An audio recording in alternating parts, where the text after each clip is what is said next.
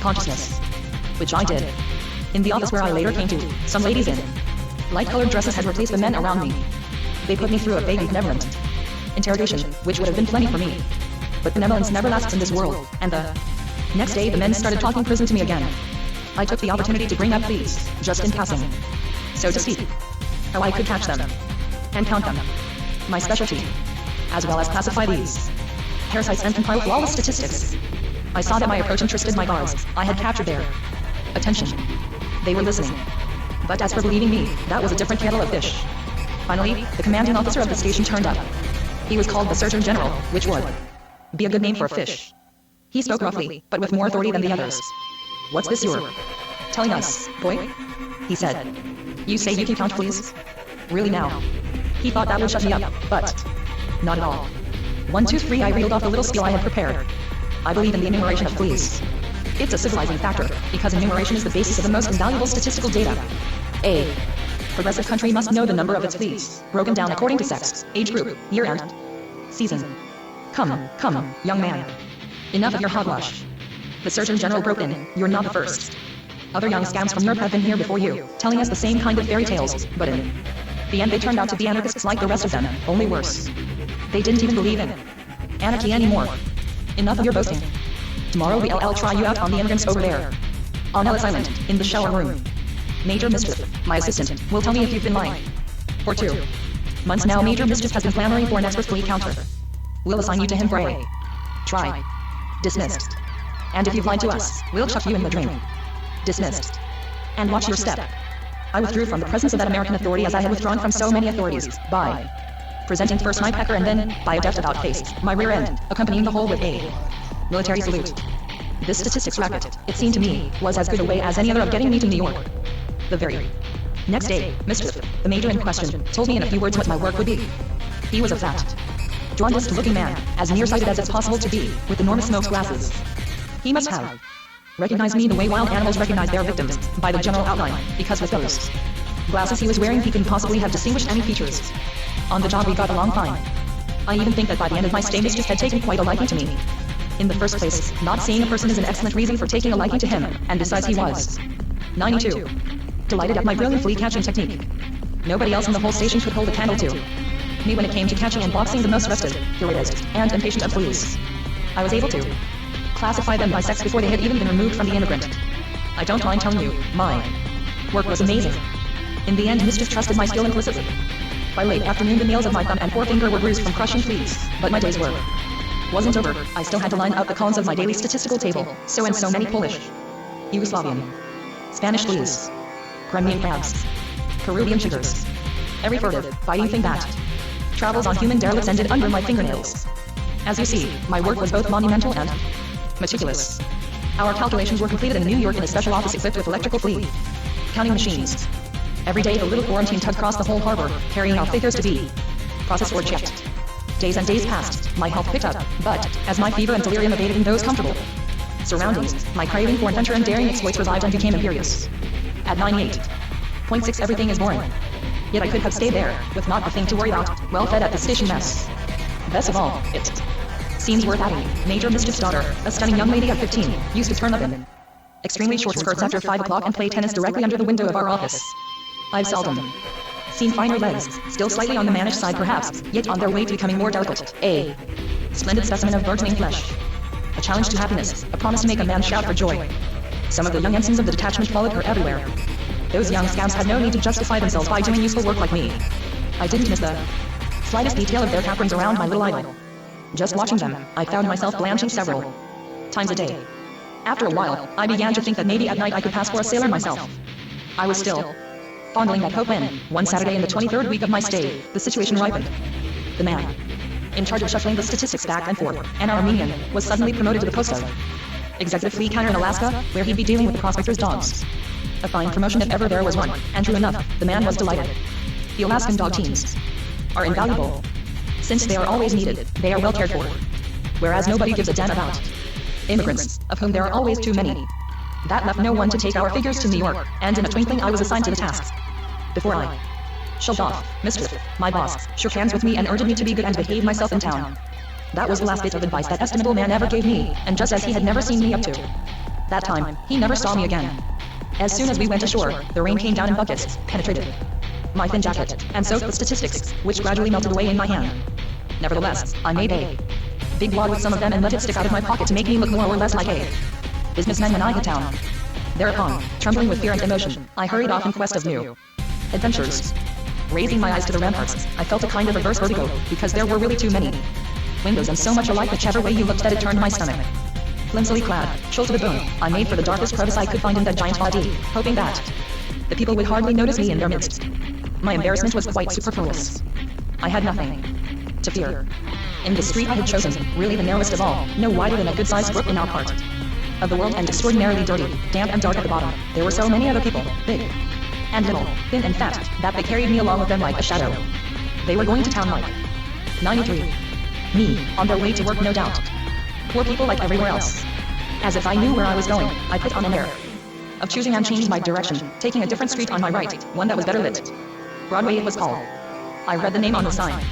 High up, far above the uppermost stories, there was still a bit of daylight, with seagulls and patches of sky. We moved in the lower light, a sick sort of jungle light, so gray that the street seemed full of grimy cotton waste. That street was like a dismal gash, endless, with us at the bottom of it, filling it from side to side, advancing from sorrow to sorrow, toward an end that is never in sight, the end of all the streets in the world. There were no cars or carriages, only people and more people. This was the priceless district, I was told later, the Gold District, Manhattan. You can enter it only on foot, like a church. It's the banking heart and center of the present-day world. Yet some of those people spit on the sidewalk as they pass. You've got to have your nerve with you. It's a district filled with gold, a miracle, and through the doors you can actually hear the miracle, the sound of dollars being crumpled, for the dollar is always too light, a genuine Holy Ghost, more precious than blood. I found time to go and see them. I even went in and spoke to the employees who guard the cash. They're sad and underpaid. When the faithful enter their bank, don't go thinking they can help themselves as they please. Far from it. In speaking to dollar, they mumble words through a little rail. That's their confessional. Not much sound, dim light, a tiny wicket between high arches, that's all. They don't swallow the host, they put it on their hearts. I couldn't stay there long admiring them. I had to follow the crowd in the street, between those walls of smooth shadow. Suddenly our street widened, like a crevasse opening out into a bright clearing. Up ahead of us we saw a great pool of sea green light, wedged between hordes of monstrous buildings. And in the middle of the clearing stood a rather countrified-looking house, surrounded by woebegone lawns. I asked several people in the crowd what this edifice was, but most of them pretended not to hear me. They couldn't spare the time. But one young fellow right next to me was kind enough to tell me it was City Hall, adding that it was an ancient monument dating back to colonial times, ever so historical. So they'd left it there. The fringes of this oasis formed a kind of park with benches, where you could sit comfortably enough and look at the building. When I got there was hardly anything else to see.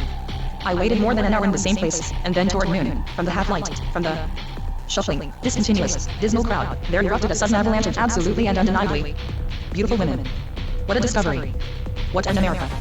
What ecstasy. I thought of Lola. Her promises had not deceived me. It was true. I had come to the heart of my pilgrimage. And if my appetite hadn't kept calling itself to my attention, that would have struck me as one of those moments of supernatural aesthetic revelation. If I'd been a little more comfortable and confident, the incessant beauties I was discovering might have ravished me from my base human condition.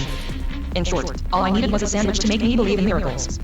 But how I needed that sandwich. And yet, what subtle grace. What incredible delicacy of form and feature. What inspired harmonies. What perilous nuances. Triumphant where the danger is greatest. Every conceivable promise of face and figure. 94. Fulfilled. Those blondes. Those brunettes. Those Titian redheads. And more kept coming. Maybe. I thought, this is Greece starting all over again. Looks like I got here just in time. What made those apparitions all the more divine in my eyes was that they seemed totally unaware of my existence as I sat on a bench close by, slap happy, drooling with erotico-mystical admiration and quinine. But also, I have to admit, with hunger. If it were possible for a man to jump out of his skin, I'd have done it. Then, once and for all, there was nothing to hold me back. Those unlikely midnets could have wafted me away, sublimated me. A gesture, a word would have sufficed, and in that moment I'd have been transported, all of me, into the world of dreams. But I suppose they had other fish to fry. I sat there for an hour, 2 hours, in that state of stupefaction. I had nothing more in the world to hope for. You know about innards? The trick they play on tramps in the country? They stuff an old wallet with putrid chicken innards. Well, take it from me, a man is just like that, except that he's fatter and hungrier and can move around, and inside there's a dream. I had to look at the practical side of things and not dip into my small supply of money right away. I didn't have much. I was even afraid to count it. I couldn't have anyway, because I was seeing double. I could only feel those thin, bashful banknotes through the material of my pocket, side by side with my phony statistics. Men were passing, too, mostly young ones with faces that seemed to be made of ink wood, with their dry, monotonous expression, and jowls so wide and coarse they were hard to get used to. Well, maybe that was the kind of jowls their women folk wanted. The sexes seemed to stay on different sides of the street. The women looked only at the shop windows, their whole attention was taken by the handbags, scarves, and little silk doodads, displayed very little at a time, but with precision and authority. You didn't see many old people in that crowd. Not many couples either. Nobody seemed to find it strange that I should sit on that bench for hours all by myself, watching the people pass. But all at once the policeman standing like an inkpell in the middle of the street seemed to suspect me of sinister intentions. I could tell. Wherever you may be, the moment you draw the attention of the authorities, the best thing you can do is disappear in a hurry. Don't try to explain. Sink into the earth. I said to myself. It so happened that just to one side of my bench there was a big hole in the sidewalk, something like the metro at home. That hole seemed propitious, so vast, with a stairway all of pink marble inside it. I'd seen quite a few people from the street disappear into it and come out again. It was in that underground vault that they answered the call of nature. I caught on right away. The hall where the business was done was likewise of marble. A kind of swimming pool, but drained of all its water, a fetid swimming pool, filled only with filtered, moribund light, which fell on the forms of unbuttoned men surrounded by their smells, red and the face from the effect of expelling their stinking feces with barbarous noises in front of everybody. Men among men, all free and easy, they laughed and joked and cheered one another on. It made me think of a football game. The first thing you did when you got there was to take off your jacket, as if in preparation for strenuous exercise. This was a right, and shirt sleeves were the uniform. In that state of undress, belching and worse, gesticulating like lunatics, they settled down in the fecal grotto. The new arrivals were assailed with 1,000 revolting jokes while descending the stairs from the street, but they all seemed delighted. The morose aloofness of the men on the street above was equaled only by the air of liberation and rejoicing that came over them at the prospect of emptying their bowels in tumultuous company. The swatched and spotted doors to the coffee and unloosed, wrenched from their hinges. Some customers went from one cell to another for a little chat. Those waiting for an empty seat smoked heavy cigars and 95 slapped the backs of the obstinately toiling occupants, who sat there straining their heads between their hands. Some groaned like wounded men or women in labor. The constipated were threatened with ingenious tortures. When a gush of water announced its vacancy, the clamor around the free compartment redoubled, and as often as not a coin would be tossed for its possession. No sooner read newspapers, though as big as pillows, were dismembered by the horde of rectal toilers. The smoke made it hard to distinguish faces, and the smells deterred me from going too close. To a foreigner the contrast was disconcerting. Such free and easy intimacy, such extraordinary intestinal familiarity, and up on the street such perfect restraint. It left me stunned. I returned to the light of day by the same stairway and went back to the same bench to rest. Sudden outburst of digestive vulgarity. Discovery of a joyous shitting communism. I ignored both these disconcerting aspects of the same adventure. I hadn't the strength for analysis or synthesis. My pressing desire was to sleep. A rare, delicious frenzy. So I joined the line of pedestrians entering one of the neighboring streets. We progressed by fits and starts because of the shop windows, which fragmented the crowd. At one point, the door of the hotel created a great eddy. People poured out onto the sidewalk through a big revolving door. I was caught up and poured the other way, into the big lobby inside. Instant amazement. You had to divine, to imagine the majesty of the edifice, the generous proportions. Because the lights were so veiled that it took you some time to know what you were looking at. Lots of young women in the half-light, plunged in deep furniture as in jewel cases. Around them attentive men, moving silently, with timid curiosity, to and fro, just offshore from the row of crossed legs and magnificent silk-encased thighs. Those miraculous beings seemed to be waiting for grave and costly events. Obviously they weren't giving me a thought. So, ever so furtively, I in my turn passed that long and palpable temptation. Since at least 100 of those divine leg owners were sitting in a single row of chairs, I reached the reception desk in so dreamy a condition, having absorbed a ration of beauty so much too strong for my constitution that I was reeling. At the desk, a pomade clerk violently offered me a room. I asked for the smallest in the hotel. I can't have had more than $50 at the time. Also, I was pretty well out of ideas and self-assurance. I hoped the room the clerk was giving me was really the smallest, because his hotel, the Laugh Calvin, 56, was advertised as the most luxurious and sumptuously furnished on the whole North American continent. Over my head, what an infinity of furnished rooms. And all around me, in those chairs, what inducements to multiple rate. What abysses. What perils. Is the poor man's aesthetic torment to have no end? Is it to be even more long-lasting than his hunger? But there was no time to succumb. Before I knew it, the clerk had thrust a heavy key into my hand. I was afraid to move.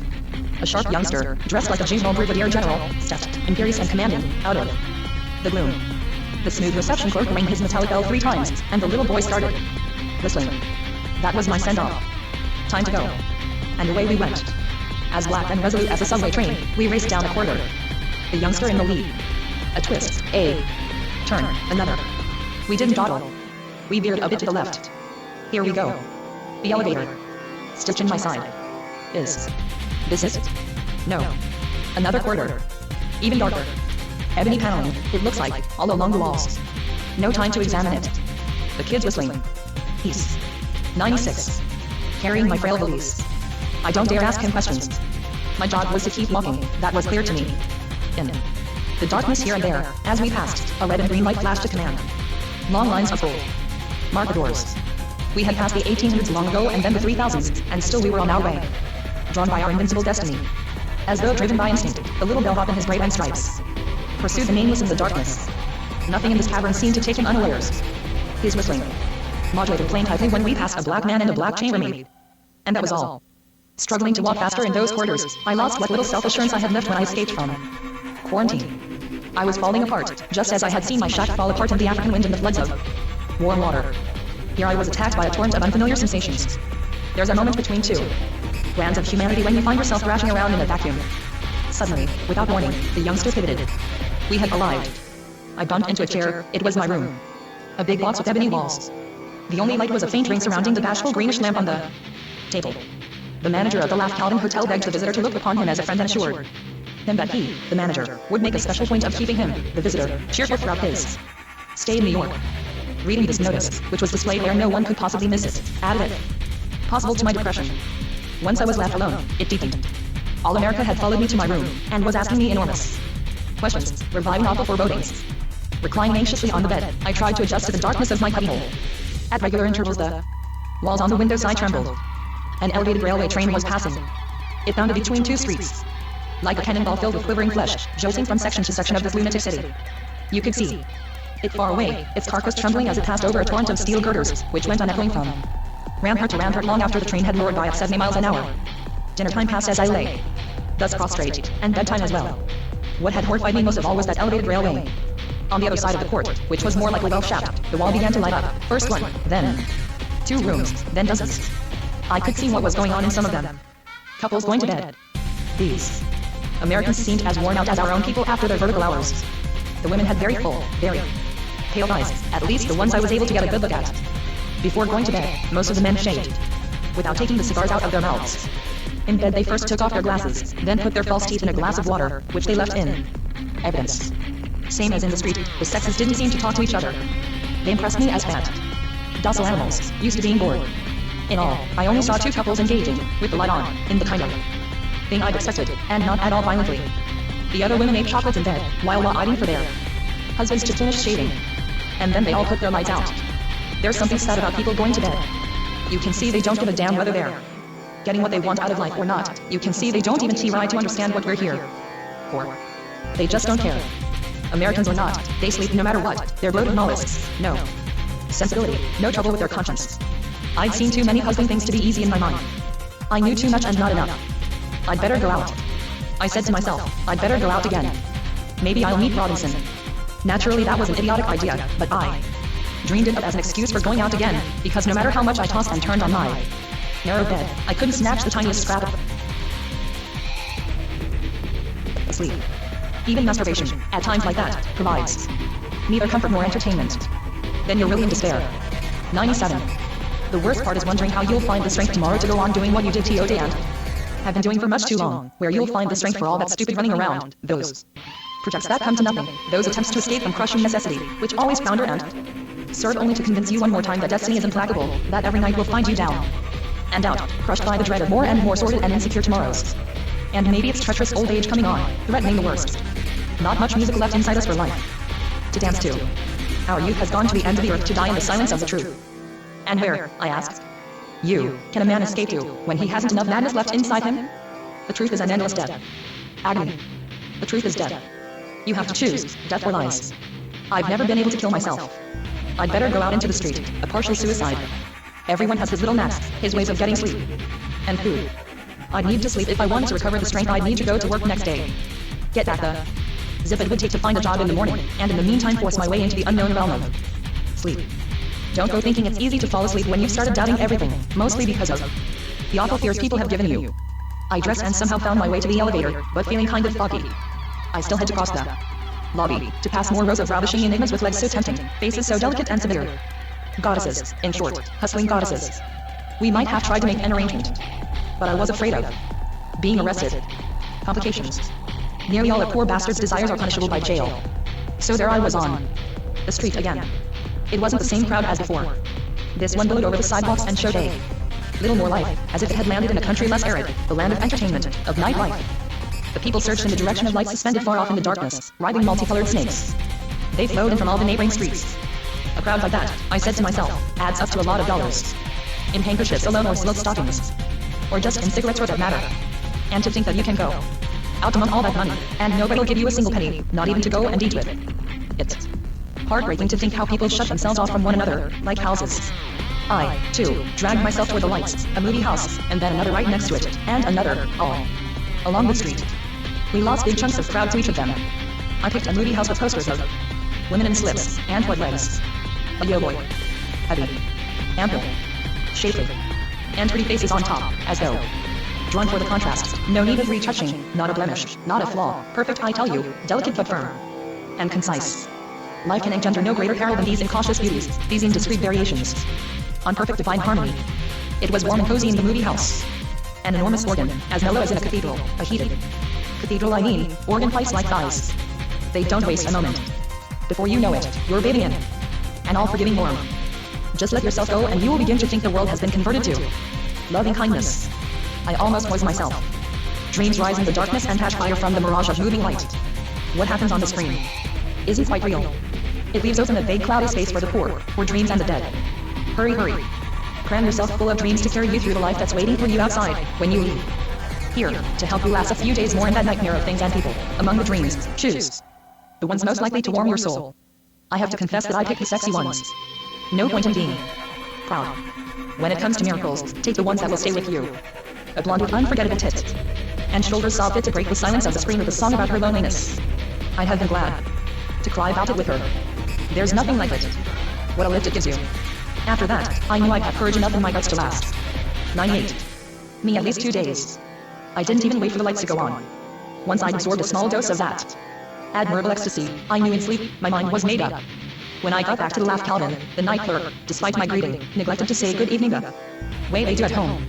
But his contempt didn't mean a thing to me anymore. An intense inner life suffices to itself. It can melt and I see what that has been building up for 20 years. That's a fact. In my room I'd barely closed my eyes when the blonde from the movie house came along and sang her whole song of sorrow just for me. I helped her put me to sleep, so to speak. And succeeded pretty well. I wasn't entirely alone. It's not possible to sleep alone. To eat cheaply in America, you can buy yourself a hot roll with a sausage in it. It's handy. They sell them on street corners in the poor neighborhoods, and they're not at all expensive. I didn't mind eating in poor neighborhoods, but never meeting those splendid creatures designed for the rich. That bothered me. Under those conditions it wasn't worth eating. True, at the Laugh Calvin, on those thick carpets, I could pretend to be looking for somebody among the two pretty women in the lobby.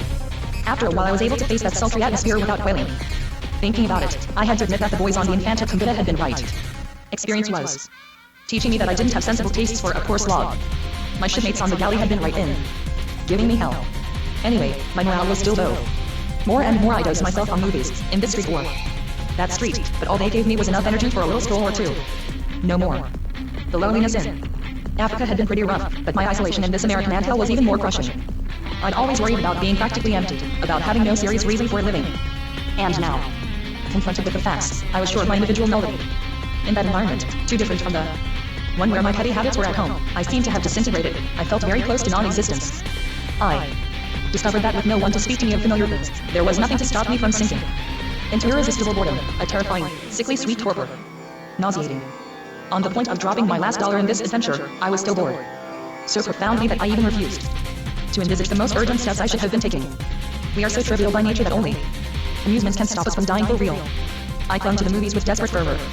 Leaving the delirious gloom of my hotel, I attempted a few excursions in the main streets round about, an insipid carnival of dizzy buildings. My weariness increased at the sight of those endless house fronts, that turgid monotony of pavements, of windows upon windows, of business and more business, that chamber.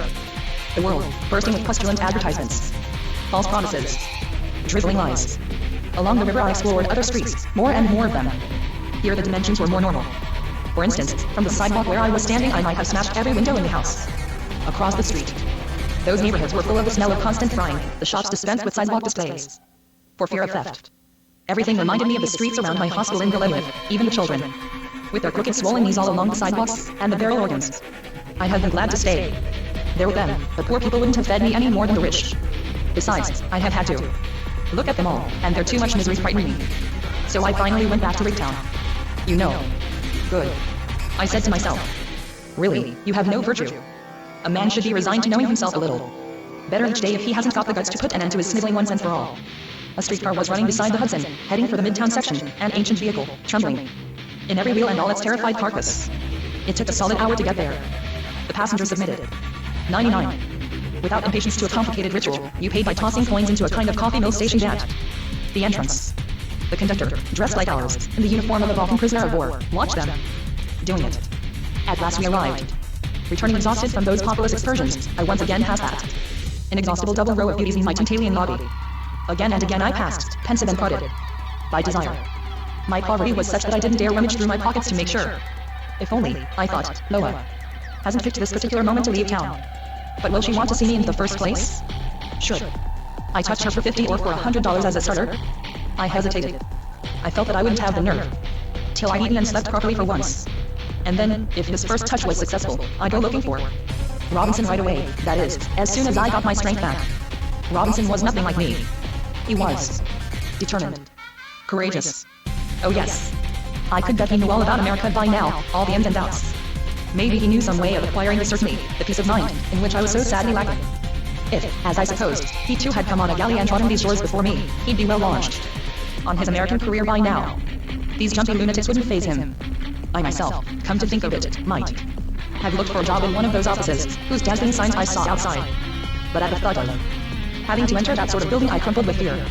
My hotel, that gigantic, loathsomely animated tomb, was enough for me. Maybe those vast secretions of matter, those commercial honeycombs, those endless figments of brick and steel didn't affect the habitués the way they did me. To them perhaps that suspended deluge meant security, while to me it was simply an abominable system of constraints, of corridors, locks and wickets, a vast, inexplicable architectural crime. Philosophizing is simply one way of being afraid, a cowardly pretense that doesn't get you anywhere. I went out and watched my last $3 wriggling in the palm of my hand under the electric signs on Times Square, that amazing intersection where the crowds engaged in picking their movie show or bathed in floods of advertising. In search of a cheap restaurant, I went into one of those rationalized public refectories, where the service is reduced to a minimum and the alimentary rite is cut down to the exact measure of nature's requirements. They hand you a tray at the entrance, and you take your place in a line. You wait. The girls around me, delightful candidates for dinner, didn't say a word to me. It must feel really funny, I thought, to be able to go right up to one of those young ladies with the tidy, prettily shaped noses, and say, "Miss, I'm rich, very rich. Just tell me what it might please you to accept." Everything that was so complicated a moment before would suddenly become so simple, so divinely simple. Everything would be changed. The forbiddingly hostile world would turn into a playful, docile, velvety ball, rolling at your feet. Then and there, perhaps, you'd throw off the exhausting habit of dreaming about successful people and enormous fortunes, because then you'd be able to put your hands on all that. The life of people without resources is nothing but one long rebuff and one long frenzy of desire, and a man can truly know, truly deliver himself only from what he possesses.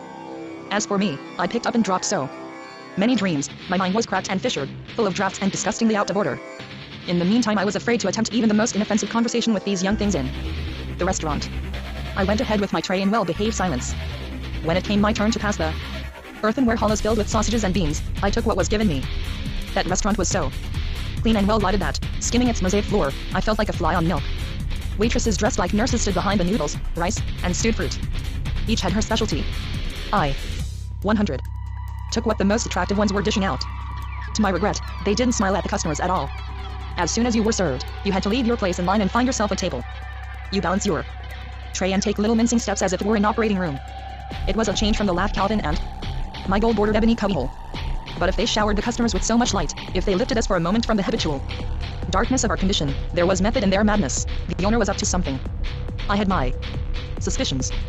After days of darkness it feels very strange to be suddenly bathed in torrents of light. It made me a little giddier than usual. Which wasn't difficult, I admit. I couldn't manage to hide my feet under the immaculate little enamel-topped table I had landed at. They stuck out in all directions.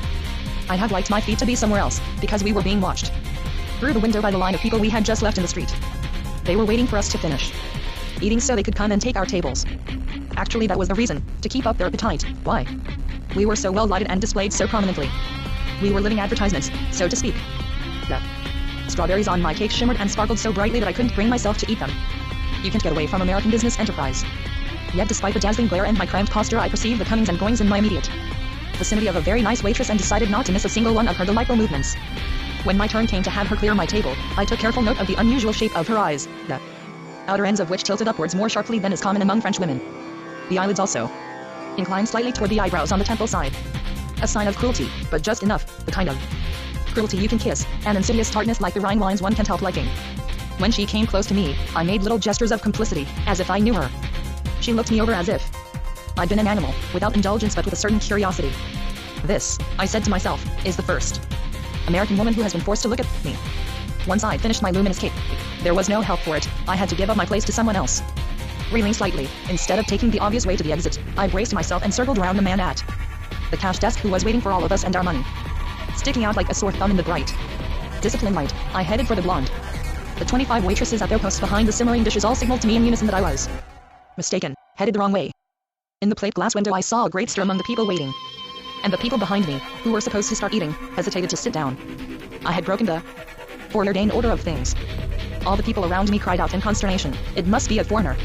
But I had my idea for what it was worth. I wasn't going to lose the beauty who had waited on me.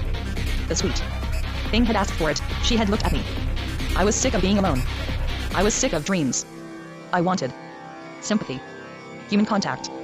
Miss, I said, you hardly know me. But I already love you. Shall we get married? That's how I address her, most respectfully. Her answer never reached me, or a giant guard, he too dressed all in white, stepped up at that exact moment and simply shoved me out into the night, without insults or brutality, like a dog that has misbehaved. The whole thing went off like clockwork, there was nothing I could say. I went back to the last cabin. In my room the same thunders were still shattering their echoes, first the roar of the L, which seemed to 101 hurl itself at us from far away, smashing the city every time it passed by carrying away the aqueducts.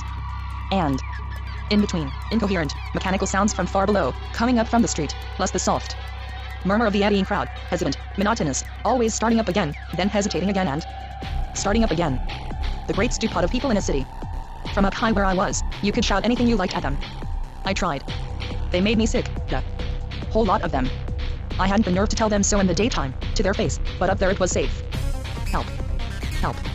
I shouted, just to see if it would have any effect on them. None whatsoever. Those people were pushing life and night and day in front of them. Life hides everything from people. Their own noise prevents them from hearing anything else. They couldn't care less. The bigger and taller the city, the less they care. Take it from me. I've tried. It's a waste of time. I have to admit it was only for need of money. But how very pressing, how imperious a need, that I started looking for Lola. If it hadn't been for that pitiful need, man, would I have let that little bitch of a girlfriend grow old and die without ever setting eyes on her again? All in all, indeed, when I thought about it, I had no doubt whatsoever her behavior to me had been most criminally ruthless. When, grown older, we look back on the selfishness of the people who've been mixed up with our lives, we see it undeniably for what it was, as hard as steel or platinum and a lot more durable than time itself. As long as we're young, we manage to find excuses for the stoniest indifference, the most blatant cattishness. We put them down to emotional eccentricity or some sort of romantic inexperience. But later on, when life shows us how much cunning, cruelty, and malice are required just to keep the body of 98.6, we catch one, we know the score, we begin to understand how much swanishness it takes to make up a past. Just take a close look at yourself and the degree of rottenness you've come to. There's no mystery about it, no more room for fairy tales. If you've lived this long, it's because you've squashed any poetry you had in you. Life is keeping body and soul together. I finally, with a good deal of trouble, found my little bitch on the 23rd floor of a building on 77th Street.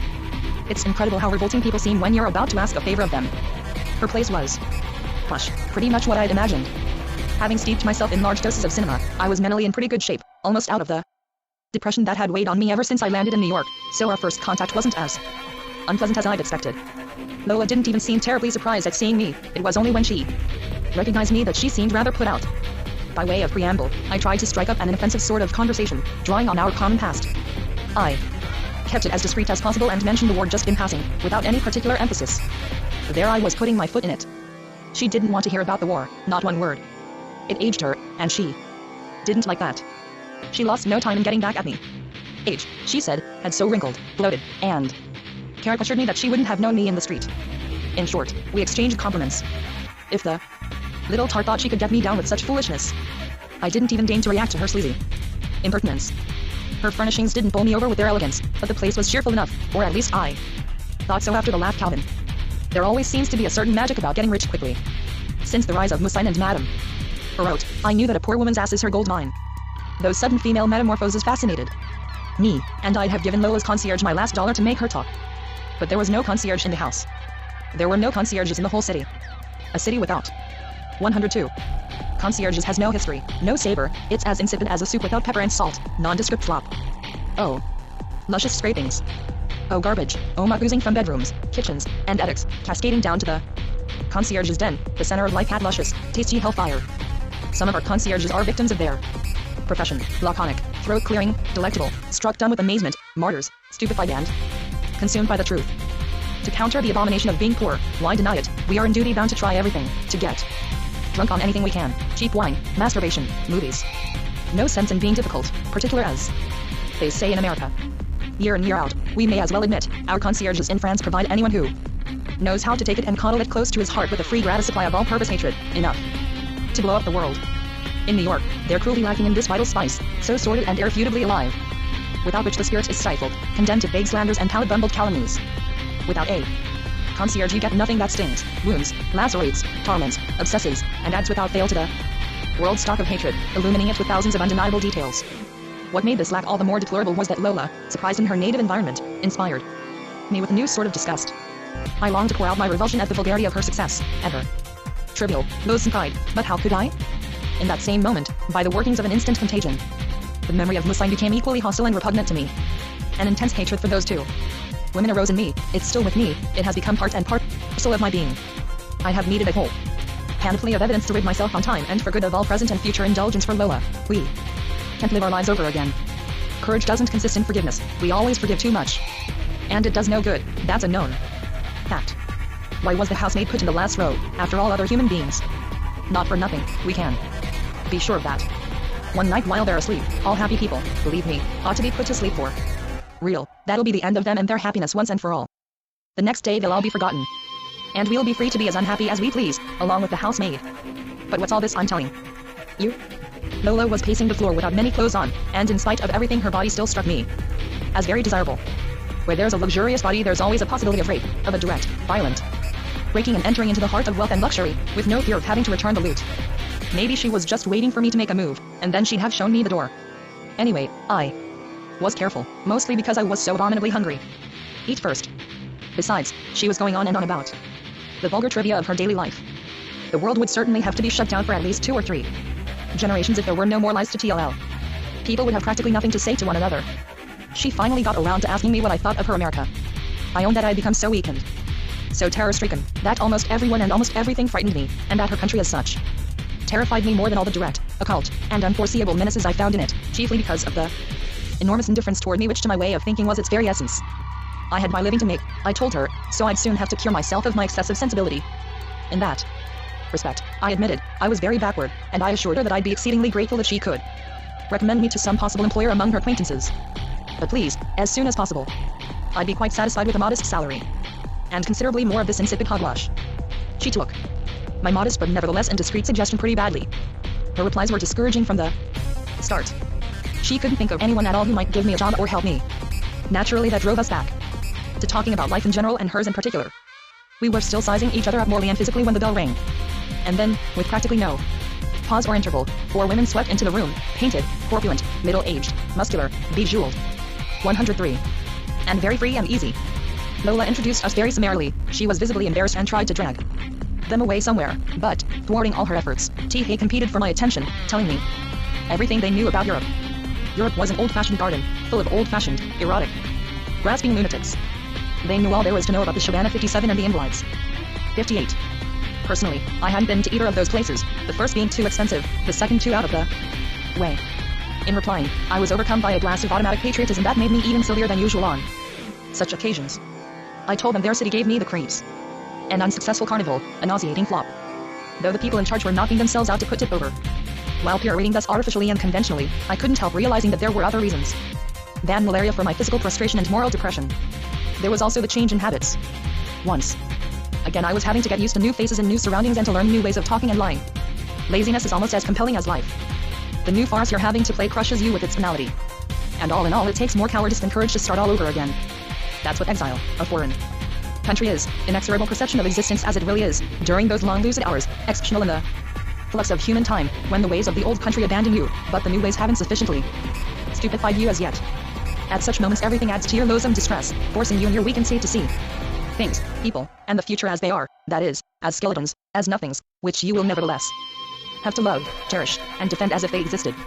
A different country, different people carrying on rather strangely, the loss of a few little vanities, of a certain pride that has lost its justification, the lie it's based on, its familiar echo no more is needed, your head swims, doubt takes hold of you, the infinite opens up just for you, a ridiculously small infinite, and you fall into it. Travel is the search for this nothing, this bit of intoxication for numbskulls. Lola's 4 visitors had a good laugh listening to my wild confessions, my little Jean Jacques act. They called me all sorts of names that I hardly understood because of their American mispronunciation and oily, indecent way of speaking. Loud-mouthed cats. When the Negro servant came in with tea, we all fell silent. One of the visitors must have had more discernment than the others, for she announced in a loud voice that I was shaking with fever and must be frightfully thirsty. In spite of my shakes, I loved the food that was served. Those sandwiches, I can say without exaggeration, saved my life.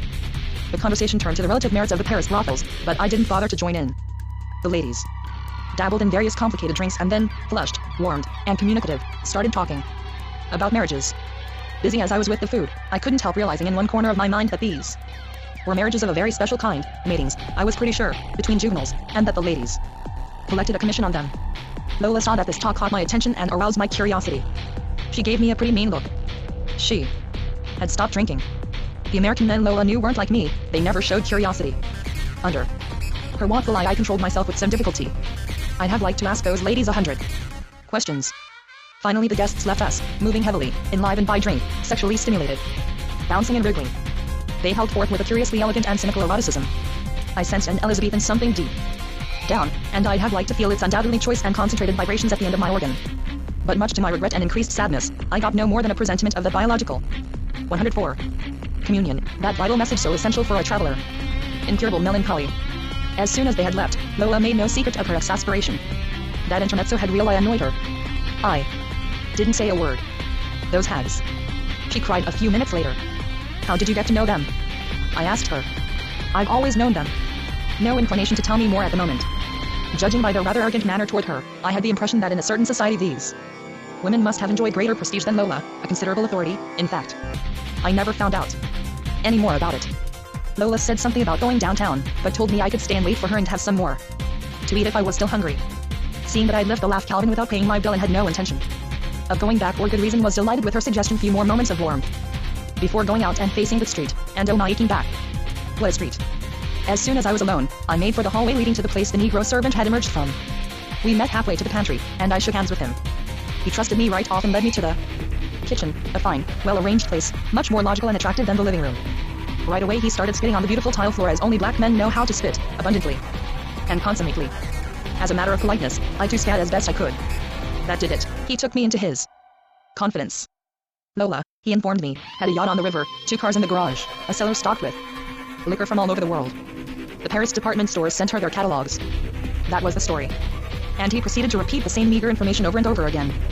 I stopped listening. I dozed beside him, and the past came back to me, the days when Lola had left me in wartime Paris. The chase that sly, flying minx had led me, Lucine, the Argentines, their ships full of meat. Topo, the bedraggled cohorts on the place Clichy, Robinson, the waves, the sea, poverty, Lola's gleaming white kitchen, her Negro servant. And me sitting there as if I were somebody else. Everything would go on. The war had burned some and warmed others, same as fire tortures you or comforts you, depending on whether you're in it or in front of it. You've got to work the angles, that's all. It was true what she'd said about my having changed, I couldn't deny it. Life twists you and squashes your face. It had squashed her face too, but less so. It's no joke being poor. Poverty is a giant, it uses your face like a mop to clear away the world's garbage. There's plenty left.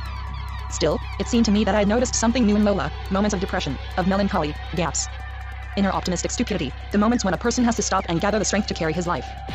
His years, a little further, because they've become too heavy for the vitality he has left, his lousy little bit of poetry. Suddenly the Negro began to jiggle and hop. Something had come over him. I was his new friend, and he was determined to stuff me full of cakes and load me with cigars. Finally, with infinite precautions, he removed a round, leaden object from a drawer. The bomb. He cried furiously. I retreated. Liberia. Liberia. He shouted exultantly. He put it back where it belonged and spat again, superbly. What emotion. What jubilation. His laughter. That gut sensation infected me. Why not? A little thing like that, I said to myself, doesn't mean a thing. When Lola finally got back from her errands, she found us in the living room, plunged in smoke and 105. Laughter. She pretended not to notice. The Negro quickly made himself scarce. She took me to her room. I found her sad, pale, and trembling. Where could she have been? It was getting late. The time of day when Americans are at a loss because the pulse of life around them has gone into slow motion. Every second car is back in the garage. It's the time for have confidences. But to benefit by it, you've got to worry. To put me in the mood, she questioned me, but the tone she took when asking certain questions about the life I'd been leading and nerve stuck in my craw. She made it quite clear that she thought me capable of every kind of beastliness. That hypothesis didn't make me angry, it only embarrassed me. She had a good idea that I'd come to ask her for money, and that in itself created a natural animosity between us. Such feelings verge on murder. We stuck to commonplaces, and I did my level best to avoid an out-and-out quarrel. She asked, among other things, about my sexual escapades, wanting to know if, somewhere in the course of my bummings around, I hadn't abandoned a child she could adopt. A bug that had got into her. She was obsessed with the idea of adopting a child. She thought rather naively that a tramp like me must have sired clandestine families all over the world. She was rich, she confided, and not having a child to devote herself to was more than she could bear.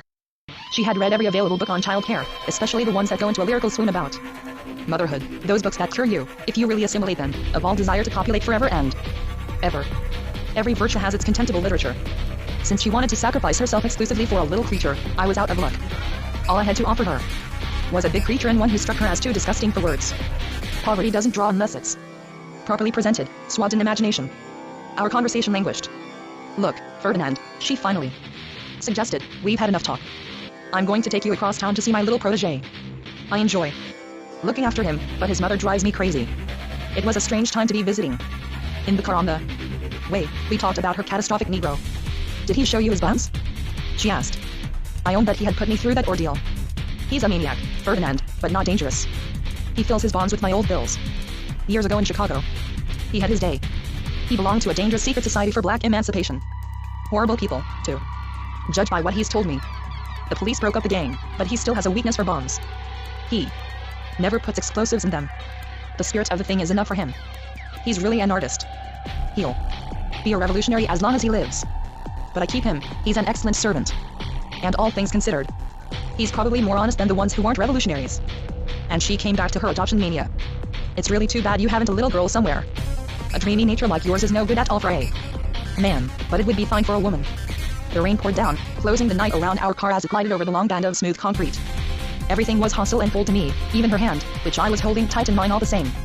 Everything came between us. We pulled up in front of a house that looked very different from the one we had just left. In an apartment on the second floor, a little boy of about 10 was waiting for us with his mother. The furniture had pretensions to Louis XB, and the cooking smells of a recent meal were still in the air. The child jumped up on Lola's lap and kissed her affectionately. The mother also seemed very fond of Lola. While Lola was talking to the child, I managed to take the mother into the next room. When we came back, the boy was performing for Lola's benefit a dance step he had just learned at the conservatory. He'll need a few more private lessons, Lola observed, then I may introduce him to my friend Vera at the Globe Theater. I wouldn't be surprised if the child had quite a future ahead of him. After these kind, encouraging words, the mother thanked her tearfully and profusely. At the same time she 106 accepted a small wad of green dollars, which she tucked away in her bosom like a love letter. I'd be rather pleased with that little boy, said Lola, once we were outside, but I have to put up with the mother at the same time, and I don't care for mothers who are too sharp for their own good. Besides, the kid is too depraved. That's not the sort of attachment I want. What I long for is a purely maternal feeling. Do you understand me, Ferdinand? When it comes to making a living, I can put up with anything. It's not a matter of intelligence, I just know I have to adapt. She couldn't stop talking about her desire for purity. A few streets further on she asked me where I was planning to sleep at night and took a few more steps beside me. I said that if I didn't get hold of a few dollars I wouldn't be sleeping anywhere. All right, she said. Come home with me. I'll give you a little change, then you can go where you please. She was determined to put me out into the night as soon as possible. The usual thing. Always getting shoved out into the night like this, I said to myself, I'm bound to end up somewhere. That's some consolation. Chin up, Ferdinand, I kept saying to myself, to keep up my courage. What with being chucked out of everywhere, you're sure to find whatever it is that scares all those bastards so. It must be at the end of the night, and that's why they're so dead set against going to the end of the night. After that it was very cold between us in her car. The streets we passed threatened us with all the armored silence of their infinitely towering stone, with a kind of suspended deluge. A city lurking in ambush, an unpredictable monster, vistas with asphalt and rain. At last we slowed down. Lola went in ahead of me. Come up, she said. Follow me. Her living room again. I wondered how much she'd part with to get this business over with and be rid of me. She took some banknotes out of a small handbag she had left on the table. I heard an enormous rustling of crumpled bills. Great moments. In the whole city there was no other sound. But I was so embarrassed that I asked her don't know why, and it was most out of place for news of her mother whom I had forgotten. My mother is ill, she said, turning around and looking me full in the face. Where is she now? In Chicago. What's wrong with her? Cancer of the liver. I've put her in the hands of the finest specialists in town. They're costing me a fortune, but they'll save her. They promised.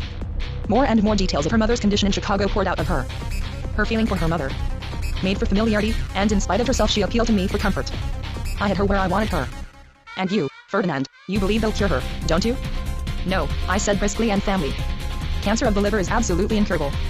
At that she went deathly pale. The bitch, that was the first time I'd ever seen anything disconcert her. But Ferdinand, the specialists assured me she'd recover. They guaranteed it. They gave it to me in writing. They're great doctors, Ferdinand. For cash, Lola, there will always be great doctors luckily. I'd do the same for you myself if I were in their place. And so would you, Lola. Suddenly what I was saying struck her as so incontrovertible, so obvious that she couldn't even put up a fight. 107. For once, maybe for the first time in her life, she lost her nerve. But Ferdinand, don't you realize how terribly you're hurting me? I love my mother, didn't you know that? I love her? Glad to hear it. Good grief. Who the hell cares whether she loves her mother or not? Lola was sobbing in her emptiness. Ferdinand, you're a worthless monster. She shouted in a rage. You're wicked. Wicked. Saying awful things like that is just your cowardly way of avenging yourself for the rotten situation you're in. And I just know you're doing my mother a lot of harm by talking that way. In her despair I sniffed vestiges of the clue method. 59. Her fury didn't frighten me as much as that of the officers on the Admiral Branton, who'd wanted to annihilate me to give the bored ladies a kick. I watched Lola closely as she was calling me every name in the book, and it gave me a certain feeling of pride to observe that by contrast the more she insulted me the more my indifference, no, my joy, increased. We're nice people deep down. Now, I figured, she'll have to give me at least $20 to get rid of me. Maybe even more. I took the offensive. Lola, lend me the money you promised or I'll sleep here, and you'll hear me repeat all I know about cancer, its complications, its hereditary character, because you know, Lola, cancer is hereditary. And don't forget it. As I developed and refined on the details of her mother's case, I saw Lola blanch, weaken, crumple before my eyes. Oh, a bitch. I said to myself. Keep a good hold on her. For once you've got the good end. Don't let her off the line. You won't find such a good one in a hurry. She was beside herself. Here. She screamed. Take it. Take your $100 and get out and never come back. Here, never. Out. Out. Out. You beast. Won't you kiss me all the same, Lola? Come on. We're still friends, aren't we? I suggested, to see how far I could go in disgusting her. At that point she took a revolver out of a drawer, and she wasn't joking. The stairs were good enough for me. I didn't even ring for the elevator. That good solid fight restored my taste for work and picked up my morale. The next day I took the train to Detroit, where, I'd been assured, it was easy to get hired and there were lots of little jobs that were well paid and didn't take too much out of you. The passers-by spoke to me the way the sergeant had spoken to me in the forest. You can't go wrong, they said. Just follow your nose. And true enough I saw some big squat buildings all of glass, enormous dollhouses, inside which you could see men moving, but hardly moving, as if they were struggling against something impossible. Was that Fords? And then all around me and above me as far as the sky, the heavy, composite, muffled roar of torrents of machines, hard, wheels obstinately turning, grinding, groaning, always on the point of breaking down but never breaking down. So this is the place. I said to myself. It's not very promising. Actually, it was worse than everywhere else. I went closer, up to a door where it was written on the slate that men were wanted. I wasn't the only one waiting. One of the men cooling their heels told me he had been there, on the same spot, for 2 days. The poor sucker had come all the way from Yugoslavia for this job. Another deadbeat spoke to me. He said he'd decided to work just for the fun of it, not a phony. Hardly anybody in that crowd spoke English. They eyed each other disgustfully like animals who had often 108 been beaten. They gave off a smell of urinous crotches, like in the hospital. When they spoke to you, you kept away from their mouths, because in their poor people smell of death. Rain was falling on our little crowd. The files of men stood compressed under the eaves. People looking for work are very compressible. What he liked at Fours, an old Russian in a confiding frame of mind told me, was that they didn't care who or what they hired. But watch your step, he added for my instruction. Don't get uppity, because if you get uppity they'll throw you out in 2 seconds, and in 2 seconds you'll be replaced by one of those mechanical machines that he always keeps on hand, and it's no soap if you try to get back. That Russian spoke good Parisian, because he'd been a taxi driver for years, but then he'd been fired because of some cocaine business in Bezins, and in the end he'd staked his cab in a game of Zanzi with a fare and lost it. It was true what he told me, that they took on anybody at all at Ford's. He hadn't lied. I had my suspicions, though, because down and outers like that tend to be off their rockers. There's a degree of destitution when the mind doesn't always stay with the body. It's too uncomfortable. What's talking to you is practically a disembodied soul. And a soul isn't responsible for what it says. Naturally, they stripped us stark naked for a starter. The examination was given in a kind of laboratory. We filed slowly past. You're in terrible shape, said the medical assistant the moment he laid eyes on me, but it doesn't matter. And me with my worry about being turned down because of non-African fevers in case they chance to palpate my liver. Not at all. They seemed delighted at the cripples and weaklings in our batch. For the kind of work you'll be doing here, the doctor assured me, your health is of no importance. Glad to hear it, I said. But you know, doctor, I'm an educated man. I even studied medicine at one time. At that he gave me a dirty look. I saw that I had put my foot in it again, to my detriment. Your studies won't do you a bit of good around here, son. You're not here to think, you're here to make the move once you're told to. We don't need imaginative types in our factory. What we need is chimpanzees.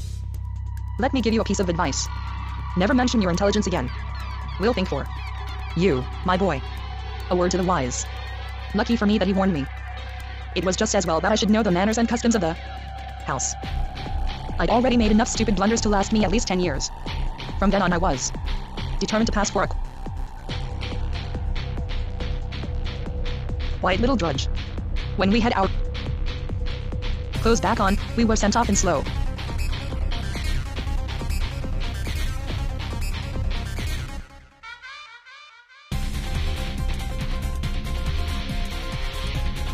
moving files, Athens groups.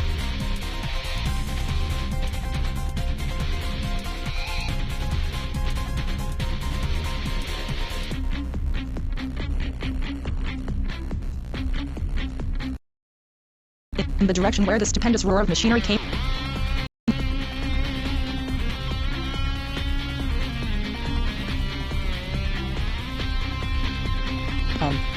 Everything trembled in the enormous building, and we ourselves, from our ears to the soles of our feet, were gathered into this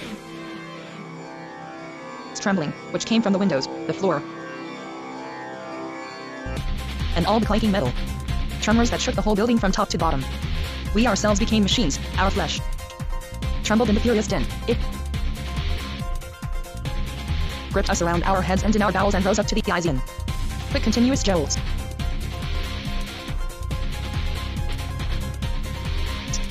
The farther we went, the more of our companions we lost. In leaving them we gave them bright little smiles, as if all this were just lovely. It was no longer possible to speak to them or hear them. Each time 3 or 4 of them stopped at a machine. Still, you resist. It's hard to despise your own substance. You'd like to stop all this, give yourself time to think about it and listen without difficulty to your heartbeat, but it's too late for that. This thing can never stop. This enormous steel box is on a collision course. We, inside it, are whirling madly with the machines and the earth. All together. Along with the thousands of little wheels and the hammers that never strike at the same time, that make noises which shatter one another, some so violent that they release a kind of silence around them, which makes you feel a little better. 109.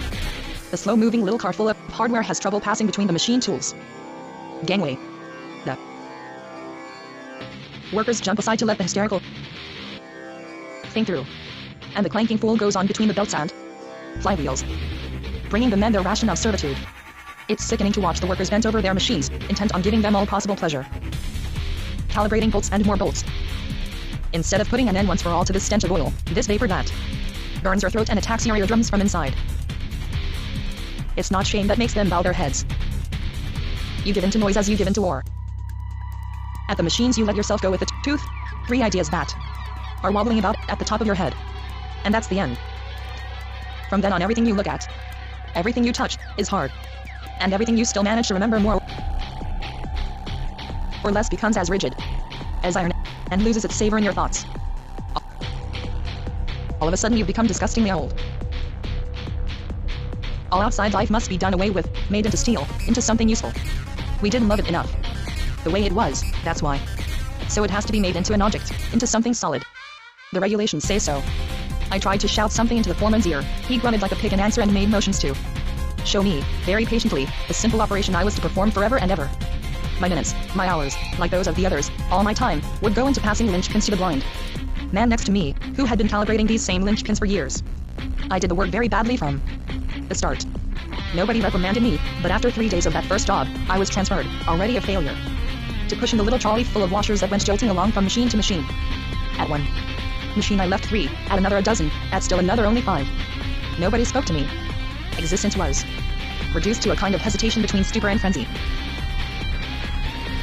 Nothing mattered but the ear-splitting continuity of the machines that commanded all men. At 6 o'clock, when everything still PS, you carry the noise away in your head. I had enough noise to last me all night, not to mention the smell of oil, as if I'd been given a new nose and a new brain for all time. By dint of renunciation I became, little by little, a different man. A new Ferdinand. It took several weeks. But then the desire to see people came back to me. Naturally not the factory hands, they were mere echoes. And smells of machines like myself, lumps of flesh convulsed with vibrations. I wanted to touch a real body. A pink body made of soft, white life. I didn't know a soul in that city, least of all any women. Finally, after a good deal of trouble, I obtained the vague address of a house, a clandestine brothel, at the north end of town. On several evenings in a row, after work, I strolled around the neighborhood on reconnaissance. The street was like any other, though maybe a little cleaner than the one where I lived. I located the house in question. It had a garden around it.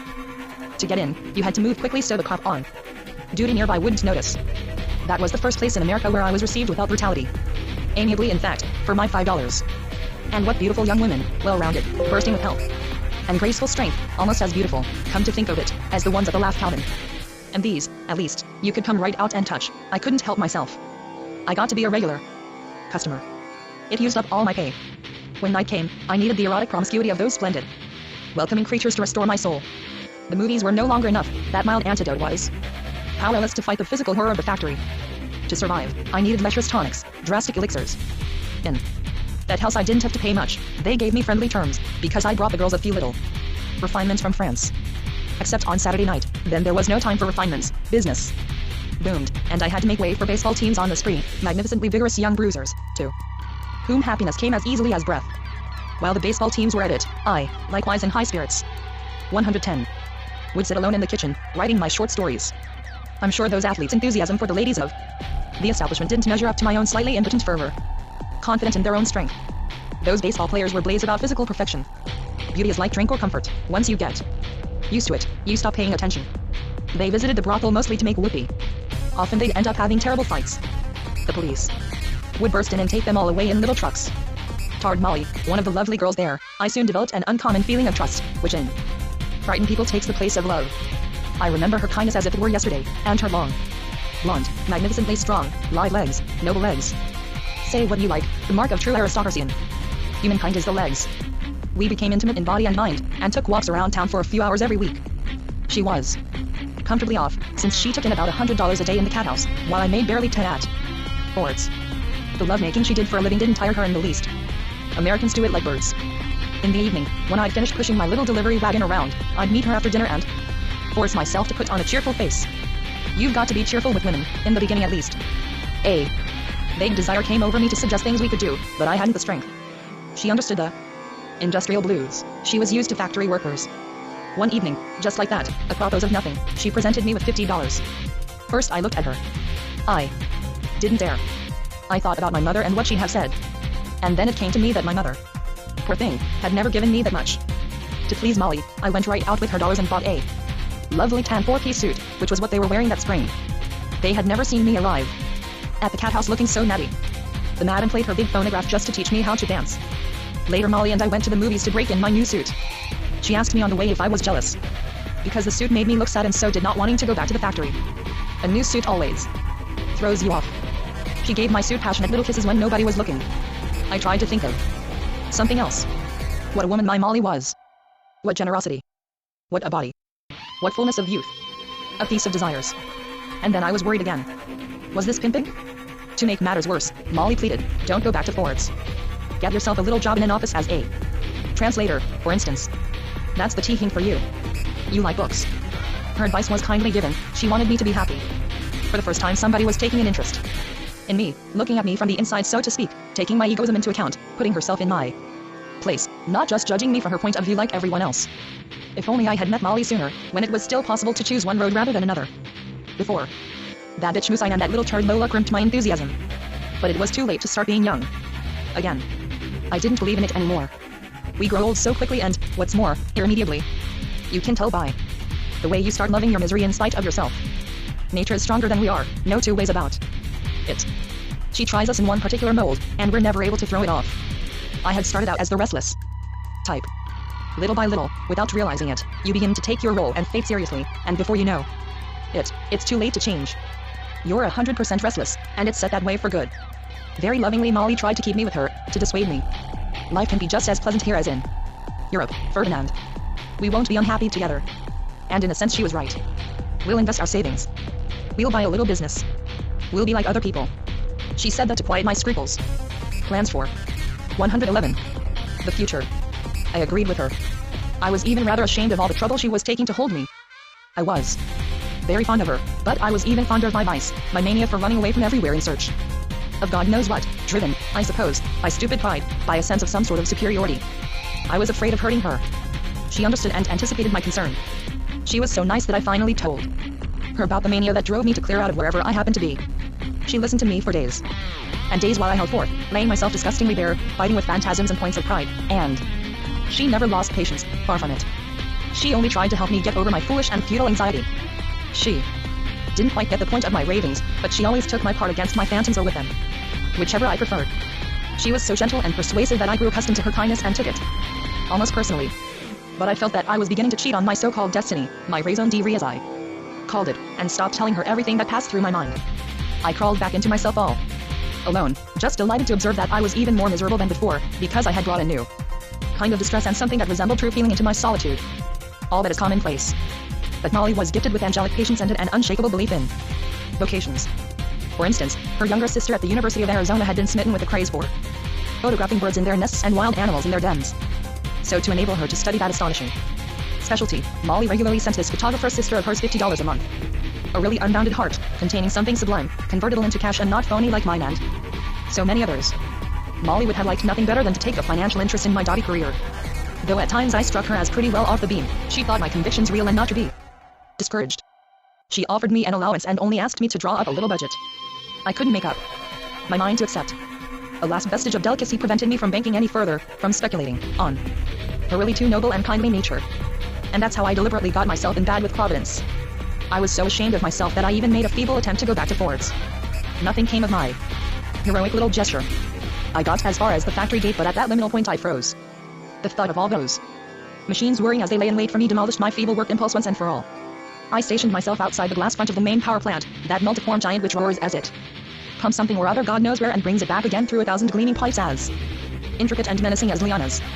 One morning as I stood there in drooling contemplation, my Russian taxi driver came by. "Hey, you old rascal," he says to me. "You've been fired. It's been 3 weeks since you showed up. They've already put a machine in your place. I warned you. At least, I said to myself, that finishes it. No need to come back." And I beat it back to town. On the way home I dropped in at the consulate to ask if by any chance they'd had news of a Frenchman by the name of Robinson. "Oh yes," said the consuls. "Yes indeed. He's been in here to see us twice, with false papers what's more. Actually he's wanted by the police. Do you know him?" I let it go at that. After that I expected to meet Robinson any minute. I felt it in my bones. Molly was as kind and affectionate as ever. Once she felt sure I was planning to go away for good, she was even nicer than before. There was no point in being nice to me. Often on Molly's free afternoons we took trips to the outskirts. Bare little hills, clumps of birches around tiny little lakes, people here and there reading dingy magazines. Under sky heavy with leaden clouds. Molly and I avoided elaborate confessions. She knew the score. She was too sincere to say much about her grief. She knew what went on inside, in her heart, and that was enough for her. We kissed. But I didn't kiss her properly as I should have, on my knees if the truth be. No. I was always partly thinking about something else at the same time, about not wasting time and 112. Tenderness, as if I wanted to keep them for something magnificent, something sublime, for later, but not for Molly and not for this particular kiss. As if life would carry away everything I longed to know about it. About life in the thick of the night, and hide it from me, while I was expending my passion in kissing Molly. And then I wouldn't have enough left, I'd have lost everything for want of strength, and life, the true mistress of all real men would have tricked me as it tricks everyone else. We went back to the crowds, and then I'd leave her outside her house, because the customers would keep her busy all night until early morning. While she was taking care of them, I can't deny I was sad, and my sadness spoke to me so plainly of her that I felt she was with me even more than when she really was. I went to the movies to kill time. After the show, I'd board a streetcar going this way or that way and tour around in the night. After 2 o'clock, flocks of timid passengers would get one, a type you seldom see before. Or after that hour, always pale and sleepy, in docile groups, bound for the suburbs. With them you could go a long way.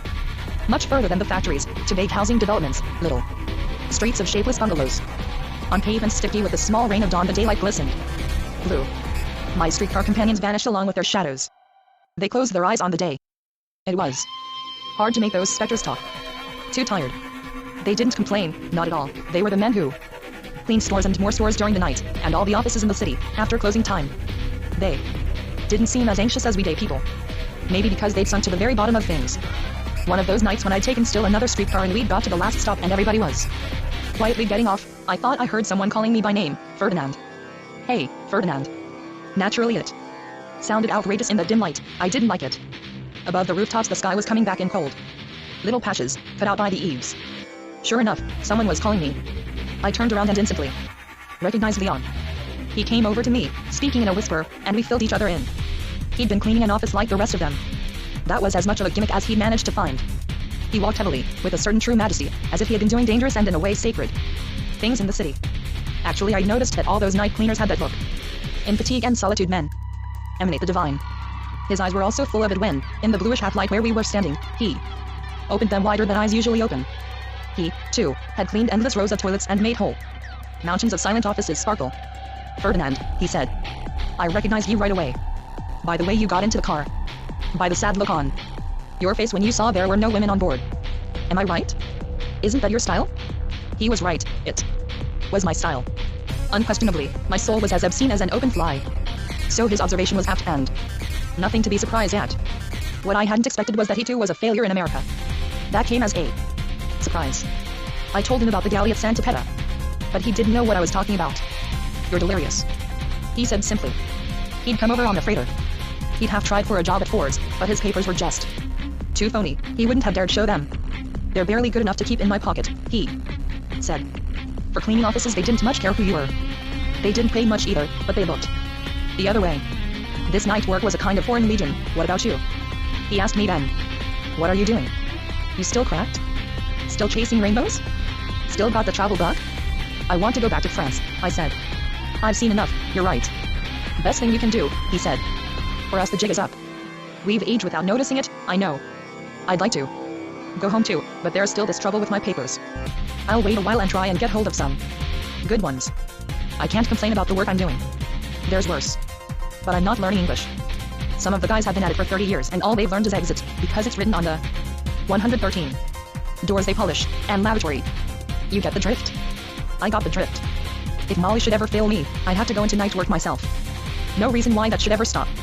The fact is that when you're at war you say peace will be better, you bite into that hope as if it were a chocolate bar, but it's only shit after all. You don't dare say so at first for fear of making people mad. You try to be nice. When you're good and sick of wallowing in muck you speak up. Then everybody thinks you were raised in a barn. And there you have it. I met Robinson 2 or 3 times after that. He wasn't looking at all well. A French deserter, who made bootleg liquor for the gangsters of Detroit, let him occupy a corner of his shop. The business tempted Robinson. I'd make a little racket for those bastards to pour down their throats, he confided, but you. No, I've lost my nerve. The first going over a cop gave me, I know I'd pulled up. I've been through too much. Besides, I'm sleepy all the time. Not to mention the dust in those offices, my lungs are full of it. See what I mean? It wears you down. We arranged to meet another night. I went back to Molly and told her the whole story. She tried not to show how bad I was making her feel, but it wasn't hard to see she was miserable. I kissed her more often now, but her unhappiness was deep, more real than in other people, because most of us tend to talk as if things were worse than they are. America and women are different. We are afraid to understand, to admit it. It's rather humiliating, but this is real unhappiness, not pride, not jealousy. There are no scenes, it's genuine heartbreak. We may as well admit that we haven't got it in us, and that when it comes to the pleasure of being really unhappy, we're bone dry. We're ashamed of not being richer in heart and everything else, and also of having judged humanity worse than it really is. Now and then Molly would let go and say something mildly reproachful, but it was always said gently and kindly. "You're sweet, Ferdinand," she'd say. "I know you try hard not to be as beastly as other people, but sometimes I wonder if you really know what you want. Think it over. You'll have to find a way of earning your living when you get back there, Ferdinand. You won't be able to roam around all night dreaming the way you do here. The way you enjoy so much while I'm working. Have you thought of that, Ferdinand?" In a way she was dead right, but I couldn't help being the way I was. I was afraid of hurting her. She was so easy to hurt. Believe me, Molly, I love you, I always will. As best I can in my own way. My own way didn't amount to much. And yet Molly had a perfect body, she was very tempting. But I had that lousy weakness for phantoms. Maybe I wasn't entirely to blame. Life forces you to spend too much of your time with phantoms. "You're very affectionate, Ferdinand," she reassured me. "Don't worry about me. You've got this sickness. Always wanting to know more and more. That's all. Anyway, you have to live your own life. Out there, all alone.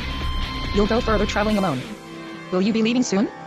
"Yes, I'll finish medical school in France, and then I'll come back," I had the gall to assure her. "No, Ferdinand, you won't be back. And I won't be here either." She was nobody's fool. It came time for me to go.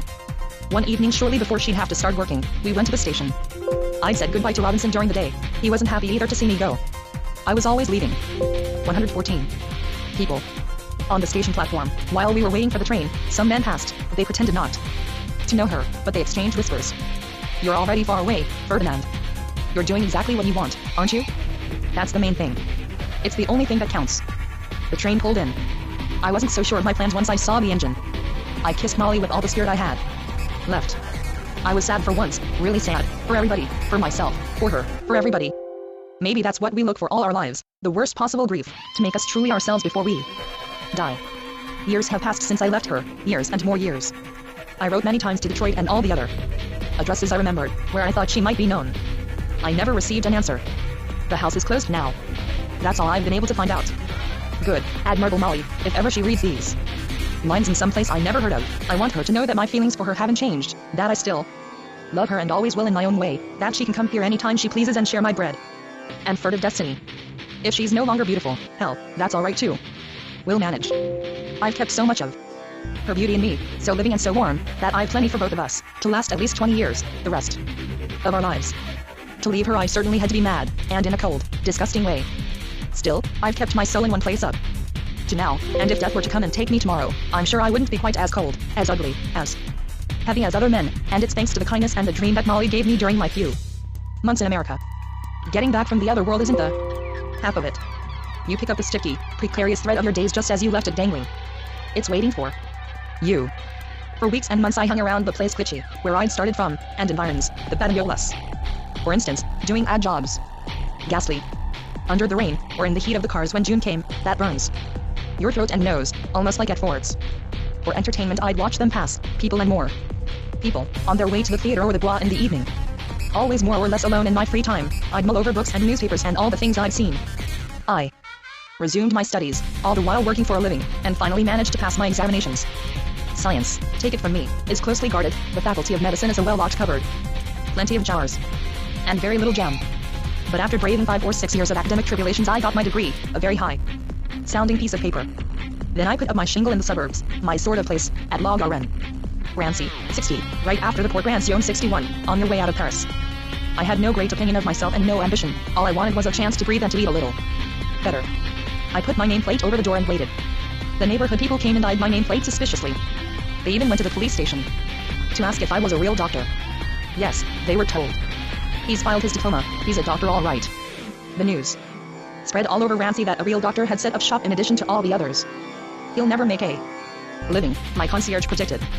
There are too many doctors around here already. She was perfectly right. In the suburbs it's mostly by streetcar that life turns up in the morning.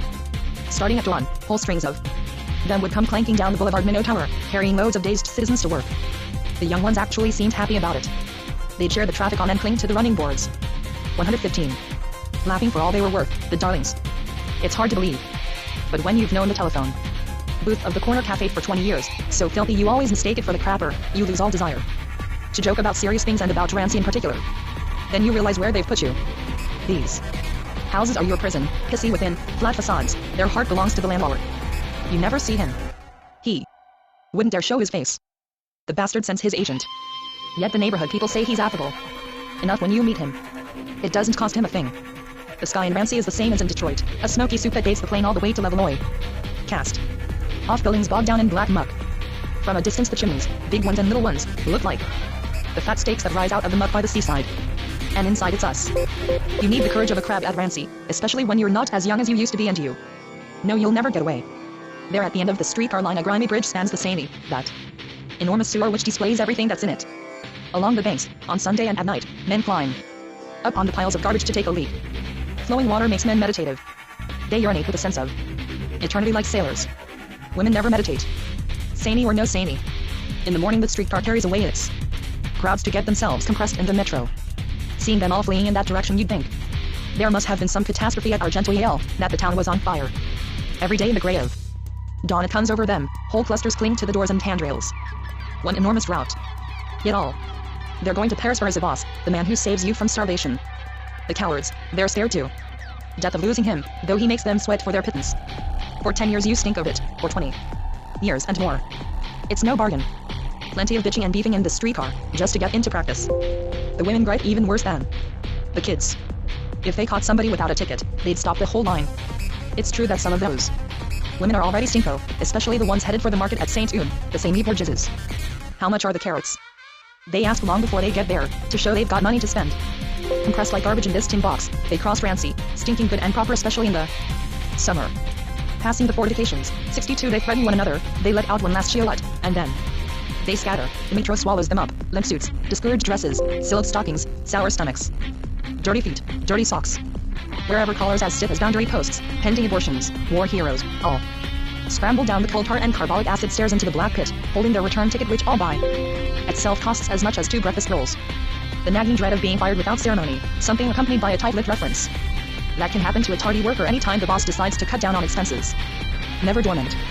Recollections of the slum, of the last time they were unemployed, of all the newspapers they had to buy for the want ads, 5 sous apiece. The waiting in line at employment offices.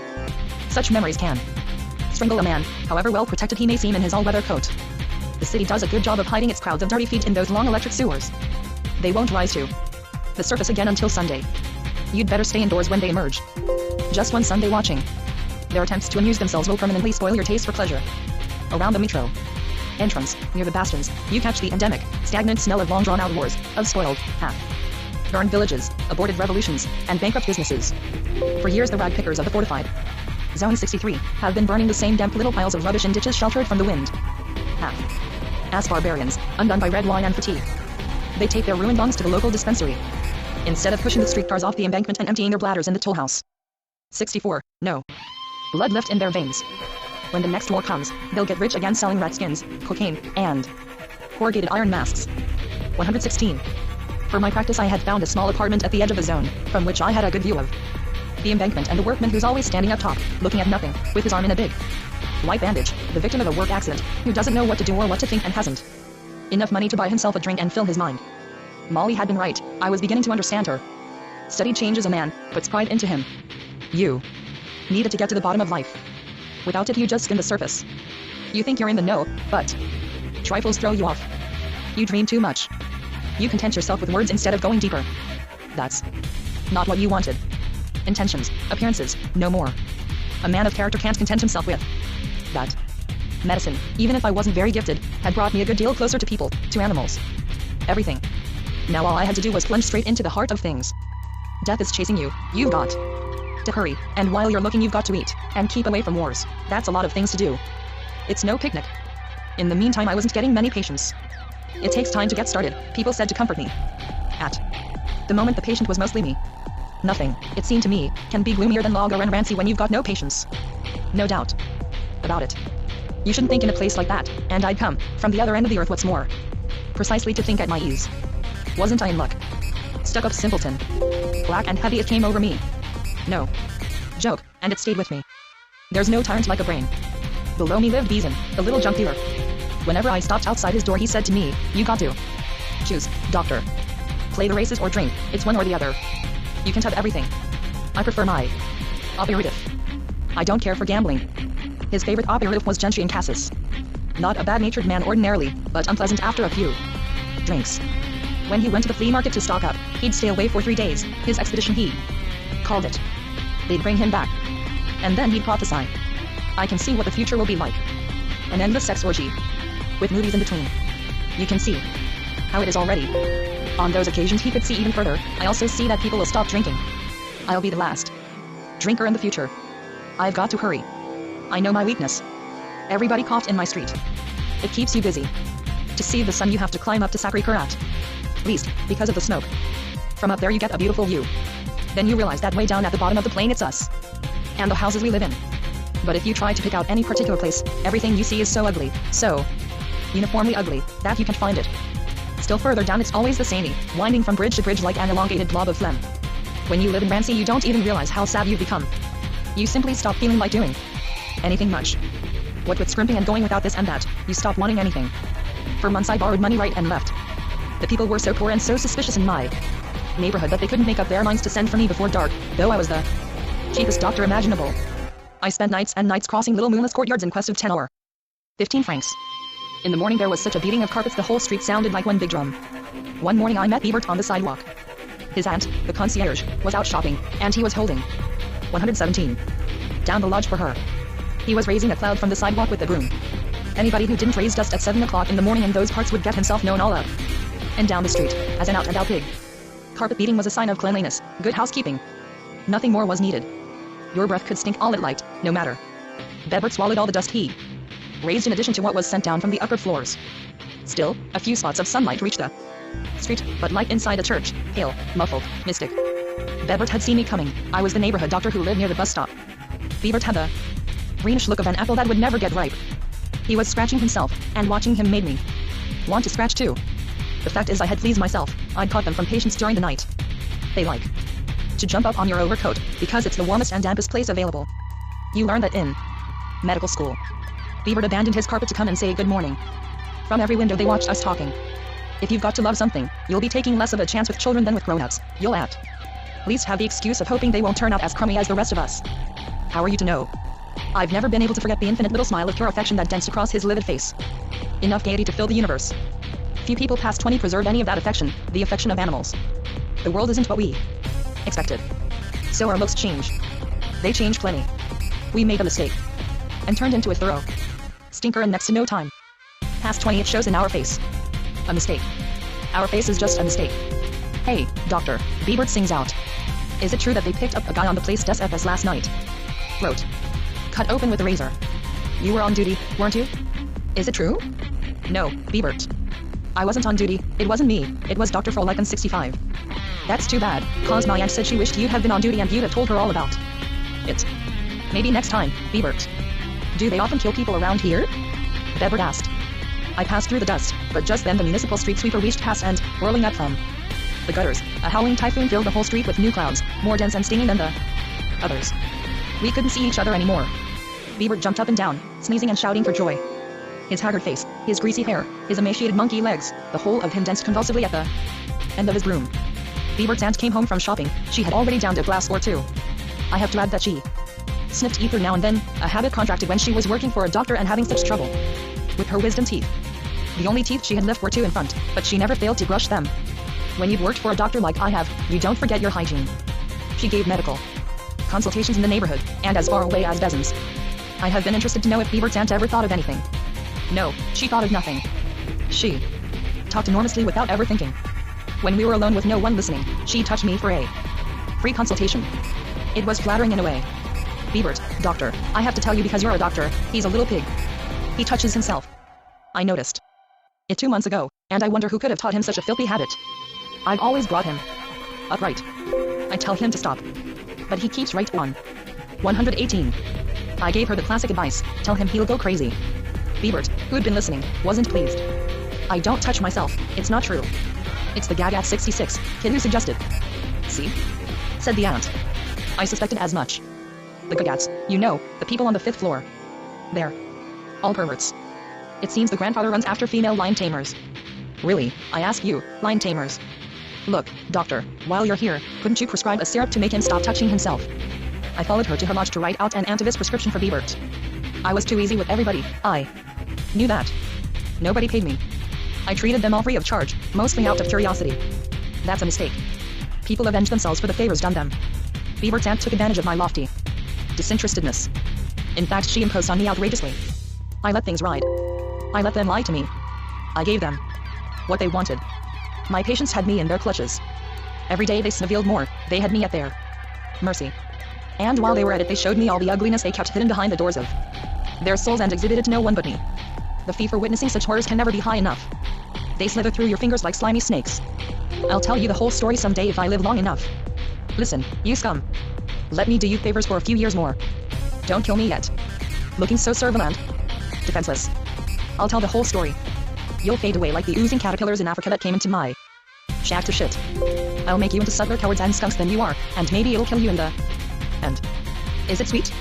Biebert asked about the medicine. Don't make it sweet whatever you do, said the aunt. For that little cream. He don't deserve to have it. Sweet, he steals enough sugar from me already. He has every vice, he'll stop at nothing. He'll end up murdering his mother. I haven't got a mother, said Biebert peremptorily. He had his wits about him. Damn you. Cried the aunt. None of your back talk, or I'll give you the cat o' nine tails. Then and there she takes it down off the hook, but he'd already beat it out into the street. Cocksucker. He shouted back at her from the corridor. The aunt went red in the face and came back to me. Silence. We changed the subject. Maybe, doctor, you ought to go and see the lady on the mezzanine at 4 Rue des Mineurs. He used to be a notary's clerk. She's heard about you. I told her what a wonderful doctor you are, so nice to the patients. I know she's lying. Her favorite doctor is Frau Lycan. She always recommends him when she can and runs me down at every opportunity. As far as she's concerned, my humanitarianism has earned me an animal hatred. Because, don't forget, she's an animal. Except that this Frau Lycan she admires makes her pay cash. So she consults me on the run. If she recommends me, this must be a strictly non-paying patient, or there's something very shady somewhere. As I'm leaving, I remember Biebert, you ought to take him out, I said. The child doesn't get out enough. Where do you want us to go? I can't go very far on account of my lodge. Take him to the park at least on Sunday. But there are even more people and more dust in the park than here. It's so crowded. There's some sense in what she says. I tried to think of another place to suggest. Diffidently I proposed the cemetery. 119. The cemetery of La Garenne-Rancy is the only open space of any size in the neighborhood with a few trees in it. Say, that's a fact, I hadn't thought of that. Maybe we'll go. Biebert had just come in. How about it, Biebert? Would you like to go for a walk in the cemetery? I have to ask him, doctor, because I don't mind telling you, he's as stubborn as a mule about taking a walk. Actually, Biebert has no opinion. But the idea appeals to his aunt, and that's enough. She has a weakness for cemeteries, like all Parisians. It looks as if she were about to start thinking. She examines the pros and cons. The fortifications are too low class. The park is definitely too dusty. While the cemetery, sure enough, isn't bad. The people who go there on Sunday are mostly respectable folk who know how to behave. And another thing that makes it really convenient is that on the way back you can shop on the Boulevard de la Liberté, where some of the stores keep open on Sunday. And she concluded. Biebert, take the doctor to see Madame Rolle on the Rue des Mineurs. You know where Madame Rolle lies, don't you, Biebert? Biebert knew where everything was, if only it gave him a chance to roam around. Between the Rue Ventru and the Place Les Nine. It's all apartment houses. The contractors have taken over practically all the fields that were left around. There, at Les Garennes, as the area was called, there was just a tiny bit of country at the end, a few empty lots after the last gas lamp. Wedged in between apartment buildings, a few private houses are still holding out, 4 rooms with a big coal stove in the downstairs hallway. True, for reasons of thrift, the stove is seldom lit. The dampness makes it smoke. These remaining private houses belong to people who have retired on small incomes. The moment you go in, the smoke makes you cough. The people who've stayed in the neighborhood haven't got big incomes, especially these Haine-Roules I was being sent to. They had a little something though. In addition to the smoke, as you stepped in, the Haine-Roules house smelled of the toilet and stew. They just finished paying for the place. It represented the savings of at least 50 years. The first time you saw them, you noticed something was wrong and wondered what it was. Well, the unnatural side of the Haine-Roules was that for 50 years they had never spent one sou without regretting it. They'd put their flesh and steered into the house of theirs, like a snail. But the snail doesn't know what he's doing. The Heinrichs had spent a lifetime acquiring a house, and once it was theirs they couldn't get over it. Like people who've just been dug out of an earthquake, they were flabbergasted. Folks who've just been let out of a dungeon must get a funny look on their faces. The Heinrichs had thought about buying a house even before they were married. First separately, then together.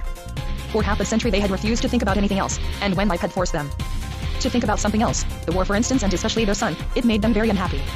When as newlyweds they had moved into their house, each with the savings of 10 years, it wasn't quite finished and it was still in the middle of the fields. To reach it in winter, they had to put on sabots.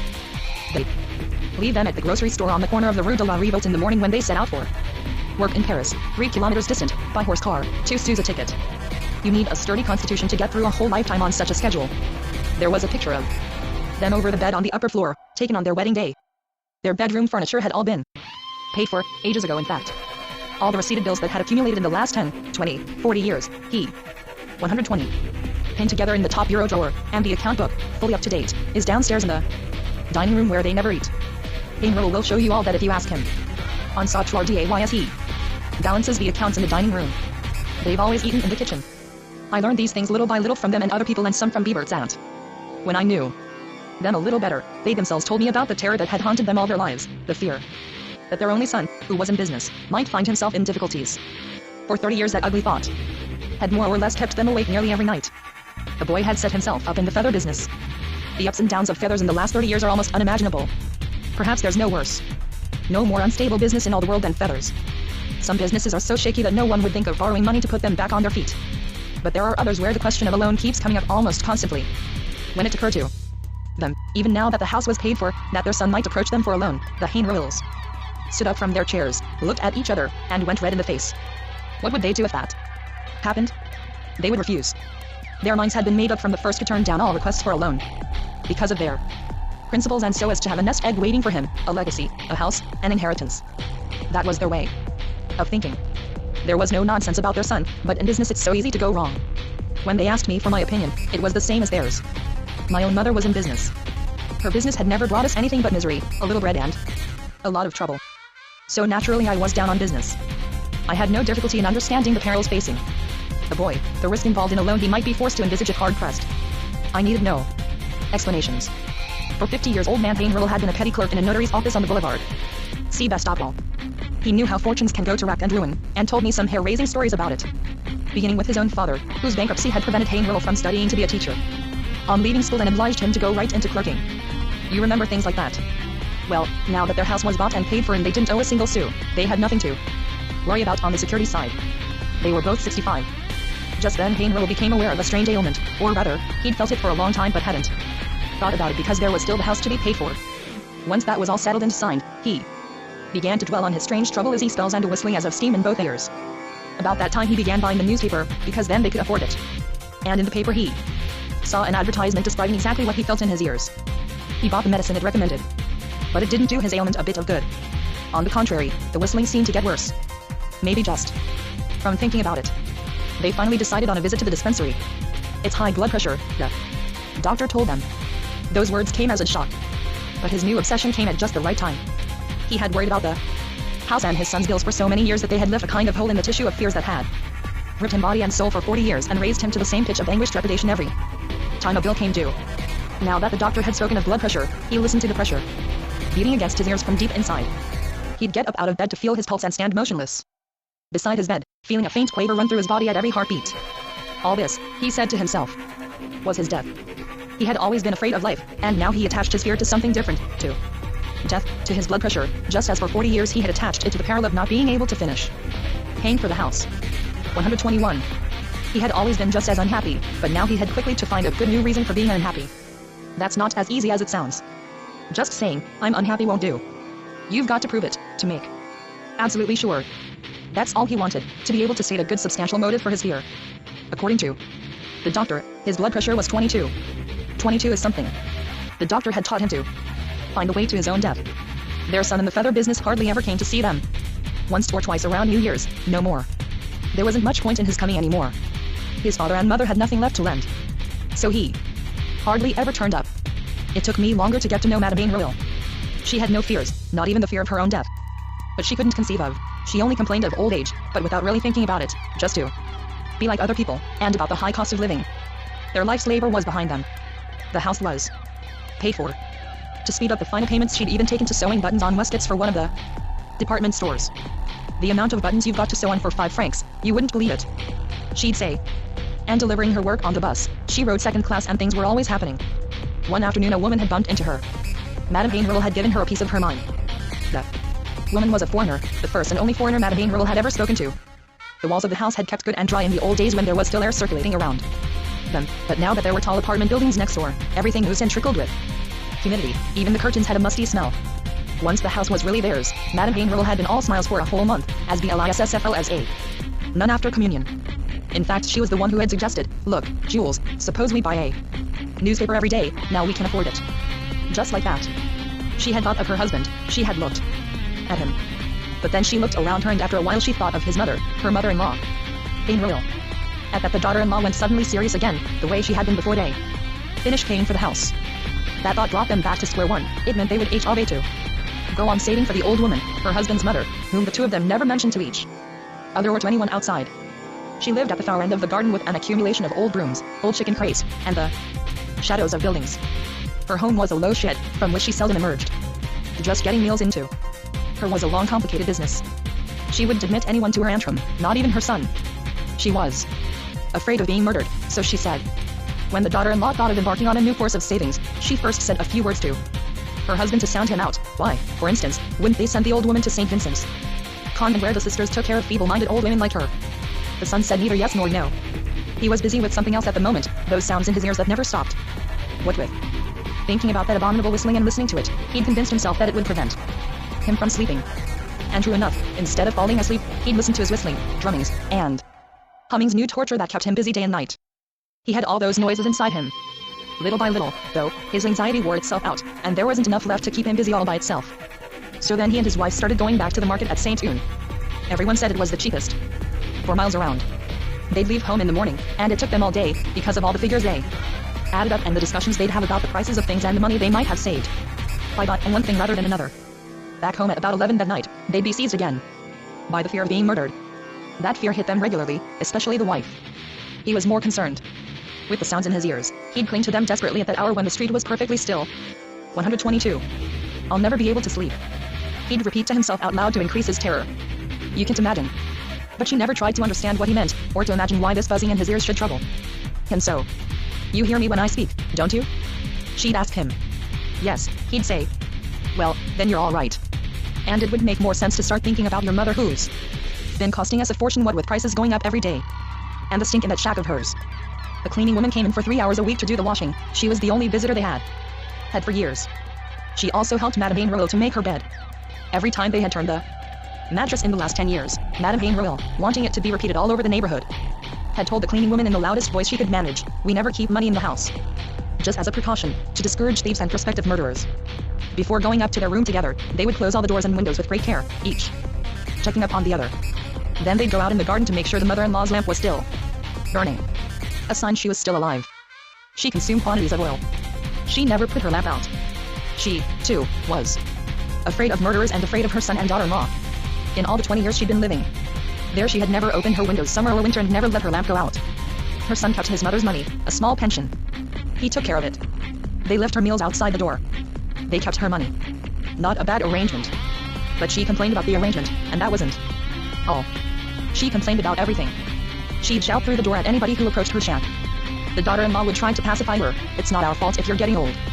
All old people get the same pains. Hold yourself. You slattern.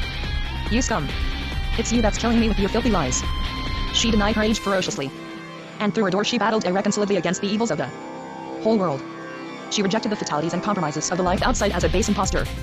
She refused all contact with such things. She wouldn't hear of them. It's all a pack of lies. She'd scream. You made it up. She defended herself bitterly against everything that happened outside her hovel and rejected all temptation to compromise or be reconciled. She was sure that if she opened the door, hostile forces would burst in, grab her, and finish her off once and for all. They're sly nowadays. She would scream. They have eyes all around their heads and mouths all the way down to their assholes and then some, all to tell lies with. It's them all over. She had the gift of gab. She had picked it up as a girl, peddling break-a-brack at the Temple Market with her Mother. She harked back to the days when the common people hadn't yet learned to listen to themselves growing old.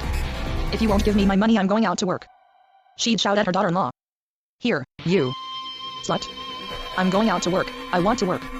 But grandmother, you're not strong enough. Oh. I'm not strong enough. Try and get in here and you'll see if I'm not strong enough. So one more time they left her barricaded in her shack. But they were dead set on my seeing the old woman, that's what I'd come for. It took some doing before she let us in. To tell the truth, I couldn't quite see what they wanted of me. It was the concierge, Biebert's aunt, who had told them what a nice doctor I was, so kind and considerate. They asked me if I couldn't give her some medicine to keep her quiet. 123. But what they, especially the daughter-in-law, wanted even more was for me to get the old woman committed once and for all. After we'd knocked for a good half hour, she suddenly flung the door open, and there she was in front of me with her watery red-rimmed eyes. But there was a look in those eyes that danced merrily over her gray, shrunken cheeks. It caught her attention and made you forget the rest. It gave you a feeling in spite of yourself of lightness and pleasure, a feeling of youth that you tried instinctively to hold on to. That bright look lit up everything in the darkness around her with a youthful joy, a frail but pure delight that we no longer have at our command. Her voice, which cracked when she screamed, gave her words a cheery ring when she consented to talk like other people. It made her phrases and sentences hop, skip, and jump as brightly as you please, the way people were able to do with their voices and the things around them in the days when not being able to sing or tell a story properly was looked upon as stupid, shameful, and sick. Age had covered her, like a sturdy old tree, with smiling branches. Grandma Hainrul was merry. Discontented and filthy, but merry. The destitution in which she had lived for more than 20 years had not marked her soul. Her dread, on the contrary, was the outside world, as though cold, horror, and death could come to her only from that direction and not from within. As she evidently feared nothing from within, she seemed absolutely sure of her mind, as of something undeniable, acknowledged, and certified, once and for all. And to think that I had been chasing mine halfway around the world. They called the old woman mad. That's easy to say. She hadn't set foot outside her den more than 3 times in the last 12 years, and that's all there was to it. She may have had her reasons. She was afraid of losing something. She wasn't going to tell them to people like us, people who were no longer inspired by life. Her daughter-in-law brought up her commitment project again. What do you say, doctor? Don't you think she's mad? We can't get her to go out anymore. It would do her good to get out now and then. Oh. Yes, grandmother, it would do you good. Don't say it wouldn't. It would do you good. I assure you. The old woman shook her head. She shut herself in, stubborn and savage, when that kind of pressure was put on her. She won't let us take care of her. She'd rather relieve herself in the corners. It's cold in her shack, and there's no fire. We really can't let her go on like this. Don't you agree, doctor, that we can't? I pretended not to understand. Hainrul had stayed home beside the stove. He preferred not to know exactly what his wife and mother and I were cooking up. The old woman flew off the handle again. Give me back everything that's mine and I'll go away. I have money to live on. And that's the last you'll ever hear of me. Money to live on. But grandmother, you can't expect to live on your 3,000 a year. The cost of living has gone up since the last time you went out. You tell her, doctor, wouldn't it be better for her to go and live with the sisters like we told her? The sisters are good and kind.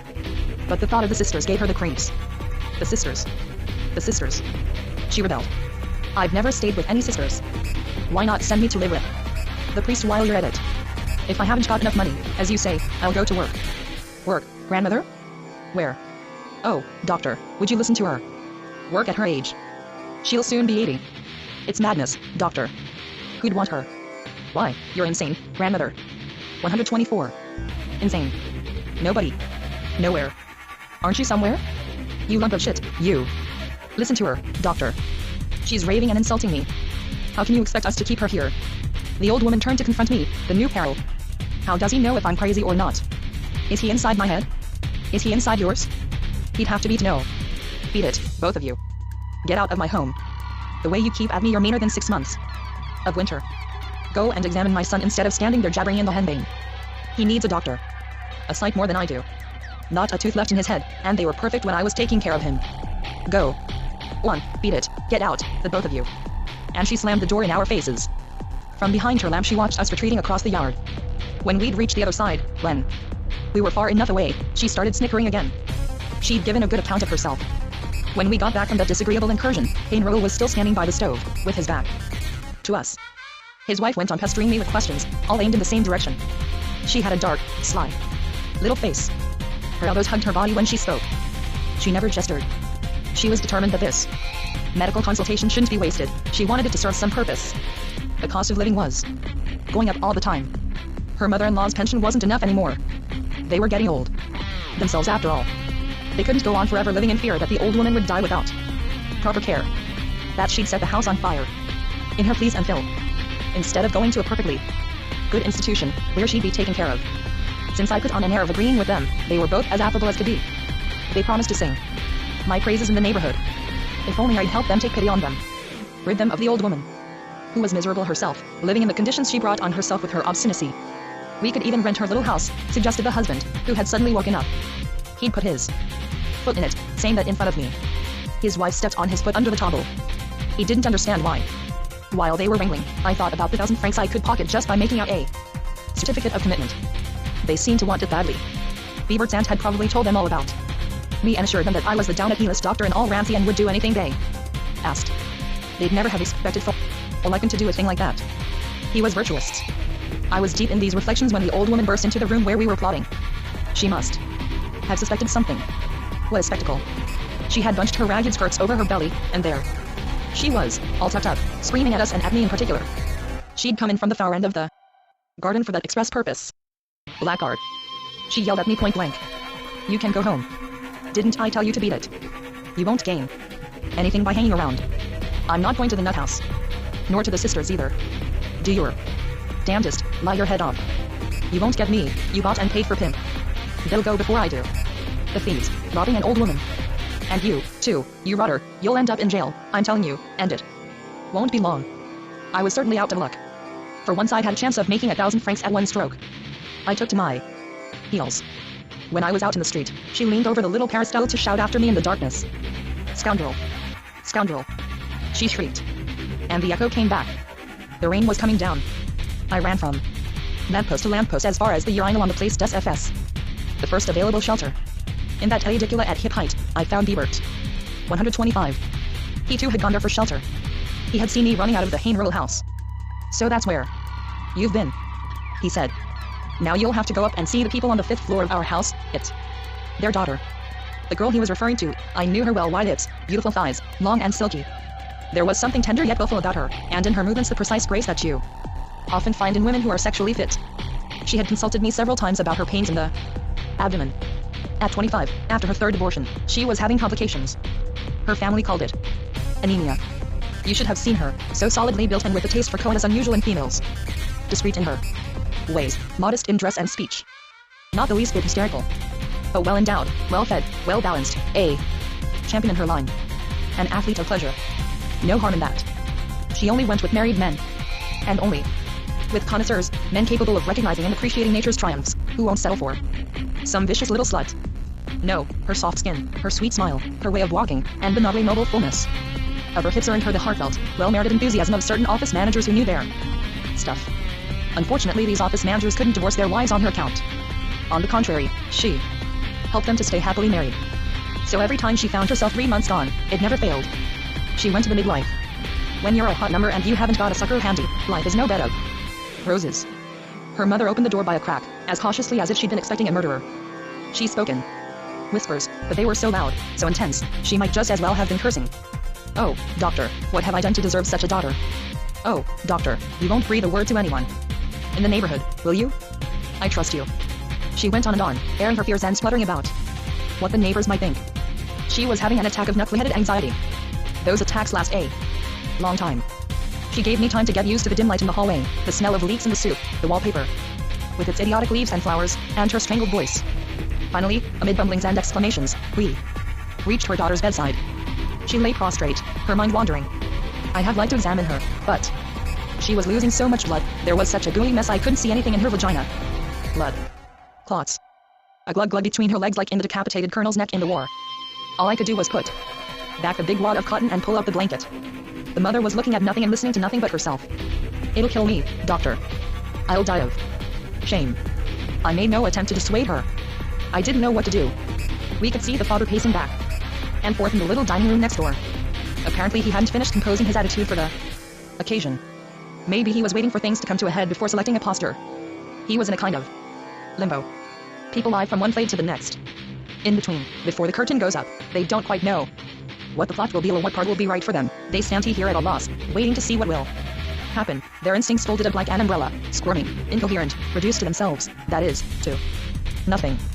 Cows without a train. But the mother had the leading part as intermediary between her daughter and me. The stage could cave in. She didn't give a damn. She was happy and convinced of her goodness and beauty. I couldn't count on anyone but myself to break the sickening spell. I risked suggesting that the girl should be sent straight to the hospital for an emergency operation. A big mistake. I'd given her the cue for her finest speech, the one she'd been waiting for. 126. Oh God, the disgrace. The hospital. Oh, doctor. The disgrace of it. All we needed. The last straw. There was nothing I could say. I sat down and listened to the mother thrashing about more tumultuously than ever, entangled in her tragic absurdities. Too much humiliation, too much misery culminate in total inertia. The world is too much for you to bear. You give up.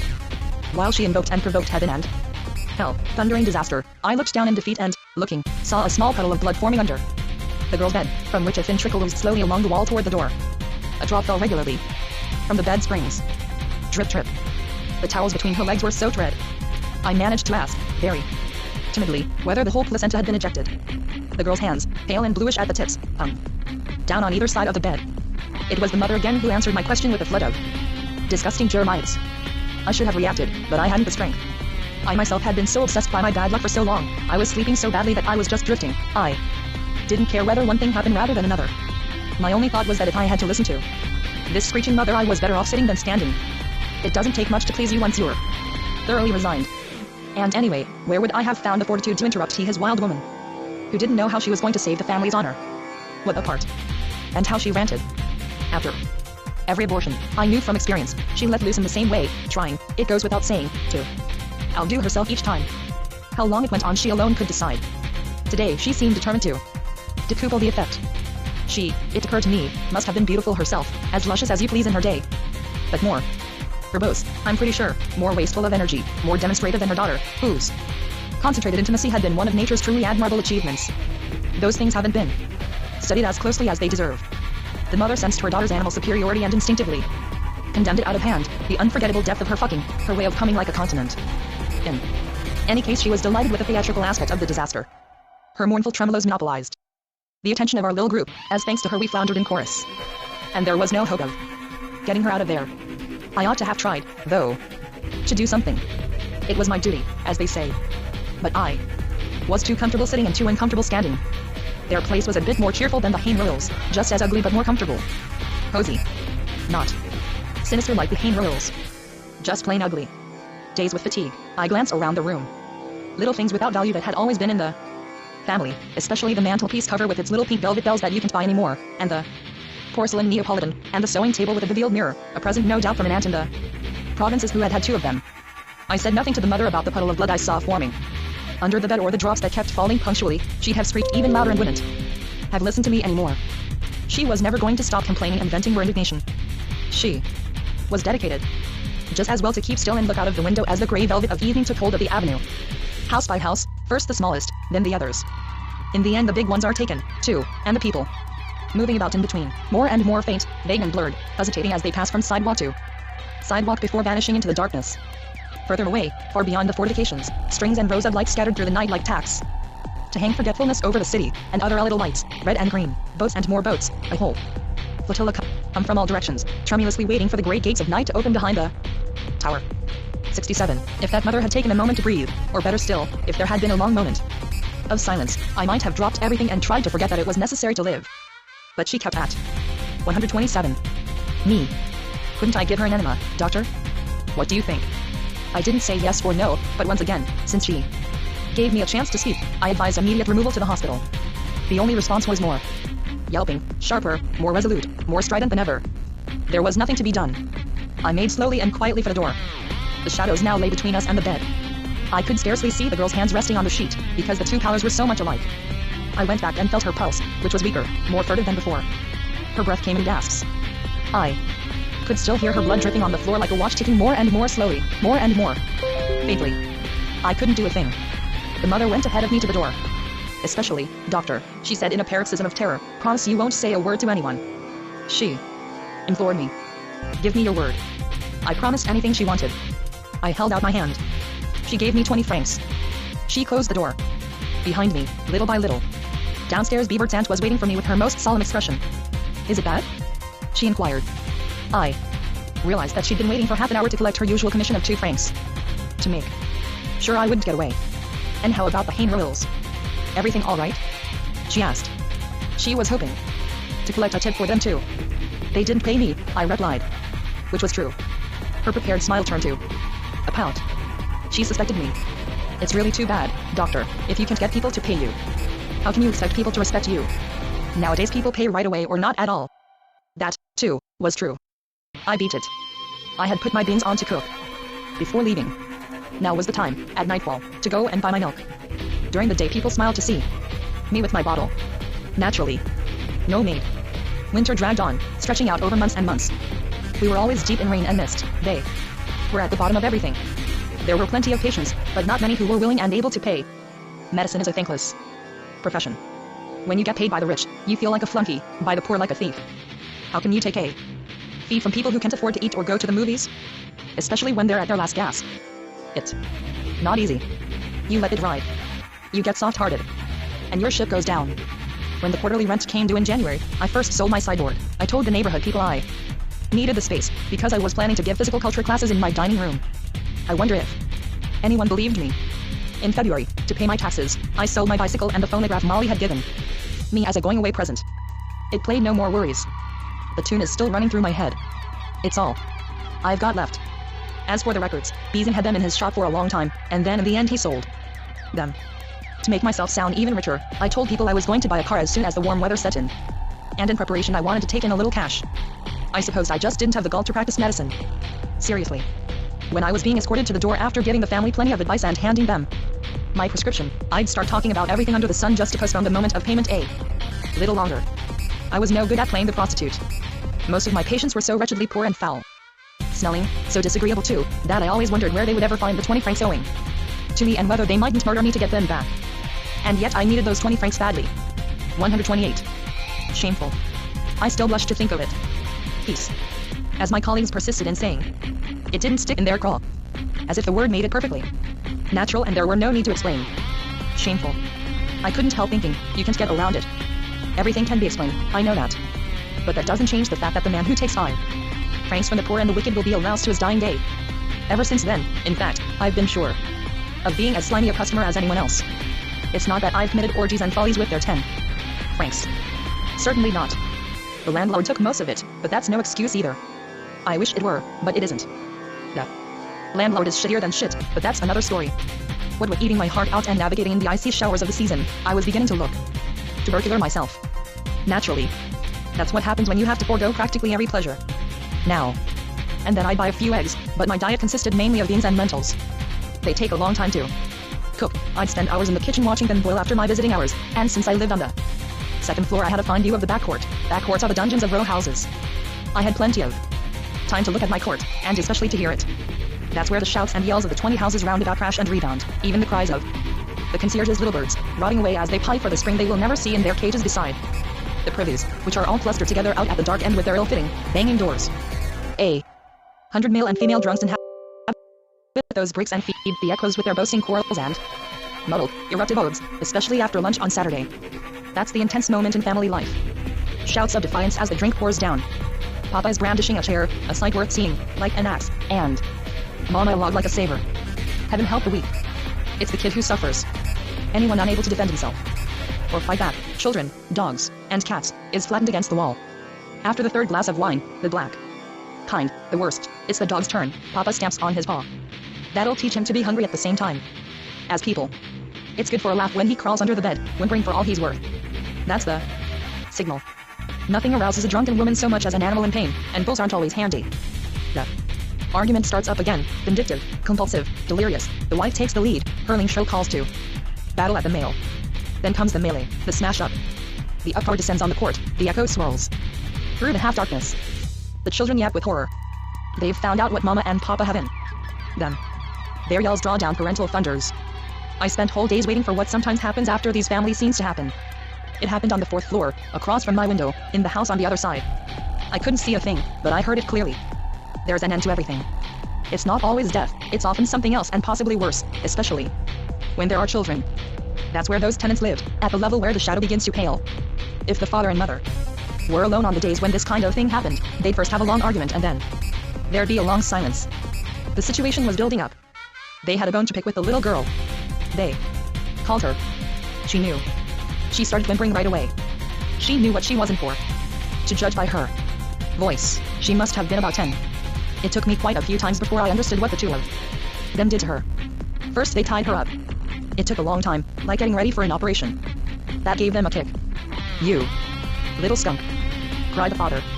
"The filthy slut," went the mother. "We'll teach you."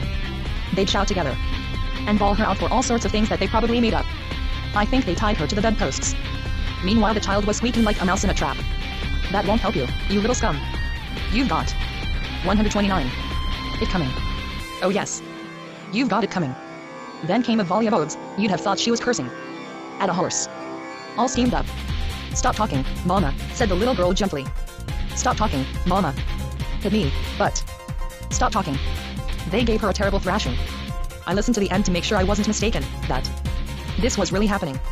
I couldn't have eaten my beans with that going on. I couldn't close the window either. I was no good for anything. I was helpless. I just stayed there listening, same as everywhere and always.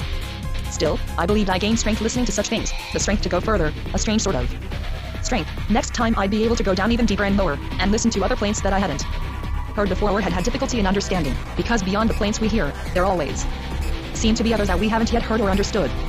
When they had beaten her so much she couldn't tell anymore, a little sob continued to come out every time she breathed. And then I heard the man saying, "All right, old girl. Step lively in there. As happy as a lark." He said that to the mother, and then the door into the next room would slam behind them. Once she said to him, I heard her, "Oh, Julian, I love you so much, I could eat your shit, even if you made tards this big." That was their way of making love. Their concierge told me, they do it in THE kitchen, leaning against the sink. They couldn't do it any other way. I learned those things about them little by little in the street. When I met them, the three of them together, there was nothing to attract notice. They'd be out for a walk like a normal family. And now and then I'd see the father outside his shop on the corner of the Boulevard Pointe-Carré, where they sold shoes for sensitive feet. He was the head salesman. Most of the time our court had only unrelieved horrors to offer. Especially in the summer, it thundered with threats and echoes and blows, with falling objects and people, and unintelligible insults. The sun never reached the bottom. The walls seemed to be painted with dense blue shadows, especially in the corners. The concierges had their own little privies, clustered like so many beehives. At night when they went out to pee they'd bump into the garbage cans, which would boom like thunder. Washing, strung from window to window, would be trying to dry. After dinner, when there were no brutalities underway, what you heard was mostly arguments about the races. But those sporting polemics also ended badly as often as not, with assorted swats and wallops, and behind one of the windows, for one reason or another, someone was always not cold in the end. In the summer everything smelled strong. There was no airlift in the court, only smells. The prevailing smell by far is cauliflower. A cauliflower can beat 10 toilets, even if they're overflowing. It's a known fact. The ones on the third floor were always overflowing. Madame Chazanne, the concierge at number 8, would come up with her rattan unplugger. I'd watch her working away, and in the end we got to talking. If I were you, she advised me, I'd take care of the pregnant women on the quiet. Some of the women in this neighborhood really live it up. You'd hardly believe it. They'd like nothing better than to use your services. Take it from me. It's better than treating cheap clerks for varicose veins. Besides, they pay cash. Madame Chazanne had an enormous aristocratic contempt. I don't know where she got it, for anybody who worked. The tenants here are never satisfied. You'd think they were in jail. They've got to make trouble for everybody. One day their toilets are plugged up. Another day their gas leaks. Or their letters are being opened. Always making nuisances of themselves. Guests. The other day one of them spat in his 130 rent envelope. Did you ever hear the like? Sometimes she'd have to give up trying to unplug a toilet. It was too hard. I don't know what they put in there, but at least they shouldn't let it dry. I know them. They always send for me too late. If you ask me, they do it on purpose. In the place where I used to work, it was so hard they had to melt the pipe. I can't imagine what those people eat. It's double strength. You'd have a hard time talking me out of the idea that Robinson wasn't mostly to blame for my trouble starting up again. At first I didn't pay much attention to my spells. I somehow kept dragging myself from one patient to the next, but I had become even uneasier than before, more and more so, like in New York, and I was beginning to sleep even worse than usual. In short, meeting Robinson again had given me a shock, and I seemed to be falling sick again. With the misery painted all over his face, I felt he was bringing back a bad dream that I'd been unable to get rid of all those years. It was driving me nuts. All of a sudden he turned up. I'd never see the last of him. He must have been looking for me in the neighborhood. I certainly wasn't looking for him. He was bound to come back again and make me think about his rotten life. Actually, everything conspired to make me think of his repulsive substance. Even those people I saw out the window, who didn't look like anything much, just walking in the street, chewing the fat in doorways, rubbing shoulders, made me think of him. I knew what they were after and what they were hiding behind their innocent look. To kill and get killed, that's what they wanted, not all at once of course. But little by little, like Robinson, with all the old sorrows they could summon up, all the new miseries and still nameless hatreds, except when they do it without a doubt war, and then it's quicker. I didn't even dare go out, for fear of meeting him. My patients would have to send 22 or 3 times in a row before I'd make up my mind to visit them. Usually they had called in someone else by the time I got there. My head was a shambles like life itself. I was called to 12 Rue St. Vincent, 4th floor, where I'd been only once before. Actually, they came to get me in a car. I recognized the grandfather right away. He wiped his feet elaborately on my doormat. A furtive type, gray and stooped. His grandson was sick and he wanted me to hurry. I remembered his daughter too, another strapping wench, a little faded, but strong and silent. She always came home to her parents for her abortions. They never scolded her, but all the same they wished she'd finally get married, all the more so since she already had a little boy of 2 staying with the grandparents. For no reason at all, this child was always getting sick, and when he was sick, the grandfather, the grandmother, and the mother wept together. What made them weep all the more was that he had no legitimate father. It's at times like that families are most afflicted by irregular situations. The grandparents were convinced, without quite admitting it to themselves, that illegitimate children are more delicate and prone to illness than others. But father, at any rate the putative father, had cleared out for good. They had detoxed marriage to him so much that he couldn't take it anymore. He beat it so fast that if he was still running he must have been far away by then. Nobody could understand why he had run out on her like that, least of all the girl herself. Because he had really enjoyed fucking her. Now that the fickle lover had gone, all 3 of them contemplated the child and the beard. She had given herself to that man body and soul, as they say. In her opinion that explained everything, it was bound to happen. The baby had come out of her body and left her thighs all wrinkled. The mind is satisfied with phrases, but not the body. The body is more fastidious, it wants muscles. A body always tells the truth. 131. That's why it's usually depressing and disgusting to look at. It's true that I've rarely known a single childbirth to demolish so much youth. All that mother had left, in a manner of speaking, was feelings and a soul. No one wanted her anymore. Before that clandestine birth, the family had lived in the Phil's Ducal quarter. They had lived there for years. If they exiled themselves to Rancy, it wasn't for the pleasure of it, it was to hide, to get themselves forgotten, to disappear. As soon as it became impossible to conceal the pregnancy from the neighbors, they decided to leave their Paris neighborhood to avoid all comments. A removal for honor's sake. In Rancy they didn't need the respect of their neighbors. In the first place no one knew them in Rancy, and in the second place the municipal government was known all over France for its abominable politics. Not to mince words, they were anarchists, thugs. In that kind of community public opinion is of no account. The family had punished themselves voluntarily, cutting themselves off from all their old relations and old friends. Their tragedy was complete. Nothing more to lose, so they said. Declassed. When you're determined to lose your name, you go among the common people. They found no fault with anyone. They merely tried to discover by feeble little acts of rebellion what destiny could have had in mind the day it had played them such a dirty trick. Living in Rancy gave the daughter only one consolation, but that was a big one. Now she could talk freely to all and sundry about her new responsibilities. In deserting her, her lover had awakened a passion for heroism and singularity that had lain dormant in her nature. As soon as she felt sure that she would never, for the rest of her days, lead the same sort of life as most women of her class and background, and that she would always be in a position to invoke the tragedy of a life ruined by her very first love, she adjusted with alacrity to the great disaster that had befallen her, and, all things considered, the ravages of fate became tragically welcome. She glorified in her unmarried mother act. In the dining room, as her father and I went in, the economy lighting stopped at half-tint and faces appeared only as pale spots, blobs of flesh mumbling words that hung suspended in a penumbra heavy with the smell of old pepper that all heirloom furniture exudes. A child, lying swaddled on his back in the middle of the table, let me palpate him. To begin with, I pressed the wall of his abdomen, ever so carefully and slowly, from the navel to the testicles, and then very bravely I auscultated him. His heartbeat was like a kitten's, sharp and nervous. Then the child had enough of my exploring fingers and began to yell as children can do at that age, incredibly. That was too much.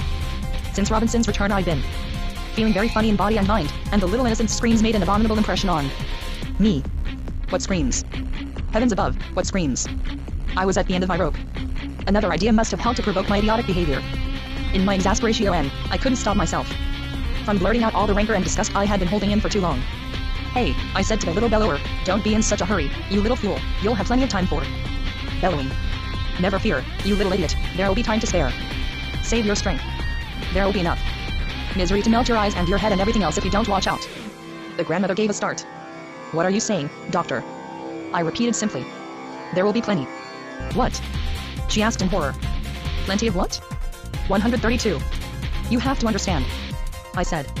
You have to understand. You're always having things explained to you. That's the whole trouble. Try to understand. Make an effort. What will be left? What's he saying? They all three asked one another. The daughter with the responsibilities made a strange face and started emitting prodigiously long screams. Here was a marvelous occasion for a fit, and she wasn't going to miss it. She meant business. She kicked. She choked. She squinted horribly. I'd done it all right. You should have seen her. Mama, he's mad. She bellowed so hard. She almost choked. The doctor's gone mad. Mama, take my baby away from him. She was saving her child. I shall never know why, she began in her agitation to take on a Basque accent. He's saying such awful things. Mamming. He's insane. They snatched the baby out of my hands as if they were rescuing him from the flames. The grandfather, who had been so deferential only a short while ago, unhooked an enormous mahogany thermometer from the wall. It was as big as a club. And he pursued me at a distance to the door, which he slammed violently behind me with a big kick. Naturally, they took advantage of the incident not to pay for my call. When I found myself back on the street, I wasn't exactly pleased with what had happened. Not so much because of my reputation, which couldn't have been worse in the neighborhood than people had already made it with no help from me, as because of Robinson, from whom I had hoped to deliver myself with my outburst of frankness, to find the strength never to see him again by deliberately creating a scandal, by stirring up this hideous scene with myself. Here's what I figured. By my little experiment, I'd see how much of a stink it's possible to kick up at one throw. The trouble with scenes and tantrums is that you're never finished. You never know how far you'll be forced to go in your frankness. What people are still hiding from you. And what they'll show you some day if you live long enough, if you go far enough into the heart of their cock and bull stories. The whole business would have to be started all over again. I, too, just then, was in a hurry to hide. I started for home by way of the Impasse Givet, then I took the Rue Valentine's. It was quite a distance. Time to change my mind. I headed for the lights on the place Transitory where I met Pierre in the lamplighter. We exchanged a few innocent remarks. On your way to THE movies, doctor? He asked me. That gave me the idea. A good one, I thought. The bus gets you there quicker than the metro. After that shameful incident, I'd have been glad to leave Rancy for good if I'd been able to. When you stay too long in the same place, things and people go to pot on you, they rot and start stinking. For your special benefit.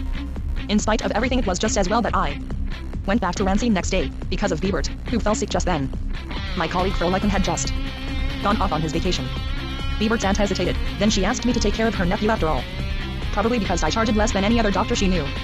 It was after Easter. The weather was looking up. The first south winds were passing over Rancy, the ones that blew all the soot from the factories down on our window panes. Biebert was sick for weeks and weeks. I went to see him twice a day. The neighborhood people would wait for me outside the lodge, pretending to be just passing by, and on the doorsteps of their houses.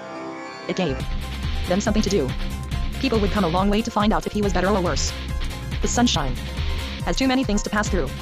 It never gives the street anything better than an autumn light full of 133 regrets and clouds. People gave me lots of advice in connection with Biebert. The fact is, the whole neighborhood took an interest in his case. Some thought well, others poorly, of my intelligence when I went into the lodge. A critical, rather hostile, and most of all crushingly stupid silence set in. The lodge was always full of the ants. Cronies. It smelled strongly of petticoats and rabbit piss. Each had her own favorite doctor, who was cleverer and more learned than any other. I presented only one advantage, but one that's hard to forgive. I charged hardly anything. A free gratis doctor is bad for the reputation of the patient and his family, however poor they may be. Biebert wasn't delirious yet. He had just lost all desire to move. He was losing weight by the day. A bit of yellow, flabby flesh still clung to his bones and quivered from top to bottom every time his heart beat. He'd got so thin in over a month of illness that his heart seemed to be all over his body. He'd look at me with a lucid smile when I came to see him. Sweetly he ran a temperature of 102, then of 103, and there he lay with a pensive look on his face for days and weeks. After a while Biebert's aunt had shut up and stopped bothering us. She had said everything she knew. That took the wind out of her sails, so she'd go and blubber in one corner of her lodge after another. Grief had come to her when she ran out of words, and she didn't seem to know what to do with it. She tried to wipe it off with her handkerchief, but it came back in her throat all mixed with tears, and she'd start all over again. She'd get it all over her and manage to be a little dirtier than usual. That would upset her and she'd cry out, "Oh dear. Oh dear." That was all. She had cried so much she was exhausted, her arms would fall to her sides, and she'd stand there in front of me, absolutely bewildered. But then after all she'd go back into her grief and give herself a jolt and start sobbing again. These comings and goings in her misery went on for weeks. I couldn't dispel the feeling that this illness would end badly. It was a kind of malignant typhoid that baffled all my efforts. Baths, serum, dry diet, vaccines. Nothing helped. I did everything I could think of. All in vain. Biebert was being carried away irresistibly, smiling all the while. He was high up, balanced on top of his fever, and I was down below making a fool of myself. Naturally, a lot of people were advising the aunt, pressing her to fire me in no uncertain terms and call in another, more imposing and more experienced doctor in a hurry. The incident of the girl with the responsibilities had gone the rounds and been liberally commented on. The whole neighborhood was gargling with it. But since the other doctors, once informed of the nature of Biebert's illness, showed no eagerness to take the case, I was kept on in the end. As long as Biebert had fallen to my lot, my colleagues figured I might as well see him through. All I could do was go to the district now and then and phone various doctors in the Paris hospitals, with whom I was more or less acquainted, and ask those sage, widely respected luminaries what they would do if faced with a case of typhoid like the one that was driving me mad. They all gave me excellent, ineffectual advice, but all the same it pleased me to hear them making an effort free of charge for the benefit of the unknown child I had taken under my wing. After a while you start taking pleasure in the merest trifles, the small consolations life deigns to give us. While I was busying myself with such subtleties, Biebert's aunt was collapsing on every chair and staircase in the house. She'd emerged from her days only to eat, but she never missed a meal. Her neighbors wouldn't have let her forget. They watched over her. They stuffed her between sobs. It'll keep your strength up, they declared. She even began to put on weight. Speaking of Brussels sprouts, the smell rose to orgiastic heights at the peak of Biebert's ILNESS. It was the season. Everyone was making her presents of Brussels sprouts, ready cooked and steaming hot. It's true. 134. She was glad to admit, they give me strength. And besides, they make me urinate before bedtime, because of the doorbell, so as to sleep lightly and hear the very first ring. She'd fill herself full of coffee. That way the tenants wouldn't wake Biebert by ringing 2 or 3 times. Passing by the house in the evening, I'd go in to see if maybe it was all over. She'd speculate out loud, don't you think it may have been the rum and chamomile tea he drank at the fruit store the day of the bicycle race that made him sick? That idea had been plaguing her from the start. The stupid fool. Chamomile. Biebert murmured faintly, an echo submerged in his fever. Why try to tell her different? I'd go through the 2 or 3 professional motions she expected of me, and then I'd go and face the night, not at all pleased with myself, because, like my mother, I could never feel entirely innocent of any horrible thing that happened. About the 17th day I decided that it might not be a bad idea to drop in at the Joseph Biebert Institute 68, and ask them what they thought about a typhoid case of this kind. Maybe they'd give me a bit of advice or recommend some vaccine. That way, if Biebert were to die, I'd have done everything possible. Tried everything, however out of the way, and then perhaps I wouldn't feel eternally guilty. At about 11 o'clock one morning I arrived at the Institute near La Villette at the other end of Paris. First they sent me wandering through laboratories and more laboratories, looking for a man of science. There wasn't a soul in those laboratories at that hour, neither laymen nor men of science, only various objects in YLD disorder. The gutted bodies of small animals, cigarette butts, chipped gas jets, cases and jars with mice suffocating inside them, retorts, bladders, broken stools, books, dust, and more cigarette butts, which, mingled with the effluvia of the urinals, made up the prevailing smell. Since I was early, I thought while I was at it, I'd go and visit the tomb of that great scientist, Joseph Biebert, which was right there in the basement of the Institute, in with the golden marble. A bourgeois Byzantine fantasy in the best of taste. The collection was taken on your way out of the crypt, and the guard was grumbling because someone had slipped in a Belgian coin. In the last half-century the shining example of this Biebert had led any number of young people to choose the scientific career. And the scientific career had produced as many failures as the conservatory. After a certain number of years of failure, scientists turn out to be pretty much alike. In the mass graves of the great evil, a doctor of medicine is as good as a priest of Rome. The only difference is that they don't take the bus at exactly the same time of day. That's all.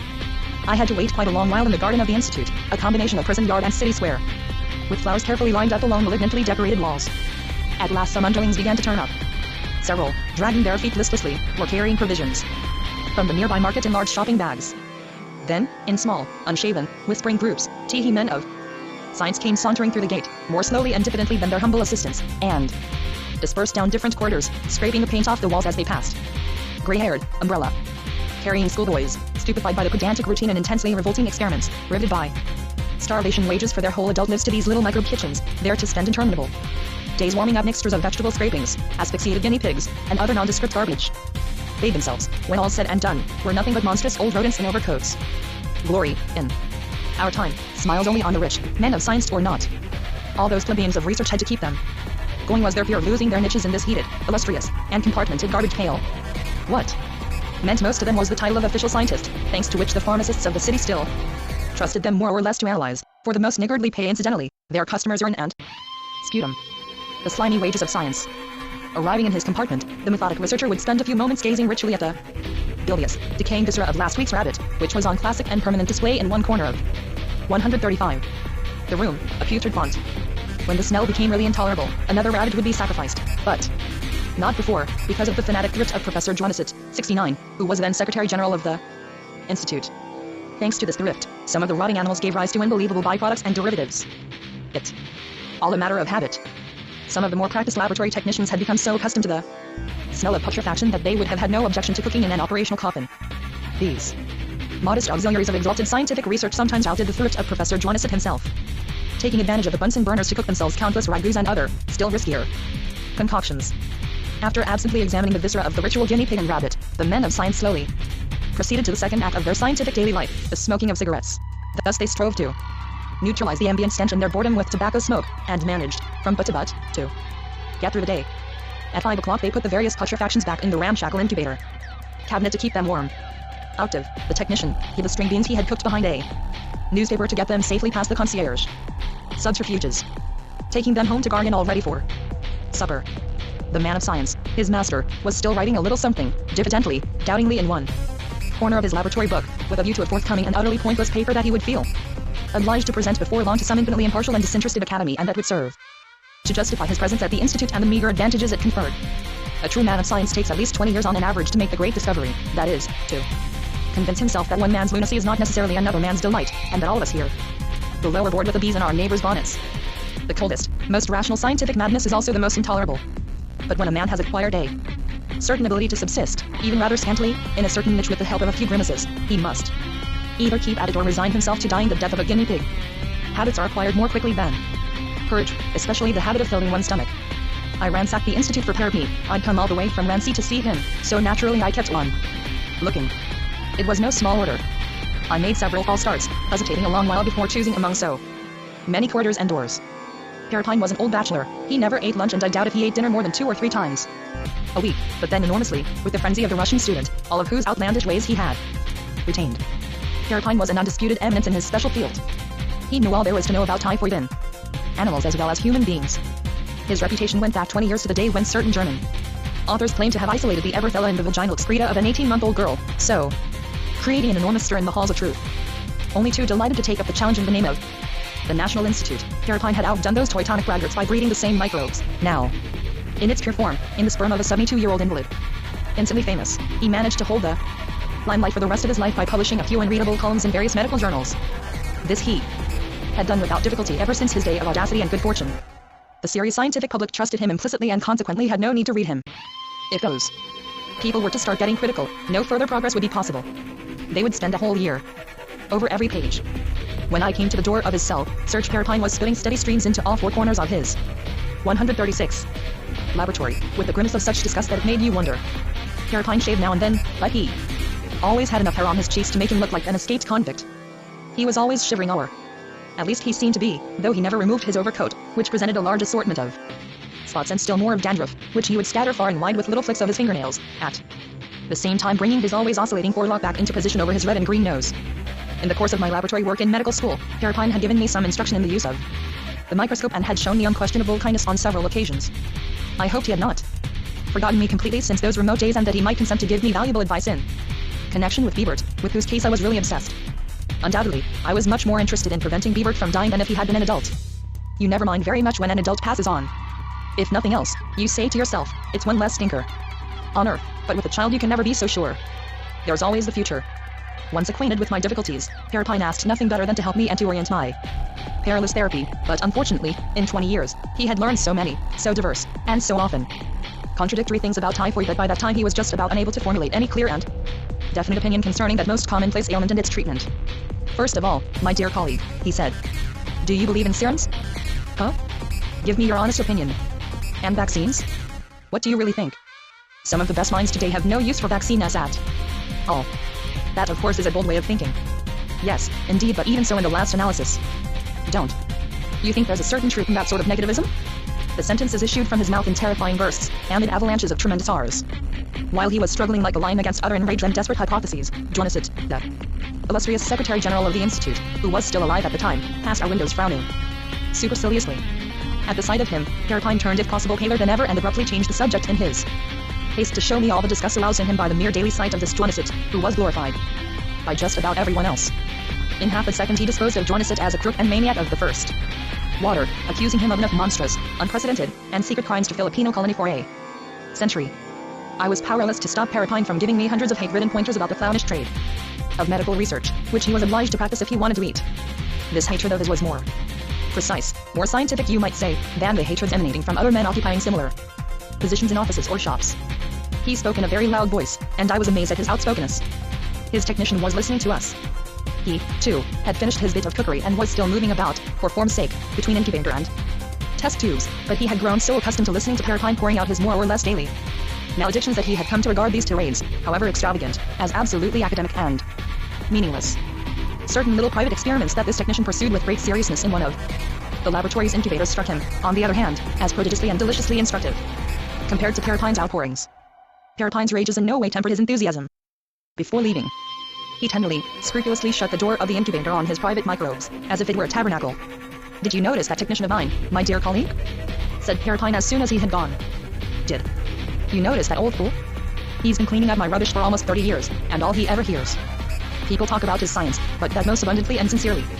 Well, far from being disgusted, he, 137, unlike everyone else in the whole place, has come to believe in it. After handling my cultures for years, he thinks they're marvelous. He dotes on them. The most meaningless of my buffooneries enchants him. Isn't it the same with all religions? Hasn't the priest stopped believing in God years ago, while his sacristan goes on believing? Heart and soul. It's sickening. That old fool carries absurdity to the point of aping the dress and goatee of the illustrious Joseph Biederit. Did you notice? Between you and me, the great Biederit wasn't so very different from my technician except for his worldwide reputation and the intensity of his manias. That giant of experimental science with his mania for rinsing his bottles with care and observing the hatching out of moths in incredible detail has always struck me as monstrously vulgar. Take away his prodigious pettiness, his housekeeping, and, I ask you, what's left to admire about the great Biederit? All right, I'll tell you, the hateful look of a malignant, cantankerous concierge. That's all. In his 20 years of membership in the academy he had ample time to exhibit his vile, contemptible character. Nearly everyone hated him, he quarreled and what quarrels? With just about everyone in sight. The man was an ingenious megalomaniac, nothing more. Parapine was slowly getting ready to leave. I helped him put a scarf around his neck and a sort of mantilla over his eternal dandruff. Then he remembered that I'd come to see him about something precise and urgent. "My word," he said. "Here I've been boring you with my own little problems and forgetting your patient. Forgive me, colleague, and let's get back to our subject. But after all, what can I tell you that you don't already know? Among so many shaky theories and questionable experiments, reason, in last analysis, forbids us to choose. Just do your best, colleague. Since you have to do something, do your best. Personally, I must tell you in confidence that typhoidal infections have come to disgust me beyond all measure, beyond all imagination. When I came to typhoid as a young man, there were only a few of us prospecting the field. We were able to help one another to advance one another's reputations. While now, what can I say? They pour in from Lapland, my friend. From Peru. More and more every day. Specialists are turning up from all over the world. In Japan they roll off the assembly line. In less than a few years I've seen the world become a hotbed of universal and preposterous publications on this same hackneyed subject. To maintain and more or less defend my position I've resigned myself to writing and rewriting my same little article from Congress to Congress, from journal to journal, throwing in a few subtle, innocuous, and quite tangential modifications toward the end of each season. Believe me, colleague, typhoid in our time is as botched and bungled as the mandolin or banjo. It's maddening. Everyone wants to play some little tune in his own way. I may as well admit it, I haven't the strength to drive myself anymore. What I'm looking for, to see me through to the end of my days, is some quiet little backwater of research that will bring me neither enemies nor disciples, but only the mediocre celebrity without jealousy, which I sorely need and with which I shall gladly content myself. Among other absurdities, I have considered studying the comparative influence of central heating on hemorrhoids in northern and southern countries. What do you think of it? The role of hygiene? Of diet? That kind of thing is fashionable nowadays. Such a study, properly handled and ingeniously dragged out, is sure to be favorably received by the Academy, since the majority of its members are old men to whom these problems of heating and hemorrhoids can hardly be indifferent. Look what they've done for cancer, which concerns them so closely. Don't you think the Academy might vote me one of its hygiene awards? Why not? 10,000 francs? Not bad. Enough for a trip to Venice. Yes, my young friend, I was in Venice once as a young man. Oh yes. You can starve there just as well as anywhere else. But you breathe a sumptuous aroma of death that's not easy to forget. By then we were out on the street, but had to hurry back for his galoshes, which he'd forgotten. That delayed us. Then we rushed through the streets, but he didn't tell me where we were going. Making our way down the long Rue de Vaugirard-Sevny, strewn with vegetables and other encumbrances, we approached a square surrounded by chestnut trees and policemen, and we slipped into the back room of a small cafe, where Parapine sat down at a curtained window. 138. Too late. He moaned. They've gone. Who? The little girls from the Lycée. Some of them are charming. I know their legs by heart. I ask for nothing more at the end of my day. Let's get out of here. I'll see them another day. I have been glad if I'd never have had to go back to Rancy. Since the morning when I'd left it, I had almost forgotten my daily cares. They were so deeply encrusted in Rancy that they didn't follow me. Perhaps they'd have died of neglect like Bievert if I hadn't gone back. They were suburban cares. Even so, on the Rue Bonaparte, reflection came back to me, the gloomy kind, though it's a street that would normally be pleasing to a passerby. Few streets are so smiling and so gracious. But on approaching the Seine, I began to worry. I strolled aimlessly about. I couldn't make up my mind to cross the river. Everybody can be Caesar.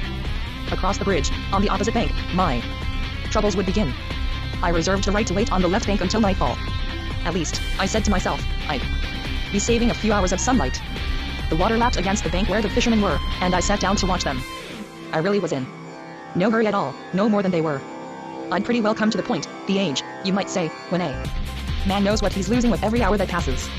But he hasn't yet built up the wisdom to pull up sharp on the road of time, and anyway, even if you did stop you wouldn't know what to do without the frenzy for going forward that has possessed you and won your admiration ever since you were young.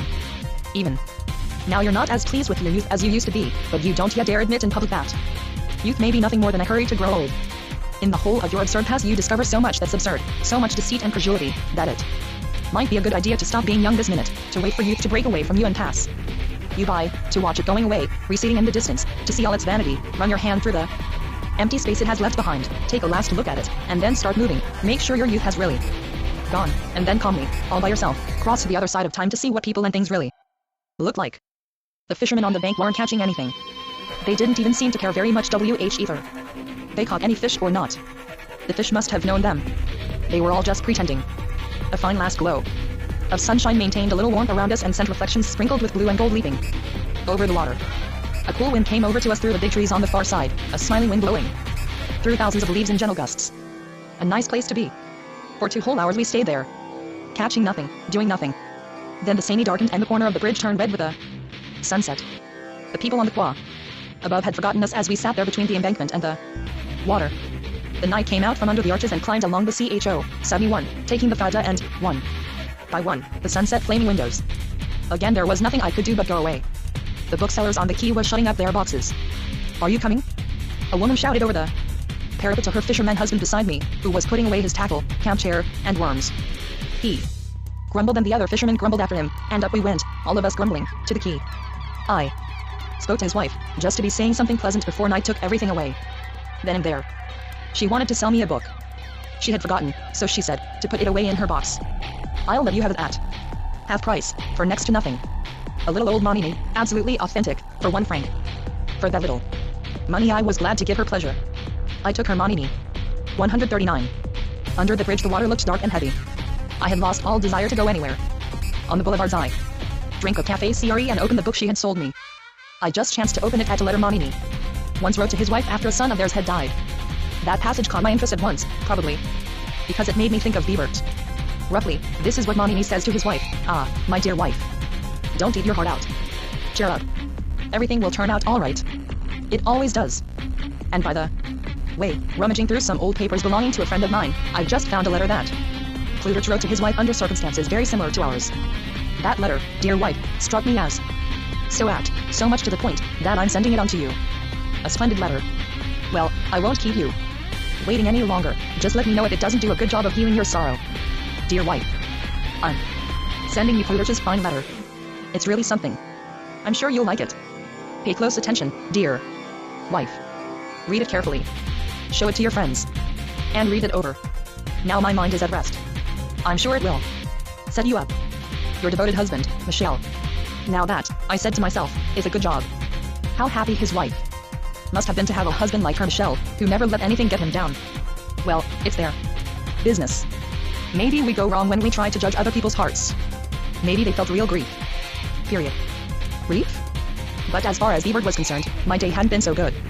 I had no luck with Biebert, dead or alive. It seemed to me that there was nothing for him on Earth, not even in Monini.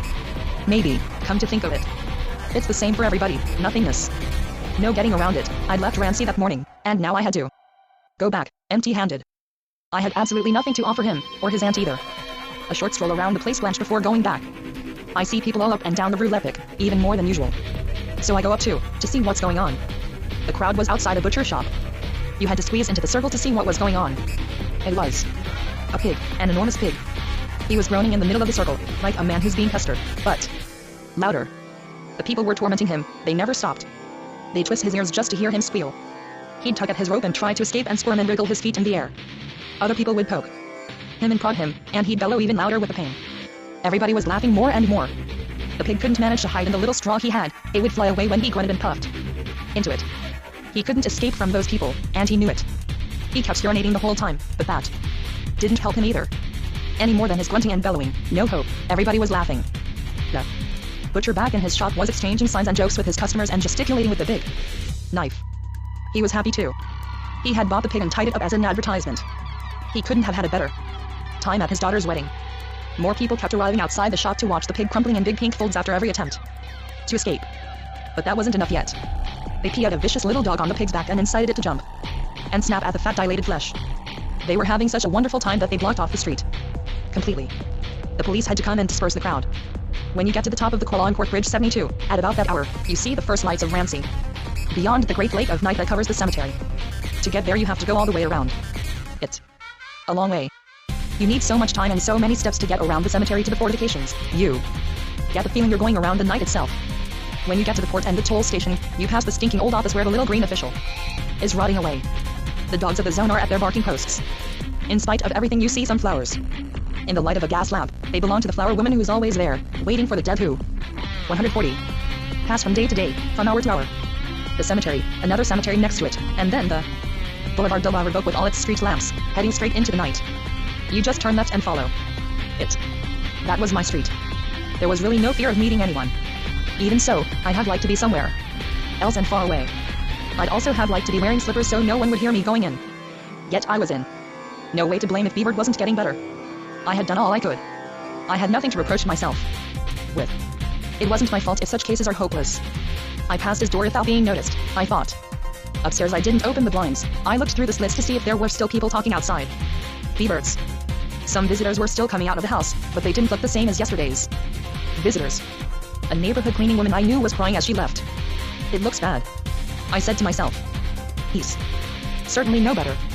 Maybe he's dead if one of them is in tears already. The day was over. I racked my brains.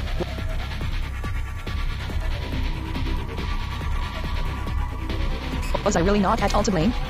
It was cold and still in my place. Like a little night just for me, in a corner of the big one. Now and then the sound of steps rose up to me and the echo came in louder and louder, droning, then dying away. Silence. I looked out again to see if anything was happening across the way. Nothing was happening except inside me, still asking myself the same questions. I was so tired from walking and finding nothing that I finally fell asleep in my coffin, my private night. Why kid ourselves? People have nothing to say to one another, they all talk about their own troubles and nothing else. Each man for himself, the earth for us all. They try to unload their unhappiness on someone else when making love, they do their damnedest. But it doesn't work, they keep it all, and then they start all over again, trying to find a place for it. You're pretty, mademoiselle, they say. And life takes hold of them again until the next time, and then they try the same little gimmick. You're very pretty, mademoiselle. And in between they boast that they've succeeded in getting rid of their unhappiness, but everyone knows it's not true and they've simply kept it all to themselves. Since at that little game you get uglier and more repulsive as you grow older, you can't hope to hide your unhappiness, your bankruptcy, any longer. In the end your features are marked with that hideous grimace that takes 20, 30 years or more to climb from your belly to your face. That's all a man is good for, that and no more, a grimace that he takes a whole lifetime to compose. The grimace a man would need to express his true soul without losing any of it is so heavy and complicated that he doesn't always succeed in completing it. Just then I was busy improving my soul with bills I couldn't pay, insignificant as they were, my impossible rent, my overcoat that was much too light for the season, and the grocer who laughed up his sleeve every time he saw me counting my pennies, hesitating to buy a piece of brie and blushing when the price of grapes started going up. And then my patients, who were never satisfied. Biebert's death hadn't done me any good in the neighborhood. His aunt didn't hold it against me, though. No, I can say she behaved badly. Under the circumstances. It was more from the Hain-Rurals in their private house that trouble and worry suddenly began raining down on me. One day Grandma Hain-Rural walked out of her shack without so much as a by your leave, ignoring her son and daughter-in-law, and decided entirely on her own to come and see me. She had a head on her shoulders. After that she came many times and asked me if I really thought she was insane, questioning me. Like that gave the old woman something to do. She'd wait in my so-called waiting room. 3 chairs and a little 3-legged table. When I got back that evening, I found her in the waiting room, comforting Biebert's aunt by telling her all about the relatives she herself had lost along the way before arriving at her age, nieces by the dozen, an uncle here and there, a father way back in the middle of the last century, any number of aunts, and her 141 daughters, who had passed on here and there. She couldn't quite remember where or how. Her own daughters had become so vague in her mind that she had to imagine them more or less, but still with deep sorrow when she spoke of them to someone else. By that time her own children were even less than memories. Around her aged loins she'd gathered a whole nation of humble ancient deaths, shades long silent, imperceptible sorrows, which, when I arrived, she was trying with considerable difficulty to rouse to a little life for the consolation of Biebert's aunt. And then Robinson dropped in to see me. Introductions all around. Friends. In fact it was then, as I later recollected, that Robinson got into the habit of meeting Grandma Hain-Rural in my waiting room. They'd sit and talk. Biebert was to be buried the next day.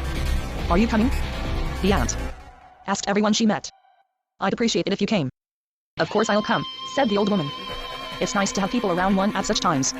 There was no keeping her in her hovel. She turned into a gadabout. Oh, I'm so glad you're coming, the aunt thanked her. And you, monsieur, will you come too? She asked. Robinson. Oh, I'm afraid of funerals, madam. You mustn't take it amiss, he said to get out of it. And then each of them talked a lot, all about his own affairs, almost violently. Even Grandma Hain-Rural joined in. They all talked much too loudly, like in a nut house. So I went in and took the old woman to my consulting room next door. I didn't have much to say to her, but she had questions for me. I promised not to go through with the commitment proceedings. We went back to the waiting room and sat down with Robinson and the aunt. We all talked for a good hour about the sad case of Biebert. Everyone in the neighborhood agreed that I had knocked myself out trying to save him, that you can fight fate, and that all in all, to everybody's surprise, I had behaved pretty well. When Grandma Hain-Rural heard the child's age, 7, she seemed to feel better. That relieved her in a way. The death of so young a child was just an accident in her opinion, not the same as a normal death, which might have given her food for thought. Robinson started in again telling us about the acids that burned his stomach and lungs, suffocated him, and made him spit black phlegm. But Grandma Hain-Rural didn't spit anything at all, and she didn't work with acids, so what Robinson had to say on the subject was of no interest to her. She had only come to size me up. She looked at me out of the corner of her lively bluish eyes as I spoke, and none of the latent tension between us escaped Robinson. It was dark in my waiting room. The big building on the other side of the street was howling before giving into the night. After that there were only our voices between us, and all that voices seem on the point of saying but never say. Once alone with Robinson, I tried to make it plain that I had no desire whatever to see him anymore, but that didn't stop him from coming back toward the end of the month, and almost every evening after that. It's true that his lungs were in bad shape. Monsieur Robinson has been asking for you again, said my concierge, who liked him. He doesn't seem to be getting better, does he? She added. He was coughing again when he came. She knew it annoyed me to hear her talk about him. It's true that he coughed. It's hopeless, he himself said. I'll never get over it. Wait till summer. A little patience. You'll see. It'll just stop. You know. The kind of thing you say in such cases. I couldn't cure him as long as he was working with acids. But I tried to cheer him up all the same. 142. It'll just stop? He'd say, you give me a pain. Do you think it's funny breathing like I do? I'd like to see you with a thing like this in your chest. This kind of thing in the chest get a man to own. Take it from me. You're depressed, you're having a bad time, but when you feel better, even a little better, you'll see. A little better? I'll feel a little better when I'm 8 feet under. I should have got killed in the war, then I'd feel really better. For you there was some sense in coming back. You can't complain. People cling to their rotten memories, to all their misfortunes, and you can't pry them loose. These things keep them busy. They avenge themselves for the injustice of the present by smearing the future inside them with shit. They're cowards deep down, and just. That's their nature. I stopped answering him. That made him angry. You see? You think the same as I do. To get him to leave me in peace, I made him up some cough syrup. It seems his neighbors complained that he coughed all the time and it kept them awake. While I was filling the bottle, he went on wondering out loud where he could have caught this stubborn cough. He also wanted me to give him injections of gold. salts. If the injections killed me, I wouldn't mind, you know. Naturally, I wouldn't have anything to do with this heroic therapy. Mostly I wanted him to go away. Just seeing him hanging around, I'd lost all my pleasure in life. It was already hard enough for me to keep from drifting with the current of my own failure, from giving in to my impulse to close up shop once and for all. 20 times a day I'd say to myself, what for? So listening to his lamentations in addition was really too much. You haven't any spirit, Robinson, I finally told him. You ought to get married, maybe that would give you some zest for life. If he'd got himself a wife, it would have taken him off my hands. The suggestion made him angry, and he left me. He didn't care for my advice, especially that kind. On the marriage issue he didn't even answer me. And I must admit, that was a pretty silly piece of advice. One Sunday when I wasn't on duty we went out together. We settled on the terrace of a cafe at the corner of the Boulevard Magnanime and ordered a small cassis and a Diabolo. 73. We didn't talk much, we didn't have much to say to each other. What good are words anyway when you know the score? You'll only come to blows. There aren't many buses on Sunday. Sitting on the terrace, it's almost a pleasure to see the boulevard so neat and clean, all rested like the people. The phonograph was playing in the cafe behind us. Hear that? Says Robinson. His phonograph is playing American tunes. I recognize them. It's the ones they played at Molly's place in Detroit. In the 2 years he'd spent there he hadn't gone very far into American life. Still, he'd been touched in a way by their brand of music, where they, too, tried to get away from the weight of routine and the crushing misery of having to do the same thing every day. While it's playing, they can shuffle about for a while. With a life that has no meaning. There's on both sides of the ocean. He was thinking so hard about all that he had hardly touched his cassis. A little dust was rising on all sides. Some children with big bellies and smudged faces were wandering around under the plane trees. They too were attracted by the phonograph records. Nobody can really resist music. You don't know what to do with your heart, you're glad to give it away. At the bottom of all music you have to hear the tune. Without notes, made just for us, the tune of death. A few shops still have the obstinacy to open on Sunday. The slipper woman comes out of her S-hop and 143. Parades her pounds of varicose veins from display to display, stopping to chat here and there. At the newsstand the morning papers hang yellow and limp, an enormous artichoke of news going bad. A dog takes a quick piss on them, the newswoman is dozing. An empty bus is heading back to its depot lickety split. Thoughts have their Sunday too, come to think of it. We're even more dazed than usual. Here we sit, empty, bewildered, contented.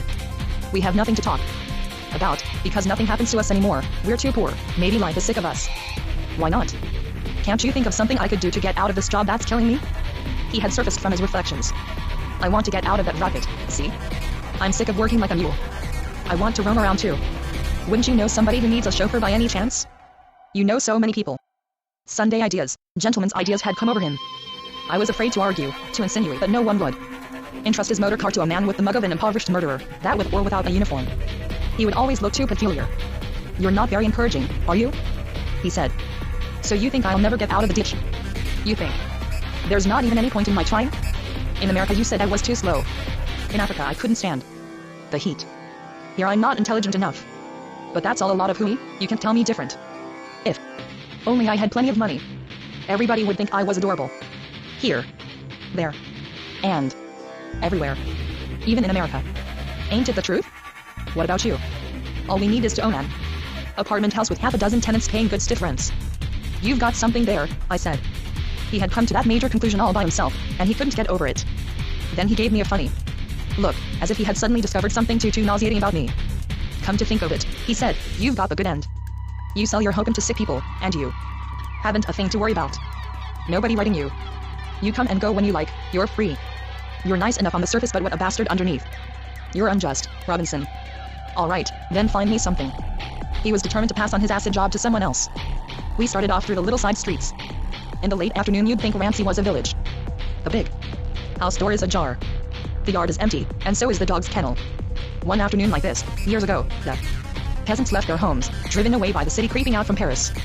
There are only one or two taverns left from those days, unsaleable, crumbling away, overgrown by limp wisteria vines, hanging down over walls reddened with coasters. The grating hung between two gargoyles has rusted till it can't rust anymore. All this past oddity touches it anymore. It's dying without any help from anyone. The present tenants are much too tired when they come home at night to do anything about the outside of their house. They just pile up, family by family, in what's left of the common rooms and drink. The ceiling is marked with rings of smoke left by the wobbly hanging lamps of those days.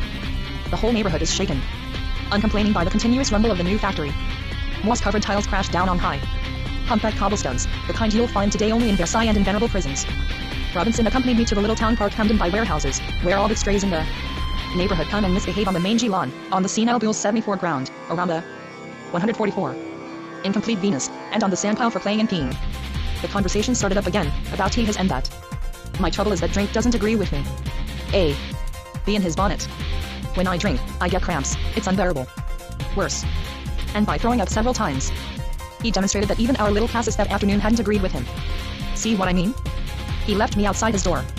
The Palace of Drafts, he said and vanished. I thought I wouldn't be seeing him. For a while. That night it looked as if my business might be picking up. I got 2 urgent calls from the same house, the one over the police station. On Sunday evening everybody. Let's go. Their sighs, their feelings, their impatience. Human dignity goes on a holiday spree. After a whole day of alcoholic freedom the slaves are stirring. There's no holding them. They sniff, they snort, they clank their chains.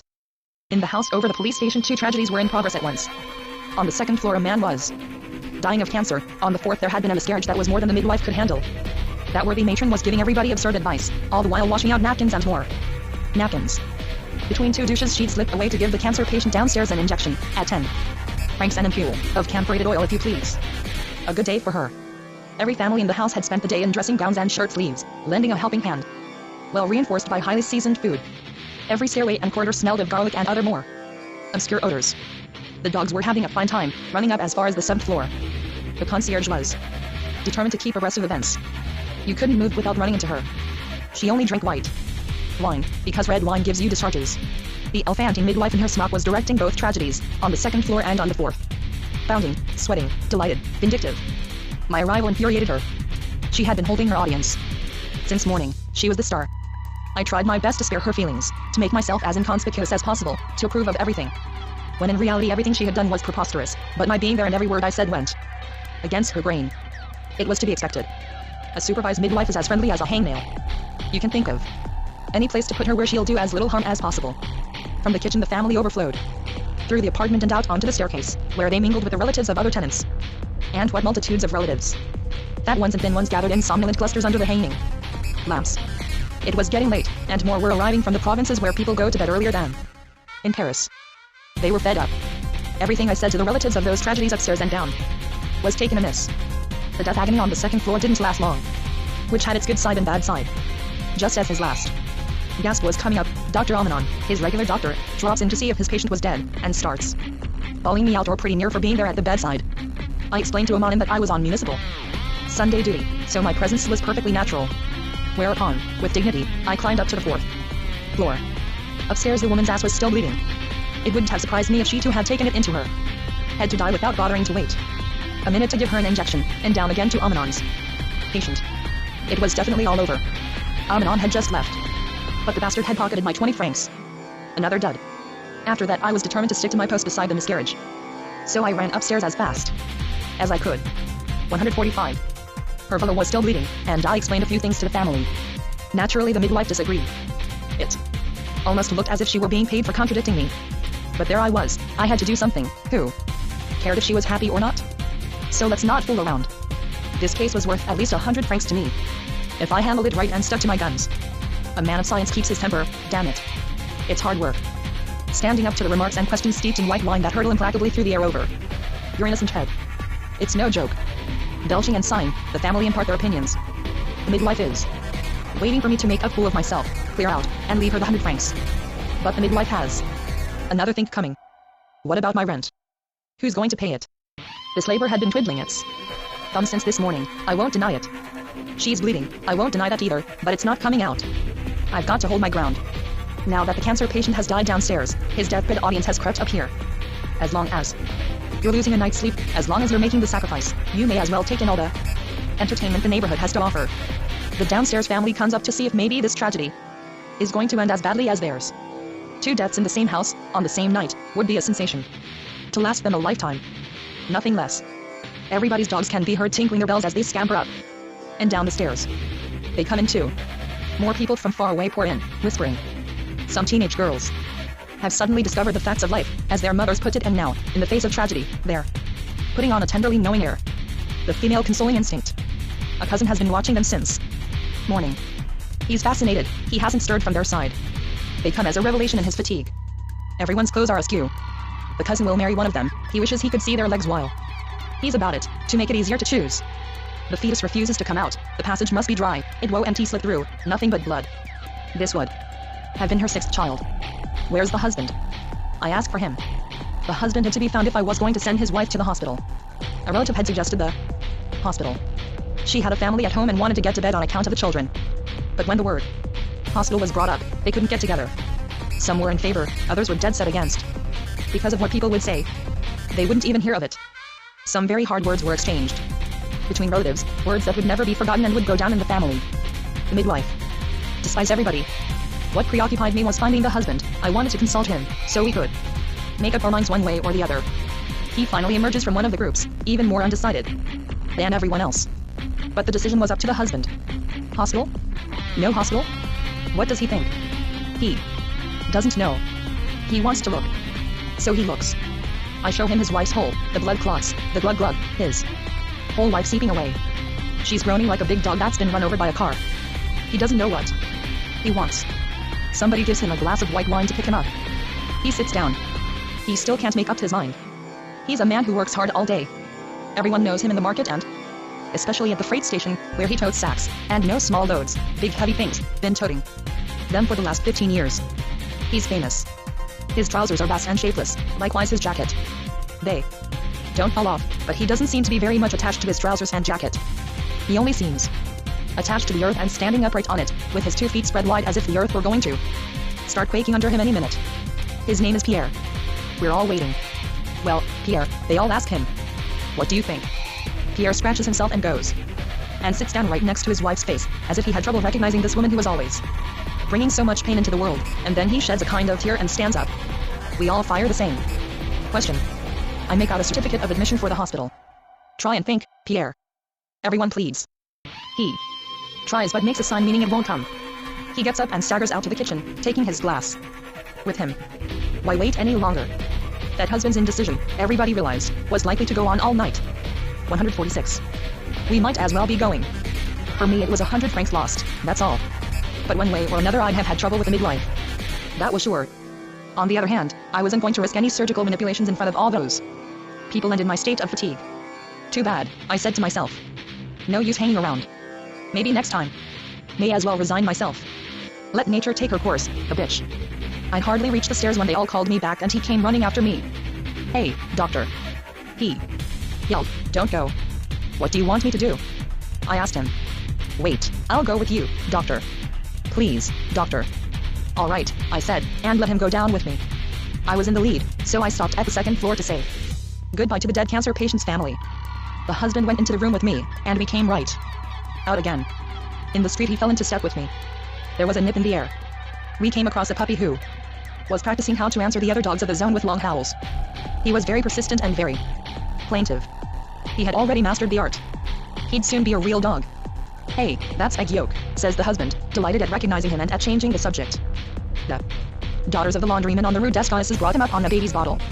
Do you know the laundryman's daughters? Yes, I said. As we were walking he told me about ways they had of feeding puppies on milk without its costing too much. But behind those words he was looking all the while for an idea in connection with his wife. A bar was open near the port. Coming in, doctor? I'll buy you a drink. I wasn't going to hurt his feelings. All right, I said. 2 coffees. I took the opportunity to talk about his wife. My talking about her turned him dead serious, but I still couldn't get him to make up his mind. There was a big bouquet on the bar counter. For Martroden's birthday, Martroden was the owner. A present from the children, he himself told us. So we had a vermouth with him and drank his health. The drunkenness, law and a framed school diploma were hanging on the wall. When he saw that, the husband absolutely insisted on the owner reciting the subprefectures of the lawyer and share department, because he had learned them in school and still knew them. Then he claimed it wasn't the owner's name on the diploma but somebody else's. That made the owner sore, so the husband came back and sat with me. He was in the throes of doubt again, so tormented that he didn't even see me leave. I never saw that husband again. Never. I was badly disappointed by the events of that Sunday and tired. Besides, I had hardly gone 100 yards in the street when I saw Robinson coming my way, loaded down with all kinds of boards, big ones and little ones. I recognized him in spite of the darkness. He was embarrassed at seeing me and tried to get away, but I stopped him. Why aren't you in bed? I asked him. Not so loud. He said. I've come from the building site. And what are you doing with all that wood? Building what? A coffin. You stole it, I bet? No. A rabbit hutch. 147. You raising rabbits now? No, it's for the Hain Royals. The Hain Royals? They've got rabbits? Yes, 3. They're going to keep them in the little yard, you know, where the old woman lies. You're fixing to build them a rabbit hutch at this time of night? Funny time too. It was his wife's idea. Some idea. What's she going to do with rabbits? Sell them? Make top hats? You'll have to ask her when you see her. As long as she comes across with 100 francs, This business with the rabbit hutch struck me as very odd at that time of night. I kept at him. He changed the subject. But what were you doing at their house? I asked. You didn't know the Hain Royals. The old lady took me to see them. That day I met her in your office. The old woman is a big talker. Once she gets started, you can't imagine. No getting away from her. So now I'm sort of pals with her. And with them too. Some people like me, you know. You never said a word about all that. But since you see them, maybe you know if they're managing to get the old woman committed. No, not from what they tell me. He wasn't enjoying this conversation at all. I could feel that. He didn't know how to get rid of me. But the slippier he got, the more I wanted to know. Life is hard, you got to admit it. The things a man has to do. He said vaguely. But I brought him back to the subject. I was determined to make him come clean. They say the Hain Royals have more money than meets the eye. What do you think, now that you've been seeing them? Yes, maybe they have, but one thing is sure, they want to get rid of the old woman. Robinson had never been much good at deception. It's because of the cost of living, you know, that keeps going up. That's why they want to get rid of her. They told me one time that you refused to certify her. Is that true? Then quickly, without insisting on an answer, he asked me which way I was going. Been visiting a patient? I told him something about my adventures with the husband I had just lost by the wayside. That gave him a good laugh, but it also made him cough. His cough doubled him up so bad I could hardly see him though he was right next to me. All I could vaguely make out was his hands, folded in front of his mouth like a big lidded flower, trembling in the night. He couldn't stop. It's the drafts, he finally said when the cough had spent itself and we'd come to the door of his house. One thing my pad is full of is drafts. And fleas. Have you got fleas in your place too? I had. Naturally, I told him. I bring them home from my patients. 148. Sick people smell of piss, don't they? He said. Yes, and sweat. All the same, he said slowly after thinking it over. I'd have liked to be a hospital orderly. Why? I'll tell you, because people with nothing wrong with them, you can't get around it, are frightening. Especially since the war. I know what they're thinking. They don't always know it themselves, but I know what they're thinking. As long as they're up, they think about killing you, but when they're sick, no two ways, they're not as frightening. You've got to be prepared for anything, I tell you, as long as they're up. Don't you see it that way? Yes, I had to say. Is that why you decided to become a doctor? He asked. Thinking it over, I realized that maybe Robinson was right. But then he hit another of his coughing fits. Your feet are wet, I said. You'll come down with pleurisy wandering around like this at night. Go home, I advised him. Go to bed. His nerves were on edge from all the coughing. I wouldn't be surprised if Grandma Hain Royal came down with the flu, he said, laughing and coughing into my ear. What makes you say that? You'll see, he said. What have they dreamed up now? That's all I can tell you. You'll see. Come on, Robinson, you stinker, tell me. You know I never repeat anything. Suddenly he wanted to make a clean breast of it, maybe in part to convince me that he wasn't as resigned and lily-livered as he looked. Go on. I prodded him in a whisper. You know I never talk. That was all the encouragement he needed. That's a fact, he admitted. You know how to keep your mouth shut. And right away he starts to come. Seriously clean. You wanted it, here it is. There wasn't a soul around us at that time of night on the Boulevard Cowdemans. Do you remember, he starts in, the story about those carrot peddlers? Offhand I didn't remember any story about carrot peddlers. Come off it, he insists. You know. You told me the story yourself. That's right. All at once it came back to me. The brakeman on the Rue des Premiers? The one who got his balls blown off while stealing rabbits. Yes, that's it, from the grocer on the Quai d'Argenteuil. Yes, I say. I remember now. So what? I still didn't see the connection between that ancient incident and Grandma Hain Royal. 149. He came out with it soon enough. Don't you see? No, I said. But soon I was afraid to see. You're being awfully slow.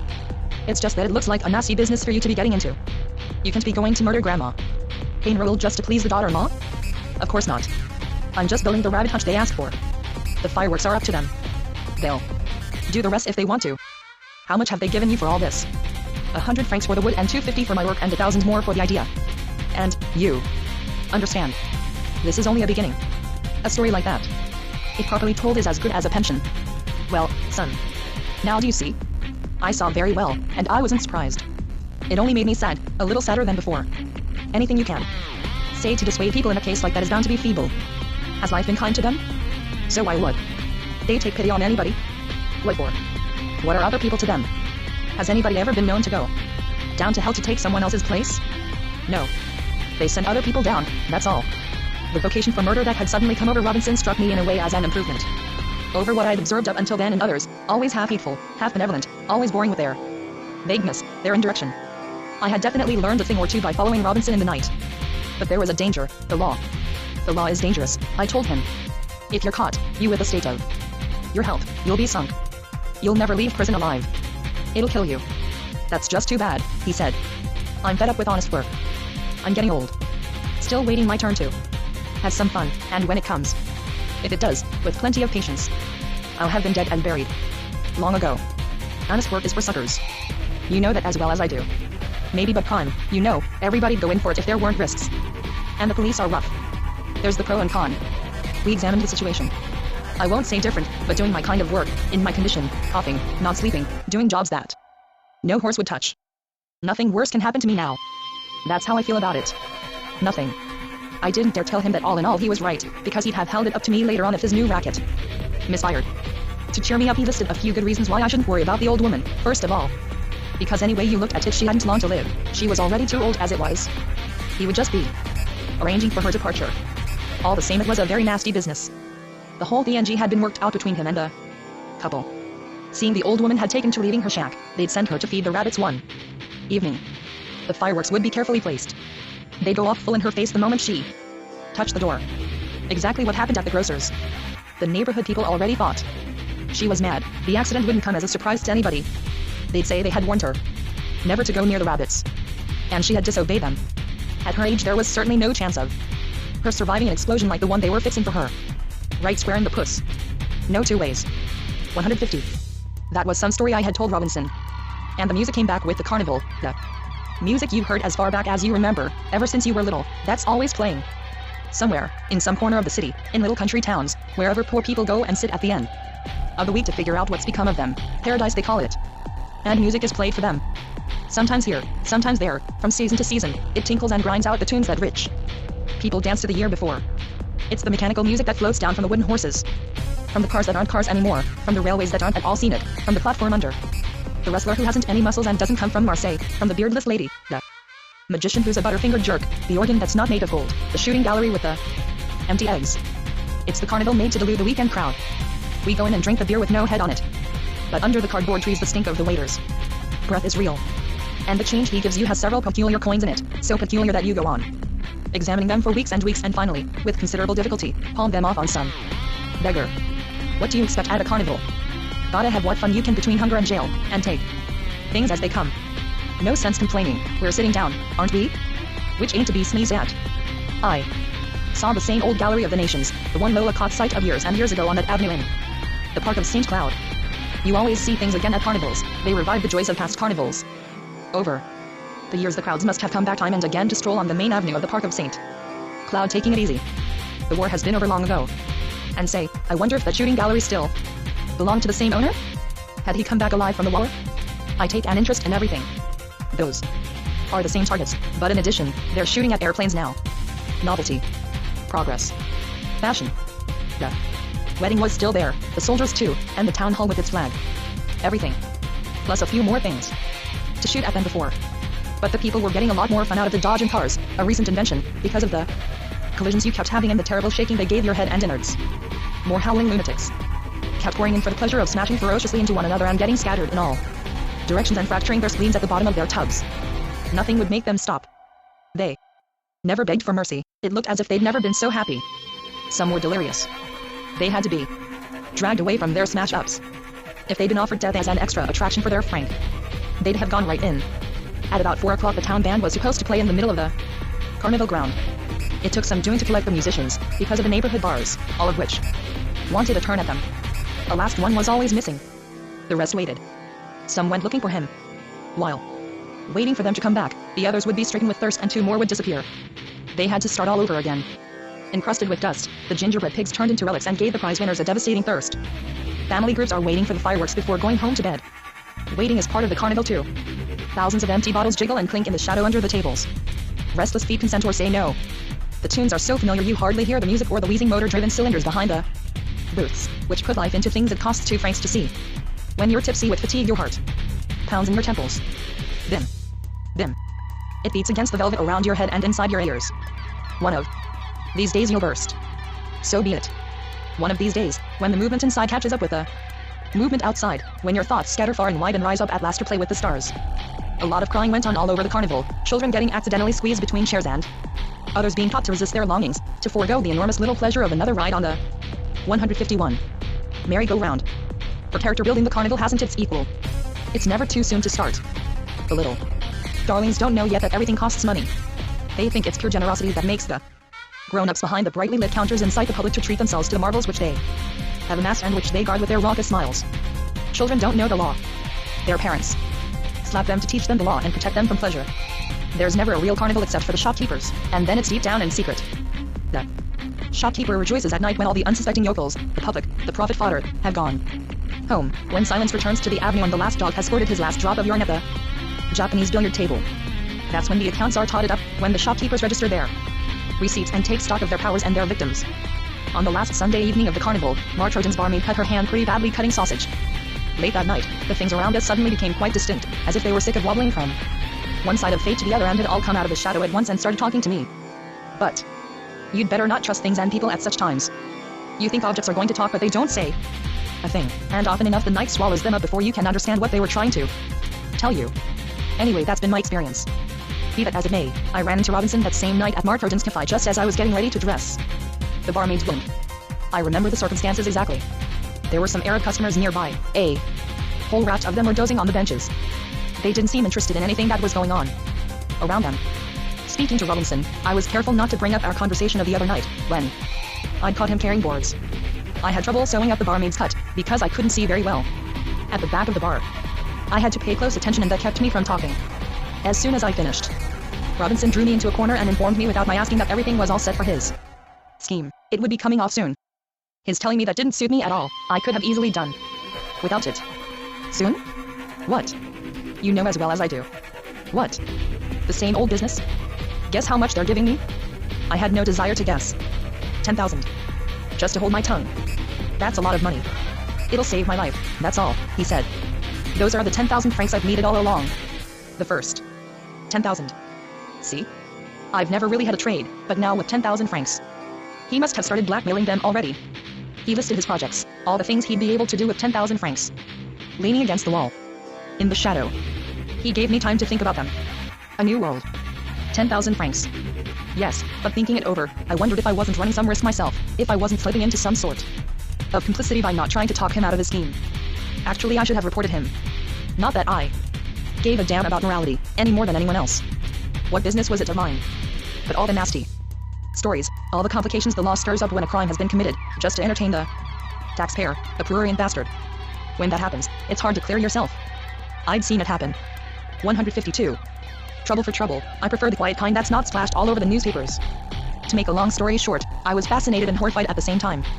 I'd gone as far, and once again, I hadn't the courage to get really to the bottom of things. Now that the time had come to open my eyes in the darkness, I almost preferred to keep them shut. But Robinson seemed to want me to open them, to know all about it. To change the subject a bit, as we roamed around the room, I started talking about women. He didn't think much of women. You know, he said, I can get along fine without women, their big asses, their fat eyes, their rosebud lips, their bellies that always have something growing in them, if it's not a bread it's a disease. Their smiles won't pay your rent for you. Take me in my pad. If I had a woman, it wouldn't do me a bit of good to show the landlord her ass on the 15th of the month, he wouldn't reduce the rent. Robinson had a thing about independence.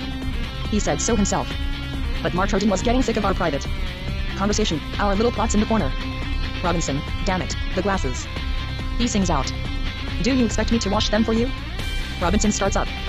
You see, he informs me, I'm filling in here. It was carnival time, all right. Martroden was having a hard time counting out the take, it was getting on his nerves. The Arabs left except for the two who are still dozing by the door.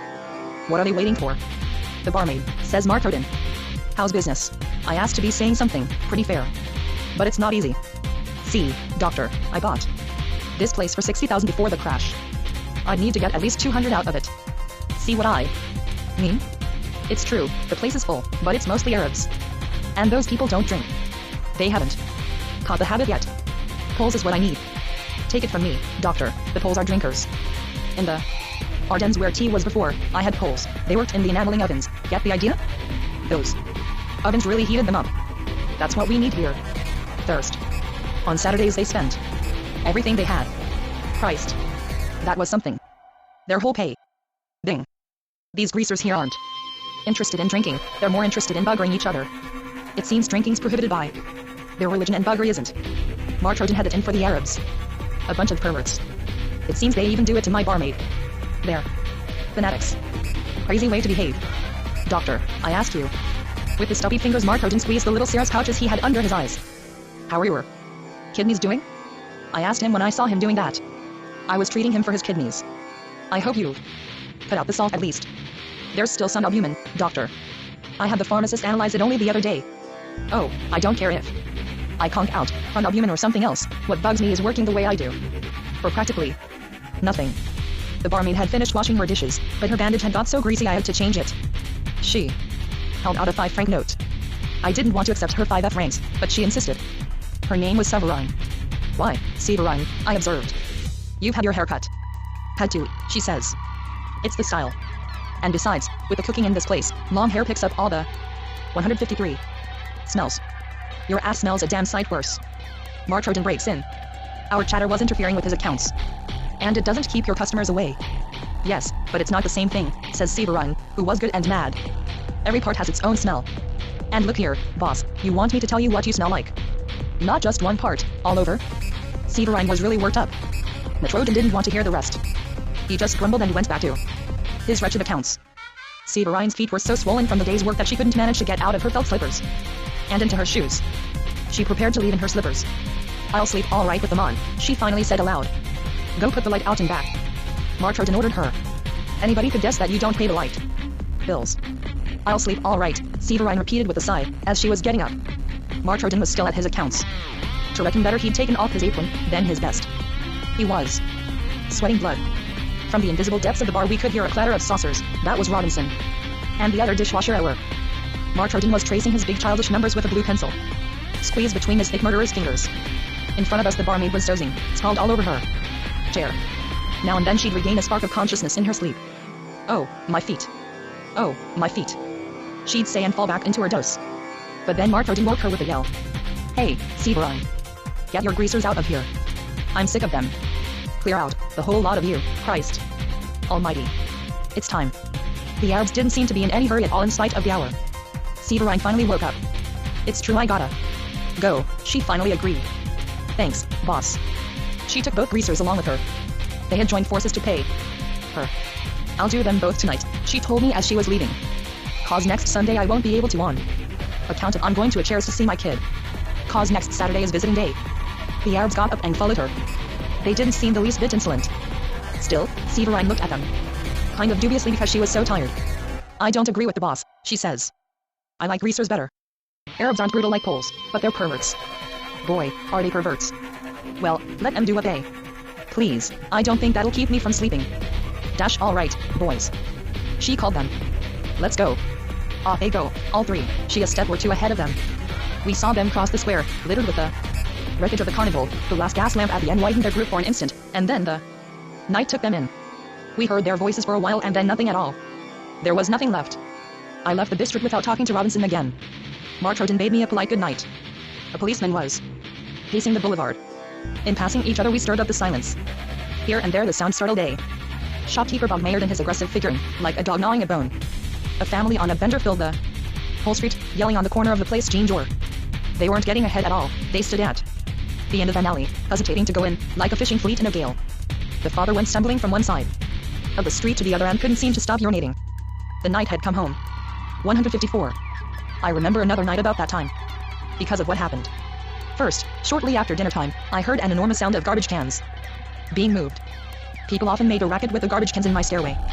Then a woman moaning, sighing. I opened my door a crack, but I didn't move. If I came out after an accident without being called, they'd probably think of me as a helpful neighbor, and my medical assistance wouldn't have to be paid for.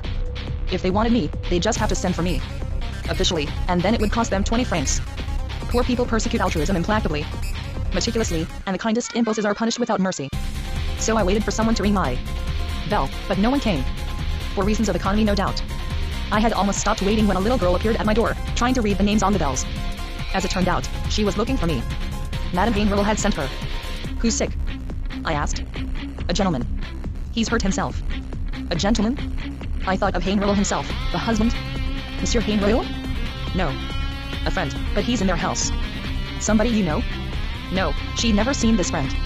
It was cold out, the child ran, I walked fast. How did it happen? I don't know. We skirted a small park, the remains of an old forest, where at night a long, slow winter mist would catch between the trees. One little street after another. We soon came to the house. The child didn't say goodbye to me, she was afraid to go nearer. Madame Hainril, the daughter-in-law, was standing on the front steps under the awning, waiting for me. Her oil lamp was flickering in the wind. This way, doctor. This way. She called out. Has your husband hurt himself? I asked her. Go right in, she said rather brusquely, without even giving me time to think. I ran smack into the old woman, who began to yap and light into me while I was still in the hallway. A broadside. Oh, the monsters. The bandits. Doctor. They tried to kill me. So they'd come a cropper. Kill you? I said with an air of surprise. Why would they want to do that? Because I was taking too long to die. Use your brains, damn it. Naturally I don't want to die. Mother. Mother. The daughter-in-law broke and you've taken leave of your wits. How can you say such awful things to the doctor? Awful things, is it? Well, you slut, you've got an all-fired nerve. Taken leave of my wits, have I? I've got wits. Enough to see the whole lot of you hang. Believe you me. But who's hurt? Where is he? You'll see who. The old woman puts in the murderer. He's upstairs on their bed. A fine mess he's made. 155. Of your bed, you hussy. Got his no good blood all over your mattress. His blood, not mine. What filthy, rotten blood that must be. You won't wash that out in a hurry. Take it from me, that murderer's blood will stink for a long time to come. Some people go to the theater for excitement. Not us, we've got a theater. Right here. It's upstairs, doctor. Real theater, no make-believe. Don't miss it. Hurry, hurry. Maybe the dirty dog will be dead before you get there. And then you won't see a thing. The daughter-in-law tried to hush her up, for fear she'd be heard on the street. In spite of the situation, the daughter-in-law didn't seem terribly upset, only put out that their scheme had misfired, but her opinions were unchanged. In fact, she was dead sure she'd been right. Oh, doctor, listen to her. Isn't it shameful? When I've always tried so hard to make her life pleasant. You know that. Didn't I keep urging her to go and stay with the sisters? Hearing about the sisters again was too much for the old woman. To paradise. Yes, you slut, that's where you all wanted to send me. Oh, you bandits. That devil upstairs, that's why you and your husband brought him here. To kill me, that's right, not to send me to any sisters. He botched it, the man's all thumbs if you ask me. Go on, doctor, go and see what that bastard upstairs has done to himself. Oh yes, him and nobody else. I hope he croaks. Go on, doctor. Go see him before it's too late. If the daughter-in-law didn't seem dejected, the old woman was even less so. The plot had almost wiped her out, but she wasn't as indignant as she put on. It was all an act. Actually, that bungled murder had revived her, raised her up from the creeping tomb she'd been shut up in all those years at the back of the moldering garden. Latent life and indestructible vitality had come back and was running through her veins. She was indecently relishing not only her victory but also the prospect of having something to torment her mean-hearted daughter-in-law with for the rest of her life. She had her where she wanted her now. She was bent on my knowing every detail of the miscarried plot and how it had all happened. And do you know where I met that murderer? She went on in the same exalted register, especially for my benefit. In your waiting room. That's right, doctor, and I didn't trust him. I didn't trust him this far. Do you know what he first suggested to me? He wanted to bump you off, you bitch. That's right, you slut. And she too. I assure you. He has the same propositions for everybody. It's common knowledge. So, you see, you hussy, I know how he makes his living. I know all about him. His name is Robinson. Deny it. If you dare. Tell me that's not his name. As soon as I saw him whispering in corners with you two, I had my suspicions. And a good thing too. If I hadn't been suspicious, where'd I be now? Over and over again the old woman told me how it had all happened. The rabbit had moved while he was fastening the fireworks to the door of the hutch. Meanwhile she had been watching him from her shack. She'd had a ringside seat, as she put it. The contraption was loaded with buckshot. It had gone off in his face while he was connecting it up, right in his eyes. A man's not easy in his mind when he's plotting murder, she concluded. What would you expect? Anyway, for butterfingered incompetence, it took the cake. That's what they've done to men lately, the old woman went on. That's right. matter of habit. They have to kill to eat. They're not satisfied anymore to steal their daily bread or kill their grandmothers. Nobody's ever seen anything like it. Never. It's the end of the world. Wickedness is all they're good for. And you. Now. Up to your necks in it. And him gone blind. You'll have him on your hands for the rest of your days. What do you think of that? Him and his slimy tricks. The daughter-in-law didn't say a word, but she must have worked out her plan. She was a really 156 concentrated villain. While we were busy with our reflections, the old woman went looking through the rooms for her son. And you know, doctor, I have a son. Where's he got to? What's he up to now? She staggered down the corridor, shaken by non-stop laughter. Old people don't usually laugh so hard except in the bug house. When you hear a thing like that, you wonder what the world's coming to. She was bent on finding her son. He'd escaped into the street. All right, let him hide. He can live forever for all I care. Now he'll have to live with that scum upstairs. Serves him right, live with the two of them, including our friend who'll never see again. And support him. Hee. Square in the face. I saw it. I saw it from start to finish. Boom boom. I saw it, all right. And it wasn't a rabbit. I assure you. Damn it all, doctor, where's my son? Haven't you seen him? There's another dirty dog, always. Been even deeper than her, but now finally the viciousness of his crummy character has come out. Oh yes. It's come out all right. It takes a long time for a low character like his to come out. But when it does, it's rotten to the core. You can't deny it, doctor. Something worth seeing. She was having a fine time. She wanted to impress me with her superiority to the situation and to confound us all, to humiliate us, so to speak. She had hit on a good role and was working it for all it was worth. An emotional binge. Which is always a pleasure. There's no limit to our happiness as long as we're capable of playing a part. She was sick of old folks' Jeremiads, the only part she'd been given in the last 20 years. She never let go of this new, virulent, unhoped-for role that had come her way. Old age means not having a passionate role to play anymore, seeing your theater fold up on you, so there's nothing but death to look forward to. All of a sudden the old woman's zest had come back to her with her new and ardent role, the Avenger. She didn't want to die anymore, not in the least. She radiated the desire to live, the affirmation of life. In melodrama, she had found new fires, real fire. She was warning herself, she had no desire to leave the new fire, to leave us. For a long while she had almost ceased to believe there was any fire. She hadn't known what to do to stop herself from dying at the back of her dim-witted garden. And then suddenly this tempest of hard-hot reality had hit her. My death. Grandma Hainril was shrieking now. That's something I want to see. Do you hear? I've still got my two eyes. I want to get a good look at it. She never wanted to die. Never. That was definite. She had stopped believing in her death. Everybody knows that such situations are hard to manage and that managing them is always very expensive. In the first place, we didn't even know where to put Robinson. In the hospital? Obviously that would make for loose tongues, all sorts of gossip. Send him back to his pad? Unthinkable, with his face in that condition. Like it or not, the Hainrils had to keep him. He lay in bed upstairs, in a pitiful state. He was terrified of being thrown out and prosecuted. Not hard to see why. It was one of those things that you really can't tell anyone about. We kept the blinds in his room carefully drawn, but people, the neighbors, started passing through that street more often than usual, just to look up at the shutters and ask for news of the injured man. We gave T-Ham news all right, we told them fairy stories.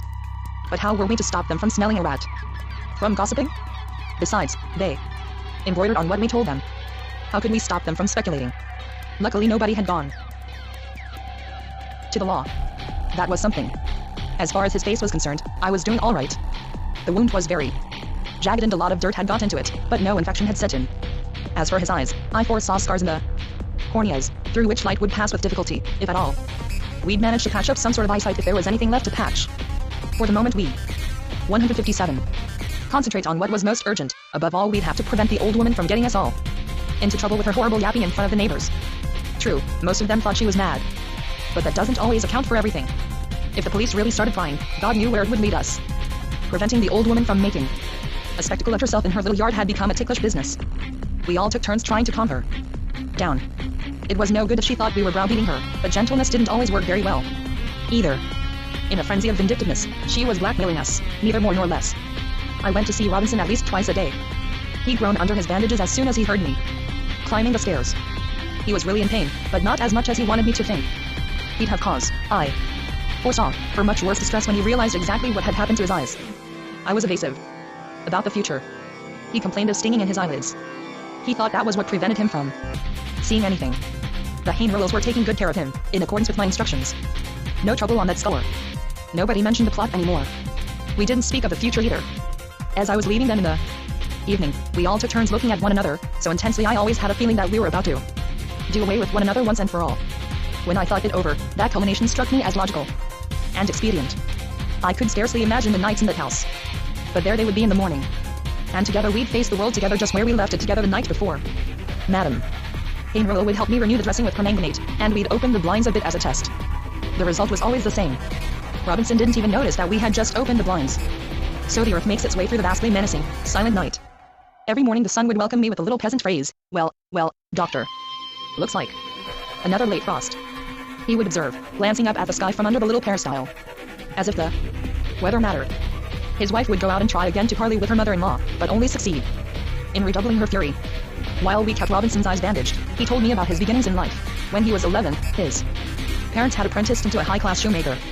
One day he delivered a pair of shoes to a lady customer, and she invited him to share a pleasure which up until then he had known only in his imagination.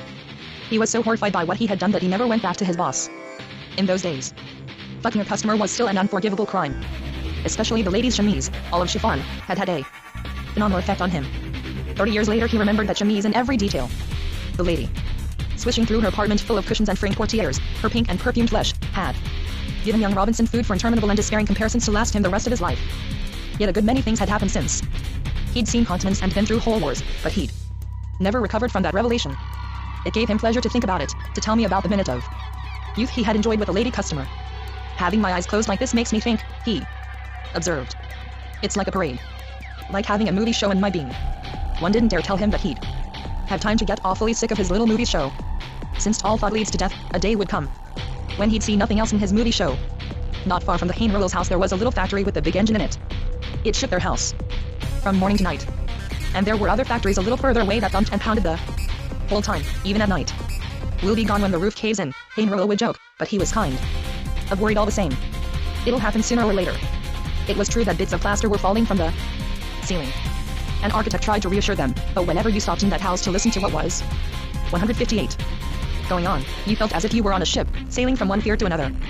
Passengers, shut up between decks, making plans even sadder than life, economizing and dreading the darkness as well as the light. Hain Rural would go up to the bedroom after lunch to read a while to Robinson, as I'd asked him to. The days passed. He treated Hain Rural, too, to the story about that marvelous lady customer he had made in the days of his apprenticeship. After a while the story became a kind of collective joke for everyone in the house. That's what happens to our secrets when we spread them abroad. There's nothing terrible inside us, or on earth or possibly in heaven itself except what hasn't been said yet.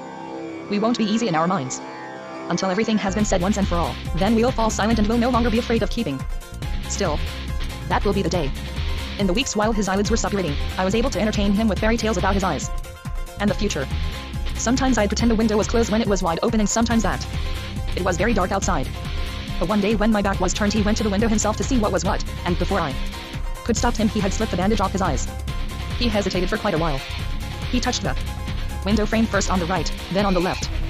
He couldn't believe it, but in the end he had to. There was no getting around it. Bardamu! He shouted. Bardamu! It's open. The window's open, I tell you. Didn't know what to say. I stood there like an idiot. He was holding both arms out of the window, in the fresh air. Naturally he couldn't see a thing, but he felt the air. He stretched his arms out in his darkness as far as he could, as if he were trying to touch the end of it. He didn't want to believe it. His own private darkness. I pushed him back into his bed and said things to comfort him, but he didn't believe me anymore. He was crying. He, too, had come to the end. There was nothing more we could say to him. A time comes when you're all alone, when you've come to the end of everything that can happen to you. It's the end of the world. Even grief, your own grief, doesn't answer you anymore, and you have to retrace your steps, to go back among people. It makes no difference who. You're not choosy at times like that, because even to weep you have to go back where everything starts all over, back among people. What will you do with him when he's better? I asked the daughter-in-law at lunch after this scene. They had asked me to stay and eat with them in the kitchen. Neither of them had any serious idea of how to get out of the mess they were in. The cost of buying him a pension terrified them, especially her, because she knew more about the price of arrangements for invalids. She had even gone to the public welfare and taken steps they avoided mentioning to me. One evening after my second visit Robinson did everything he could think of to keep me with him. He wanted me to stay a bit later than usual. He went on rehashing all the memories he could muster about the things we had done and the places we had been together, even things we had never tried to remember before. He remembered things we had never had time to bring up. In his seclusion, the world we had explored seemed to pour back on him with all the moans, the kindnesses, the old clothes, the friends we had left behind us. In his eyeless head he had opened a shot full of outworn emotions. I'll kill myself. He notified me when his misery seemed too great to bear. And yet he managed to bear his misery a little longer, like a weight that was much too heavy and infinitely useless, misery on a road where he met no one to whom he could speak of it. It was just too big and complicated. He couldn't have explained this misery of his. It exceeded his education. He was a natural-born coward. I knew it, and so did he. He kept hoping we'd save him from the truth, but on the other hand, I was beginning to wonder if there was anywhere such a thing as a real coward. It looks like any man has things he is willing to die for, quickly and gladly. Except that a chance to die pleasantly, the 159 chance he's looking for, doesn't always materialize. So he goes off somewhere to die as best he can. He sticks around on Earth and everybody takes him for a jerk and a coward, but the truth is that he simply lacks conviction. He only seems to be a coward. Robinson was not prepared to die under the conditions offered. Under different conditions he might have been delighted. All in all, death is something like marriage. This particular death didn't appeal to him, that was the long and the short of it. Then he'd have to resign himself and accept his helplessness and distress. But for the moment he was frantically busy splotching his soul with misery and distress. Later he'd put order into his misery and then a real new life would begin. He'd have to. You may not believe me, he said to me that evening after dinner, piecing bits of memories together. I've never had much of a gift for languages, but do you know, toward the end in Detroit I managed to carry on a bit of a conversation in English. I've forgotten it now, all except one little phrase. 2 words. They've been coming back to me ever since this thing happened to my eyes. Gentlemen first. That's just about all I can say in English now. I don't know why. Of course, it's an easy thing to remember. Gentlemen first. To take his mind off his troubles, we tried talking English together. We kept repeating gentlemen first over and over again like idiots apropos of everything and nothing. A private joke. And we even taught it to Hayne Royal, who'd come up for a while to keep tabs on us. While stirring up memories, we started wondering what might be left of all that. Of all the things we'd known together. We wondered what could have become of Molly, our sweet Molly. As for Lola, I just as soon have forgotten her, but come to think of it I'd have welcomed the news of them all, even little Mousine, while I was at it. Who was probably living in Paris, nearby. Practically next door, in fact. Still, I'd have had to bestir myself to find out about her. There were so many people whose names, mannerisms, and addresses I had lost, whose friendliness and even their smiles, after so many years and years of trouble and worrying about the next meal, must have turned into pathetic grimaces, like old cheeses. Even memories have their youth. When you let them grow old, they turn into revolting phantoms dripping with selfishness, vanity, and lies. They rot like apples. So we talked about our youth, mulling it over. We didn't trust it. Which reminded me, I hadn't been to see my mother in a long time. And those visits had never done my nervous system any good. When it came to sadness, my mother was worse than me. Still in her little shop, she seemed after all those years and years to make a point of piling up disappointments around her. When I went to see her, she'd say, you know, Aunt Hortense died 2 months ago in Caldence's. Maybe you should have gone. And Clementin, you remember Clementin? The floor polisher who played with you when you were little. Well, they picked him up the day before. Yesterday on the Rue Boucher. He hadn't eaten in 3 days. Robinson's childhood had been so dismal he didn't know what to say when he thought of it, except for the episode with a lady customer. He couldn't find anything, even in the far corners, that didn't make him sick with despair. It was like a house full of repugnant, foul-smelling objects, brooms, slop jars, housewives, and smacks in the face. Monsieur Hayne had nothing to say of his own youth, including his military service, except that he'd had his picture taken with a pom-pom, and that picture was still hanging over the wardrobe. When he'd gone back down, Robinson told me how worried he was that he'd never get the promised 10,000 francs now. Don't count on them, was my advice. I thought it best to prepare him for that new disappointment. Some bits of shot left over from the explosion kept surfacing at the edges of his wound. I removed them in 160. Several installments, a few each day. The pain was bad when I probed just above the conjunctiva. We had taken every possible precaution, but the neighborhood people gossiped right and left all the same. Luckily Robinson suspected nothing. It would have made him a lot sicker than he was. No doubt about it. There was suspicion all around us. Moving about the house in her slippers, Madame Hayne was quieter and quieter. You weren't expecting her and then she'd be right on top of you. What with the reefs all around us, the least doubt could wreck us all. Then the whole ship would crack, split, crash, come apart at the seams, and wash up on the shore. Robinson, the grandmother, the fireworks, the rabbit, his eyes, the unlikely son, the murdering daughter-in-law, would all end up with our garbage and our rotten secrets in the office of some furious examining magistrate. I wasn't very pleased with myself. Not that I had done anything positively criminal. I hadn't. But I felt guilty all the same. I was especially guilty of wishing deep down that this whole business would go on. In fact, I couldn't see any objection to all of us together drifting deeper and deeper into the night. To tell the truth, there was no need of wishing. Things were moving all by themselves, and moving fast. The rich don't have to kill to eat. They employ people, as they call it. The rich don't do evil themselves. They pay people do all they can to please them, and everybody's happy. They have beautiful women, the poor have ugly ones. Clothing aside, they're the product of centuries. Easy to look at, well-fed, well-washed. After all these years, life can boast no greater accomplishment. It's no use trying. We slide, we skid, we fall back into the alcohol that preserves the living and the dead. We get nowhere. It's been proved. After all these centuries of watching our domestic animals coming into the world, laboring and dying before our eyes without anything more unusual ever happening to them either, than taking up the same insipid fiasco where so many other animals had left off, we should have caught on. Endless waves of useless beings keep rising from deep down in the ages to die in front of our noses, and yet, here we stay, hoping for something. We're not even capable of thinking death through. The women of the rich, well-fed, well-lied to, well-rested, tend to be good-looking. That's a fact. And maybe, after all, it's enough. How do I know? Maybe that's the reason for living. Don't you think the women in America were prettier than the ones here? Vincent had been asking me things like that ever since he'd started chewing on his travels. He was getting curious. He even started talking about women. I wasn't going to see him quite so often now, because about that time I was put in charge of a small neighborhood dispensary for tuberculosis. I may as well call a spade a spade. It brought in 800 francs a month. My patients were mostly people from the zone, that village of sorts, which never succeeds in picking itself entirely out of the mud and garbage, bordered by paths where precocious snobbness little girls play hooky under the fences to garner a franc, a handful of French fries, and a dose of gonorrhea from some sex fiend.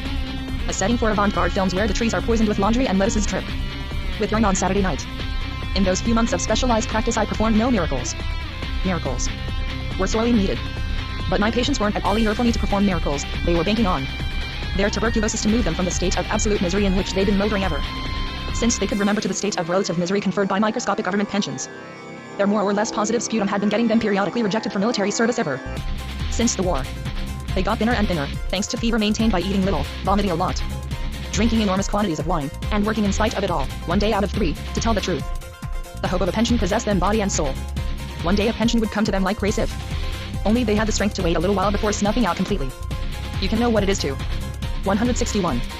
Come back and wait for something if you haven't seen all the coming back and waiting poor people expecting a pension can do. While the rain came down outside, they'd spent whole afternoons and evenings hoping in the corridor and doorway of my rundown dispensary, stirring up their hopes of percentages, their longing for definitely positive sputum, genuine 100% tubercular sputum. Their hope of getting cured came far behind their hope for a pension. Of course they also thought about getting cured, but very little. They were much too dazzled by their dreams of an income, however infinitesimal. This ultimate, uncompromising desire left room only for negligible wishes, and even their death became by comparison a side issue, a sporting risk. Death, after all, is only a matter of a few hours, a few minutes, but a pension is like poverty, it lasts a whole lifetime.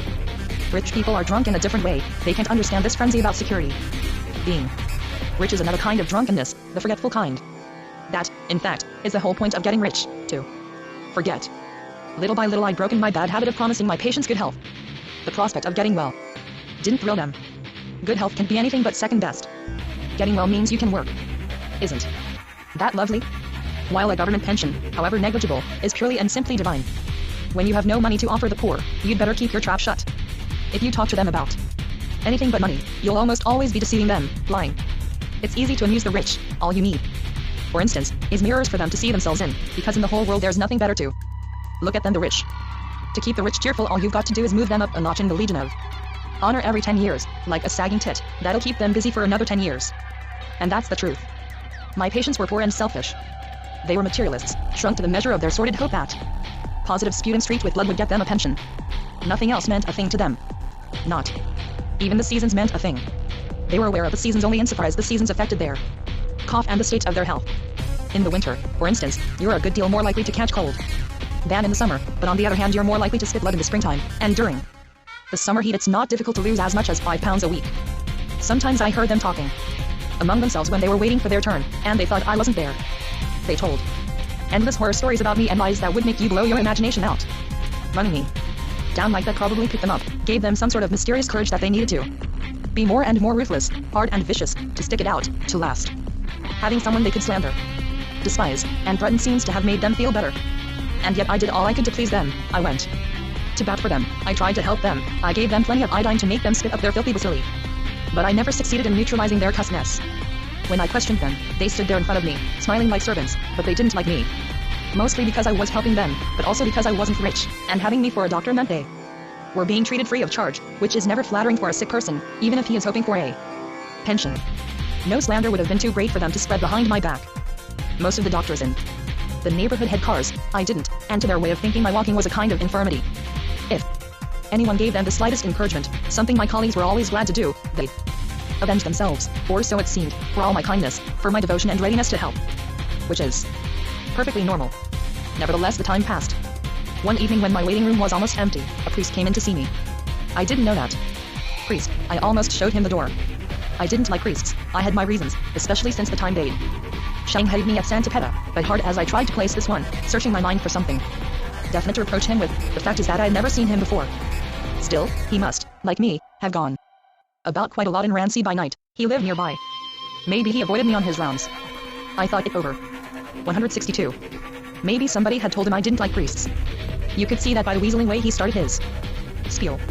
One thing is sure, he had never jostled each other around the same sickbeds.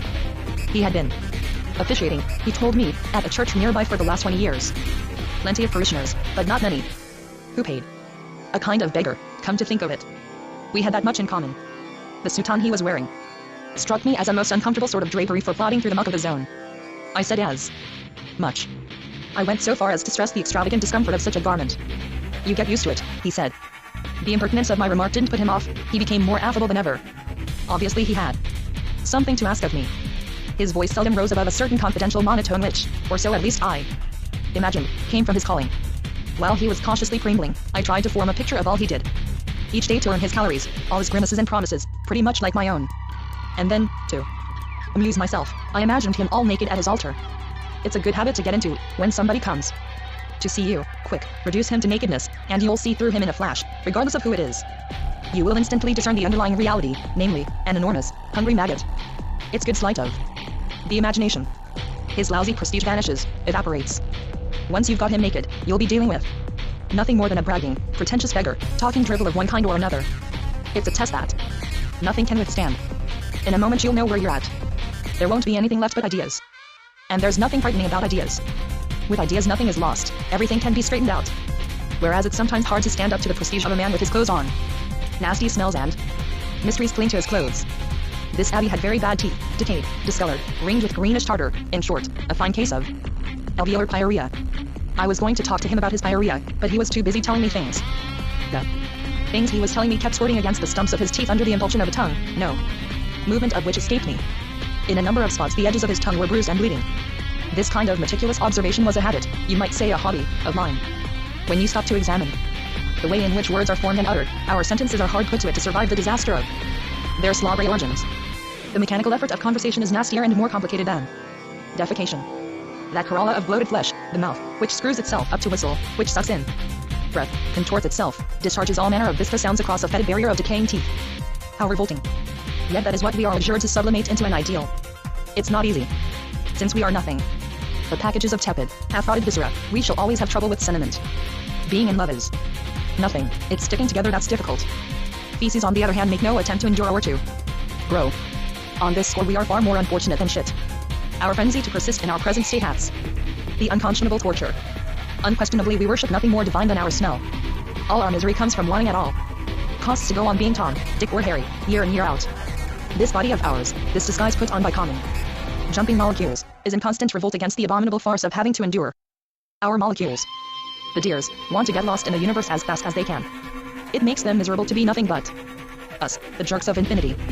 We'd burst if we had the courage, day after day we come very close to it. The atomic torture we love so is locked up inside us with our pride.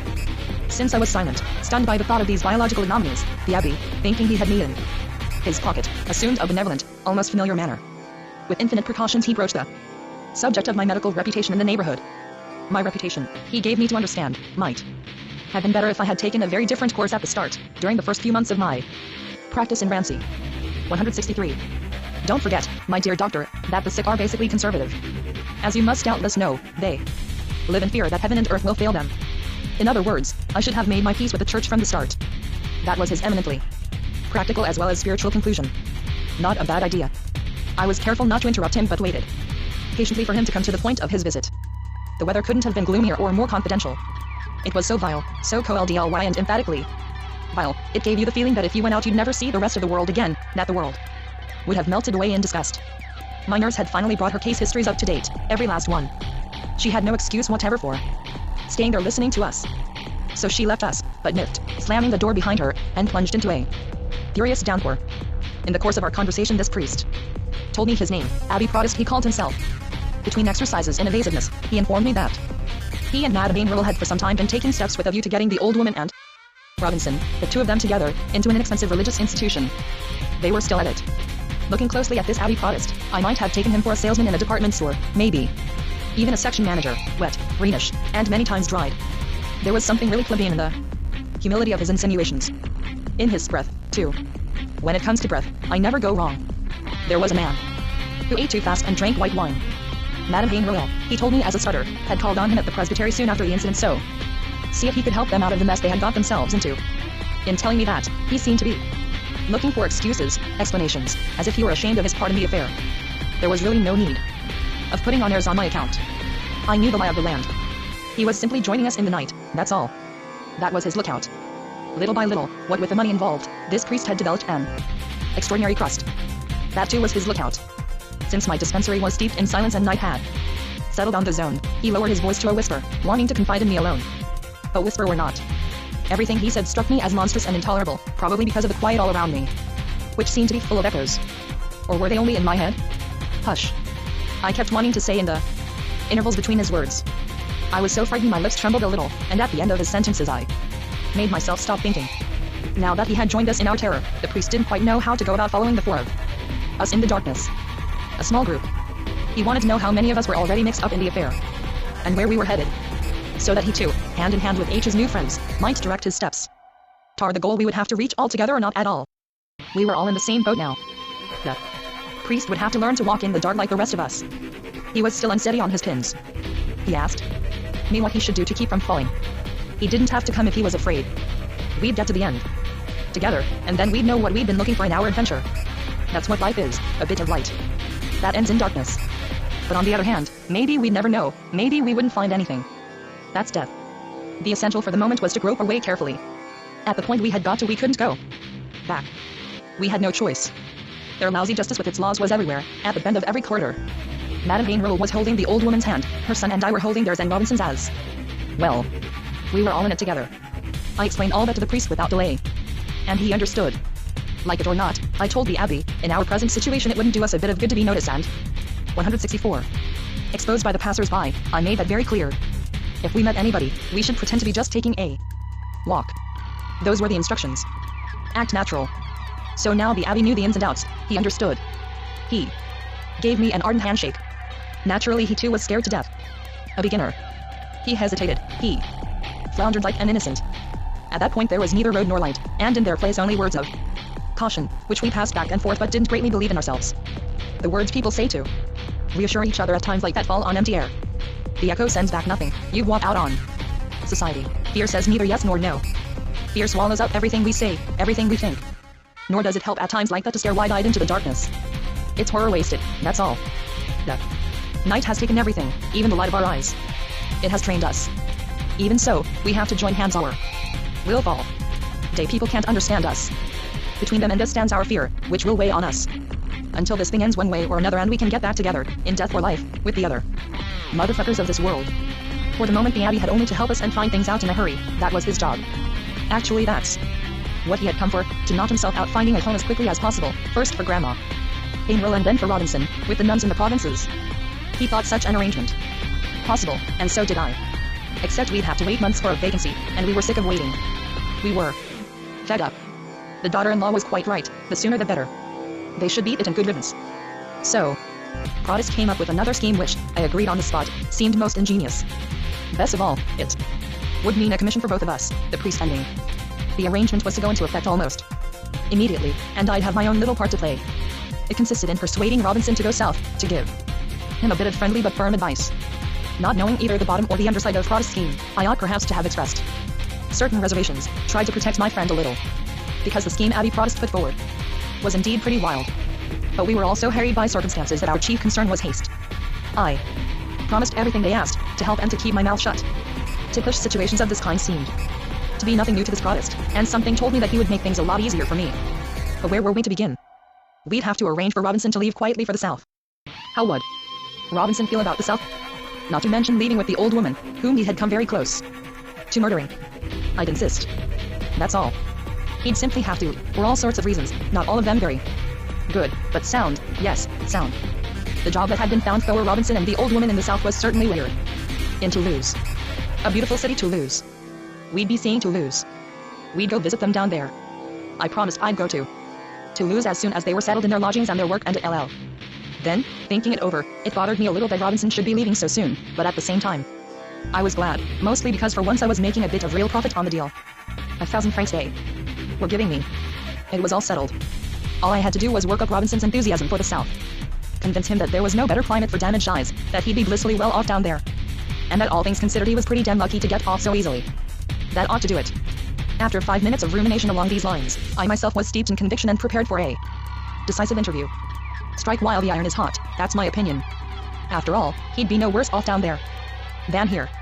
Protest's idea, when I thought it over, seemed perfectly reasonable. You've got to admit it. Those priests know how to bury the worst scandals. All things considered, the deal being offered Robinson and the old woman wasn't so bad. If I wasn't 165 mistaken, it was some sort of mummy show. The mummies were in the cellar of some church, and tourists could visit them for a fee. A fine business, Protest assured me. I almost believed him, and that made me a little jealous. It's not every day that you can get the dead to work for you. I locked up the dispensary and started resolutely through the sludge with the priest, heading for the Cane Rules. This was really something new. 1,000 francs worth of hope. I had changed my mind about the priest. When we got to the house, we found the Hain Rules, man and wife, with Robinson in his room on the 2nd floor. But what a state Robinson was in. So there you are. He screeches frantically as soon as he hears my steps on the stairs. There's something going on. I can feel it. Tell me the truth. He gasps. He starts sniveling before I can say a word. The Hain Rules are making signs while he appeals to me for help, a pretty mess. I say to myself, they're in too much of a hurry. Always have been. They've broken it to him cold. Without preparation. Without waiting for me. Luckily I was able to retell the whole story, so to speak, in different words. Robinson was more than willing to see the same facts in a different light. All right by him. The priest in Tee Hall didn't dare come into the room. He was reeling with fright. Come in, the daughter-in-law finally called out. Come right in. You're very welcome, Monsieur l'Abbé. You've got a poor, stricken family, that's all. The doctor and the priest. Always together in life's most painful moments. Isn't that right? She was making phrases. Her newfound hope of extricating herself from the shit and the darkness was making the old bag gurgle in her repulsive way. The bewildered priest lost all control and started sputtering with excitement at some distance from the sickbed. His excitement communicated itself to Robinson, who resumed his raving. They're lying. There. All lying to me. He yelled. Talk. Talk. And about what? Appearances. Emotional outpourings. Always the same. Still, it sparked me up. Revived my nerve. I drew the daughter-in-law into a corner and put it to her plainly, because I saw that the only person capable of getting them out of this mess was yours truly. A down payment. I said to her. And I want it now. When there's no trust, as the saying goes, there's no reason to use kid gloves. She got the drift and deposited 1,000 franc note right in the middle of my palm. And then another to be on the safe side. I had thrown my weight. So while I was at it, I set to work, bringing Robinson around. He'd just have to go south, and that was that. It's easy to speak of betrayal. But to betray somebody you need an opportunity, and once you have it, you've got to take it. It's like opening a window in jail. Everybody would like to, but you don't often get the chance. Once Robinson had left Rancy, I thought things would pick up. For instance, that I'd have a few more patients than usual, but nothing of the kind. In the first place, there was a slump in those parts, a wave of unemployment, which is the worst thing that can happen. And then, in spite of the winter, the weather turned dry and mild, when what the medical profession needs is damp cold. No epidemics either, in short a bad season, a flop. I even saw some of my colleagues making their rounds on foot, which goes to show, smiling as if it amused them to walk, but actually very much put out, their only purpose being to save money by giving their cars a rest. All I had to wear outside was a raincoat. Was that what gave me my obstinate cold? Or could it have been the habit I had got into of eating much too little? How do I know? Or had my fevers come back? Be that as it may, there was a cold snap just before spring, and after that I never stopped coughing. I was really sick. 166. A disaster. One morning I simply couldn't get up. Biebert's aunt was just passing the house. I got someone to call her. She came up. I sent her to collect a small bill that was still owing to me in the neighborhood. The last and only. I collected half, and it did me for 10 days, in bed. Flat on your back for 10 days, you have time to think. As soon as I felt better, I'd get out of Ramsey. That's what I decided. I hadn't paid my rent for 6 months. So goodbye my 4 sticks of furniture. I'd slip quietly away, naturally without a word to anyone, and I'd never be seen again in Lager and Ramsey. I'd leave without trace or address. When the hyenas of poverty are on your trail, why argue? If you're smart, you'll shut up and clear out. With my MD, it was true, I could practice anywhere. But anywhere else it would be neither better nor worse. Yes, a little better at first, because it takes a while for people to find out about you, to get into the swing, and pick up the knack of doing you harm. While they're still looking for your most vulnerable spot. You have a little piece, but once they've found your funny bone it's the same all over. All things considered. The best time is the few weeks while you're still unknown in a new place. After that, the crumminess starts. All over. It's their nature. The main thing is not to wait till they've spotted your weaknesses. Squash a bedbug before it can slip into its crack. Am I right? As for sick people, patients, I had no illusions. In another neighborhood they'd be no less grasping or jaded or weak-kneed than the ones here. The same wine, the same movies, the same sports talk, the same enthusiastic submission to the natural needs of the gullet and the ass would produce the same crude, filthy horde, staggering from lie to lie, bragging, scheming, vicious brutal between 2 fits of panic. But just as a sick man changes sides in bed and in life, so we too are entitled to move from side to side. It's the only thing we can do, the only defense that's ever been found against fate. No good hoping to drop off your misery somewhere on the way. Misery is like some horrible woman you've married. Maybe it's better to end up loving her a little than to knock yourself out eating her all your life. Since obviously you won't be able to bump her off. Anyway, I slipped away from my mezzanine pad in Ramsey very quietly. At my concierges they were all sitting around the table over wine and chestnuts when I passed the lodge for the last time. They didn't see a thing. She was scratching herself, and he, bent over the stove, befuddled by the heat, was so far gone in drink that he couldn't keep his eyes open. As far as those people were concerned, I was slipping to the unknown, a kind of endless tunnel. It feels good to have 3 less people knowing you, that is, spying on you and doing you dirt, 3 people without the faintest idea what's become of you. It's great. 3, because I'm counting their daughter, their little girl. There, who scratched her fleas and bedbug bites so hard that she was all broken out and festering with boils. It's true that you got so badly bitten at my concierges that going into their lodge was like crawling into a scrubbing brush. Falling on the people who passed in the street, the long, naked, whistling finger of gas in the entrance turned them instantly into ghosts, gaunt or stout, framed in the black doorway. The same passers-by would then go and find themselves a bit of color here and there, in the light of windows or street lamps, and finally lose themselves, as black and shapeless as myself, in the night. I was no longer under any obligation to recognize these passers-by. Still, I'd have liked to stop them for just 1 second in their aimless roaming, just long enough to tell them once and for all that I was clearing out. Getting lost far, far away, so far that I didn't give a shit for any of them and they had no way of hurting me. Now, it was no use trying. When I got to the Boulevard de la Liberté, the vegetable wagons were bumping along the road to Paris. I went the same way. I was almost out of Ramsey. It was kind of chilly, so to warm myself I made for Biebert's 167. Aunt's lodge, which was a little out of my way. Her lamp was a spot in the darkness at the end of the corridor. I really have to say goodbye to his aunt, I said to myself. Then it'll really be over. She was sitting as usual in her chair, among the smells of her lodge. A small stove warmed the room, and there was her old face that always seemed about to burst into tears now that Biebert was gone. On the wall, over her sewing box, hung a big school photo of Biebert in his school smock, with his beret and his cross. It was an enlargement. She'd paid for it with coffee coupons. I woke her. She started up. "Good morning, doctor." I still remember her exact words. "You look sick," she said first thing. "Sit down." "I'm not very well myself." "I was taking a little walk," I said, feeling silly to be turning up like that. "It's late for a little walk, especially being you're headed for Place Glitchy. There's a cold wind on the avenue at this time of night." She stood up and, stumbling this way and that way, started making us a hot grog, at the same time talking about everything under the sun, but mostly the Hain rules and Biebert. There was nothing I could do to make her stop talking about Biebert, though it made her miserable and was bad for her and she knew it. I listened without interrupting. I was in a torpor. She wanted to remind me of all Biebert's endearing qualities. She set them out in a kind of display, taking a great deal of trouble because she was determined not to forget a single one of Biebert's qualities. She kept starting over, and when she had them all in order and had told me everything that could possibly be told about bottle feeding him as a baby, she'd remember some little quality that would have to be lined up beside the others. She'd start once again from the beginning, and even so she'd forget something, and when that happened she had no recourse but to burst into tears of frustration. She was so tired her mind wandered. She sobbed herself to sleep. She hadn't strength enough to retrieve her little memories of little Biebert, whom she had loved so dearly, from the darkness for very long. Nothingness was always close to her now and to some extent upon her. A bit of grog and fatigue and there it was. She fell asleep and snored like a distant airplane being carried away by the clouds. She had no one left on earth. While she sat crumpled among the smells, I thought I'd go away and probably never see Biebert's aunt again. After all, Biebert had slipped away, quietly and for good, and his old aunt would be following him before long. Her heart was sick and very old. It pumped blood into her arteries as best it could, but then the blood had a hard time climbing back into the veins. She'd be going to the big cemetery nearby, where the crowds of dead are waiting. That's where she took Biebert to play before his illness. And then it would really be over. They'd come and repaint her lodge, and then it would seem as if we had all retrieved ourselves like Japanese billiard balls on the brink of the hole, shilly-shallying before they end it all.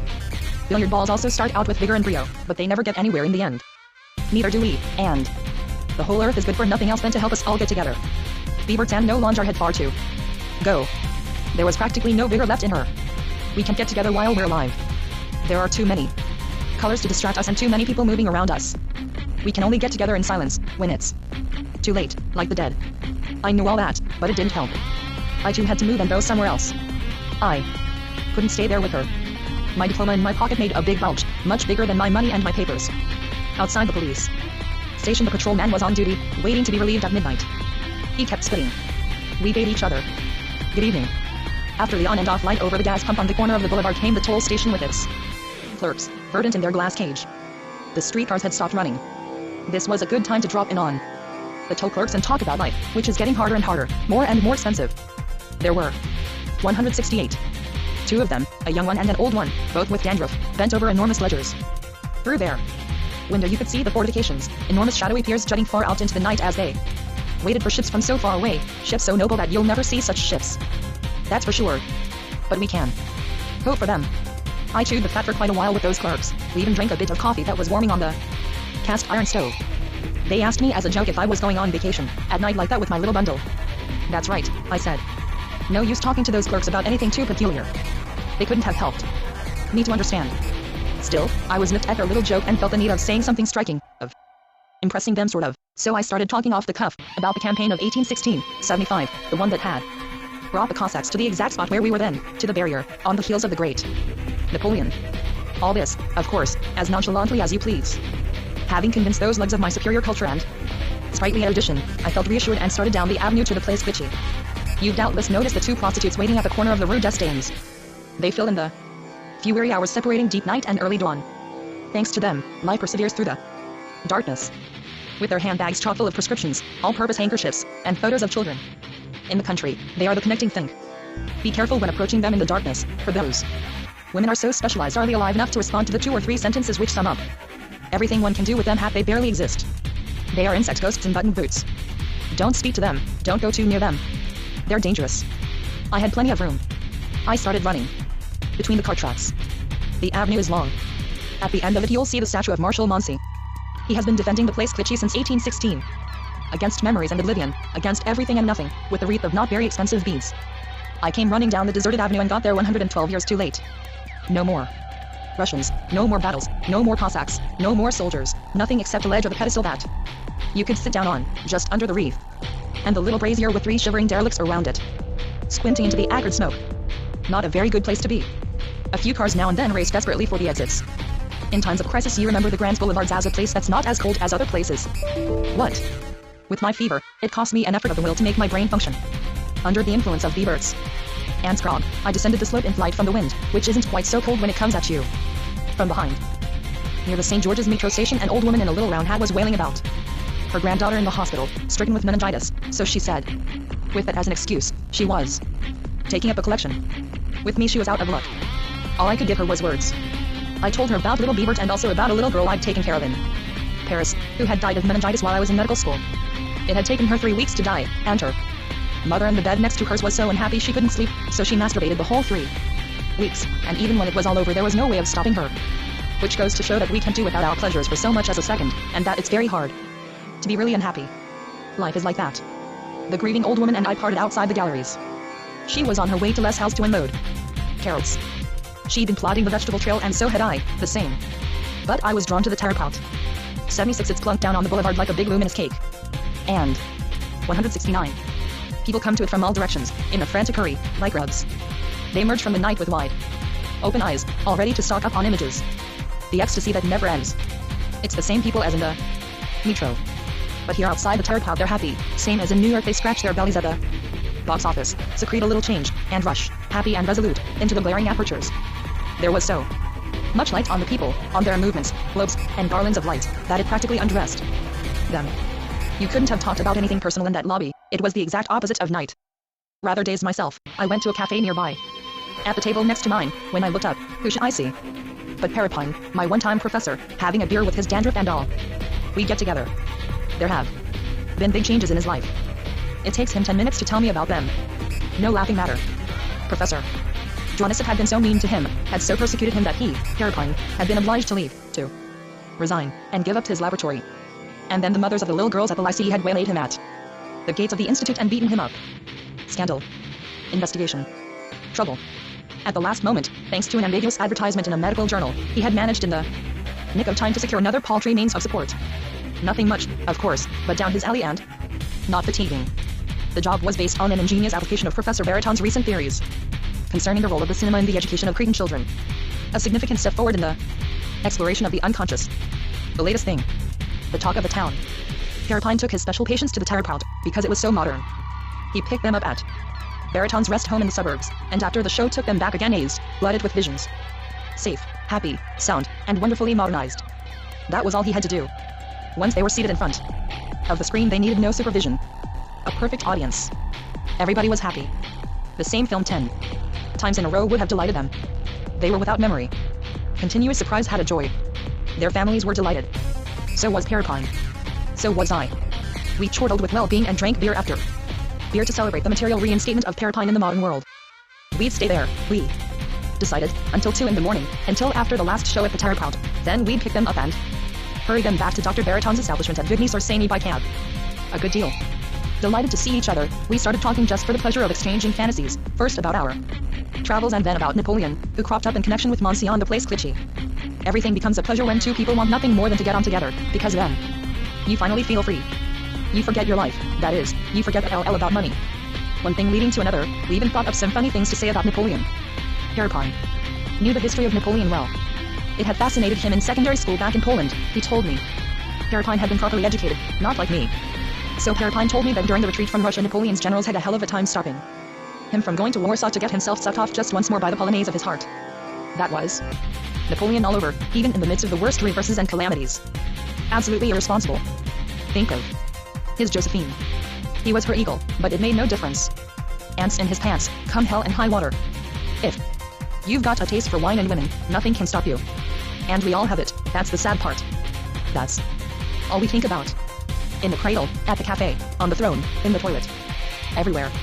Everywhere. Our peckers. Napoleon or not. Cuckold or not. Pleasure first. To hell, says the great defeated one, with those 400,000 fanatics, Ambrosine at 77, to the gills. As long as old Napoleon gets one last squirt. What a swine. Never mind. Life is like that. That's how everything ends. In absurdity. Long before the audience, the tyrant is bored with the play he's acting. When he's good and sick of secreting delirium for the benefit of the public, he goes and gets laid. When that happens, he's washed up. Destiny drops him in 2 seconds flat.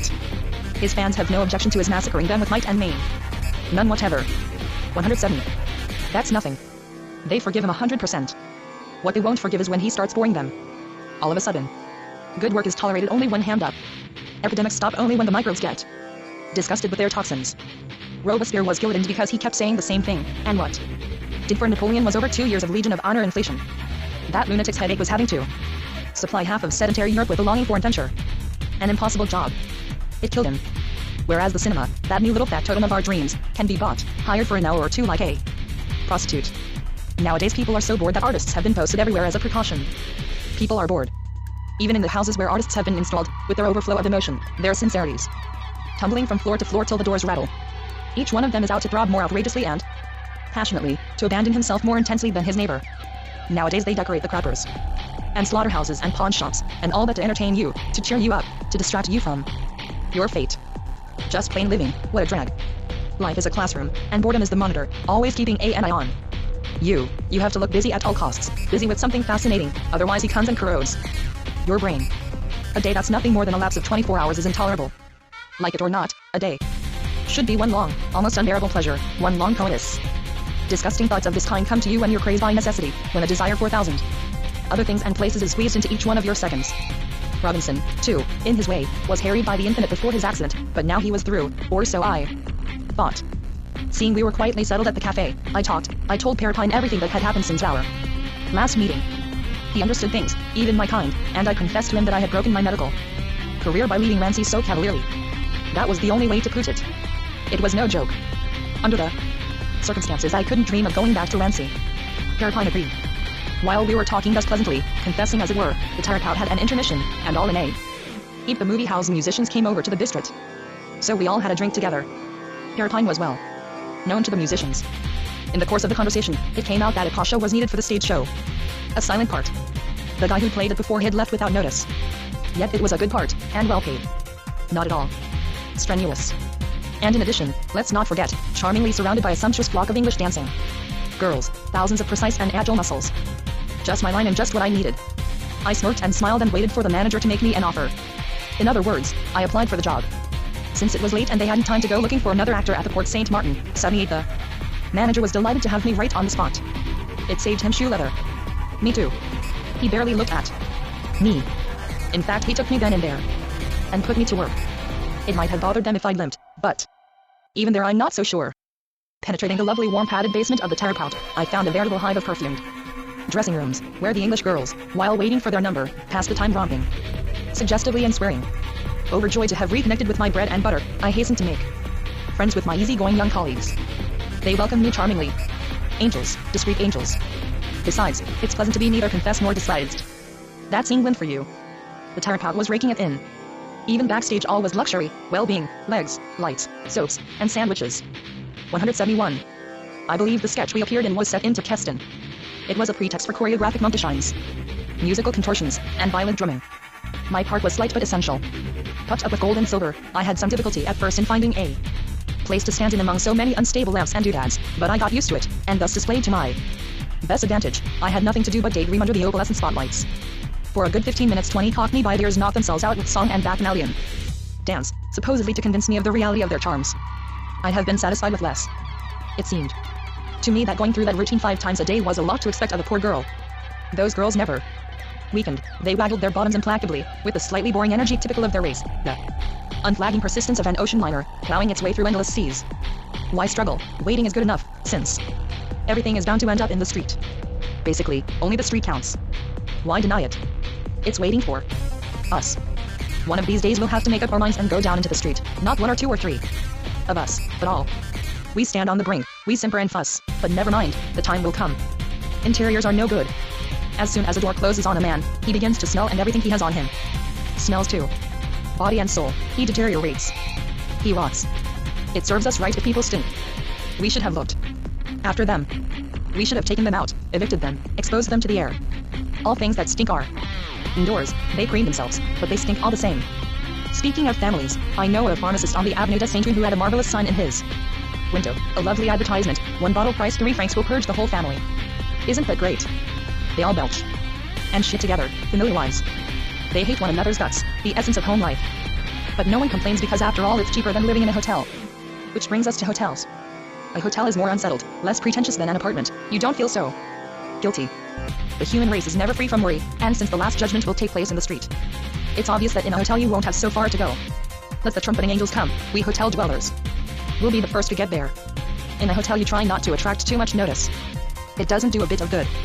As soon as you shout too loud, or too often, they put their finger on you. Pretty soon, the way sound carries from room to room, you'll almost be afraid to piss in the wash basin. So naturally you improve your manners, the way officers do in the Navy. Heaven and earth can start quaking from 1 minute to the next, we'll be prepared, it won't faze us. We're already just colliding in the hotel quarters, we beg and obtain pardon 10 times a day. I'd advise you to familiarize yourself with the toilet smell of everyone on your floor. It comes in handy. It's hard to harbor illusions at a rooms by the month hotel. The guests don't cut much of a figure. They journey discreetly through life from day to day. The hotel is a ship that's rotting and full of holes, and they know it. The one I moved to was patronized mostly by students from the provinces. As soon as Yo-Yu set foot on the stairs, it smelled of breakfast and old cigarette butts. At night you could recognize the place from a distance, because of the flame of gray light over the door and the gap-toothed gilt letters hanging from the balcony like an enormous dental plate. A monstrous lodging machine, distempered by sordid goings-on. We'd pay one another visits from room to room. After years of crummy undertakings in the world of practical affairs, of so-called adventures, I was back again with students. Their desires were still the same, intense and putrid, neither more nor less insipid than in the old days when I'd left them. The people had changed, but the ideas were the same. They still went at more or less regular hours to the other end of the neighborhood to nibble bits of medicine, odds and ends of chemistry, a pill hour. 172. 2 of law, and heaps of zoology. The war, in passing over their age group, hadn't changed a thing, and if, out of sympathy you took an interest in their dreams, they led you straight to their 40th birthday. These young men gave themselves 20 years, 240 months of dogged thrift, in which to achieve happiness. Their notions of happiness and success were conventional images, but carefully drawn. They saw themselves at the last square, surrounded by a small but incomparably precious family. Yet they would seldom have looked at this family. What for? One thing a family isn't meant for is to be looked at. And a father's distinction and happiness consist in kissing his family as poetry without ever looking at it. By way of novelty, they'd have motored to Nice with their dowered bride and possibly have adopted the use of checks for making payments. As for the shameful reaches of the soul, they would no doubt have taken their wife to a whorehouse one evening. No more. The rest of their world would be shut up in their daily papers and guarded by the police. Staying at that flea-bitten hotel made my friends a trifle shameful and irritable for the moment. The young bourgeois student feels that he's being punished, and since it's taken for granted that he can't start saving, yet he drowns his sorrow in Bohemia and more Bohemia, in coffee house despair. At the beginning of each month we went through a short but acute fit of eroticism. The whole hotel shook with it. We washed our feet. An erotic expedition was arranged. Money orders arrived from the provinces, and that is what made up our minds. I might have obtained just as good bonuses from my English chorus girls at the tire pout, and free of charge at that, but thinking it over, I rejected the easy way because of the complications and the rotten jealous little pimps who were always hanging around backstage, waiting for the girls. Since we read several pornographic magazines at our hotel, we knew the ropes and addresses needed for getting fucked in Paris. You have to admit that addresses are fun. You let yourself be tempted. Even I, who had known the passage d'Espiracines and traveled and experienced no end of complications in the pornographic line, never seemed to have exhausted the hope of intimate revelations. Where the ass is concerned, there's always a residue of curiosity. You say to yourself that the ass has nothing more to tell you, that you haven't one more minute to waste in it, and then you start in again just to make absolutely sure that the subject is exhausted. You learn something new about it after all, and that suffices to launch you on a wave of optimism. You pull yourself together, you think more clearly than before, you start hoping again even if you've given up hope altogether, and inevitably you revert once more to the ass, the same old story. Indeed, there are always, at all ages, discoveries to be made in the vagina. So one afternoon 3 of us from the hotel set out in search of an inexpensive piece. It was quick work, thanks to the connections of Pomone, 79, who operated an agency in the Badajoz quarter for every kind of erotic arrangement to a combination that anyone could desire. His books were full of offers at all prices. This providential man officiated without ostentation of any kind at the back of the court. His exiguous premises were so poorly lit that you needed as much tactile sense and gift of dead reckoning to find your way as in an unfamiliar urinal. Your nerves would be unsettled by the layers of curtain you had to part before reaching the procurer, who was always to be found seated in an artificial confessional twilight. Because of the dim light, to tell the truth, I never really managed to get a good look at Pomone, and though we had long conversations and even worked together for a time, though he made me all sorts of propositions and confided any number of sensitive secrets, I should be quite incapable of recognizing him. Today if I met him in hell, I remember only that the furtive enthusiasts in the sitting room, waiting their turn for an interview, always 173. Behaved correctly, never any familiarity between them, in fact they were as reserved as if they'd been waiting for some eccentric dentist who disliked noise and didn't care much for light either. I made the acquaintance of Pomone through a medical student. The student cultivated him as a means of making a bit of extra money out of his cock, because, you see, the lucky bastard was gifted with a monumental penis. He and his amazing equipment would be hired to bring animation into little intimate gatherings in the suburbs. The ladies made a great fuss over him, especially those who wouldn't have believed that anyone could have such a big one. Overwhelmed young girls would dream and rave. In the police records our students figured under the alarming pseudonym of Belshazzar. 80. The wadding customers seldom strike up a conversation. Suffering exhibits itself. Pleasure and the needs of the flesh hang there heads in shame. Say what you please, it's a sin to be a lecher and poor. When Pomone heard about my situation and my medical past, nothing could stop him from telling me about his suffering. A vice was wearing him out. It consisted in touching himself continuously under his desk, while conversing with his customers, hunters, afflicted with an itching perineum. It's my work, you see. How do you expect me to control myself with all the horrors they tell me, the swine? In short, his customers tempted him to vice, like those obese butchers who can't help gorging themselves on meat. In addition, I believe his bowels were constantly inflamed as a result of the malignant fever originating in his lungs. And the fact is that he was carried off tuberculosis a few years later. He was also exhausted in a different sense by the chatter of his pretentious lady customers, always cheating, always making up ridiculous stories about nothing or about their sexual apparatus, the like of which, to hear them talk, you wouldn't find if you ransacked all four corners of the earth. What the men wanted most and what had to be found for them was mostly consenting and admiring partners for their erotic wrinkles. Incredible the quantities of love those men had to share, as much as Madame Herod's customers. A single morning's mail would bring the Grammont agency enough and satisfied love to extinguish all the wars in the world forever. But these deluges of sentiment never went beyond the ass. The more's the pity. His desk disappeared beneath that mass of passionate banalities. In my desire to know more, I decided to help him for a while in classifying that vast epistolary ragout. Just as with neckties or diseases, he explained. You group them according to types, the lunatics on one side, the masochists and sadists on another, the flagellants over here, the ones looking for a governess on a different page, and so on. It's not long before your amusement becomes a chore. We've been expelled from paradise, all right. No doubt about that. Grammont was of the same opinion with his moist hands and his everlasting vice, which gave him pleasure and remorse at the same time. After a few months I knew enough about his business and himself. My visits became less frequent.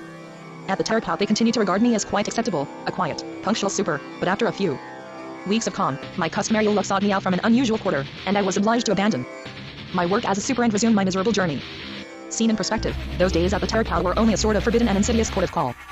Admittedly, I was always well dressed during those 4 months, once as a prince, twice as a centurion, one day as an aviator, and well and regularly paid. At the Terapout I ate enough to last me for years. I led the life of a coupon clipper without the coupons. Treasury. Disaster. One night, I don't know why, they changed our number. The scene of the new sketch was the London Embankment. My misgivings were I'm an idiot. Our little English girls were expected to sing, off-key and ostensibly on the banks of the Thames at night, while I played the part of a policeman. A totally silent role, walking up and down in front of the parapet. Suddenly, when I had stopped thinking about it, their singing grew louder than life itself and steered fate in 174. The direction of calamity. While they were singing, I couldn't think of anything but all the poor worlds. Misery and my own. Those tarts with their singing made my heart burn like tuna fish. I thought I digested it, forgotten the worst. But this was the worst of all, a song that couldn't make it. And as they sang, they wiggle-waggled, to try and bring it off. A fine mess. All of a sudden we were knee-deep in misery. No mistake. Looming about in the fog. Their lament was dripping with misery. It made me grow older from minute to minute. Panic oozed from the very stage set. And nothing could stop them. They didn't seem to understand all the harm their song was doing us all. They laughed and flung out their legs in perfect time, while lamenting their whole life. When it comes to you from so far, with such sureness of aim, you can't mistake it and you can't resist. Misery was everywhere, in spite of the luxurious hall. It was on us, on the set, it overflowed, it drenched the whole earth. Those girls were real artists. Abject misery poured out of them, and they made no attempt to stop it or even understand it. Only their eyes were sad. The eyes aren't enough. They saw and the calamity of existence, and they didn't understand. They mistook it for love, nothing but love. The poor little things had never been taught anything else. Supposedly, they were singing about some little setback in love. That's what they thought. Ooh, and you're young and you don't know, you mistake everything for love trouble. Where I go, where I look, it's only for you, ooh. Only for you, ooh. That's what they sang. It's a mania with the young to put all humanity into one ass. Just one, the dream of dreams, mad love. Maybe later they would find out where all that ended, when their rossiness had fled, when the no-nonsense misery of their lousy country had engulfed them, all 16 of them, with their hefty mare's thighs and their bobbing tits. The truth is that misery already had the darlings by the neck, by the waist, they couldn't escape. By the belly, by the breath, by every chord of their thin, off-key voices. Misery was inside them. No costume, no spangles, no lights, no smile could fool her, delude her about her own. Misery finds her own wherever they may hide. It just amuses her to let them sing silly songs of hope while waiting their turn. Those things awaken misery, caress and arouse her. That's what our unhappiness, our terrible unhappiness comes to, an amusement. So to hell with people who sing love songs. Love itself is misery and nothing else, misery lying out of our mouths, the bitch, and nothing else. She's everywhere, don't wake her, not even in pretense. She never pretends. And yet those English girls went through their routine 3 times a day, with their backdrop and accordion tunes. It was bound to end badly. I didn't interfere, but don't worry, I saw the catastrophe coming. First one of the girls fell sick. Death to cutties who stir up calamity. Let them croak, they'll all be better off. And while we're at it, don't hang around street corners near accordion players, as often as not that's where you'll catch it, where the truth will strike. A Polish girl was hired to take the place of the sick one in their act. The Polish chick coughed too, when she wasn't doing anything else. She was tall and pale, powerfully built. We made friends right away. In 2 hours I knew all about her soul. As far as her body was concerned, I had to wait a while. This girl's mania was mutilating her nervous system with impossible crushes. Naturally. What with her own unhappiness, she slid into the English girl's lousy song like a knife into butter. Their song began very nicely. Like all popular songs, it didn't seem to mean a thing, and then your heart began to droop. It made you so sad that listening to it you lost all desire to live, because it's true that everything, youth and all that, comes to nothing, and then you started harking to the words, even after the song was over and the 175 tune had gone home to sleep in its own bed, its honest to goodness bed, the tomb where everything ends. 2 choruses, and you felt a kind of longing for the sweet land of death, the land of everlasting and tenderness. And immediate foggy forgetfulness. As a matter of fact, their voices were foggy too. All of us in chorus repeated their plaint, reproachful of everybody who was still around, still dragging their living carcasses from place to place, waiting along the riverbanks, on all the riverbanks of the world, for life to finish passing, and in the meantime doing one thing and another, selling things to other ghosts, oranges, and racing tips and counterfeit coins, policemen, sex fiends, sorrows, telling each other things in this patient fog that will never end.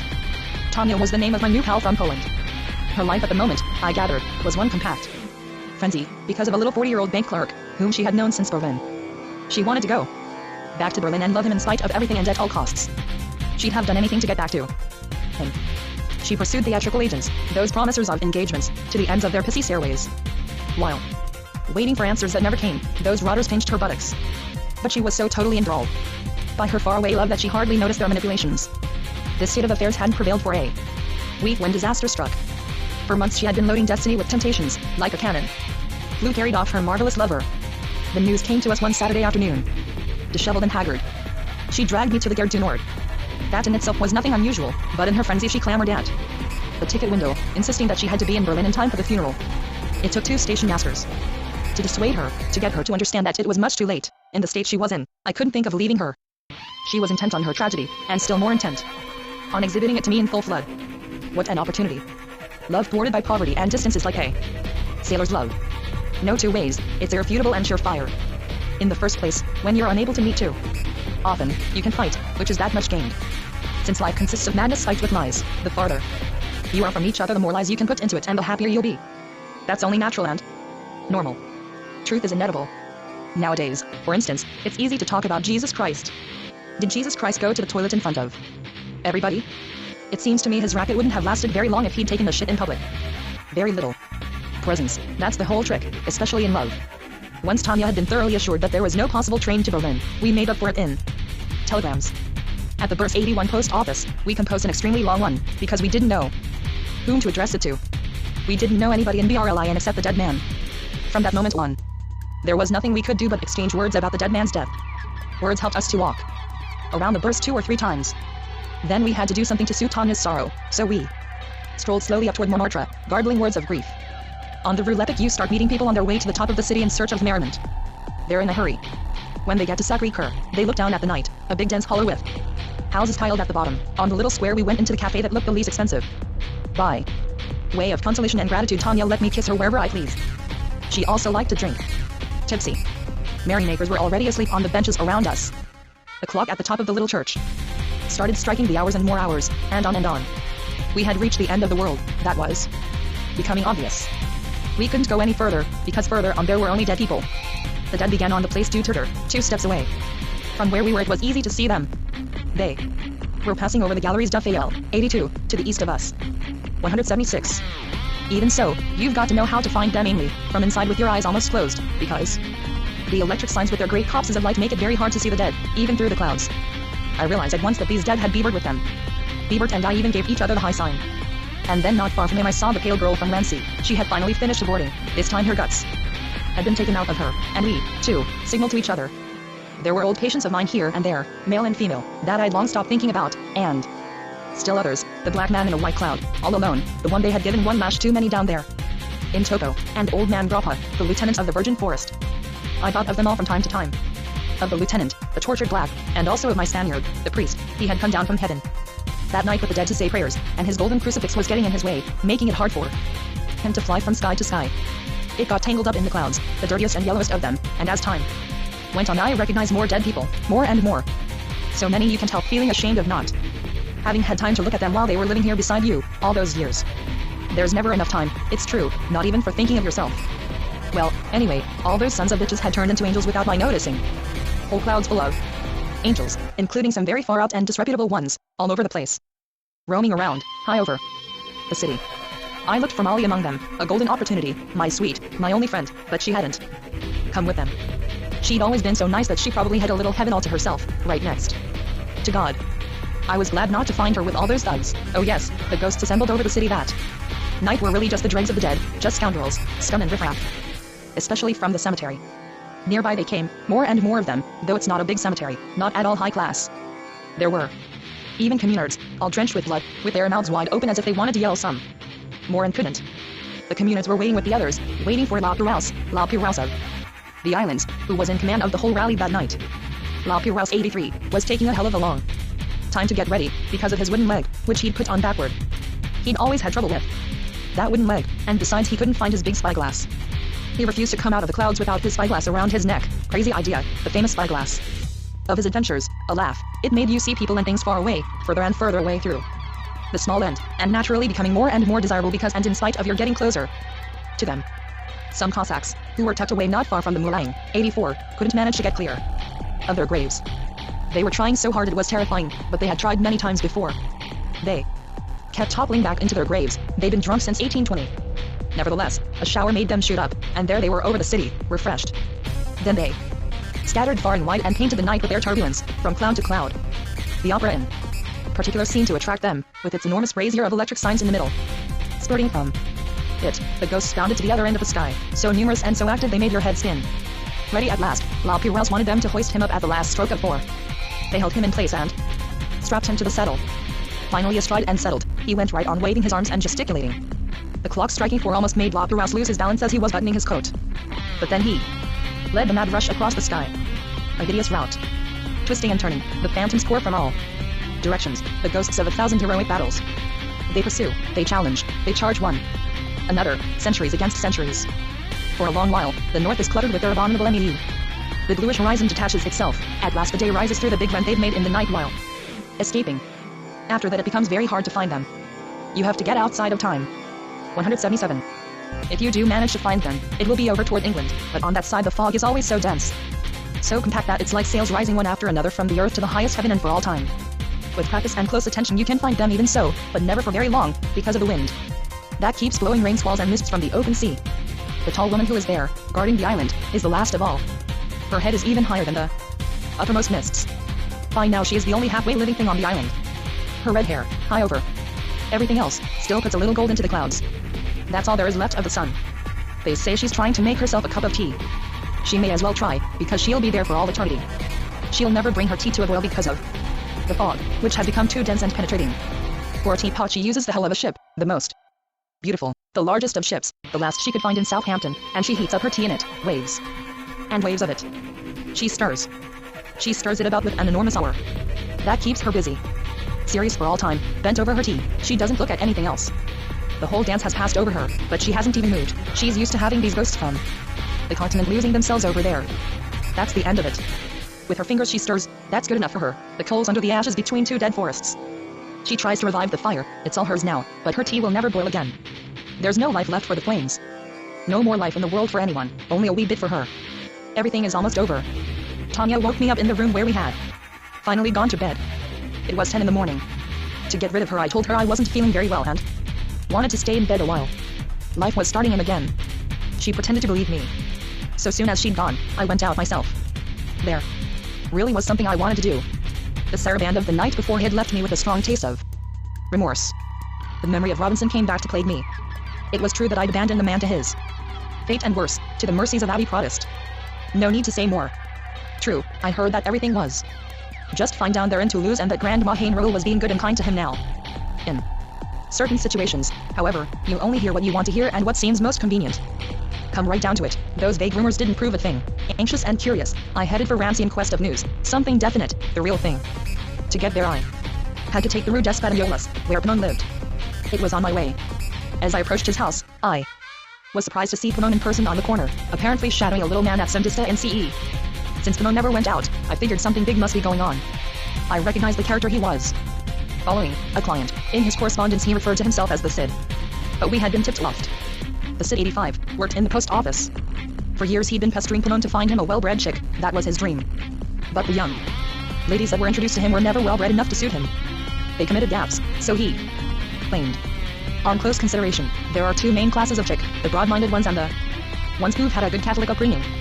Two equally crummy ways of feeling superior, two ways of titillating anxious, frustrated men, the shrinking violet type and the girl about town. This search had gone on month after month and engulfed all the Sid's savings.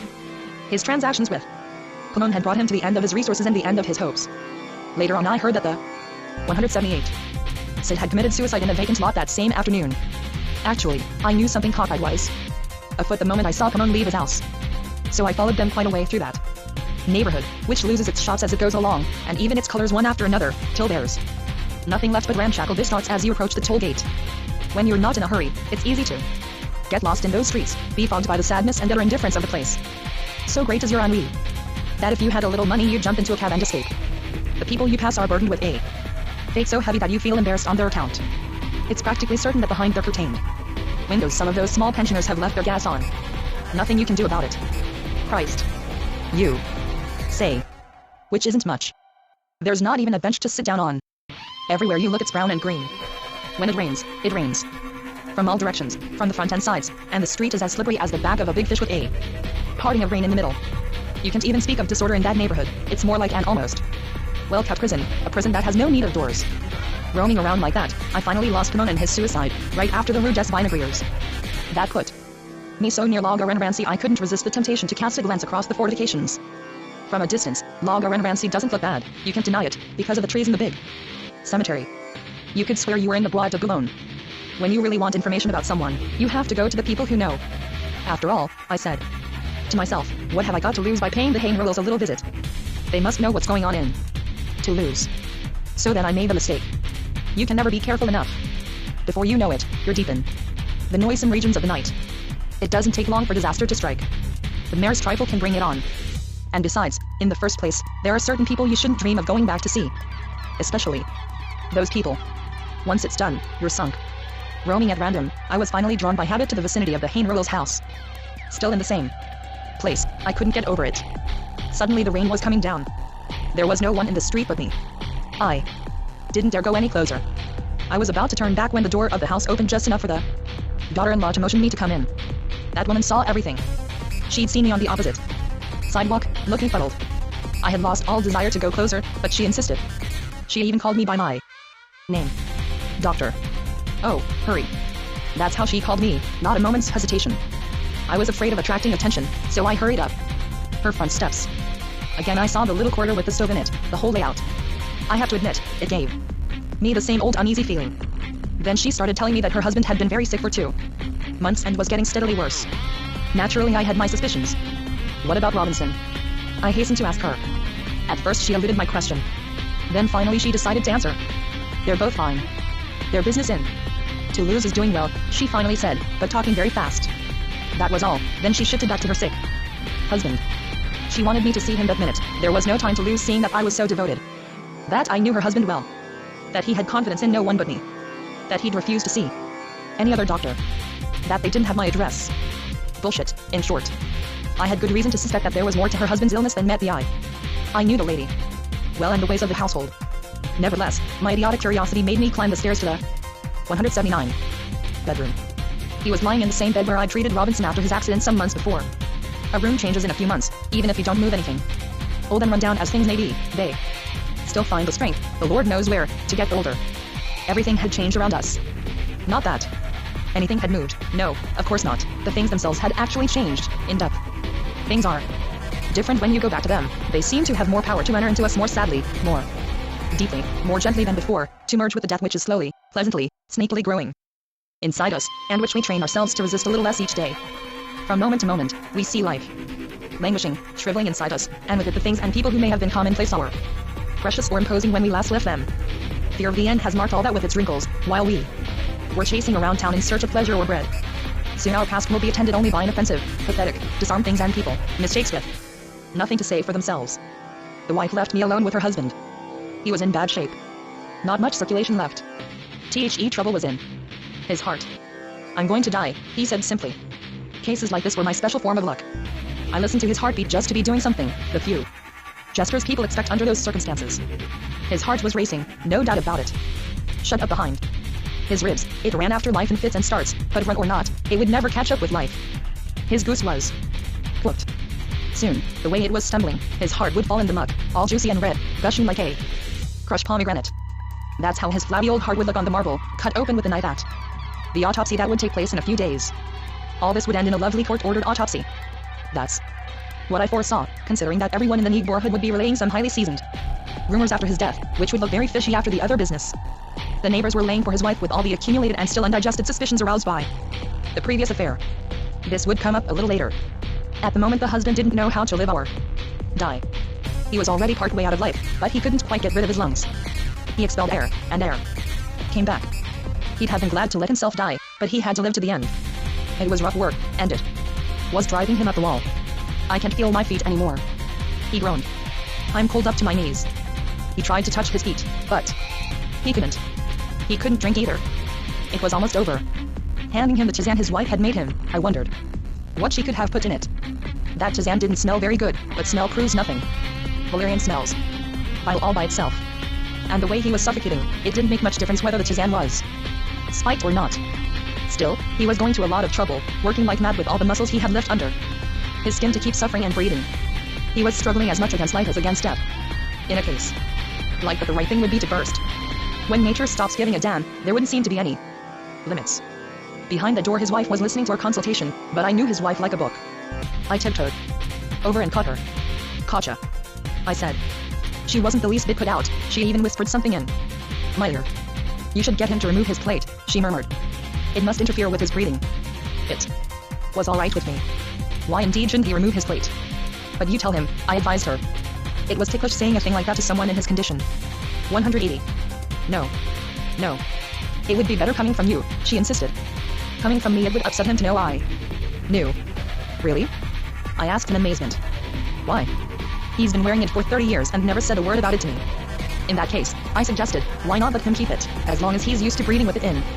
Oh no, I'd never forgive myself, she replied with a kind of quaver in her voice. I went quietly back into the room. He heard me approaching. He was glad I'd come back. Between fits of suffocation, he spoke to me. He made an effort to be friendly, asked how I was getting along, if I had built up a new clientele.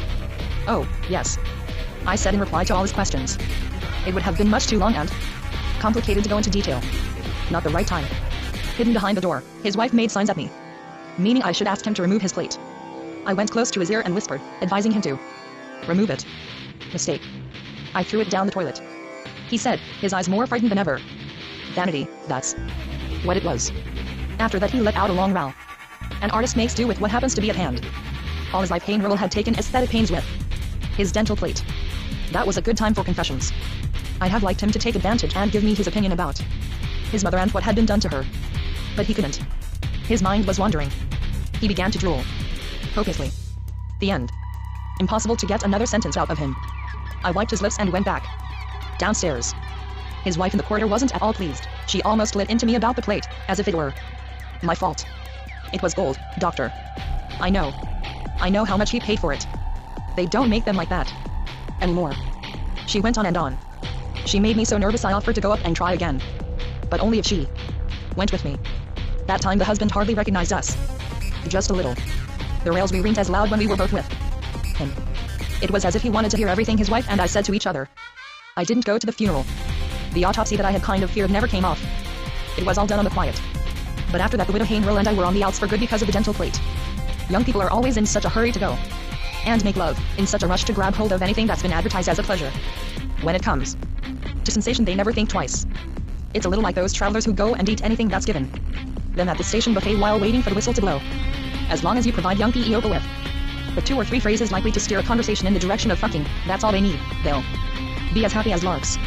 Happiness comes easy to the young, why wouldn't it when they come as often as they please? Youth is a glorious beach at the edge of the water, where women seem at last to be freely available, where they're so beautiful they don't need the falsehood of our dreams. So naturally when winter comes, it's hard for us to go home, to tell ourselves that it's all over, to admit it. We'd be glad to stay on, even in the cold of age. We go on hoping. That's not hard to understand. We're contemptible. No one's to blame. Pleasure and happiness come first. I think so too.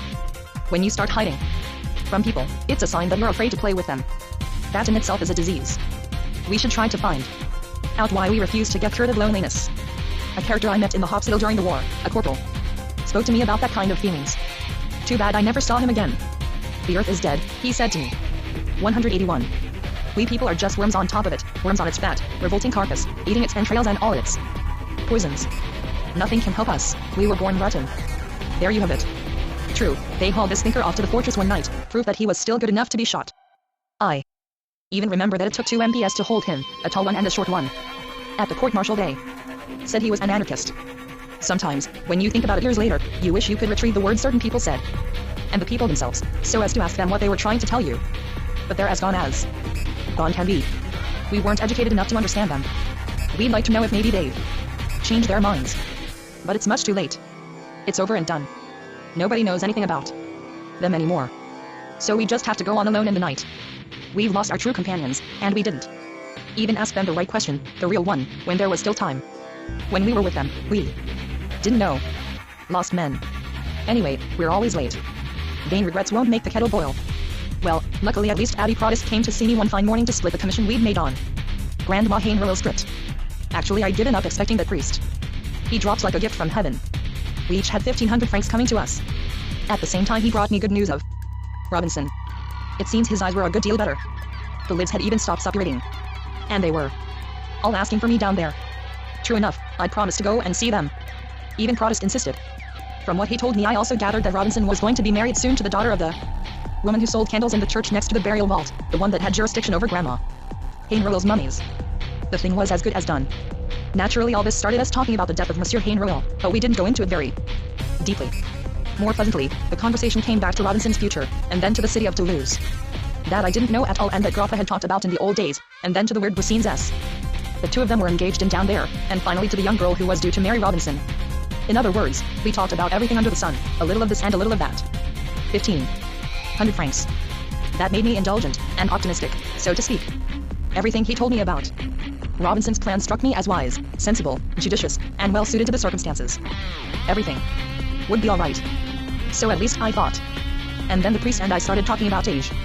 We had both spent more than 30 years on inhospitable and little regretted shores. There was no point in even turning around to look back on those shores. We hadn't lost much by growing older. A man, after all, must be very degraded, I concluded, to regret one year more than another.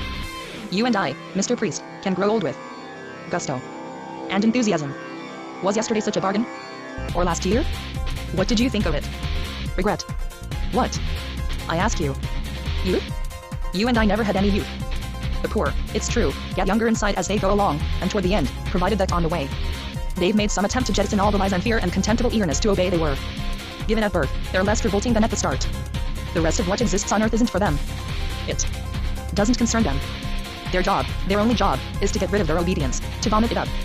If they manage that before kicking in, then they can boast that they haven't lived for nothing. I was definitely in good form. Those 1,500 francs had sparked me off. I went on, the only real youth, Mr. Priest, is loving everyone without distinction. That alone is true, that alone is young and new. Well, Mr. Priest, do you know many young people who are like that? I don't. All I see is crusty old stupidities fermenting in more or less recent bodies, and the more these sordid absurdities ferment, the more they stimulate the young and the more they boast how fantastically young they are. But it's not true. It's bullshit. They're young the way a boil is young, no more, because of the pus inside that hurts and makes them swell up. 182. My talking to him like that upset Prodist, and not wanting to irritate him anymore, I changed the subject. For one thing, he'd been very kind to me, providentially so in fact. It's hard to stop yourself from going back to a subject that's as much on your mind as that was on mine. It scrambles your brains. To get free, you try to unload some part of it on everybody who comes to see you, and that exasperates them. Being alone is to train for death. A man, I went on, should die more abundantly than a dog and take 1,000 minutes to do it. Each minute will be all the same and laced with enough fear and trembling to make him forget all the pleasure he may have had in making love during the preceding 1,000 years. Happiness on earth would be to die with and while having pleasure. The rest is nothing at all, a fear that we don't dare avow, art. Hearing me rave that way, Prodist thought I must have fallen sick again. Maybe he was right and maybe I was wrong about everything. In my isolation, searching for a way to punish man's universal egoism, it's true that I was jerking off my imagination, looking for punishment everywhere, even in death. You amuse yourself as best you can when you're short of friends and don't often get a chance to go out, much less to emerge from yourself and fuck. I admit it wasn't exactly sensible to needle Proudest with philosophical ideas contrary to his religious convictions. But the fact is his whole person exuded a nasty little smell of superiority that must have got on quite a few people's nerves. As he saw it, all we humans on Earth were in a kind of waiting for eternity room, each with a number. His number, I don't have to tell you, was first class, good for paradise. He didn't give a shit about anything else. Such convictions are unbearable. On the other hand, when he offered that same afternoon to advance me the price of the trip to Toulouse, I stopped needling and contradicting him. My dread of having to face Tanya and her ghost again at the Terror Cloud made me accept his invitation without a word of argument. A week or two of the easy life, if nothing else, that's what I said to myself. When it comes to tempting you, the devil has millions of tricks. We'll never know them all. If we lived long enough, we wouldn't know where to go to start a new happiness. We'd have strewn aborted happinesses all over. The whole earth would stink of them, unbreathably. The ones in the museums, the real abortions, turn some people's stomachs. The mere sight of the things makes them want to vomit. And our loathsome attempts to be happy are masquerade. Enough to sicken you long before you die for real. If we didn't forget them, we'd simply waste away. Not to mention the trouble we've taken to get where we are, to make our hopes, our degenerate joys, our passions and lies interesting. Want some? Help yourself. And what of our money? And our little affectations that go with it? And the things we get other people to swear to and that we ourselves swear to, things we thought no one had ever said or sworn to before they filled our minds and mouths, and perfumes and caresses and mimicries, in short. Everything it takes to hide all that as much as possible, so we'll never have to speak of it again, or fear it will come back at us like vomit. Our trouble isn't lack of perseverance, it's that we're not on the right road. That leads to an easy death. Going to Toulouse was another piece of damn foolishness. Thinking it over, I suspected as much. So I had no excuse. But following Robinson and his adventures, I had developed a taste for shady undertakings. Already in New York when I couldn't sleep, I racked my brains wondering if it mightn't be possible to go further and still further with Robinson. You sing, at first you're afraid in the darkness, but all the same you want to understand, and after that you never leave the depths. But there's too much. You can't understand so many things at once. Life is too short. You don't want to be unjust to anyone. You have scruples, you hesitate to make snap judgments, and worst of all, you're afraid to die while you're hesitating, because then you'd have been on Earth for nothing whatsoever. And that's the worst of all. Hurry, hurry, don't be late for your death. Sickness, the poverty that disperses your hours and years, death. 183. Insomnia that paints whole days and weeks gray, the cancer that may even now, meticulous and blood spotted, be climbing up from your rectum. You'll never have time, you tell yourself.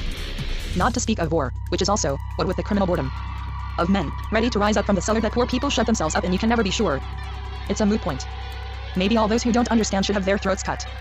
And perhaps other new poor people should be born, and so forth and so on, until we get a sea route who understand the joke, the whole joke.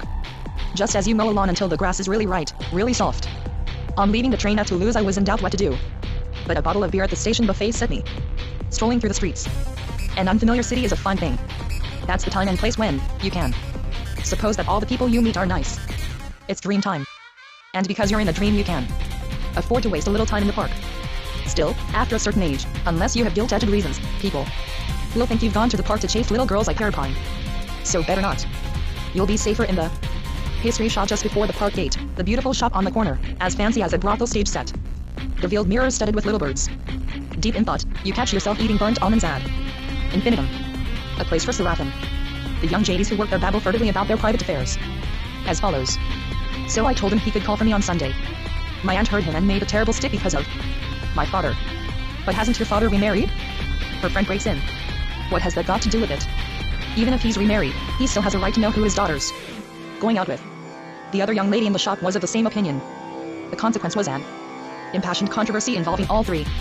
Not wanting to disturb them, I sat quietly in my corner, stuffing myself uninterruptedly with tarts and cream puffs, which were excellent by the way, hoping that my discretion would help them solve their delicate problem of family priorities more quickly, but they made no progress. Nothing came of their discussion.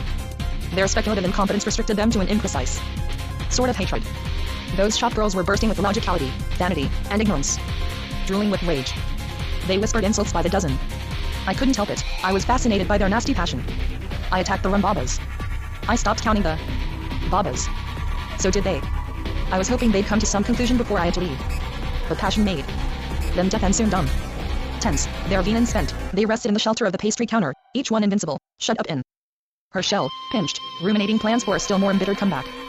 At the first opportunity, she would promptly this time spew out all the angry, cutting absurdities she happened to know about her little friend. And the occasion wouldn't be long in coming, she'd see to that. scrapings of arguments, aimed at nothing at all. In the end I sat down, the better for them to befuddle me with the unceasing sound of their words, intentions, thoughts, as on a shore where the ripples of unceasing passions never manage to get organized. You listen, you wait, you hope, here, there, in the train, at the cafe, in the street, in drawing rooms, at the concierges. You listen and wait for evil to get organized as in wartime, but there's only waste mo ion. Nothing is ever done, either by those unfortunate young ladies or by anyone else. No one comes to help us. An enormous babble, grey and monotonous, spread over life like an enormously discouraging mirage. 2. Ladies came in, and the muddle-headed charm of the ineffectual conversation spread out between the counter girls and myself was broken. The girls gave the new arrivals their eager and undivided attention, anticipating their requests and their least desires. They chose here and there and nibbled at the tarts and 184 Hetty's fours. When it came time to pay, they gushed polite phrases, and each insisted on offering the others little pastries to nibble that very minute. One declined most graciously, explaining at length and in confidence to the other ladies present, who took a keen interest, that her doctor had forbidden her all sweets, that her doctor was a genius, that he had done wonders in combating constipation in Toulouse and elsewhere, that he was well on his way to curing her the retention of number 2, from which she had been suffering for more than 10 years, thanks to a very special diet and a miraculous medicine known to him alone. The other ladies were not going to let themselves be outdone so easily in matters of constipation. Their own constipation defied comparison. They were up in arms. They demanded proofs. In response to their doubts, the lady observed simply that when moving her bowels she now broke wind, that it sounded like fireworks. That because of her new style bowel movements, all well molded, solid, and substantial, she was obliged to take extra precautions. Sometimes these marvelous new feces of hers were so hard they gave her excruciating pain in the rectum. A tearing sensation. So now she had to use Vaseline before moving her bowels. Irrefutable. Thus convinced, the voluble ladies left the petties of pastry shop, accompanied to the threshold by the smiles of the entire staff. The park across the way was a good place in which to rest, meditate briefly, and put my thoughts in order before going to look for my friend Robinson. In provincial parks the benches, offering a view of flowerbeds overstuffed with cannas and daisies, are almost always empty on weekday mornings. Near the rock garden, on strictly captive waters, a small tin boat, encircled by floating ashes, was moored to the shore by a moldy rope. A sign announced that the skiff operated on Sunday and that a tour of the lake cost 2 francs. How many years? Students? Phantoms? In the corners of all parks there lie forgotten any number of little coffins and garlanded with dreams, thickets charged with promises, handkerchiefs full of everything. All a big joke. But that's enough daydreaming. Let's go looking for Robinson and his church of St. Eponine, and that crypt where he and the old woman are taking care of mummies. That's what I'd come for, so I'd better get going. I took a carriage, and we meandered this way and that at a leisurely sort of trot, through the dark sunken streets of the old town, where the light catches between the roofs. Over cobbles and bridges we drove with a great clatter of wheels, behind a horse that was all shoes. They haven't burned any cities in the south for a long time. They've never been so old. Wars don't pass that way anymore. We pulled up in front of St. Eponine 86, on the stroke of noon. The crypt was a little further on, under a calvary. It was pointed out to me, in the middle of a small, arched garden. You entered the crypt through a sort of barricaded hole. From a distance I saw the caretaker, a young girl, and asked for news of my friend Robinson. She was just closing the door. She answered with a friendly smile, and the news she gave me was good. From where we were standing in that noonday light everything around us turned pink, and the worm-eaten stones of the church rose skyward, as though ready to melt into the air. Robinson's little friend must have been about 20, with firm, wiry legs, a small, perfectly charming bust, and surmounting it a delicate, precisely etched face. Just the eyes may have been a little too black and attentive for my taste. Not at all the dreamy type. It was she who wrote Robinson's letters, the ones I had received. She went ahead of me to the vault with her precise gait, her shapely feet and ankles. She had the build of a good lay, and must have spread her legs very nicely when circumstances demanded. Short, hard. 185. Hands with a strong grip, the hands of an ambitious working girl. A brisk little movement to turn the key. Shimmering heat all around us. Once she had the door open, she decided, in spite of the lunch hour, to show me through the vault. I was beginning to feel a little more relaxed. Behind her lantern we descended into increasing coolness.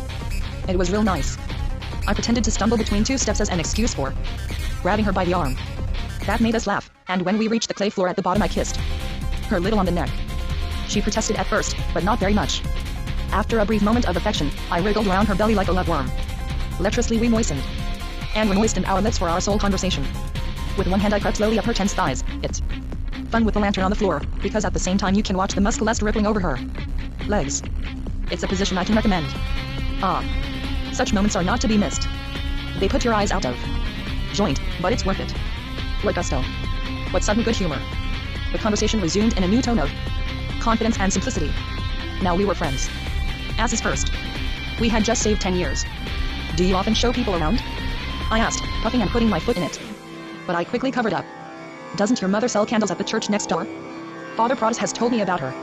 I only take Madame Rillo's place during lunch hour, she answered. In the afternoon I work for a dressmaker on the Rue du Theatre. Did you pass the theater on your way here? Again she reassured me about Robinson. He was much better. In fact, the specialist thought he'd soon see well enough to go out by himself. All that was most encouraging. As for Grandma Hain-Royal, she seemed delighted with the vault. She was doing good business and saving money. Only one difficulty, I and the house where they were living, the bedbugs kept everybody awake, especially on stormy nights. So they burned sulfur. It seemed that Robinson often spoke of me pleasantly. What's more, one thing leading to another. We came around to the projected marriage, the circumstances and all. I have to admit that with all that talk I still hadn't asked her name. Her name was Madelon. 87, she'd been born during the war. Their marriage plans, after all, suited me fine. Madelon was an easy name to remember. I figured she must know what she was doing in marrying Robinson. Even if he was getting better, he'd always be an invalid. And besides, she thought only his eyes were affected. But his nerves were shot, and so was his morale and everything else. I was almost going to tell her so, to warn her. I've never known how to steer conversations about marriage, or extricate myself from them. To change the subject, I expressed a keen and sudden interest in the cellar and its occupants. People came a long way to see it, so as long as I was there, why not take a look? With her little lantern, Madelon and I made the shadows of the corpses emerge from the wall one by one. They must have given the tourists food for thought. Those ancient sticks were lined up against the wall as if a firing squad had worked them over. They weren't exactly skin and bone anymore, or clothing either. Just a little of all that. In a very grimy state, and full of holes. Time had been gnawing at their skin for centuries and was still at it. Here and there it was still tearing away bits of their faces, enlarging all the holes and even finding long strips of epidermis that death had left clinging to their cartilage. Their bellies had emptied of everything, and now there were little cradles of shadow where their navels had been. Madelon explained that to get into this condition the bodies had had to spend more than 500 years in a quicklime cemetery. You wouldn't have taken them for corpses. Their corpse days were far behind them. By easy stages they had come closer and closer to dust. In that cellar there were big ones and little ones, 6 and 20 in all, who asked for nothing better than to enter into eternity. They weren't being admitted yet. 2 women with bonnets perched on top of their skeletons, a hunchback, a giant, and even a complete baby, with a kind of bib, laced if you please, around his tiny dried-out neck, and some bits and pieces of swaddling clothes. 186. Grandma Hain-Royal was making a lot of money out of these scrapings of the centuries. To think that when I last saw her she herself had looked very much like these spooks. So then Madelon and I went slowly back, passing them by again. One by one their so-called heads stood silent in the harsh circle of lamplight. It's not exactly night they have in their eye sockets, it's almost a gaze, but gentler, like the gaze of those who know. More disturbing is their smell of dust, it catches in your nose. Whenever a party of tourists showed up, Grandma Hain-Royal was on the spot. She made those stiffs work like circus performers. At the height of the summer season, they brought her in 100 francs a day. Don't they look sad? Madelon asked me. A ritual question. Death didn't mean a thing to that cutie. She had been born during the war, when death came easy. But I knew well how people die. Something I had learned. It's very painful. It's alright to tell the tourists that these dead are happy. They can speak for themselves. Grandma Hain-Royal even clouded them on the belly when there was enough parchment left on it, and it went boom boom. But even that's no proof of good cheer. Finally Madelon and I got back to our own affairs. So it was true that Robinson was better. That was good enough for me. Our little friend seemed bent on this marriage. She must have been bored to death in to lose. You didn't often meet a man who had traveled as much as Robinson. What stories he had to tell. True ones and not so true. He'd already spoken to them at length of America and the tropics. Lovely. I'd been in America and the tropics too. I knew stories about them too and proposed to tell her some. Come to think of it, I had traveled with Robinson, and that's how we'd got to be friends. The lantern went out. We lit it 10 times while arranging the past and the future. She wouldn't let me touch her breasts, said they were much too sensitive. But seeing that Grandma Hain-Royal would be coming back from her lunch any minute, we had to climb back to the daylight over the steep, rickety staircase, which was as difficult to negotiate as a ladder. I made a note of those stairs. Because of the treacherous narrow stairs, Robinson didn't often go down to the mummy cellar. Most of the time he stood at the door, giving the tourists a bit of sales talk and getting used to taking in a few specks of light here and there. Meanwhile in the depths, Grandma Hain-Royal managed it very well. She knocked herself out with the mummies, enlivening the tourists' visit with a little speech about her parchment stiffs. They're not at all repulsive, ladies and gentlemen, because, as you see, they were preserved in quicklime for more than 5 centuries. Our collection is the only one of its kind in the whole world. The flesh is gone, of course. Only the skin is left, but it's tanned. They're naked, but not indecent. You will observe that a baby was buried at the same time as its mother. The baby is also extremely well preserved. And that tall man with the lace shirt that he still has on, he's got every one of his teeth. You will observe. At the end of the tour she clouded them all on the chest. He sounded like a drum. Observe, ladies and gentlemen, that this one has only one eye left. All dried out and the tongue too. It's like leather. She gave it a pull. He's sticking his tongue out, but he's not nasty. You can give what you like as you leave, ladies and gentlemen, but the usual is 2 francs each and half price for children. You can touch them before you go. Convince yourself. But please, ladies and gentlemen, don't pull too hard. They're extremely fragile. Grandma Hainril had wanted to raise the prices as soon as she got there. She applied to the diocese. But it wasn't so simple, because of the priest at St. Eponine, who demanded a third of the take all for himself, and also because of Robinson, who kept griping, because in his opinion she wasn't giving him a big enough rake-off. 187. I've been took. He concluded. Took for a sucker. Again. I never have any luck. The old bag seller, you know. It brings in a fortune. Believe you me, she's raking it in. But you didn't put any money into the business. I argued to calm him down and put some sense into him. And you're well fed. Well taken care of. But Robinson was as stubborn as a mule. He felt persecuted and that was that. He refused to understand, to resign himself. All in all, I said, you've come out of a nasty business pretty well. So don't complain. You'd have gone straight to Cayenne 88, if they'd nabbed you. Here nobody's bothering you. And you've found little Madelon, who's a sweet kid and willing to put up with you despite the state of your health. So what have you got to complain about? Especially now that your eyes are getting better. You seem to be saying I don't know what I'm complaining about, he said then. But I feel I've got to complain. That's the way it is. It's all I've got left. That's right. It's the only thing they let me do. Nobody's forced to listen. True enough, he did nothing but complain whenever we were alone. I had come to dread those confidential moments. I looked at him with his blinking eyes which still oozed a little in the sunlight, and I said to myself that all things considered Robinson was not endearing. There are animals like that, they can be innocent, unhappy, anything you please, you know it, and still you don't like them. There's something wrong with them. You could have died in jail. I tried again, determined to make him think. I've been in jail. It's no worse than where I am now. You're out of date. He hadn't told me he'd been in jail. That must have been before we met, before the war. He pressed his point and concluded, take it from me. There's only one kind of freedom, only one, to see properly and have your pockets full of money. The rest is bullshit. So what, exactly, do you want? I asked him. When he was challenged like that to make up his mind, to speak up, he deflated. And that's just when it might have been interesting.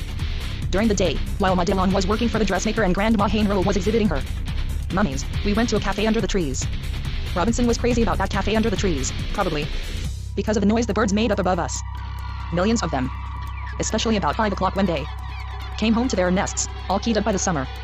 They swooped down on the square like a storm. There was a story about a barber who had his shop across from the park and had gone crazy just from hearing them cheep for years and years. It's true we couldn't hear each other talk. Robinson thought it was cheerful.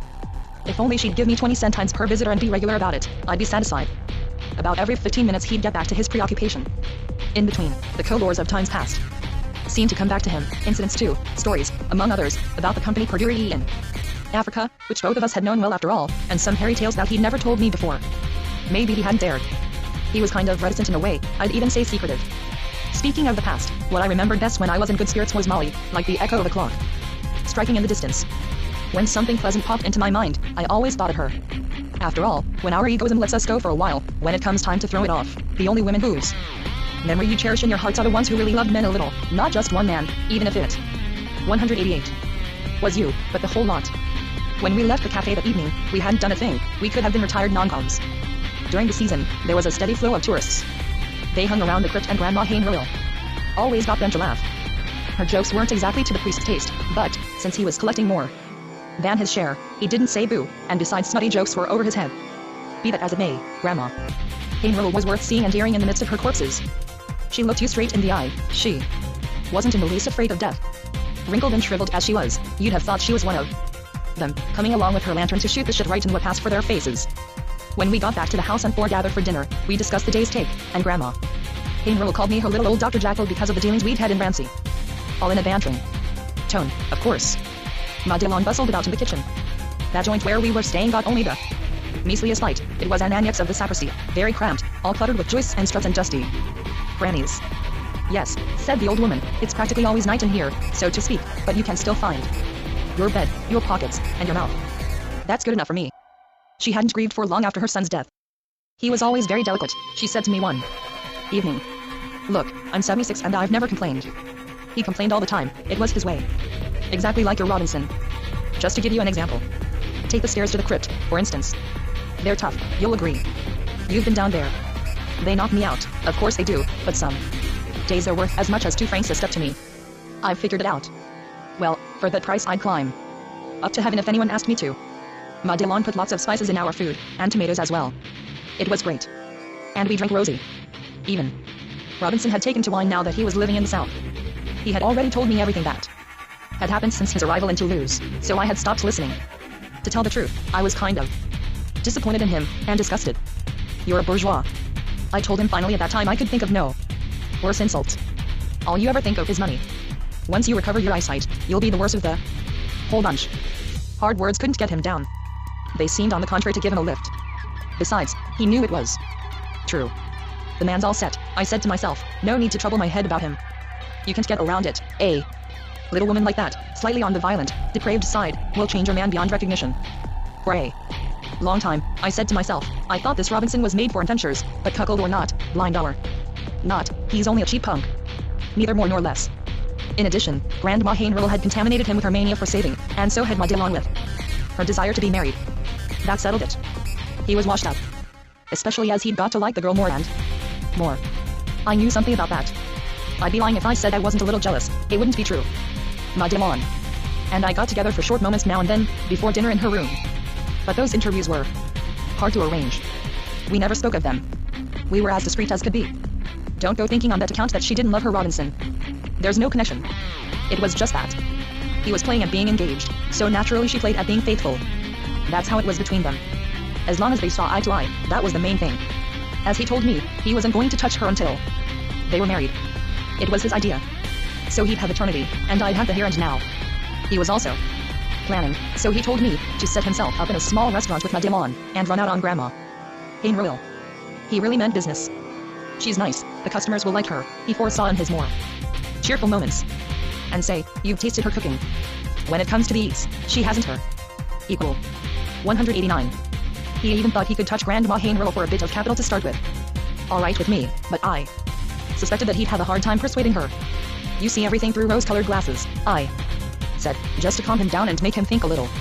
At that he began to cry and call me a heartless bastard. To tell the truth, you should never discourage anybody. I admitted that I was wrong, that my trouble was my black thoughts, and that all things considered, they were what had wrecked my life. Robinson's gimmick before the war has been copperplate engraving, but he wouldn't have anything more to do with it, not at any price. That was his business. With my lungs I need fresh air, and anyway my eyes will never be the same. In a way he was right. What could I say? When we walked through busy streets together, people turned around to pity the blind man. People have plenty of pity in them for the infirm and the blind. They really have love in reserve. I'd often sense that love they have in reserve. There's an enormous lot of it, and no one can say different. But it's a shame that people should go on being so crummy, with so much love in reserve. It just doesn't come out, that's all. It's caught inside and there it stays. It doesn't do them a bit of good. They die love NSIDE. After dinner Madelon would devote herself to her little Ian, as she called him. She read the newspaper out loud. He was wild about politics at the time, and the papers in the South postulated with politics of the juiciest kind. Around us in the evening the house would sink into the dilappitude of the centuries. That's the time, after dinner, when the bedbugs come out for the corrida, and also the time to test the corrosive formula which I hope to sell to some pharmacist at a small profit later on. A modest racket. My invention amused Grandma Hainril, and she helped me with my experiments. Together we went from nest to nest, from crack to cranny, and sprayed their swarms with my vitriol. They scurried and vanished in the light of the candle that Grandma Hainril conscientiously held for me. While at our work, we talked about Drancy. Just thinking about the place gave me the collywobbles. I'd have stayed in Toulouse for the rest of my life. What more did I want, after all, than my daily bread and some time to myself? Happiness in short. Still, I had to think about going back to work. Time was passing, and so were the Abbey Protest's bonus and my savings. Before leaving, I thought I'd teach Madelon a thing or two, and give her a bit of advice. Of course it's better to give money when you can afford it and you want to help. But you can also do good by warning a person. Telling them exactly what's what, and especially about the risks of fucking right and left. That's what I said to myself, because I was really worried about Madelon catching something. She was a smart little number, but no one could have been more ignorant about microbes. So I started explaining in great detail that she should take a close look before responding to advances. If it was right if there was a drop at the end. In short, the classical and exceedingly useful things that everyone should know. After listening attentively and hearing me out, she protested for the sake of form. She even made something of a scene, assuring me that she was a respectable girl, that I should be ashamed of myself, that I had a foul opinion of her, because she'd done it with me, that I despised her, that all men were beastly. Anyway, the kind of thing they say in a case like that. I might have expected it. Window dressing. What mattered to me was that she had listened carefully to my advice and grasped the essential. The rest didn't mean a thing. After hearing what I had to say, what really saddened her was that you could catch all those things I'd been telling her about just from affection and pleasure. Even if nature was to blame, she thought I was fully as disgusting as nature, and that offended her. I carried the matter no further, except for a few words about condoms, which are so convenient. After that we played psychologist and tried to analyze Robinson's character just a little. He's not exactly jealous, she said to me. But he has his difficult moments. That's neither here nor there, I said, and launched into a description of Robinson's character, as if I knew 190. His character, but I noticed right away that I didn't know Robinson at all, except for a few obvious and glaring features. Nothing more. It's amazing how hard it is to imagine what can make one person pleasing to another. You want to do someone a favor, to be helpful, and all you do is make a fool of yourself. It's pitiful, the moment you open your mouth. You flounder. Nowadays it's not easy to be la bruyere. 89, the whole unconscious skedaddles the moment you go near it. Just as I was about to buy my ticket, they got me to stay for another week, we agreed. The idea was to show me the country around Toulouse, the cool banks of the river I'd heard so much about, and especially they wanted me to see the beautiful vineyards on the outskirts, that everyone in town seemed to take pleasure and pride in, as if they were all part owners. They wouldn't think of letting me leave like that, when I hadn't seen anything but Grandma Painroll's corpses. It was unthinkable. Well anyway, soft soap. I was paralyzed by so much kindness. I didn't dare seem too eager to stay, because of my intimacy with Madelon, which was getting kind of dangerous. The old woman was beginning to suspect something between us. A strain in the air. But the old woman wasn't coming with us on this excursion. In the first place she didn't want to close her crypt, not for a single day. So I agreed to stay on, and one Sunday morning we set out for the country. Robinson walked between us, we held him by the arms. At the station we took second-class tickets. Even so, the compartment smelled strongly of sausage, just the same as third class. We got off at a place called Saint Jean. Madelon seemed familiar with the region, and right away she began meeting acquaintances from this village and that village. It looked like a fine day coming on. As we walked along, we had to tell Robinson everything we saw. Here there's a garden. That's a bridge over there, and on top of it there's a man fishing. He's not catching anything. Watch out for the bicycle. But the smell of French fries gave him his direction all right. In fact, it was he who dragged us to a bar where they served French fries for 50 centimes a portion. I'd always known that Robinson was fond of Frank H. fries. So am I. It's a Parisian taste. Madelon preferred vermouth, dry and straight. Rivers aren't happy in the south. They seem to be sick, always drying up. Hills, sun, fishermen, fish, boats, ditches, wash troughs, pines, weeping willows want some, all clamor for water. Much too much water is demanded of them, so there isn't much left in the riverbed. In places it looks more like a badly flooded road than a genuine river. Seeing we'd come for pleasure, we had to hurry up and find some. When we finished our French fries, we thought we'd take a little boat ride before lunch. That would be fun, me rowing. Of course, the two of them, Robinson and Madelon, facing me, hand in hand. So off we go, merrily down the stream as they say, scraping the bottom here and there, she letting out squeals and he not quite easy in his mind either. Flies and more flies. Dragonflies everywhere, watching the river out of their big eyes and giving frightened little flicks of their tails. Amazing heat that makes the surface steam. We glide over the water from those long flat eddies back there to this tangle of dead branches. We hug the burning bank, looking for wisps of shade that we grab as best we can under a few trees not too riddled with sunshine. Talking makes you even hotter, if that's possible. On the other hand, you're afraid to admit you're not comfortable. Robinson, naturally enough, was the first to be fed up with navigation. I suggested landing near a restaurant. We weren't the only ones to have that little idea. Every fisherman on that reach of the river was already settled at the bistro before us, jealously nursing his operative, entrenched behind a siphon. Robinson didn't dare ask me if this cafe I had chosen was expensive, but I set his mind at rest by assuring him that the prices were posted and perfectly reasonable. It was true. He never let go of his Madelon's hand the whole 191 while. Now it can be told that we paid our bill at the restaurant as if we had eaten, but we had only tried to eat. The less said of the dishes they served us, the better. They're still there. After that, to spend the afternoon, it would have been too complicated to arrange a fishing party, and it would have made Robinson unhappy because he wouldn't even have seen his float. As for me, I was sick and tired of rowing, just from the morning's effort. That had been plenty. The training I'd had on the rivers of Africa was far behind me. I had aged in that as in everything else. For a change of exercise, I suggested that a little walk along the bank would do us a lot of good, at least as far as the tall grass you could see up there less than a mile away, not far from that line of poplars. So there we went, Robinson and I arm in arm, and Madelon a few steps ahead of us. It was easier that way. Through the grass. At a bend in the river we heard accordions. The sound came from a barge, a beautiful barge moored at that point in the river. The music attracted Robinson, which was understandable in his situation, and besides he had always had a weakness for music. Glad to have found something that amused him, we parked right there on the grass, which wasn't as dusty as on the slanting bank nearby. We could see that it wasn't any ordinary barge. It was neat and well turned out, not meant for hauling anything more of a houseboat than a barge, with flowers all over it and even a spanking little kennel for the dog. We described the houseboat to Robinson. He wanted to know all about it. I'd like to live on a clean little boat like that myself, he said then. How about you? He asked Madelon. I see what you mean, she replied.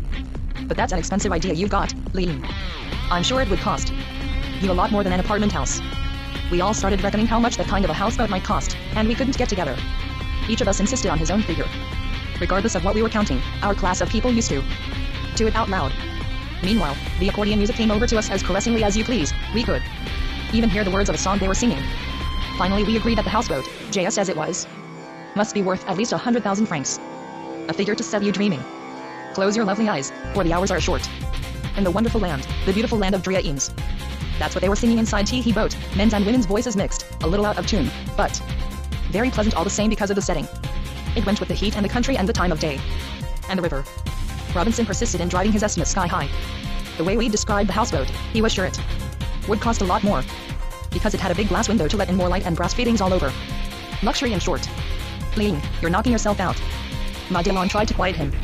Why don't you stretch out on this nice thick grass and rest a while?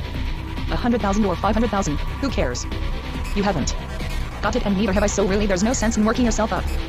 He lay down, but he kept working himself up about the price all the same. He wanted to know for sure, and he wanted to see this houseboat that cost so much. Has it got a motor? He asked. We didn't know. Just to please him, since he insisted, I took a look at the stern, to see if I see the exhaust pipe of a small motor. 192. Close your lovely eyes, for life is a dream. Love is a fantasy. Close your lovely eyes. The people in there went on singing. We were drooping with fatigue. They were putting us to sleep. Suddenly the spaniel came bounding out of the kennel and stood on the gangplank barking in our direction. We woke with a start, and we gave the spaniel hell. He had frightened Robinson. So then a character who seemed to be the owner came out on deck through the little cabin door. He said he wouldn't stand for anybody shouting at his dog, and we talked back. But when he noticed that Robinson was as good as blind, the man calmed down and felt foolish. He changed his mind about bawling us out and even let us call him a few names to get even. To make up for his rudeness, he invited us to come and have coffee on his boat, to celebrate, he added, his birthday. He wouldn't hear of our baking out there in the sun. And so forth and so on. And besides it was lucky we turned up, because they were 13 at table. He was a young man, an eccentric. He liked boats, he explained. We could see that. But his wife was afraid of the sea, so they had moored their boat out here, on the beach, so to speak. We went aboard. And everybody seemed glad to have us. First of all his wife, a fine-looking woman, who played the accordion like an angel. Anyway, it was nice of them to have us over for coffee. We could have been almost anybody. It was trusting of them. We realized right off that it wouldn't do to shame our charming hosts, especially in front of their guests. Robinson had his faults, but as a rule he had a certain fine feeling. Just by the sound of their voices he realized that we had to behave and abstain from bad language. True. We weren't very well dressed, but we were neat and clean. The owner of the houseboat, I looked him over. Must have been about 30, with poetic brown hair and a nice sailor-type suit, but custom-made. And his attractive wife had really velvety eyes. They had just finished lunch. Plenty of leftovers. We didn't say no to a piece of cake, certainly not. Or a glass of port to go with it. I hadn't heard such high-class voices in a long time. High-class people have a certain way of talking that intimidates you and frightens me personally, especially their women. It's really just a lot of half-baked, pretentious phrases, but as highly polished as antique furniture. Meaningless as they are. Their phrases are terrifying. When you try to answer, you're afraid of slipping up. And even when they take the tone of the gutter and amuse themselves singing the songs of the poor, they hang on to that high-class accent, which inspires suspicion and antipathy. That accent always has the kind of whiplash that's needed for talking to servants. It's sexy, but it makes you want to tumble their women, just to see their dignity, as they call it, melt away. In a whisper I told Robinson about the furniture, all antiques. The place reminded me a little of my mother's shop, except naturally it was cleaner and more orderly.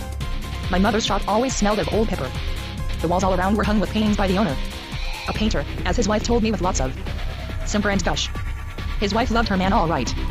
He was an artist, nice penis, nice hair, nice income. Everything needed to make a woman happy. In addition, she had her accordion, her friends, her reveries on the meter, swirling water. She was quite content never to go anywhere. Here they had all but plus all. The sweet coolness in the world, enclosed between the half curtains and the breath of the ventilator. And God-given security besides. Seeing we were there, we thought we might as well make ourselves at home. Iced drinks, tea and strawberries. And cream, my favorite dessert. Wriggling and simpering, Madelon accepted a second helping. She too was improving her manners. The men were taken with Madelon, especially the rich father-in-law.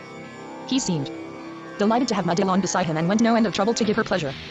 He ransacked the whole table for delicacies just for her, and she lit into them with such enthusiasm that the tip of her 193 nose was soon covered with whipped cream. To judge by the conversation, the father-in-law was a widower. If so, he'd forgotten it. Soon, what with the liquors, Madelon was tipsy. The suit Robinson was wearing and mine, too, showed signs of fatigue, of seasons and more seasons, but maybe in the dim light no one would notice. Still, I felt rather humiliated among those people, so comfortable in all respects, as clean as Americans, so well-washed and well-groomed, fit for a fashion parade. Once liquored up, Madelon didn't behave so well. Aiming her little profile at the pictures, she started talking rubbish. The hostess noticed and took to the accordion again to gloss it over. Everybody sang, the three of us joined in under our breaths, but listlessly and out of tune, the same song as we'd been listening to outside, and then another. Robinson had managed to strike up a conversation with an elderly gentleman who seemed to know all there was to know about growing cacao trees. A splendid subject. A get-together between colonials. To my amazement, I hear Robinson saying, when I was out in Africa was working for the company Purdue E. In those days, as their agronomist-in-chief used to mobilize a whole village to harvest the crop. And more of the same. He couldn't see me, so he gave himself free rein. The sky was the limit. Phony memories. He really gave the old gentleman an earful.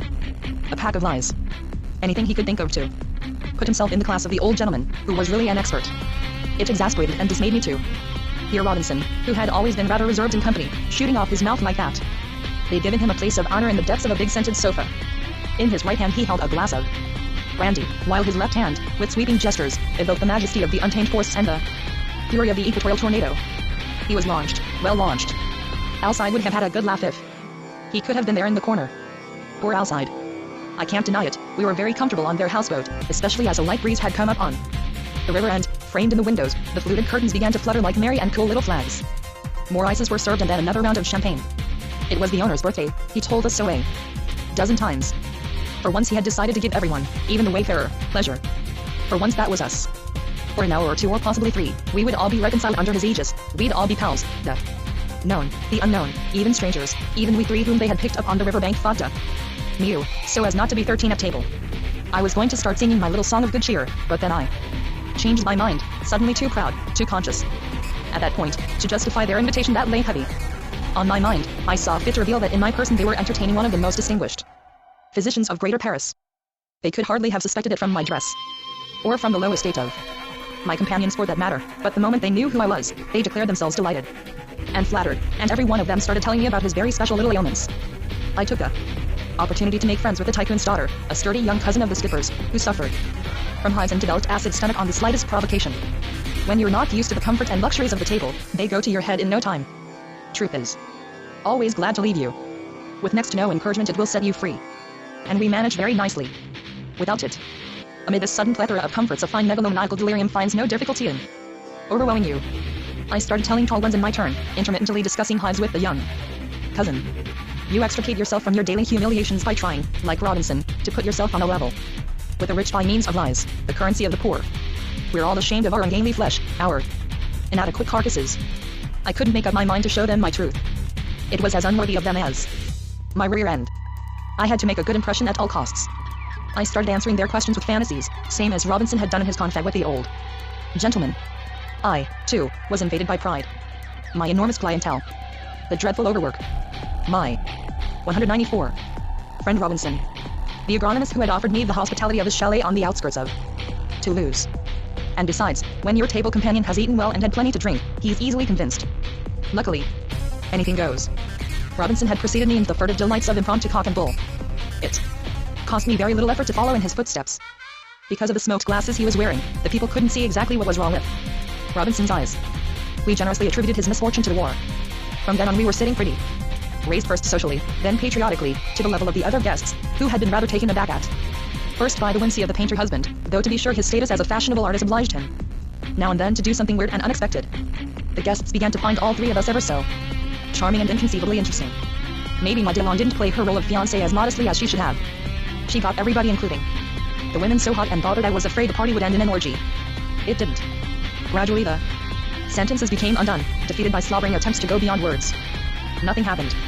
Tangled in phrases and cushions, fuddled by our collective effort to make one another happy, more deeply, more warmly, happier by the spirit alone, since our bodies were replete, we did everything possible to suffuse the present moment with all the pleasure in the world, with every marvel known to us in and outside of ourselves, so that our neighbor might at last get the full advantage of it and confess to us that this was the very miracle he was looking for, that this gift from us was just what had been lacking for so many years to his eternal happiness. That we at last had revealed to him the reason of his own being. And he was going to tell all and sundry that he had found the reason of his being. So we down another bumper together to celebrate our joy. May our joy endure forever. And may this charm never be broken. May we, above all, never relapse into those abominable days when there were no miracles, the days before we met and miraculously found one another. All of us together from this moment on. At last. And forever. The skipper couldn't restrain himself from breaking the charm. He had this mania for talking about his painting. It was really too much on his mind, about his pictures. Come what may, and apropos of anything or nothing. Thanks to his obstinate idiocy, crushing banality. Returned, drunk as we were, to our midst. Defeated, I went over to the skipper and delivered myself a few heartfelt and high-flown compliments, the sweet words in which artists delight. Just what he needed. My compliments hit him like an orgasm. He slumped down on one of the overblown sofas and fell asleep. Almost instantly, as sweetly as you please, palpably happy. The others meanwhile studied the contours of one another's faces with a leaden gaze of mutual fascination, torn between almost irresistible somnolence and the delights of heaven-sent digestion. As for me, I suspended my desire to doze, saving it up for the night. Only too often the day's lingering fears banish sleep, so when you're lucky enough to build up a small stock of V2, you have to be a born fool to squander it in futile preliminary catnaps. Keep it for the night, that's my motto. Always be thinking of the night. Besides, we'd been invited to dinner, so it was time to be working up a fresh appetite. We took advantage of the prevailing stupor to slip away. The three of us managed a discreet exit, dodging the slumbering guests dispersed around the hostess's accordion. Softened by music, the hostess's eyes blinked in search of darkness. "See you later," she said as we passed. Her smile ended in a dream. We didn't go very far, only to the place where I'd noticed a bend in the river, between two rows of tall, pointed poplars.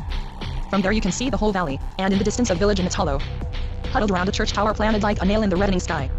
195. Madelon was anxious. "What time is there a train back?" she asked. "Don't worry," we assured her. "They'll take us by car. It's all arranged." The skipper said so. They've got one. That was enough for Madelon.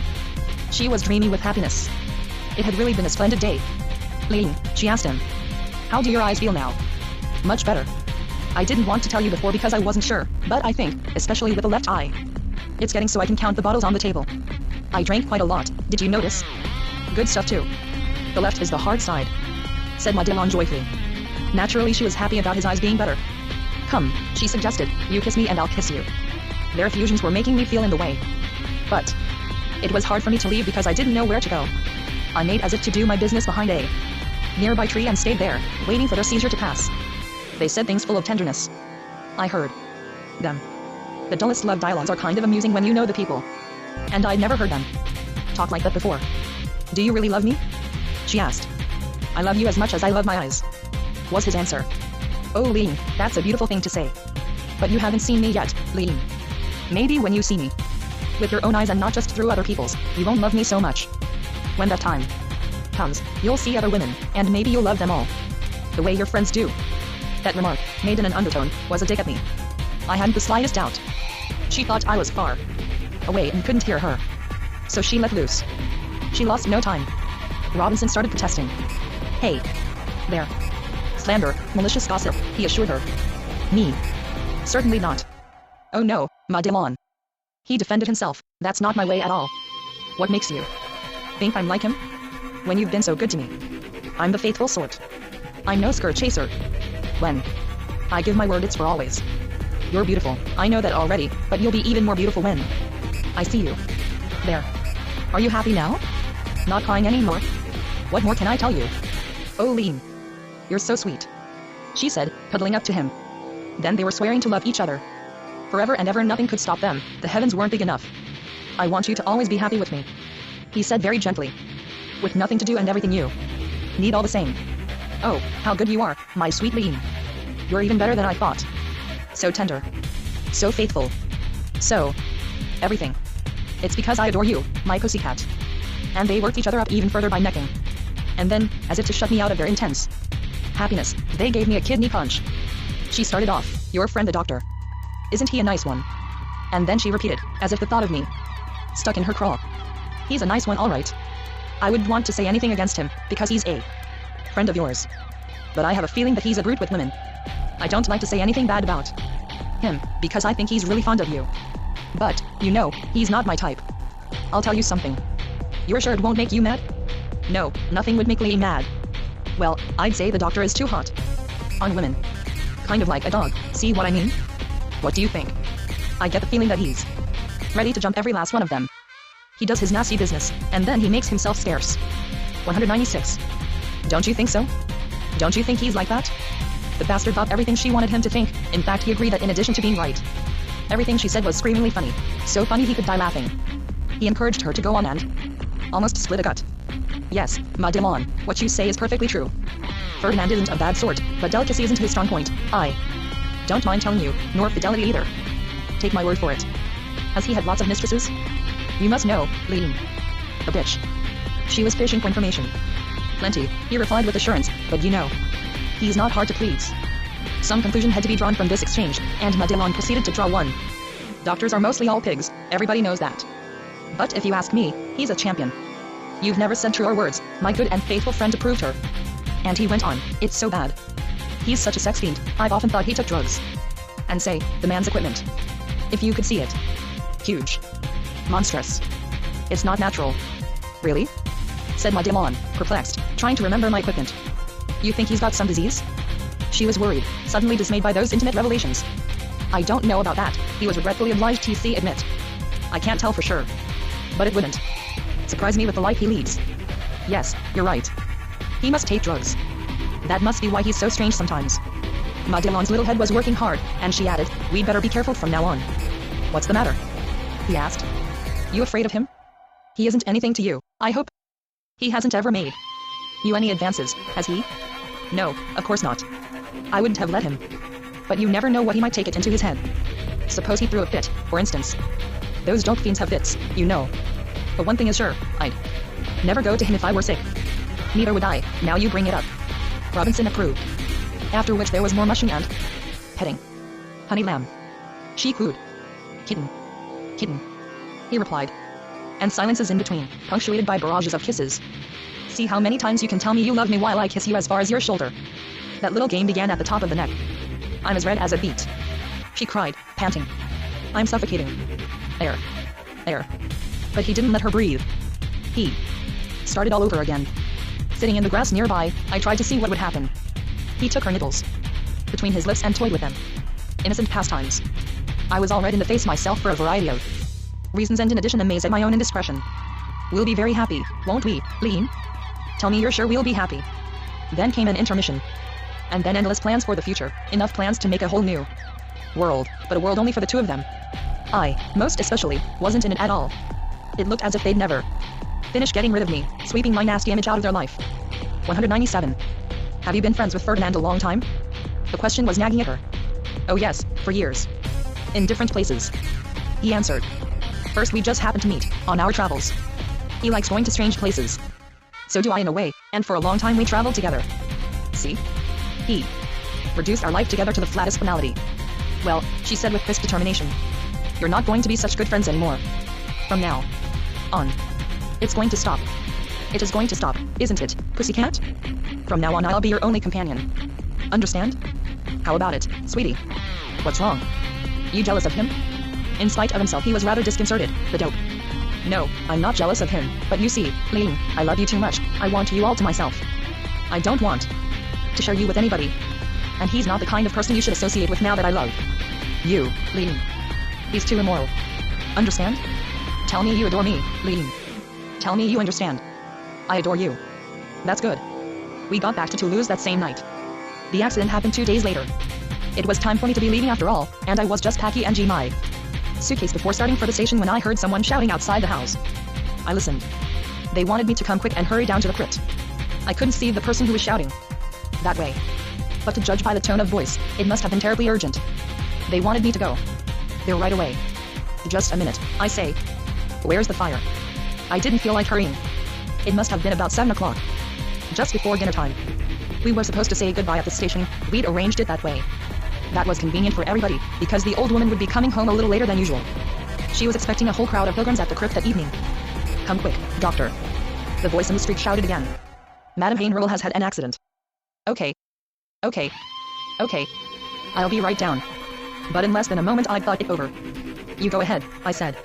Tell them I'm coming right away. Soon as I put my pants on. But it's terribly urgent. The voice cried. She's unconscious, I tell you. She seems to have broken a bone in her head. She fell down the stairs. Down to the bottom of her vault. That'll do. I said to myself when I heard that lovely story. No need to think any longer. I beat it straight to the station. I knew all I wanted to know. I caught my train at 7:15, but only by the skin of my teeth. We never did say goodbye. The first thing Pierre said when he saw me was that I wasn't looking well. You must have worn yourself to a frazzle in Toulouse, he said, suspicious as usual. It's true that I'd had a scare down there in Toulouse, but nothing to complain about, since I'd managed to keep clear of serious trouble, or so I thought, by slipping away at the critical moment. I told Pierre the story in detail and aired my suspicions as well. He wasn't convinced that I'd been very bright, but we didn't have time to go into it very thoroughly, because by then the question of a job for me, 198, had become so urgent that I had to do something about it. There was no time to be lost in discussion. I had only 150 francs left to my name and no idea where to turn. The tire-count? They weren't hiring anymore. The depression. Back to La Garenne-Rancy? Try and retrieve my practice? I considered it for a while in spite of everything, but only as a last resource and very reluctantly. Nothing is quenched so easily as the sacred fire. It was Pierre who finally came to the rescue. He found me a small job at the institution where he himself had been working for some months. Their business was still pretty good. In addition to taking Credence to the movies, Pierre was in charge of the Sparks. Twice a week, at scheduled hours, he unleashed magnetic storms over the heads of the melancholies assembled for that purpose in a hermetically sealed and pitch-black room. Mental gymnastics. In sum, a brilliant idea emanating from Dr. Baraton, his boss. A skinflint, incidentally, this colleague of ours. He took me on at a very low salary but with a contract a mile long, full of clauses entirely to his advantage. In short, a boss. We were hardly paid at all at that rest home, but the food wasn't at all bad and the lodging was excellent.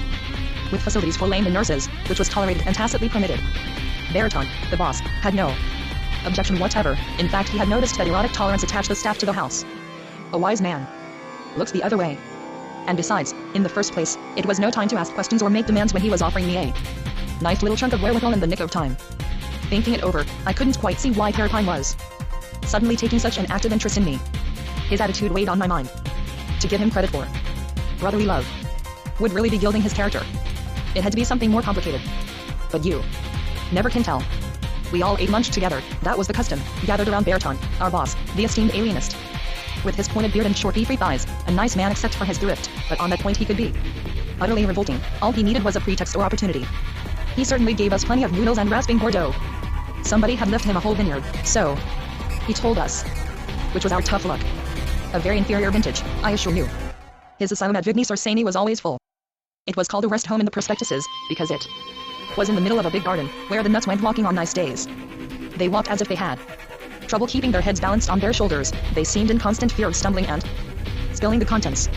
All sorts of misshapen things they were dreadfully attached to, were bobbing and bumping about in there. When the patients spoke of their mental treasures, it was always with anguished contortions or airs of protective condescension that made you think of powerful and ultra-meticulous executives. Not for an empire would those lunatics have gone outside their minds. A madman's thoughts are just the usual ideas of a human being, except that they're hermetically sealed inside his head.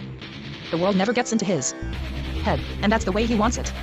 A sealed head is like a lake without an outlet, stagnant. Baraton bought his noodles and vegetables wholesale in Paris. So naturally we weren't very popular with the shopkeepers of Vigny-sur-Seine. I'd go so far as to say that they detested us. Their animosity didn't spoil our appetites. At the beginning of my stay, Baraton, at the table, would distill philosophical conclusions from our disjointed remarks. But seeing that he had spent his life among lunatics and made his living by his association with them, sharing their meals, neutralizing their lunacies as best he could, nothing bored him so much as having to talk about their manias at table. They have no place in the conversation of normal people. He declared in peremptory self-defense. He himself observed that rule of mental hygiene strictly. 199. He was fond of conversation, and there was a kind of terror in the way he insisted on its being amusing, reassuring, and above all thoroughly sane. He just didn't want to think about the loonies. His feeling toward them was one of instinctive antipathy, and with that he contented himself once and for all. On the other hand, he loved hearing us talk about our travels. We couldn't tell him enough. My arrival liberated Parapine from the need to talk. For him it was providential, for now I could entertain the boss during meals. All my peregrinations were served up, related at length, doctored of course, made suitably literary, amusing. Baritone made an enormous amount of noise with his tongue and mouth in eating. His daughter Amy always sat at his right. Though only 10, Amy already seemed faded. Something lifeless and incurable. Grayness blended our image of Amy, as though unhealthy little clouds were always passing over her face. There were moments of friction between Parapine and Baritone. But Baritone never bore anyone a grudge, as long as they laid no claim to the profits of his establishment. For many years his accounts had been the only element of the sacred in his existence. Once, in the days when Parapine still spoke to him, he had told him bluntly at table that he was lacking in ethics. At first that remark had nettled Baritone, but then the whole thing had been smoothed over. You don't quarrel about such trifles. Listening to the story of my travels, Baritone not only relished a surge of romantic emotion but rejoiced at the money he was saving. You're such a fine storyteller, Ferdinand, that after listening to you don't have to visit those countries anymore. To him no prettier compliment was conceivable. Only easily managed lunatics were admitted to his institution, never vicious, out-and-out homicidal maniacs. The place wasn't absolutely sinister. Hardly any bars and only a few isolation cells. Maybe the most worrisome case was little Amy, his own daughter. The child wasn't regarded as a patient, but the environment haunted her. A howl or two would sometimes reach us in the dining room, but the cause of those screams was always something quite insignificant. And they never lasted long. Then occasionally a group of inmates would suddenly, for no reason at all, be shaken by a prolonged wave of frenzy in the course of their interminable wanderings between the pump, the clumps of bushes, and the begonia beds. Those incidents would be handled without great alarms and excursions by means of tepid baths and buckets of opium extract. Now and then the lunatics would stand at the few dining hall windows that opened out on the street and terrify the neighborhood with their bellowing, but mostly they kept their horror to themselves. They took good care of their horror, defending it against our therapeutic efforts. That resistance of theirs was the spice of their lives. When I think now of all the lunatics I knew at Baritone's, I can't help suspecting that the only true manifestations of our innermost being are war and insanity, those two absolute nightmares. Maybe what makes life so terribly fatiguing is nothing other than the enormous effort we make for 20 years, 40 years, and more, to be reasonable, to avoid being simply, profoundly ourselves, that is, vile, ghastly, absurd. It's the nightmare of having to represent the halt subhuman we were fobbed off with as a small-size universal ideal, a Superman from morning to night. In our nut house we had patients at all prices, the most opulent living in heavily padded Louis XP rooms. Baritone paid these a daily, highly priced visit. They'd be expecting him. Now and then he'd be welcomed with a titanic, truly magnificent, and long premeditated sock in the jaw, which he'd enter on the bill under special treatment. At table Parapine maintained an attitude of reserve. Not that he was the least bit put out by my oratorical triumphs. Quite the contrary, he seemed less preoccupied than in times past, in his microbe days, and almost happy. Don't forget that he'd had a bad scare over his business with the minor maidens. It had left him rather disconcerted in his dealings with the sex. In his free time, he'd wander around the grounds 200 of our institution just like a patient. He'd smile at me when I passed, but his smiles were so vague, so pale. You'd have thought he was bidding me goodbye. By taking us on as technical aides, Baritone had made a good bargain, for in addition to our unflagging devotion, we brought him entertainment and the echoes of adventure, for which deprivation had left him with such a craving. And indeed, he often took pleasure in expressing his satisfaction with us. Yet on Parapine's score he had certain reservations. He had never felt entirely comfortable with Parapine. Parapine, you see, Ferdinand, he confided in me. One day, Parapine is a Russian. To Baritone the fact of his being Russian was as descriptive, morphological, and irreparable as diabetic or nigger.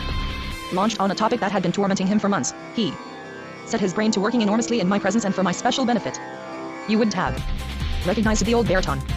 We were on our way to the local tobacco store for cigarettes. Parapine, you see, Ferdinand, of course he's intelligent. But really, you know, there's something dreadfully arbitrary about his intelligence. Don't you agree, Ferdinand? In the first place, he simply refuses to adapt. You can see that at a glance. And he's not at ease in his work. For that matter, he's not at ease in the world. Admit it. And there he's making a mistake. A big mistake. Because it makes him unhappy. That proves it. Take me, Ferdinand, think how adaptable I am. He thumped his sternum. Suppose, for instance, the Earth starts turning the wrong way tomorrow. What will I do? Well, Ferdinand, I'll adapt. Instantly. And do you know how, Ferdinand? I'll just sleep 12 hours more, that'll turn the trick. 1, 2, 3. It's as simple as that. I'll have adapted.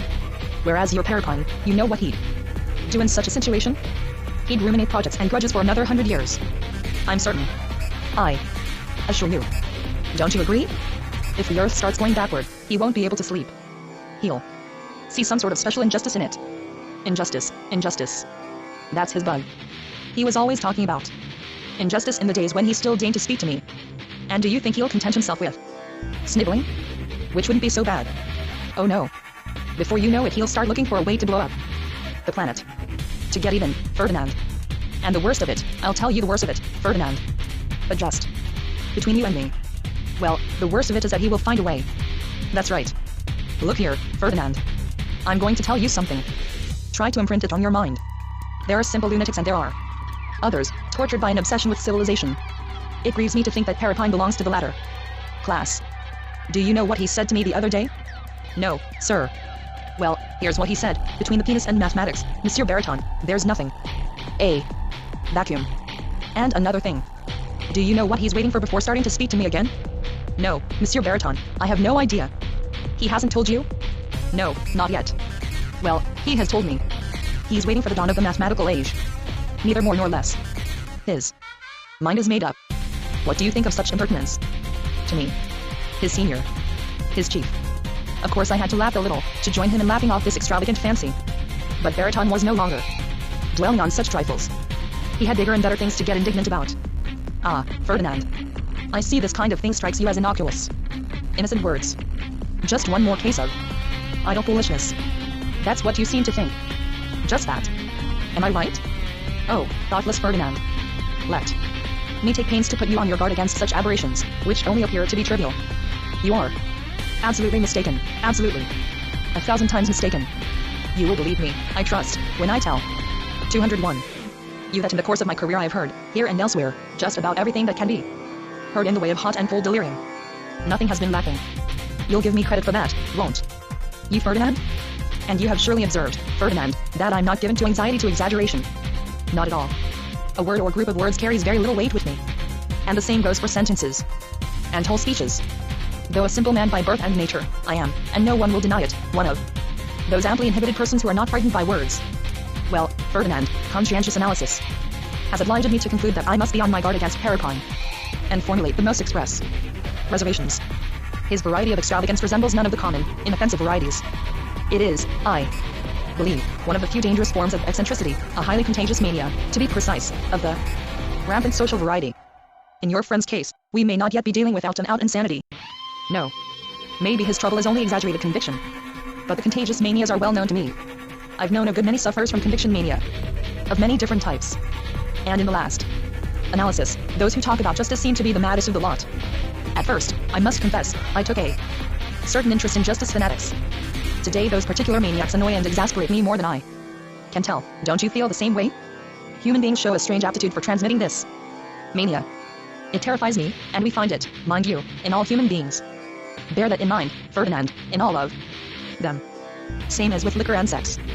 The same predisposition. The same fatality. Infinitely widespread. Are you laughing, Ferdinand? If so, you frighten me. Fragile. Vulnerable. Thoughtless. Dangerous Ferdinand. When I think that I took you for a serious-minded man. Don't forget that I'm old. Ferdinand, I could afford the luxury of thumbing my nose at the future. I'd have every right to. But you? As a matter of principle, in all things and for all time, I agree with the boss. I haven't made much practical headway in the course of my harassed existence, but I had learned the essential principles of servile etiquette. Consequently, we had become good friends. I never opposed him, and I didn't eat much at the table. A pleasant sort of assistant, in sum, economical, not the least ambitious, no threat to anyone. Vigny Sorsani is situated between two sluice gates, between two hillside strips of vegetation, a village-turning suburb. Paris will swallow it up. It loses a garden a month. On the approaches, billboards splash it with all the colors of the Russian ballet. The town clerk's daughter has learned to make cocktails. Only the streetcar seems intent on becoming historical. Nothing short of a revolution will make it give up. The people are anxious, the children no longer have the same accent as their parents. It embarrasses the inhabitants to think that they're still attached to the Seine and Oise 90 department. Miracles are underway. The last Garden Globe vanished when Laval became premier. The local cleaning women have just raised their prices by 20 centimes an hour. A bookmaker has been cited. The postmistress buys pederastic novels and imagines others that are even more realistic. The priest says shit at the drop of a hat and gives stock market tips to his parishioners when they are very, very good. The saint has killed its fish and is becoming Americanized between piles of pusher-puller self-loading barges that look like ghastly sets of rotten tin false teeth along both banks. 3. Developers have just gone to jail. Progress sweeps on. The real estate situation has not escaped Veriton. He bitterly regrets not having had the foresight to buy up lots in the next valley 20 years ago, when the owners were begging you to take them away, like rotten fruit, at 20 cents times a square meter. The good old days. Luckily his psychotherapeutic institute was holding its own very nicely. Nevertheless there were problems. Those insatiable families were always demanding, always insisting on newer and newer methods of treatment, more electrical, more mysterious, more everything. The most recent, most impressive machines and contraptions. And he had to submit, on pain of being outdone by his competitors. Those similar institutions tucked away in the neighboring rows of Asnias, Passy, Montretout, lying in wait for the deluxe class of nuts. Under the guidance of Perrepine, Veriton did his best to modernize his establishment, as cheaply as possible. 202. To be sure, buying electrical, pneumatic, hydraulic devices, second-hand, at a discount, at clearance sales. But indefatigably, so as to seem at all times better equipped than before and so appeal to the manias of his captious, well-to-do inmates. Many a moan was wrung from him by the necessity of acquiring useless equipment, of currying favor with the very lunatics. I opened my institution, he confided in me one day in an outpouring of sorrow, just before the Exposition, 91, the big one, Ferdinand. We Alienists in those days were, or, if you will, constituted a very small group, much less curious, I can assure you, and less depraved than today. None of us in those days tried to be as crazy as his patients. It was not yet the fashion for the healer to go off his rocker on the pretext that it furthered the cure, an obscene fashion, mind you, like almost everything that comes to us from foreign countries. You see, Ferdinand, in the days of my beginnings, French medical men still had self-respect. They didn't feel obliged to rave along with their patients. In the interest of harmony? Don't ask me to make them happy. Where will it lead us? If we persist in being more ingenious, more morbid, more perverse than the most persecuted lunatic in our asylums, in wallowing with some sort of obscene pride in every form of dementia paraded before our eyes, what will become of us? Do you feel able, Ferdinand, to reassure me about the future of human reason? Or even of plain common sense? At this rate, what will be left of plain common sense in a few years? Nothing. I foresee it. Absolutely nothing. I can predict it. It's obvious. For one thing, Ferdinand, from the standpoint of a truly modern intelligence, haven't all differences and distinctions been effaced? No more white. No more black. Everything dissolves. That's the new approach. The fashion. If that's the case, why not go mad ourselves? Right this minute. As a starter. And brag about it. Proclaim total psychic chaos. And advertise it with our own madness. Who's going to stop us? I ask you, Ferdinand. What last superfluous human scruples? What flabby misgivings? Well, sometimes, Ferdinand, when I listen to certain of our colleagues, and, mind you, among the most esteemed, the most sought after by the clientele and the academies alike, I wonder where they're leading us. It's infernal. Those madmen disconcert, terrify, diabolize, and above all disgust me. Just hearing them at one of their modern congresses report on the results of their habitual researches, I'm seized with livid panic, Ferdinand. I listen and my reason deserts me. Diabolical, brilliant, captious, and dishonest, these minions of modern psychiatry are hurling us into the abyss with their superconscious analyses. I say it again, into the abyss. One fine morning, Ferdinand, unless you younger men do something about it, that's where we'll end up. What with stretching ourselves thin, with sublimating ourselves and torturing our minds, we'll end up on the far side of intelligence, the infernal side, that there's no coming back from. And the fact is, what with masturbating their intelligence day and night, those ultra-super-wise men seem even now to have shut themselves up in the dungeons of the damned. I say day and night, because you know, Ferdinand, they fornicate themselves all night in their dreams. Need I say more? They dig at their minds. They dilate them. They tyrannize them. All around them. There's nothing left but a foul slumgullion of organic debris, a marmalade of madness and symptoms that drip and ooze from every part of them. The remains of the mind are all over our hands, and there we are, sticky, grotesque, contemptuous, fetid. Everything's going to collapse, Ferdinand, everything is collapsing. I, old man Veriton, am telling you, and it won't be long now. You'll see the end, Ferdinand. The great debacle. Because you're still young. You'll see it. Oh, you'll enjoy it, I can promise you. You'll all end up in the nut house. Zoom. Just one more outburst of madness. One too many. And wham. Off you go to loony bin. At last. You'll be liberated, as you put it. It has tempted you too much and too long. That will be the act of daring you've been clamoring for. But once you're in the nut house, my little friends, Take it from me, you'll stay there. Make a note of this, Ferdinand. The beginning and end of all things is the lack of moderation. Want me to? 203. Tell you how the big deal started? It started when men played fast and loose with their sense of proportion. With foreign exaggerations. When moderation's gone, power goes with it. It was inevitable. Is. Then everyone doomed? Why not? All of us? Definitely. Going to the dogs? No, running. A mad stampede. I saw the human mind, Ferdinand, losing its balance little by little and dissolving in the vast maelstrom of apocalyptic ambitions. It began about 1900. Mark that date. From then on, the world in general and psychiatry in particular have been one frantic race to see who could become more perverse, more salacious, more outlandish, more revolting, more creative as they call it, than his neighbor. A pretty mess. Who would be first to throw himself into the arms of the monster, the beast without heart and without restraint? The beast will devour us all, Ferdinand. It's a certainty and a good thing too. What is this? Beast? A big head that goes where it pleases. Even now its wars and its flaming slaughter are pouring in on us from all sides. Here and now we are in the midst of a deluge. Neither more nor less. Apparently. We were bored with consciousness. Well, we won't be bored any longer. We've started buggering each other for variety's sake.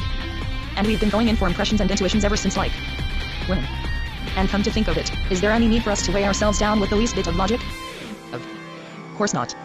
Logic can only be an encumbrance to the infinitely subtle, truly progressive psychologists that our times are turning out. Don't get me wrong, I'm not saying that I look down on women, Ferdinand. Certainly not. You know that. But I don't care for their impressions. I'm a testiculate animal, Ferdinand, and when I have a fact, I hang on to it for dear life. In that connection I had an interesting experience the other day. I was asked to admit a writer. He was cracked. You know what he'd been shouting for over a month? They're liquidating. They're liquidating. That's what he was shouting all over the house. He was a case all right. He had crossed over to the far side of the intelligence. His trouble was that he simply couldn't liquidate. An old stricture was poisoning him with urine, stopping up his bladder.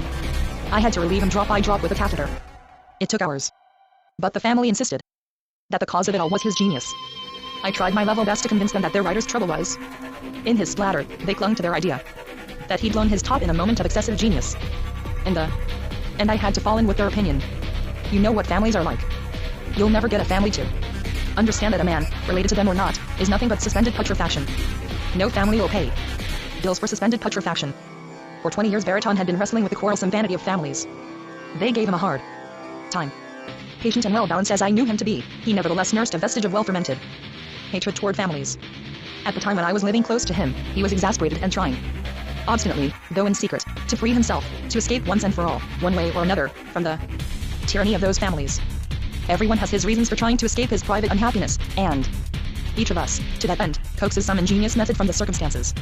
Blessed are those who can content themselves with whorehouses. Heracline, for his part, seemed happy to have chosen the way of silence. Baryton, as I came to understand, only later, doubted in his heart whether he would ever succeed in freeing himself from families, from their hold on him, from the thousand repulsive servitudes involved in elementary psychiatry, in short, from his condition. He so longed for something new and absolutely different that he was thoroughly ripe for flight and escape. This accounted no doubt for his critical tirades. Routine was death to his ego. Sublimation was no longer possible. He just wanted to go away, to take his body somewhere else. There was nothing of the musician in Baryton, and in the end he had to upset everything like a bear. He, who thought himself so reasonable, set himself free by means of a scandalous and thoroughly regrettable action. Later on, at leisure, I shall try to tell what happened. 204. For the moment the job of assistant to Baryton struck me as quite bearable. The therapeutic routine was far from strenuous, though now and then, as you'd expect, I'd feel pretty sick after talking too long with one of the patients. A kind of dizzy spell would come over me, as though the patients, from one commonplace little remark to another, had, without seeming to, led me away from my usual dwelling place to the heart and center of their dementia.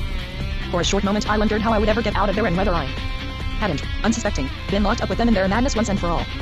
Because I was always kind to the inmates, which was my nature, I lived on the dangerous rim of madness. On the brink, so to speak. I didn't go under, but I felt in constant danger, as if they had lured me by stealth into their unknown city. A city whose streets became softer and softer as you penetrated further between its slobbery houses, with their melting, ill-closed windows and their dubious sounds.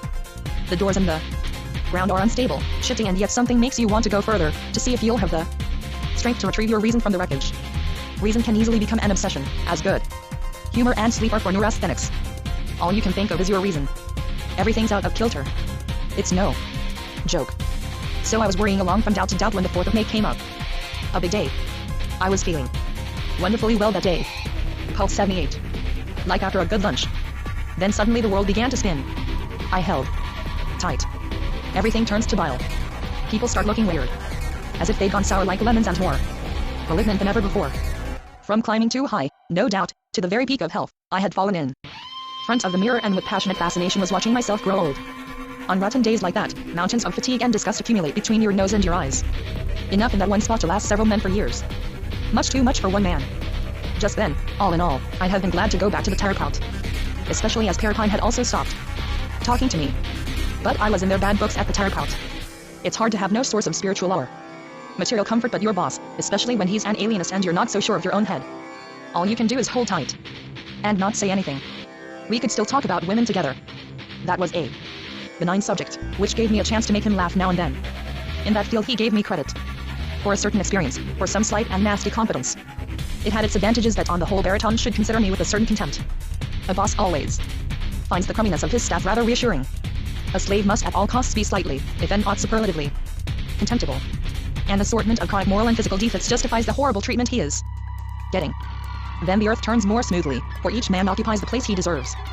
A person you make use of should be dull and abject, a born failure. It comes as a relief to the boss. Especially since Baraton paid us very badly. An employer with this degree of acute avarice tends to be suspicious and uneasy. Failure, debauchee, black sheep, loyal. Now there's a perfect combination that will justify anything. Baraton wouldn't have been displeased if I had been kind of wanted by the police. Those are the things that guarantee an employee's loyalty. I had cast off all self-respect long ago. That sentiment had always struck me as far above my station, much too costly for my resources. I'd made that sacrifice once and for all and had no regrets whatever. By then I was quite content if I could keep myself in a tolerable state of elementary and physical balance. I had stopped worrying my head about anything else. Nevertheless, I found it hard to get through certain nights, especially when the memory of what had happened in Toulouse prevented me from sleeping. At such times I couldn't help it. I imagined all sorts of dramatic sequels to Grandma Hain-Rillo's fall into the mummy crypt. Fear rose up from my bowels, seized hold of my heart, and made it pound so hard that I'd jump out of bed and pace the floor, this way and that way into the depths of darkness and into the dawning 205 light. During those attacks I despaired of ever recapturing enough peace of mind to fall asleep again. If someone tells you he's unhappy, don't take it on faith. Just ask him if he can sleep. If he can, then all's well. That's good enough. I would never again succeed in sleeping fully. I had lost, so to speak, the habit of trust, the enormous trust you need to sleep soundly among human beings. I'd have needed at least an illness, a fever, a specific catastrophe to retrieve some small part of my old indifference, neutralize my anxiety, and recapture the divine stupidity of an easy mind. The only bearable days I remember over a period of many years were a few days of heavy feverish flu. Baraton never asked me about my health. For that matter he chose to disregard his own signs and life form disastrous mixtures. Ferdinand, always avoid taking care of your health, believe me. Every question asked of your body becomes a breach through which anxiety, obsession, will enter. Such were his simplest biological principles.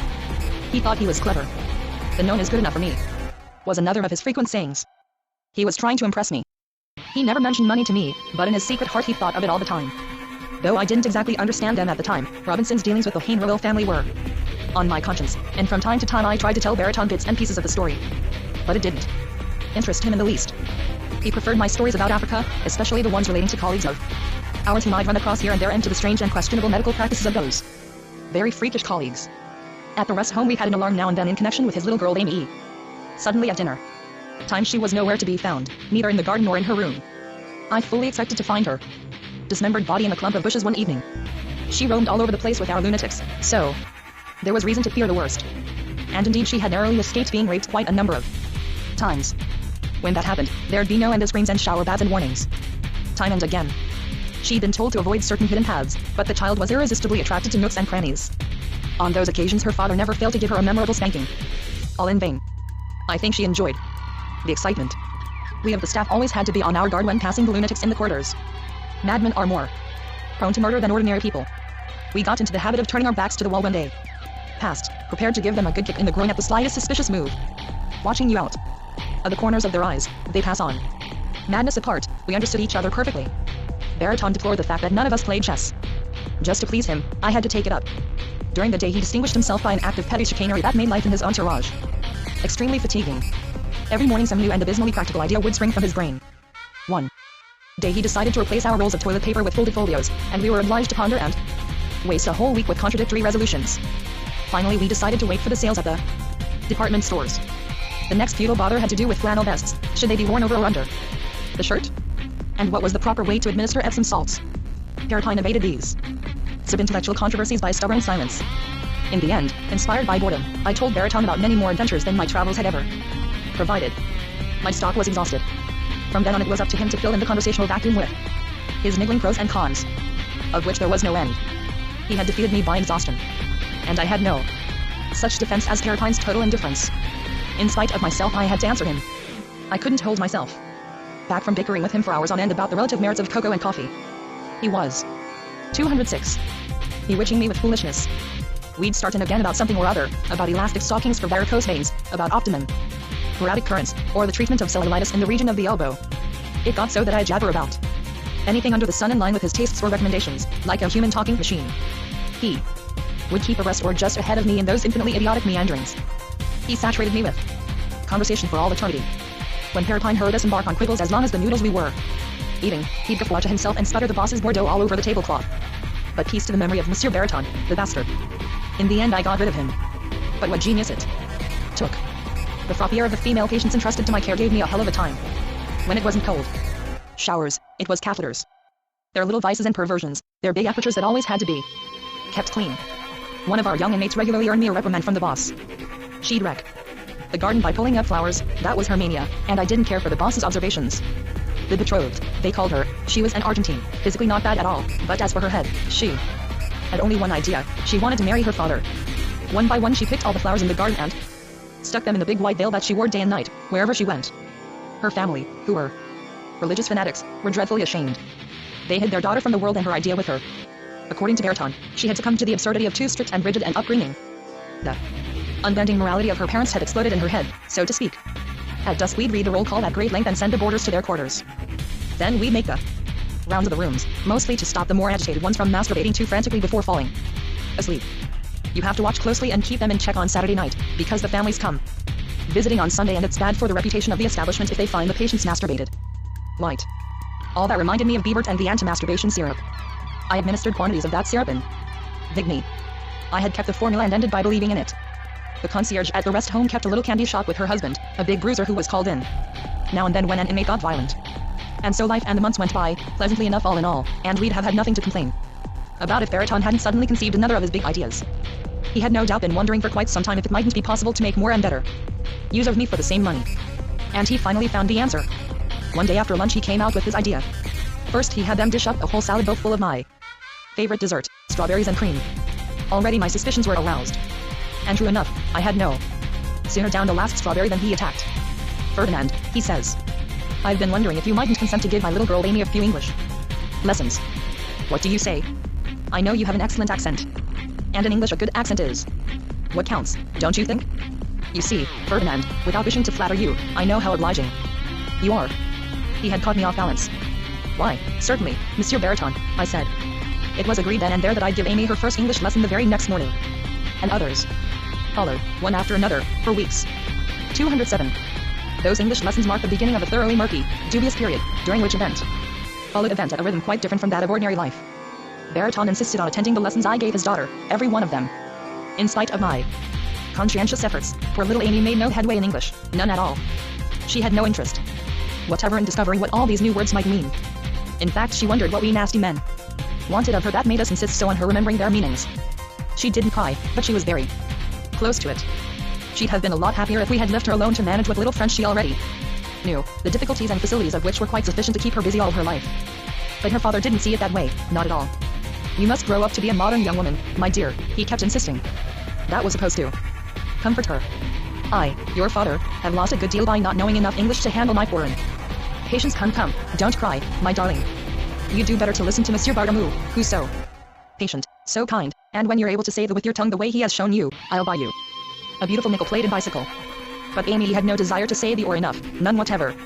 It was the boss who said the and rough in her place, and that wasn't all he learned in spite of his Bordeaux accent and his mania for logic, which is really no help in English. This went on for a month, 2 months. As the father's passion for learning English developed, Amy had less and less need to struggle with the vowels. Baritone monopolized me. In fact, he took up all my time, he never let me go, pumped all my English out of me. Since his room was next To mine, I could hear him first teething in the morning, converting his whole private life into English as he dressed. The coffee is black. My shirt is white. The garden is green. How are you today? Bardamu? He would shout through the partition. He soon acquired a taste for the most elliptical forms of the language. With that perversion he took us a long way. Once he had made contact with great literature, there was no stopping him. After 8 months of such abnormal progress, he had refashioned himself almost completely along Anglo-Saxon lines. In this way he managed to get me completely disgusted with him. Twice in a row. Little by little we had come to leave little Amy out of the conversation almost entirely, in other words, in peace. She was quite content to go back to her clouds. She'd never learn English, and that was that. Baritone would learn it all. Winter returned, and with it Christmas. The travel agencies were advertising return trips to England at bargain prices. While walking on the boulevards, accompanying Perripine to the movies, I noticed those advertisements. I even went in and asked about the prices. Then at table, in the course of the conversation, I dropped a word or two to Baritone. At first my bit of information didn't seem to interest him. He let it pass. I thought he'd forgotten all about it, but then one evening he himself brought it up and asked me to bring him a folder when I had a chance. Between 2 English literature sessions, we often played Japanese billiards or bunken in one of the isolation rooms situated just above the concierge's lodge and equipped with good iron bars. Baritone excelled in games of skill. Perripine regularly challenged him to play for drinks and as regularly lost. We spent whole evenings in that improvised little game room, especially in the winter when it was raining, so as not to mess up the chief's big drawing rooms. Sometimes an excitable patient would be put in the same little room for observation, but not very often. While Perripine and the boss were matching their skills at bunken on the carpet or on the floor, I would 208. Amuse myself, if you want to call it that, trying to experience the same sensations as a prisoner in his cell. That was one sensation I had never known. If you really want to, you can work up friendly feelings toward the few people who pass through those suburban streets. At the end of the day, your heart goes out to the bit of movement created by the streetcars, bringing back docile clusters of office workers from Paris. There. Diebel ends at the first bend in the street, right after the grocery store. Then they float quietly into the darkness. You've barely had time to count them.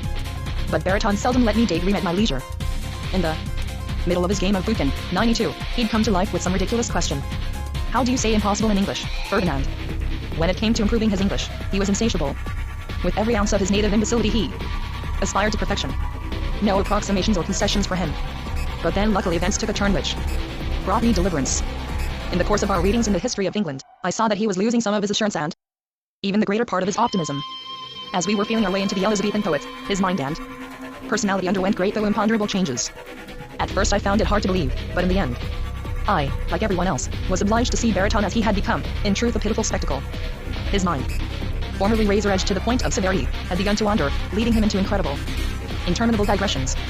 Little by little, he developed the habit of daydreaming for hours on end. He'd be right there in his institute, before our very eyes, and his thoughts would be off in the distance. Though he had long and decisively repelled me, I felt a certain remorse at seeing him go to pieces like that. I felt partly responsible for his decline. I felt that his spiritual confusion had something to do with me.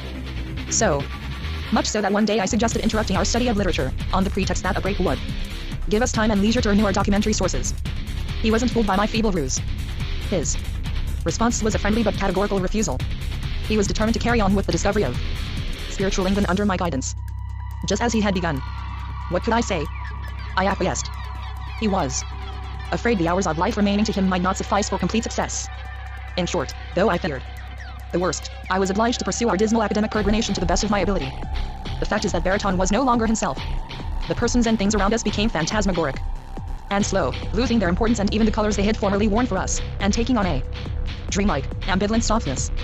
Baritone had come to concern himself only occasionally and more languidly with the administrative details of his own establishment, though it was his life work and for over 30 years the object of his literally passionate interest. He now relied entirely on Perripine to manage the administrative, and the increasing confusion of his mind, which he still tried to conceal in public, soon became obvious to us, a physical reality. One day Gustave Mandamore, a policeman we knew in Bibney because we sometimes employed him for certain heavy work, and undoubtedly the least discerning person I have ever come across though I've known many of his kind, asked me if the boss hadn't received some terrible news. I did my best to reassure him, but without conviction.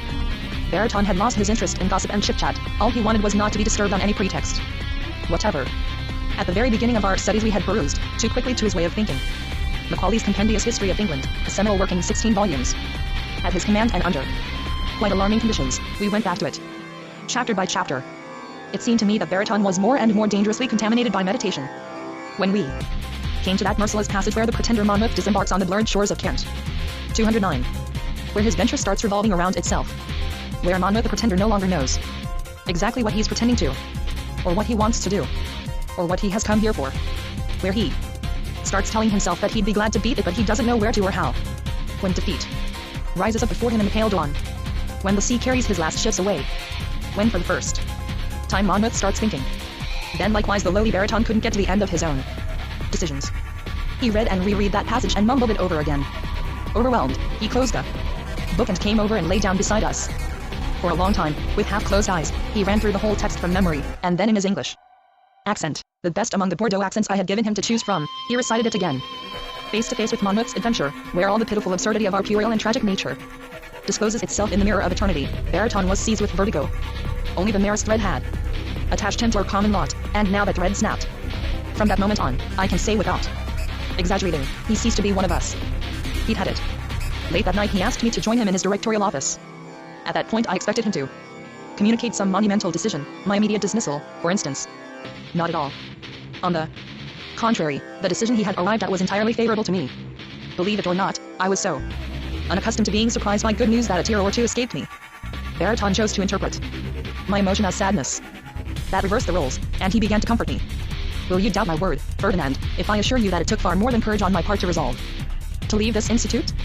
I, whose sedentary habits are known to you. I, a man on the brink of old age, whose whole career has consisted of long, tenacious, scrupulous verification of innumerable slow or sudden inspirations. In the space of a very few months, I have come to abjure all that. It seems hardly believable. Yet here I am, body and soul, in such a state of detachment, of exaltation. Ferdinand. Hurrah, as you say in English. My past has ceased to exist. I shall be reborn, Ferdinand. Neither more nor less. I am going away. Oh, kind friend, your tears are powerless to attenuate the definitive disgust I feel for everything that has kept me here for so many lackluster years. Enough. I can bear it no longer. I repeat, I am going away. Fleeing. Escaping. True, I am torn. I know it. I bleed. I can see it. And yet, Ferdinand, not for anything in the world, do you hear me, Ferdinand? Not for anything would I turn back. Even if I had dropped an eye somewhere in this muck, I would not come back to pick it up. That's the long and the short of it. Do you doubt my sincerity now? I doubt nothing whatsoever. Baritone was unquestionably capable of anything. Besides, I am sure that in the state he had worked himself up into, any contradiction on my part would have been fatal to his reason. I left him alone for a little while.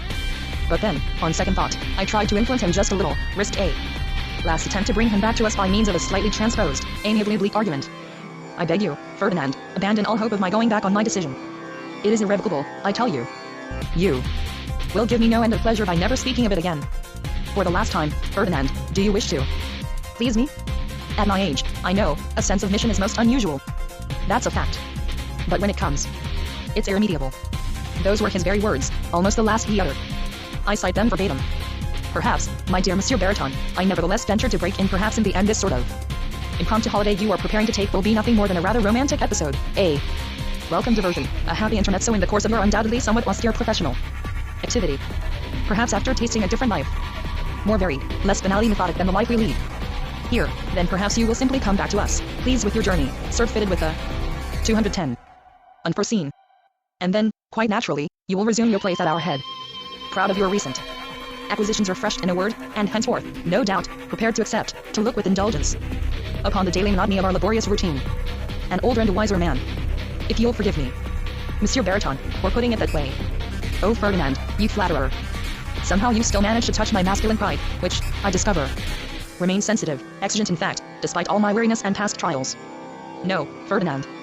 With all your ingenuity you cannot in one moment make the abominably hostile and painful essence of our whole striving look benign to me.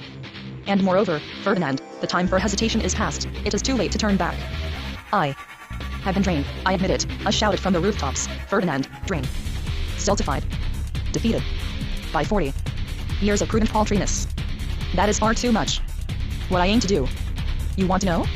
No reason why I shouldn't tell you, you, my last friend, you who have been willing to take a disinterested part in the sufferings of a defeated old man. What I want, Ferdinand, is to try and lose my soul, as you might try to lose a mangy dog, your stinking dog, the companion who disgusts you, and to get far away from him before you die. To be alone at last. At peace. Myself. But, my dear Monsieur Baritone, I have never, in any of your words, caught an inkling of the violent despair whose uncompromising demands you have suddenly revealed to me. I'm amazed. On the contrary, your daily remarks still strike me as perfectly pertinent. All your spirited, fruitful suggestions. Your splendidly judicious and methodical medical treatments. I would search your daily actions in vain for any sign of depression, of defeat. Really and truly, I discern nothing of the kind. But for the first time since I'd known him, Baritone derived no pleasure from my compliments. He went so far as to dissuade me, quite amiably, from pursuing the conversation in a laudatory vein. No, my dear Ferdinand, I assure you. True, your last professions of friendship have given my last moments here an unhoped for sweetness, and yet with all your kindness you cannot reconcile me to the memory of a past which overwhelms me and which this place stinks of. At any cost and, do you hear? Under any conditions, I am determined to go away. But Monsieur Baritone, this institution, what will we do with it? Have you thought of that? Yes, of course I've thought of it, Ferdinand. You will take over the management for as long as I'm away. That's all. Haven't you always had excellent relations with our clientele? They will gladly accept you as director. Everything will be splendid, you'll see, Ferdinand. Perripine, since he can provide conversation, will take care of the mechanical end, the apparatus, the laboratory. He has a way with those things. So everything's in the best of order. And you know, I've stopped believing that anyone's presence is indispensable. Even on that score, you see, my friend, I've changed considerably. True enough, he was unrecognizable. But aren't you afraid, Monsieur Baritone, that your departure will provoke malicious comments on the part of your competitors in the region? In Passy, for instance? In Montretout? In Gargan-Livry? All those people around us. Always keeping an eye on us.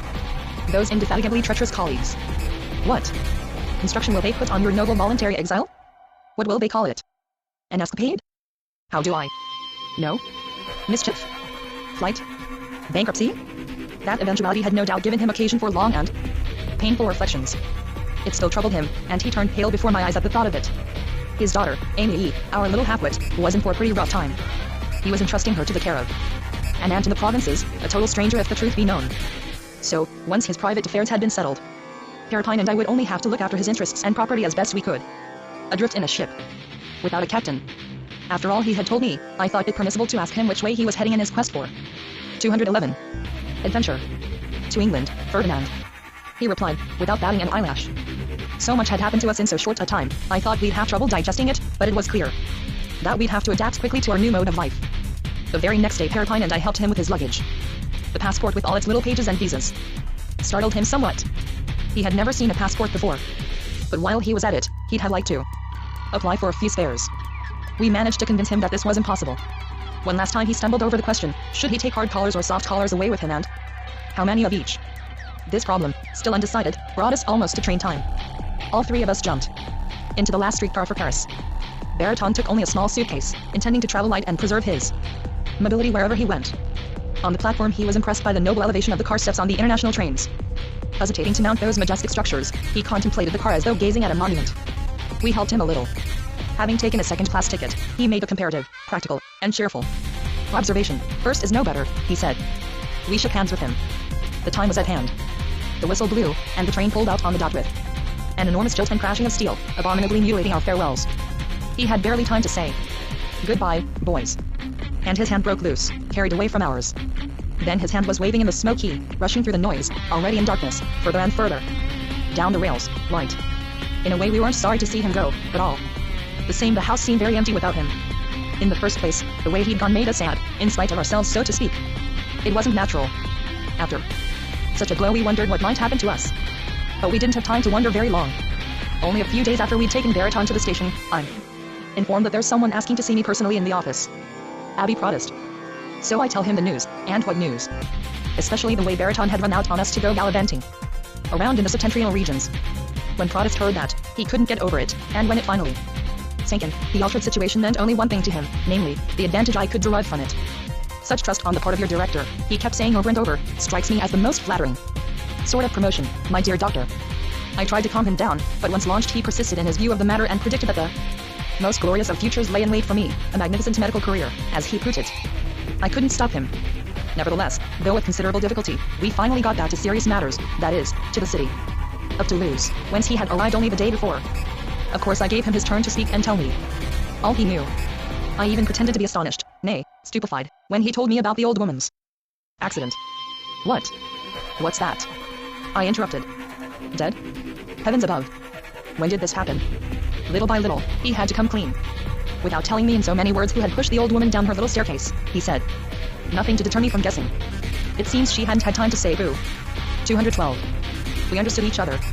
It was a good job, handled with care. This time he had done for her. He hadn't botched his second try.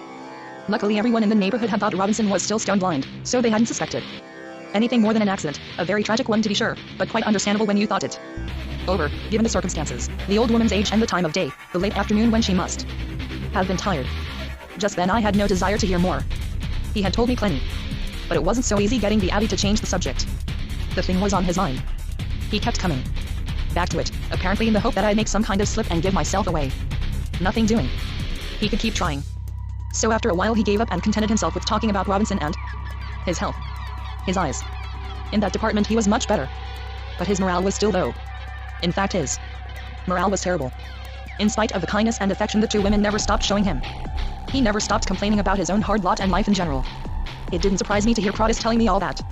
I knew Robinson. He had a low-down, ungrateful nature. But I distrusted the Abbey even more. I didn't say a word while he was talking to me. All his confiding didn't get him anywhere. I must admit, Doctor, that your friend, in spite of a material life that has become pleasant and easy and the prospect of a happy marriage, has disappointed all our hopes.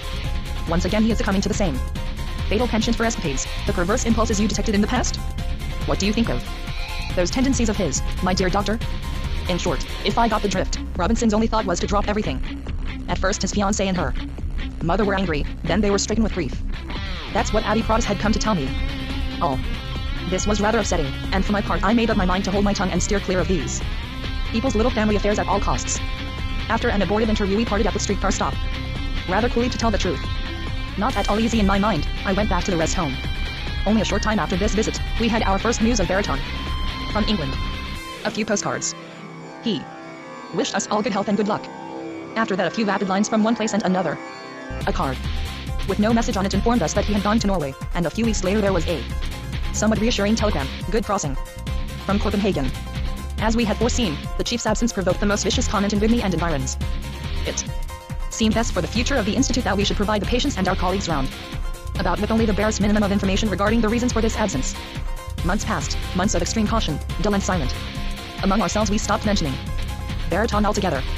To tell the truth, thinking about him made us feel rather ashamed. And then it was summer again. We couldn't spend all our time in the garden supervising the patients. To prove to ourselves that we had some freedom in spite of it all, we ventured as far as the banks of the Seine. Just to get out. After the embankment on the far shore, the great plain of Gennevilliers begins, a beautiful expanse of grey and white, with chimneys softly outlined in the dust and mist. Right beside the towpath you'll see the Bargeman's Bistrit. It guards the entrance to the canal. The yellow current comes pushing against the lock. For hours on end we look down at all that, and off to the side at the long swamp, the insidious smell of which reaches as far as the motor road. You get used to it. That muck was so old, so worn out by the river floods that it had no color left. Sometimes on summer evenings when the sky went pink and sentimental, the mud would take on a kind of gentle look. It was there on the bridge that we listened to the accordion. 213. Music they'd play on the barges while waiting at the lock gates for the night to be over so they could pass through to the river. Especially the ones coming down from Belgium are musical, they have color all over. Green and yellow, and clotheslines full of shirts and drawers and raspberry-colored slips, puffed up by the wind as it leaps and gusts into them. I'd often go to the bargeman's bar at the Slack House after lunch, when the owner's cat is blissfully at peace within four walls, shut up in a little blue enamel heaven that belongs to him alone. There I too sat drowsing in the early HRNOON, forgotten, I thought, by all the world, waiting for the time to pass. I saw someone coming in the distance, coming up the road. I wasn't long in doubt. He had hardly set foot on the bridge when I recognized him. It was Robinson, his very own self. No possible doubt. He's come looking for me, I said to myself. The priest must have given him my address. I'll have to get rid of him. Quick. At that particular moment I thought it was foul of him to come around bothering me just as I was starting to build up a cozy bit of self-indulgence. We're always suspicious of things approaching on a road, and we're right. By then he had almost reached the Bistrit. I went outside. He seemed surprised to see me. Where in hell have you come from? I asked him, not at all friendly. From Logaren. He says. Okay. Have you eaten? He didn't look as if he'd eaten, but he didn't want to seem to be starving the moment he got there. So you're on the loose again? I asked him. Because, believe me, I wasn't at all glad to be seeing him again. It didn't suit me one bit. Just then Hairpine came up from the canal, looking for me. That was a good thing. Hairpine was tired from being on duty so often at the asylum. It was true that I'd been taking my responsibilities rather lightly. B. That as it may, we both had given a good deal to know exactly when Baraton would be coming back. We hoped he'd stop gadding about pretty soon so he could relieve us of the business and start looking after it himself. It was too much for us. Neither of us was ambitious, and we didn't give a good goddamn about the prospects for the future. Which was wrong of us, I admit. I have to give Parapine credit. He never asked questions about the financial management of the institution or my dealings with the clientele, but I filled him in just the same, in spite of him, so to speak, and when that happened it was like talking to myself. About Robinson now, it was important to put him in the picture. I told you about Robinson, remember? I asked him by way of introduction. You know, my war buddy. He'd heard me tell my war stories and stories about Africa 100 times and in 100 different ways. That was my style. Well, I went on, this is Robinson in the flesh, come all the way from Toulouse to see us. We're all having dinner together at the house. To tell the truth, I felt kind of uneasy about inviting him in the name of the institute. It was a sort of indiscretion. The situation called for a winning, ingratiating air of authority. Something I didn't have at all. Besides, Robinson wasn't making things any easier for me. On our way back to the village he seemed curious and anxious, especially in regard to Parapine, whose long, pale face intrigued him. At first he thought Parapine was one of the lunatics. As soon as he found out where we were staying in Bigny, he began to see lunatics everywhere. I reassured him. What about you? I asked him. Have you found some sort of work at least, now that you're back? I'm going to start looking was all the answer I got. How about your eyes? Cured? You can see now? Yes, I can see. Almost as good as before. 214. Then you must be happy, I said. No, he wasn't happy. He had other things to do beside being happy. I was careful not to mention Madelon right away. That was still a ticklish subject between us. We spent quite some time over our apparatus, and I took the opportunity to tell him a good deal about the rest home and various other things. I've never been able to stop shooting my mouth off right and left, pretty much like Baraton, come to think of it. Our dinner went off cordially. And when it was over I couldn't very well put Robinson out in the street. I decided that for the present we'd set up a folding bed for him in the dining room. Parapine as usual expressed no opinion. All right, Ling, I said. You can stay here until you find a job. Thanks, he said simply. And every morning from then on he took the streetcar into Paris to look for a job as a salesman.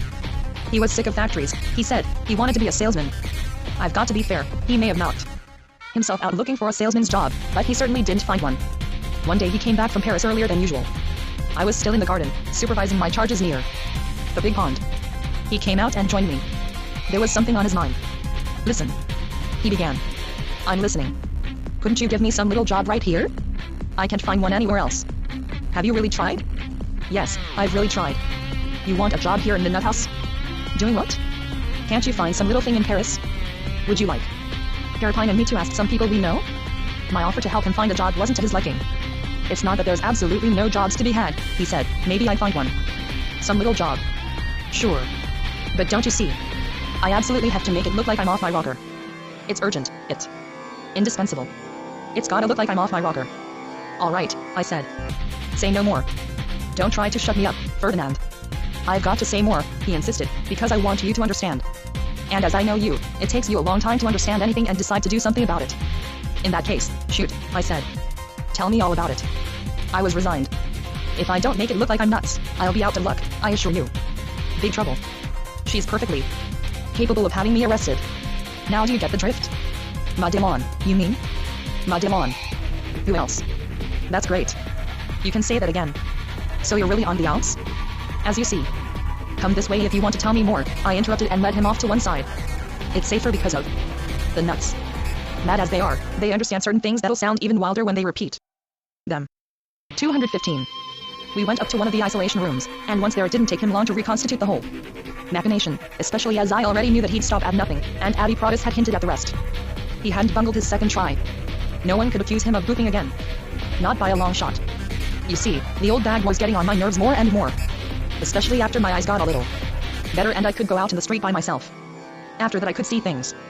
I could see the old bag, too. I could see her all right, in fact I never saw anything else. All day long I had her there in front of me. She was poisoning my life. I honestly think she hung around on purpose to bug me. I can't explain it any other way. And that house we were all living in, you know the house, it's a hard place to keep from fighting in. You saw how small it is. We were all on top of each other. You can say different. And the cellar stairs weren't very solid, were they? I myself had noticed how dangerous those stairs were when I visited the crypt for the first time with Madelon. They'd been shaky even then. Yes, it was practically a setup, he admitted very frankly. And what about the people down there? I asked him. The neighbors, the priests, the reporters. Didn't their tongues wag some when it happened? No, it seems they didn't. Besides, they didn't think I was up to it. They thought I was a washout. Blind. You understand? Well, you can thank your stars for that, because otherwise. But what about Madelon? Was she in it? With you? Not exactly. But just a little, yes, of course, because we were supposed to inherit the whole crypt once. The old bag passed on. Things had been settled that way. The two of us were going to take over. So what went wrong between you? Well, that's hard to explain. Was she sick of you? Not at all. She was crazy about me and still dead set on getting married. Her mother was all for it too. More than ever. She wanted us to do it, but because we had come into the old bag's mummies and there'd be enough for the three of us to live on and then some. So what went wrong between you? Well, I just wanted them to leave me in peace. It's as simple as that. The mother, the daughter, both of them. Look here, Lee. I stopped him when I heard that. Listen to me. Your story doesn't make sense. Think of Madelon and her mother, put yourself in their place. How would you feel in their place? I asked. You. When you got there, you hardly had a pair of shoes to your name, no Joe B, nothing, all day long you complained about the old woman keeping all the money, and so forth and so on. She passes on, or rather, you pass her on. And right away you start making faces again and putting on airs.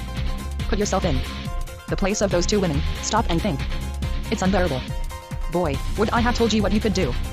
They should have sent you to jail, that's what you really deserved, I don't mind telling you. 216. That's what I said to Robinson. Maybe so, Robinson answered back.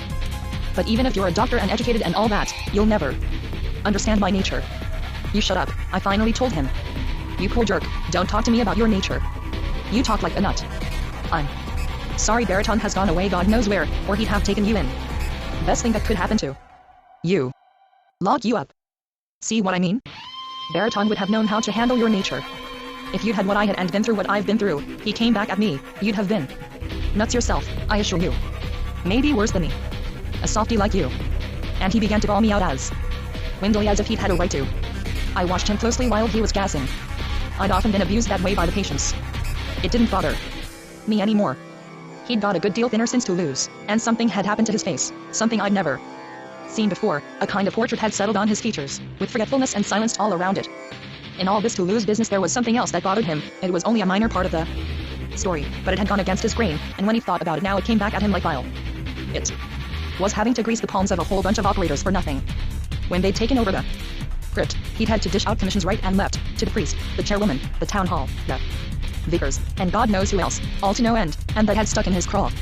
Just talking about it threw him into a fit. Thieving he called it. And now tell me, did you finally get married?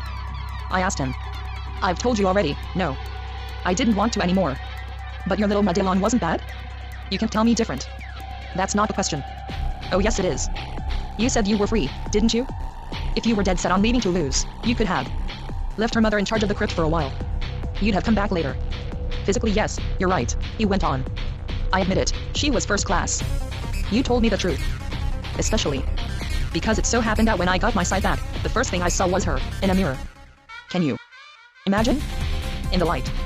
About 2 months after the old woman fell, I was trying to look at Madelon's face, and then suddenly my sight came back. Like a flash of light. You get the picture? Wasn't it nice? Sure, it was nice. But that's not everything. And you cleared out all the same? Yes, but let me explain, seeing you want to understand. She started it. She started thinking I was acting funny. That I'd lost my zip. That I wasn't nice to her anymore. That kind of crap. Maybe your conscience was troubling you. Conscience? Sure, why not? Call it anything you want, I was feeling rotten, that's all. But I don't think it was conscience. Were you sick? 217. Yeah, sick, that's what it probably was. For the last hour I've been trying to make you say I'm sick. Admit. You're pretty slow. Okay, I tell him. Let's say you're sick if you think it's the safest way. It would make sense, he assured me. Because I wouldn't put anything past her. She could start singing to the cops any day now. He sounded like he was giving me advice, and I didn't want his advice. That kind of thing didn't appeal to me at all, because of the complications it would lead to.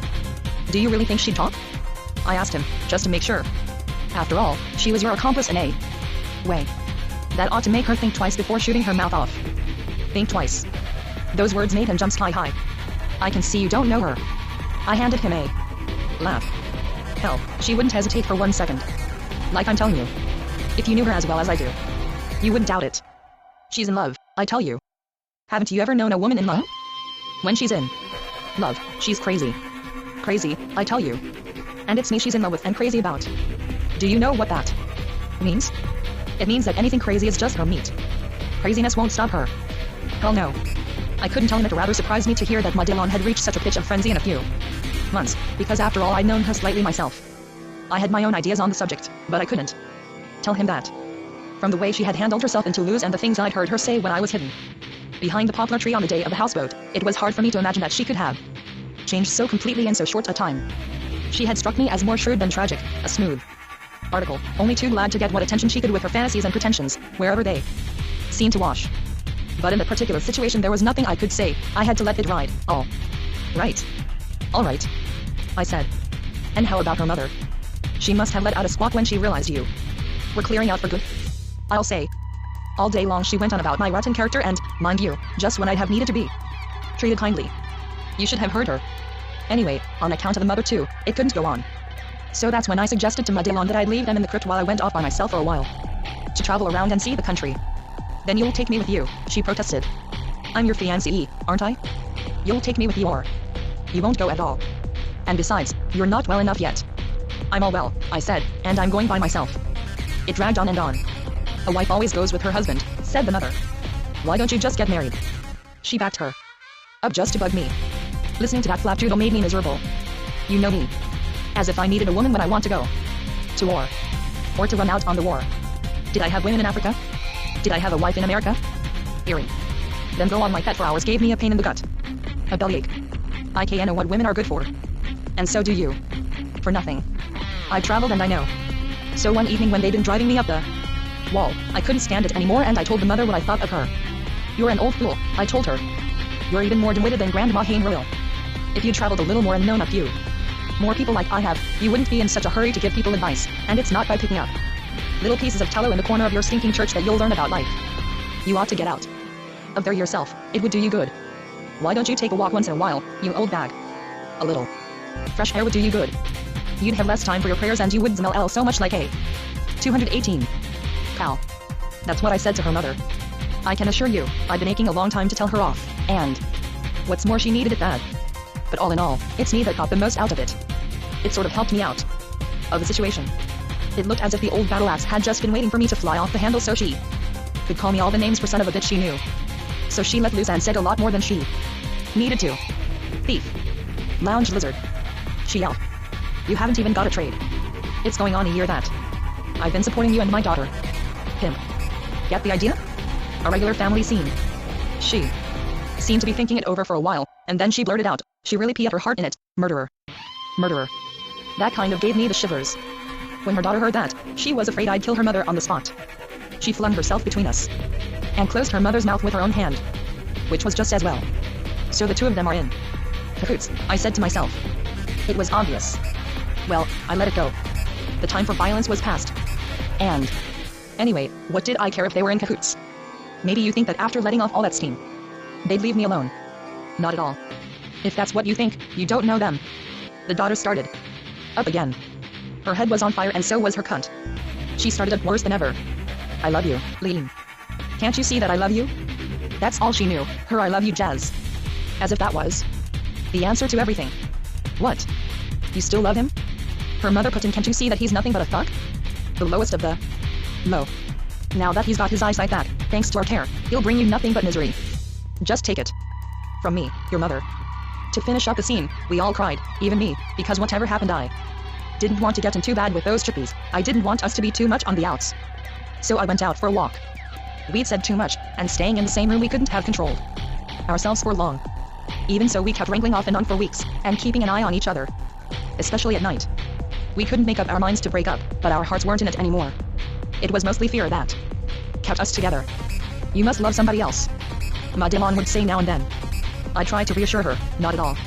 Of course not. But it was obvious that she didn't believe me. The way she saw it, you had to love somebody, there was no getting around it. Just tell me this, I'd say. What would I do with another woman? But she had love on the brain. There was nothing I could say to calm her. She dreamed up stuff I'd never heard before.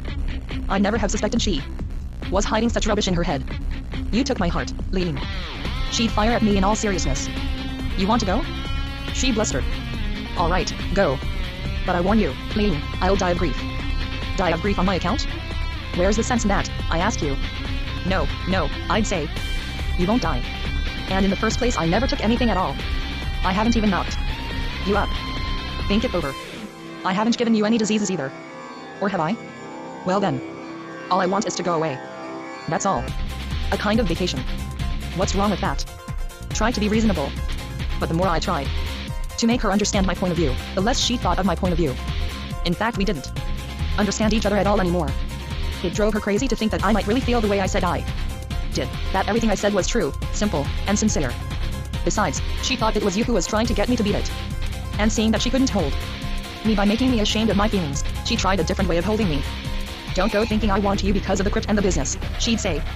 You know I don't really care about money. What I want, Ling, is to stay with you. And to be happy. That's all. It. 219. Perfectly natural. I don't want you to leave me. It's too cruel for people to separate when they've loved each other like we have. Swear to me at least that you won't be gone for long. It went on leaky that. For weeks. She was in love all right, a real pest. Every evening she came back to her love jazz. In the end, she was willing to leave her mother in charge of the crypt, on condition that the two of us went to Paris together to look for work. Always together. A screwball. She was willing to put up with anything you could think of except that we should go our separate ways. On that subject the answer was strictly no. So naturally the harder she dug in the sicker I got of the whole business. It was no use trying to put any sense into her. I knew I was wasting my time and only getting her more stirred up. So I had to start thinking up ways to get rid of her love, as she called it. That was what made me think of telling her that I kind of went out of my mind now and then. That fits would come on. Without warning. She gave me a funny look. She didn't rightly know if this was another fish story or not. But anyway, considering the adventures I'd told her about and what the war had done to me in my latest exploit with Grandma Hainril and the funny way I was acting with her, it gave her food for thought. She thought for more than a week and didn't bother me all that time. She must have said a word or two to her mother about my fit. Anyway, they didn't seem so eager to hang on to me anymore. Good deal. I said to myself. It's going to be alright. Free at last. I could already see myself slipping quietly away in the direction of Paris without any breakage. But not so fast. I started overdoing it. Frills. I thought I'd hit on the smart way of proving to her once and for all that I'd been telling the truth. That I really went nuts when the spirit moved me. Feel. I said to Madelon one evening. Feel the bump on the back of my head. And the scar on top of it. Some bump, eh? When she had a good feel of the bump on the back of my head, it really started her off, I can tell you. But imagine, it didn't disgust her at all, far from it. It gave her hotter pants than ever. That's where I was wounded in Flanders, I said. That's where I was trepanned. Oh, Ling. She cried out, still feeling the bump. Can you ever forgive me, Ling? I doubted you up to now, but now I beg your forgiveness with all my heart. I see it all now. I've been beastly to you. Oh yes, I have. I've been awful. I'll never be mean to you again. I swear it. I want to make it up to you, Ling. Right away. You'll let me make it up to you, won't you? I'll make you happy again. Oh. How I'll take care of you. Starting today. I'd be ever so patient with you. So gentle. You'll see, Ling. I'll be so good to you, you won't be able to get along without me. I'll give you back all my heart. I belong to you. Every bit of me. I'll give you my whole life, Ling. Only tell me you forgive me, tell me, Ling. I hadn't said any of that, she'd said it all herself, so naturally she had no trouble answering herself. How in God's name was I to stop her? It looked like feeling my scar and my bump had made her drunk with love all of a sudden. She wanted to take my head in both hands and never let it go and make me happy from then to eternity, whether I liked it or not. After that scene her mother wasn't allowed to bawl me out anymore. Madelon didn't even let her mother talk. You wouldn't have known her, she wanted to protect me to the bitter end. It couldn't go on. Naturally I'd rather we parted friends. But it was no use. She was bursting with love, and she was stubborn. One morning when she and her mother were out shopping, I did the same as you. I made up a little bundle and beat it on the quiet. After all I've told you, you won't try to tell me I wasn't patient enough. Believe me, there was nothing I hadn't tried. Now you know the whole story. When I tell you that girl would stop at nothing and that she's likely to come here looking for me any minute, don't try and tell me I'm seeing things. I know what I'm talking about. I know her. And we'd be a lot safer in my opinion if she found me locked up with the nuts. That way I could pretend not to Understand? With her, that's the only way. Just let on that you don't know what she's talking about. 2 or 3 months before, I'd have been interested in what Robinson was telling me, but I seem to have 220. Aged all of a sudden. I guess I've been getting more and more like Baritone. I didn't give a damn. What Robinson had been telling me about his adventure in Toulouse didn't strike me as a very real danger anymore. I tried in vain to get excited about his situation, but his situation had a musty smell about it. Maybe we like to think different, but the world leaves us long before we leave it for good. One fine day you decide to talk less and less about the things you care most about, and when you have to say something, it costs you an effort. You're good and sick of hearing yourself talk. You abridge. You give up. For 30 years you've been talking. You don't care about being right anymore. You even lose your desire to keep hold of the small place you'd reserved yourself among the pleasures of life.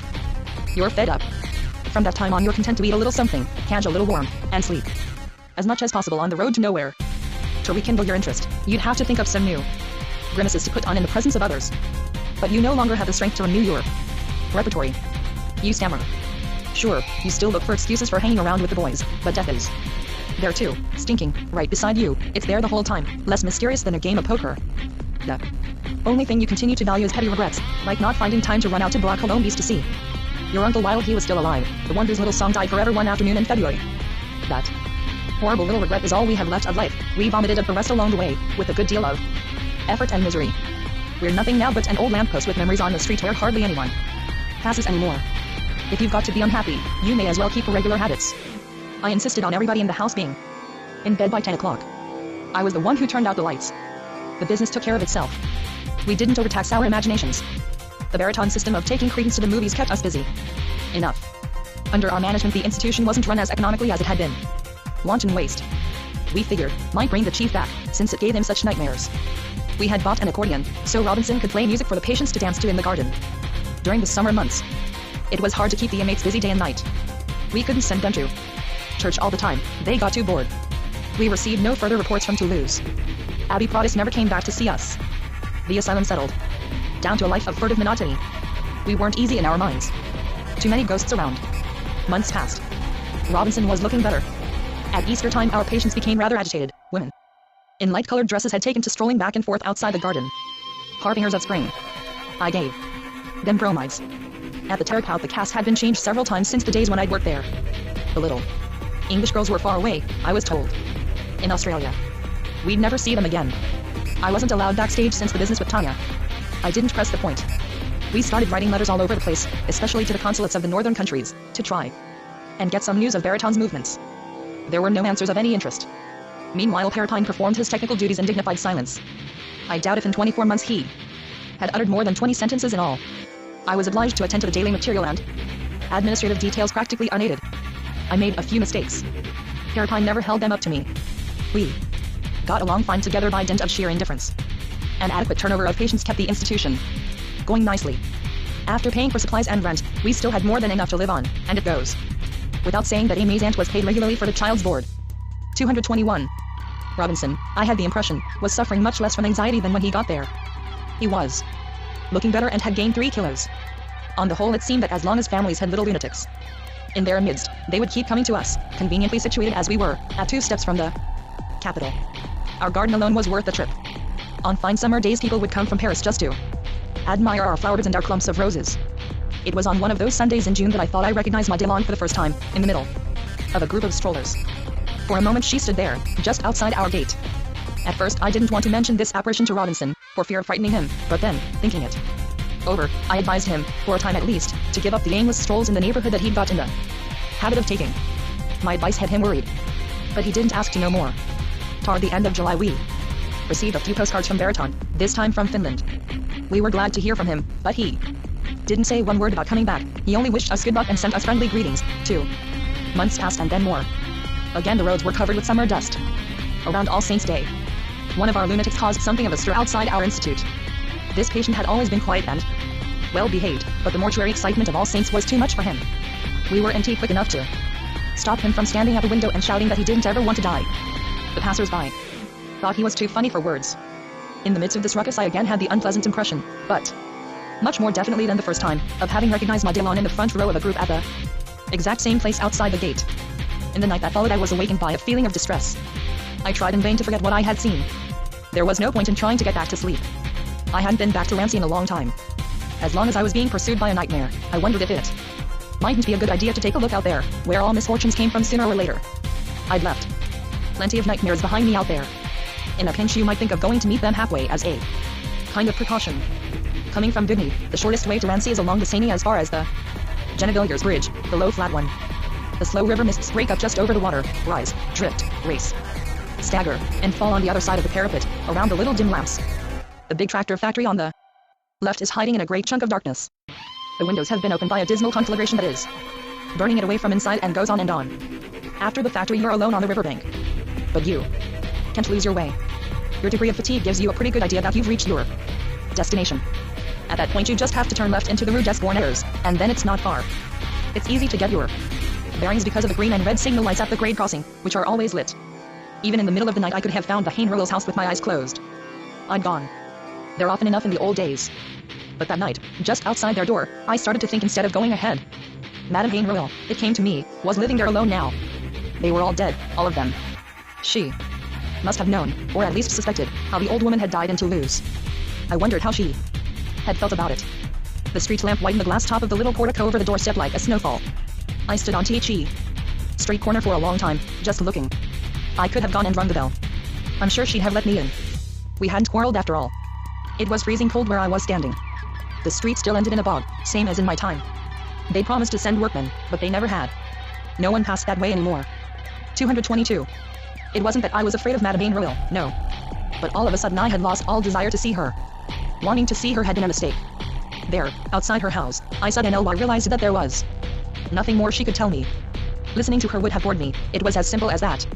We were nothing to each other anymore.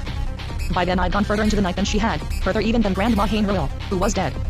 We weren't all together anymore. We had left each other for good. Death had come between us and so had life. Inevitably. Each man for himself, I mumbled and started back to Vigny.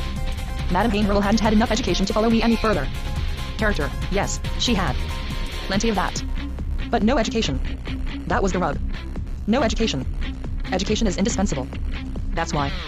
She couldn't understand me anymore, or understand what was going on around us, vicious and stubborn as she was. That's not enough. You need a heart and a certain amount of knowledge to go further than other people. To get back to the Seine I took the Rue des Saint-Zilens and then the Impasse Bassin. My worry was all straightened out. I was pleased, almost happy, because now I knew that there was no point in batting my brains out over the Hain-Rouleau woman. I'd finally dropped her by the wayside, a bitch. What a number. We'd been pretty good friends in our own way. We had understood each other for quite some time. But now she wasn't low enough for me, and she couldn't go down any further to catch up with me. She had neither the education nor the strength. You don't go up in life, you go down. And she couldn't get down to where I was. There was too much night around me.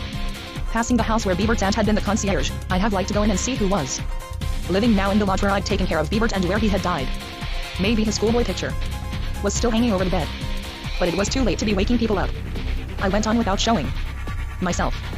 A little further on the Faubourg de la Liberté, I saw the light still burning in Beezen's junk shop. I hadn't expected that. But it was only a gas jet in the middle of the window. Beezen knew all the news and gossip of the neighborhood from hanging around the cafes.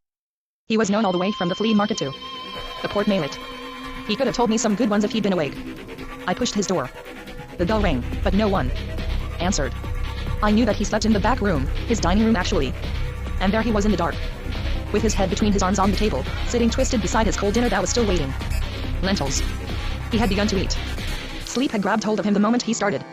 He was snoring loudly. True, he'd been drinking. I well remember what day it was, a Thursday, the day of the market at Les Lilas. He had a green cloth full of his acquisitions spread out at his feet. I had always liked Beezen. He was no crummier than most. Obliging, easygoing. I wasn't going to wake him up just out of curiosity, just to get answers to my few little questions. So I turned off the gas and left. I'm sure he had a hard time making ends meet in that business of his. But at least he found no difficulty in falling asleep. I can deny that I felt sad as I started back to Vigny at the thought that all those people, those houses, those dirty, dingy, dismal things no longer spoke to me at all, no longer spoke straight to my heart as they had in the old days, and that, chipper as I might seem, I quite possibly didn't have the strength to go on much further like that alone. About meals at Vigny, we had stuck to the same arrangements as in Baraton's day, that is, we all got together at table, except that now we usually ate in the billiard room above the concierge's lodge. It was cozier than the regular dining room, where unpleasant memories of English conversation still hung in the air. And besides, the furniture in the dining 223 room was too good for us, a new in 1900 pieces with opaline stained glass windows. From the billiard room you could see everything that was going on in the street. That could come in handy. We'd spend whole Sundays in that room. Now and then we'd invite a doctor from the neighborhood to dinner, but our usual guest was Gustavi, the traffic cop. He was regular. I can vouch for that. We'd got acquainted out of the window one Sunday, watching him on duty at the crossroads coming into town. The cars were giving him trouble. First we just exchanged a few words, and then from Sunday to Sunday we really got acquainted. It so happened that I had cared for his two sons in Paris, one with measles, the other with mumps. Gustavi Mandamore, that was his name, from Cantal, was our faithful friend. Conversation with him could be kind of trying, because he had trouble with his words. He could find them all right, but he couldn't get them out. They'd stay in his mouth making noises. One evening Robinson invited him into the billiard room, as a joke I think. But it was Gustavi's nature to keep on with anything he had started, so after that he came every evening at the same time, 8 o'clock. He felt at ease with us, better than at the cafe, as he himself told us, because of the political discussions at the cafe that often got out of hand. We, on the other hand, never talked politics. In Gustavi's case politics was a ticklish subject. It had got him into trouble at the cafe. The fact is, he should always have steered clear of politics, especially when he had a few drinks under his belt, which sometimes happened. In fact he had a reputation for drinking, that was his weakness. While with us he felt safe in every respect. He admitted it. We didn't drink. At our place he could let himself go and no harm would come of it. He knew he could trust us. When Perrepine and I thought of the situation we had escaped from and the one that had fallen into our laps at Baritons, we didn't complain, there was no call to, because all things considered we'd had a miraculous stroke of luck, and we had all the social standing and material comfort we needed. Still, for my part, I had never imagined that the miracle would last. I had a crummy past behind me, and already it was coming back at me like the belchings of fate.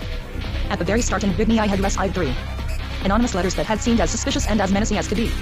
And then scads of other equally vicious letters. It's true that we often received anonymous letters at Vigny and didn't pay much attention to them as a rule. Usually they came from former patients, whose persecution mania had followed them home. But these letters and their turns of phrase had me worried. They weren't like the others, their accusations were precise, and they were all about me and Robinson. To come right out with it, they accused us of shacking up together. A crummy insinuation. At first I was reluctant to mention them to Robinson, but I finally decided to when I kept receiving more and more letters of the same kind. So then the two of us tried to figure out who could have sent them. We drew up a list of all the possible people we both knew. That didn't get us anywhere. Anyway, this accusation didn't make sense. Homosexuality wasn't my line, and Robinson didn't give a damn about sex one way or the other. If anything was bugging him, it certainly wasn't sex. Only a jealous woman could have dreamed up such rotten calumnies.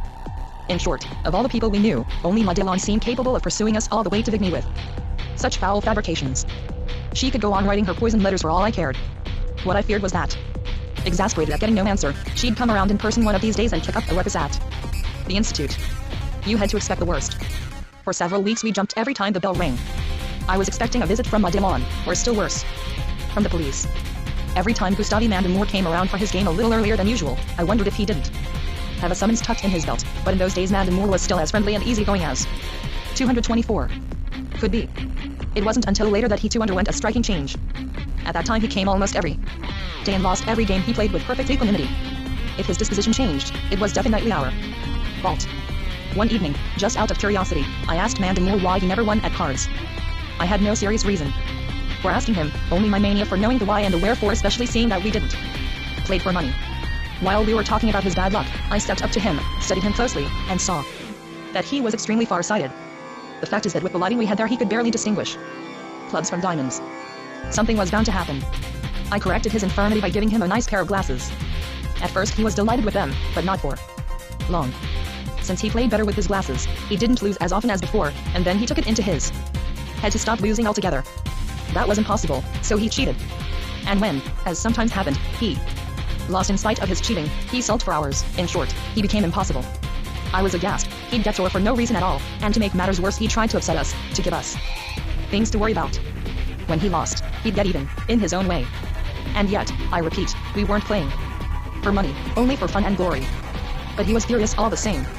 One evening when his luck had been bad, he harangued us before leaving. Gentlemen, I'm warning you to watch your step. Considering the people you associate with, if I were you, I'd be careful. Among others, there's a dark-haired woman who's been passing your house for days. A lot too often, if you ask me. She must have her reasons. I wouldn't be surprised if she had a bone to pick with one of you. Gentlemen, That's the pernicious way Mandan moored through this thing in our faces before leaving the room. That got a rise out of us, all right. Nevertheless, I pulled myself together in an instant. Oh, thank you, Gustavi, I answered calmly. I don't see who this dark-haired woman you refer to can be. None of our former female patients, as far as I know, has had reason to complain of our care. It must be some poor deranged creature. We'll find out. Anyway, you're right, it's always best to know. Thanks again for telling us, Gustavi. And good evening. Robinson's consternation was such that he couldn't get up from his chair. When the policeman had gone, we examined the information he'd given us from every angle. After all, it could be another woman, it didn't have to be Madame. There were others who used to hang around under the windows of our nut house. Still, there was good reason to believe it was she, and the mere possibility scared us out of our wits. If it was Madame, what was she up to now? And what could she have been living on all these months in Paris? And supposing she was going to turn up in person, we'd better talk it over right away and decide what to do. Look here, Robinson, I said. Make up your mind, it's high time, and don't change it. What do you want to do? Do you want to go back to Toulouse with her? No, I tell you. No. That was his answer. Plain enough. Okay, I said. But in that case, if you really don't want to go back with her, the best thing, in my opinion, would be for you to leave the country for a while and try and make a living somewhere else.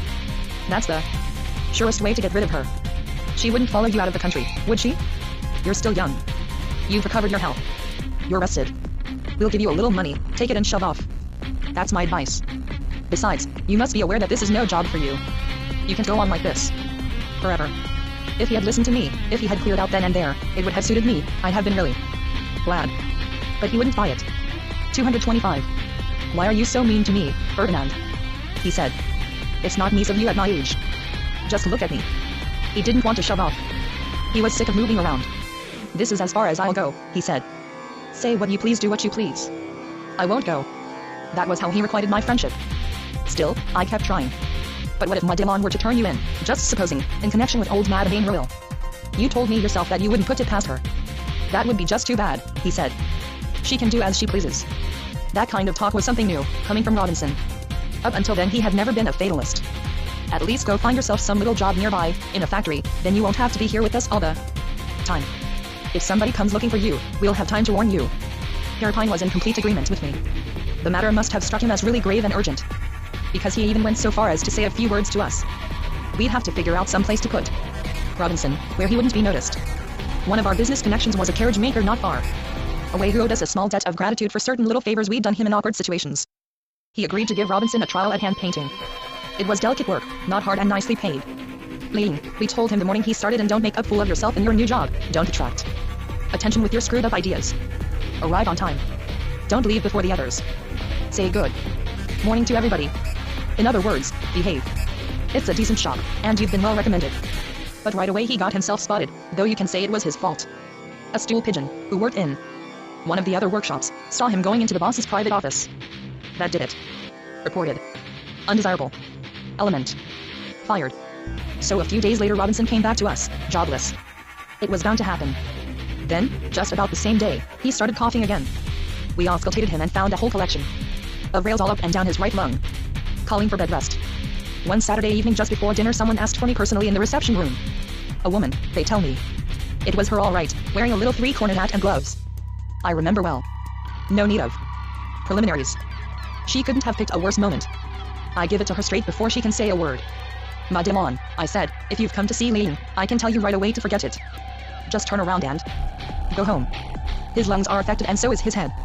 Quite seriously, I might add. You can see him. Anyway, he has nothing to say to you. Not even to me? No, not even to you. Especially not to you, I added. I expected her to flare up. No, she only stood there in front of me, shaking her head from side to side and compressing her lips.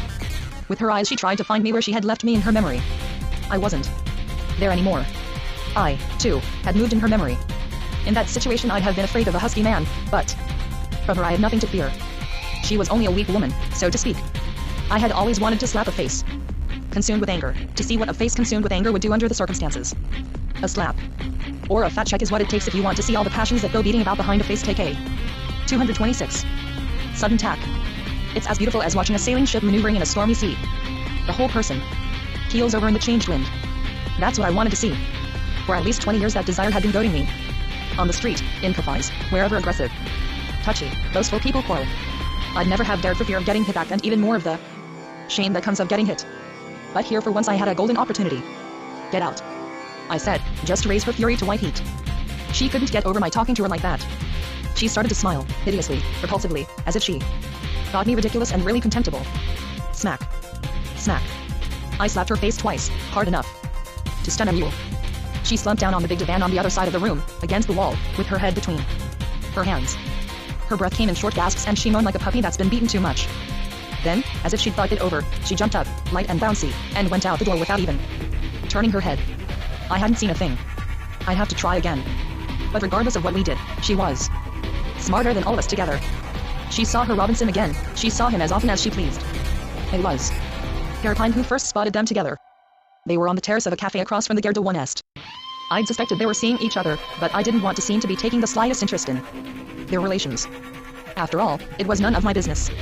He was doing his work at the rest home, and not at all badly, taking care of the paralytics, a nasty job if ever there was one, wiping them, swamming them, changing their underwear, helping them slaughter. We couldn't expect any more of him. If he chose to see his Madelon on the afternoons when I sent him to Paris on errands, that was his business.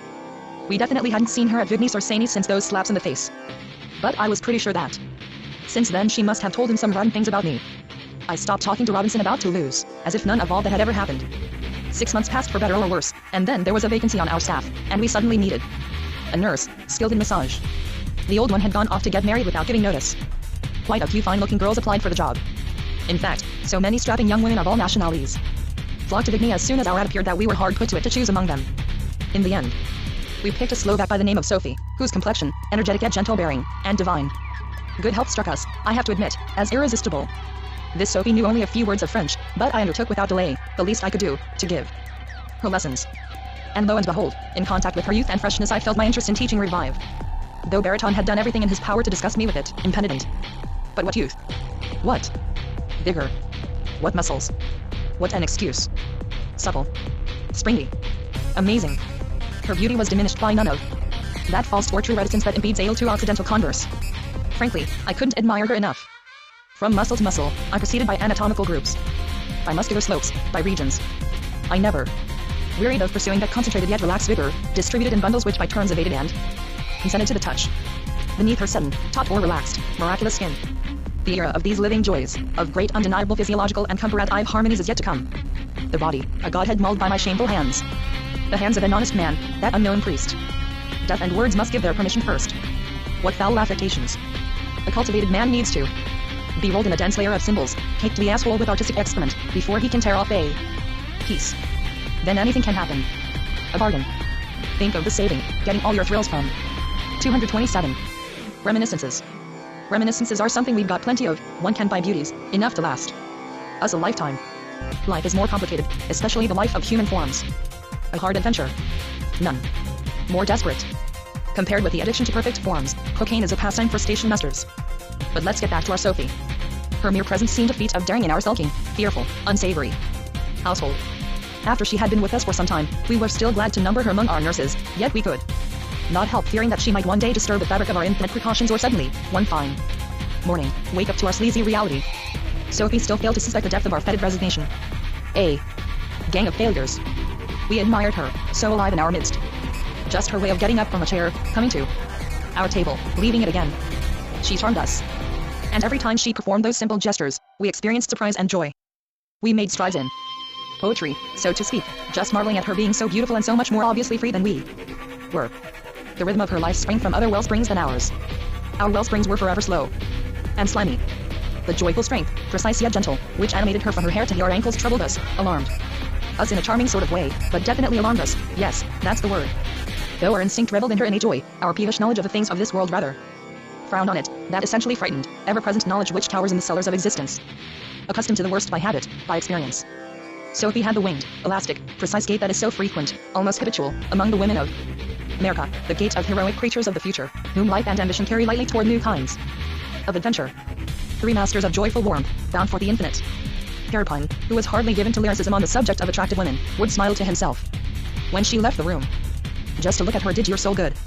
Especially mine, I must say, which had lost none of its aptitude for desire. Wishing to take her by surprise, to ravish a little of her pride, of the prestige and power she had acquired. over me, to diminish her, in short to humanize her a little and reduce her to her paltry proportions. I would go into her room when she was sleeping. At such times, Sophie offered a very different sight or commonplace, yet surprising and reassuring as well. Without ostentation, almost uncovered, lying crosswise on the bed, legs every which way, skin moist and relaxed, she was battling with fatigue. In the depths of her body she dug into sleep, so hard that it made her snore.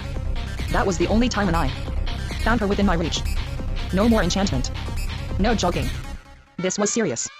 She toiled as though to pump more life out of existence. At such times she was greedy, drunk with wanting more and more. You should have seen her after those sleeping bouts, still swollen, her organs exultant, ecstatic under her rosy skin. At such times she was funny, as laughable as other people. For some minutes she'd reel with happiness, then the full light of day would come to her and deliver, as if too heavy a cloud had just passed, she'd resume her glorious flight. All that can be felt. It's extremely pleasant to grasp this moment when matter becomes life. You rise up to the endless plateau that spreads out before men. Will you? You go. And again will you? You come the limit up there, and then it's like an enormous desert. Among us, her friends rather than employers, I believe, was the most intimate. True, she was regularly unfaithful to me with the orderly in charge of the violent ward, an ex-fireman. For my own good, she told 228 me, so as not to put too great a strain on me, considering all the brain work I had underway, which wasn't exactly compatible with the demands of her fiery temperament. Entirely for my own good. She cuckolded me in the interest of hygiene. What could I say? All this, when I think of it, could have given me nothing but pleasure if the Madelon business hadn't been weighing on my mind. One fine day I told Sophie the whole story to see what she'd say. Telling her my troubles made me feel a little better. I was sick of the endless quarrels and resentments growing out of that wretched passion, and Sophie thought I was perfectly right. Seeing that Robinson and I had been such good friends, she thought we should all have one big reconciliation, just patch the whole thing up as quickly as possible. Her advice came from a good heart. Central Europe is full of good hearts. The only trouble was that she didn't know much about the characters and reactions of the people around here. With the best intentions in the world, she gave me the worst possible advice. I came to realize that she'd been wrong, but too late. You should see Madelon, she advised me. From what you've told me, I'm sure she's a good girl deep down. It's just that you provoked her, and you were really brutal and mean to her. You owe her an apology and a nice present too, to make her forget. That's the way things were done in her country. Everything she advised me to do was exquisitely polite but not at all practical. I took her advice, mostly because behind all the frills and foolishness, behind the diplomatic maneuvers, I envisaged the possibility of a little force, and that would have been most entertaining. In fact, it would have made a new man of me. Under the pressure of age and circumstances, I know to my sorrow, my friendly feelings were taking an insidiously erotic turn. Betrayal. And Sophie, without meaning to, was abetting me in this betrayal. There was so much curiosity in Sophie she couldn't help being attracted by danger. An excellent nature, nothing Protestant about her. She never tried to belittle the opportunities life offered and was never suspicious of them. Just my type. She went further. She understood the need for variety in the distractions of the rear end. An adventurous disposition of that sort, you'll have to agree, is most unusual in women. We had definitely picked the right one. She wanted me, and I thought it perfectly natural to give her some idea of Madelon's physique. She was afraid of seeming awkward in an intimate situation with a Frenchwoman, in view of the stupendous reputation in this line that has been pinned on Frenchwomen in foreign parts. As for enduring Robinson's attentions at the same time, it was only to give me pleasure that she consented. Robinson didn't send her at all, so she said, but on the whole we were in agreement. That was the main thing. Okay. I waited a while for a good opportunity to approach Robinson with my plan for a general reconciliation. One morning when he was in the office copying medical reports into the big book, the moment struck me as propitious, and I interrupted him to ask him very simply whether he thought it would be a good idea for me to see Madelon and suggest that we let our violent bygones be bygones. Whether on the same occasion I might introduce her to Sophie, my new friend. And lastly, if he didn't think it was time we all got together and patched up our quarrels. At first, I could see, he hesitated, then he replied, but without enthusiasm, that he saw no object ion. I suspect Madelon had told him that I'd tried to see her soon on one pretext or another. About the slap in the face I'd given her the day she came to beg me, I didn't breathe a word. I couldn't run the risk of his yelling at me there and calling me a brute in public, because after all, though we'd been friends a long time, there in the institution he was under my orders. Authority first. January was a funny time for that sort of operation. Because it was most convenient, we decided to meet in Paris one Sunday and go to the movies together. We thought maybe we'd drop in at the Badajoz Carnival for a while first if it wasn't too cold out. Robinson had promised to take her to the Badajoz Carnival. 229. Madelon, he told me, was wild about carnivals. That was a lucky thing, meeting again for the first time. A carnival was the best possible place. We sure got an eyeful of that carnival. And a headful too. Bim bam. And bam again. We whirl around. And we're carried away. And we scream and we yell. There we were, in the crowd with lights and noise and all the rest of it. Step up, step up. Show your skill, show your daring, and laugh, laugh, laugh. Will everyone tried in his overcoat to appear to his best advantage, sharp and just a little aloof, to show that he usually went elsewhere for his entertainment, to more expensive places, as they say in English. You tried to make the impression of knowing, light-hearted young blades and spiffy of the icy wind, just one more humiliation, and the depressing fear that you were spending too much money on these amusements, and might have occasion to regret it for a whole week. The merry-go-round sends up a big belch of music. It can't quite deliver itself of the waltz from Faust, but it tries hard. The waltz plumps down and shoots up again and swirls around the circular ceiling, which spins with its thousands of pastry light bulbs. The steam Calliope's having a bad time. The music is giving it a pain in its pipe, its stomach. Would you care for a piece of nougat? Or would you rather try another target? Take your choice. In our group at the shooting gallery it was Madelon, with the brim of her hat turned up over her forehead, who showed the most skill. Look, she says to Robinson. My hand isn't shaking. And we had plenty to drink, didn't we? Just to show you the kind of things we were saying. We'd just come out of a restaurant. One more try. And Madelon won the bottle of champagne. Bing bang. Bullseye. Then I bet her she can catch me on the Dodge and cars. I'll take you up on that, she says as chipper as you please. We'll take separate cars. And there we go. I was glad she'd accepted. It was a way of making up to her. Sophie wasn't jealous. She had her reasons. So Robinson climbs into the back car with Madelon and I get into another up front with Sophie. Man, do we collide. And it's crash. And hold tight. But I see right away that Madelon doesn't enjoy being shaken up. Neither does Lean for that matter. He used to like it, but no more. It's plain that he doesn't feel comfortable with us. While we're clutching at the rail, some sailor boys come along and start feeling us up, men and women alike, and making propositions. We're freezing. We shake them off. We laugh. More and more. Feeler-uppers come from all directions with music and rhythm and excitement. You get such jokes on these barrels on wheels that your eyes pop out of your head every time you clash. Great fun. Violence and joy. The hula accordion of pleasures. I want to make up with Madelon before we leave the carnival. I want to. Very much, but she doesn't respond to my overtures anymore. It's no so. She's snubbing me. Keeping me at a distance. I can't make her out. These moods that come over her. I had hopes of something better. Physically, come to think of it, she has changed completely. She can't bear comparison with Sophie. No sparkle, no luster. Good humor was more becoming to her, but now she has an air of possessing superior knowledge. That irritates me. I'd gladly give her another slap in the face. Maybe that would bring her around, or maybe then she'd tell me what she knows that's so superior. Come on, smile. This is a place of merriment. We haven't come here to weep. Let's whoop it up. She's found work with an aunt of hers, so she tells Sophie while we're strolling later on the Rue du Rocher. Her aunt is a corset maker. May as well believe her. It wasn't hard to see that if reconciliation was the idea, this meeting was a failure. My little scheme was a washout too. In fact, a gigantic flop. Seeing each other again had been a mistake. Sophie hadn't really grasped the situation. She hadn't realized that this get-together would just make everything more complicated. Roby and Son should have warned me. 230. Told me how stubborn she was. Too bad. Oh well. Darn. Them. The carnival goes on. Let's try the caterpillar, as they call it. My idea and my treat. One more attempt to make up with Madelon. But she keeps slipping away from me, avoiding me. Taking advantage of the crush, she climbs into another seat up front with Robinson. I'm flummoxed again. We're dazed by waves and whirls of darkness. I mutter under my breath that it's hopeless. Sophie finally agrees with me. She realizes that in this whole affair I had been led away by my lecherous fantasies. You see how it is? She's sore. I think we'd better leave them alone now. You and I could drop in at the Shabana before we go home. That suggestion appealed to Sophie. Because while still in Prague she had often heard people talking about the Shabana, and she was delighted at the thought of trying the Shabana and judging for herself. But then we figured that, considering the amount of money we had brought with us, the Shabana would be too expensive. We'd just have to try and revive our interest in the carnival. While we were in the Caterpillar, Robinson must have had a scene with Madelon. They were both in a foul humor when they got out. You really couldn't have touched her with a 10-foot pole that evening. To smooth things over, I suggested an absorbing amusement ishing for bottlenecks. Madelon accepted sulkily. Even so, she beat us all hollow.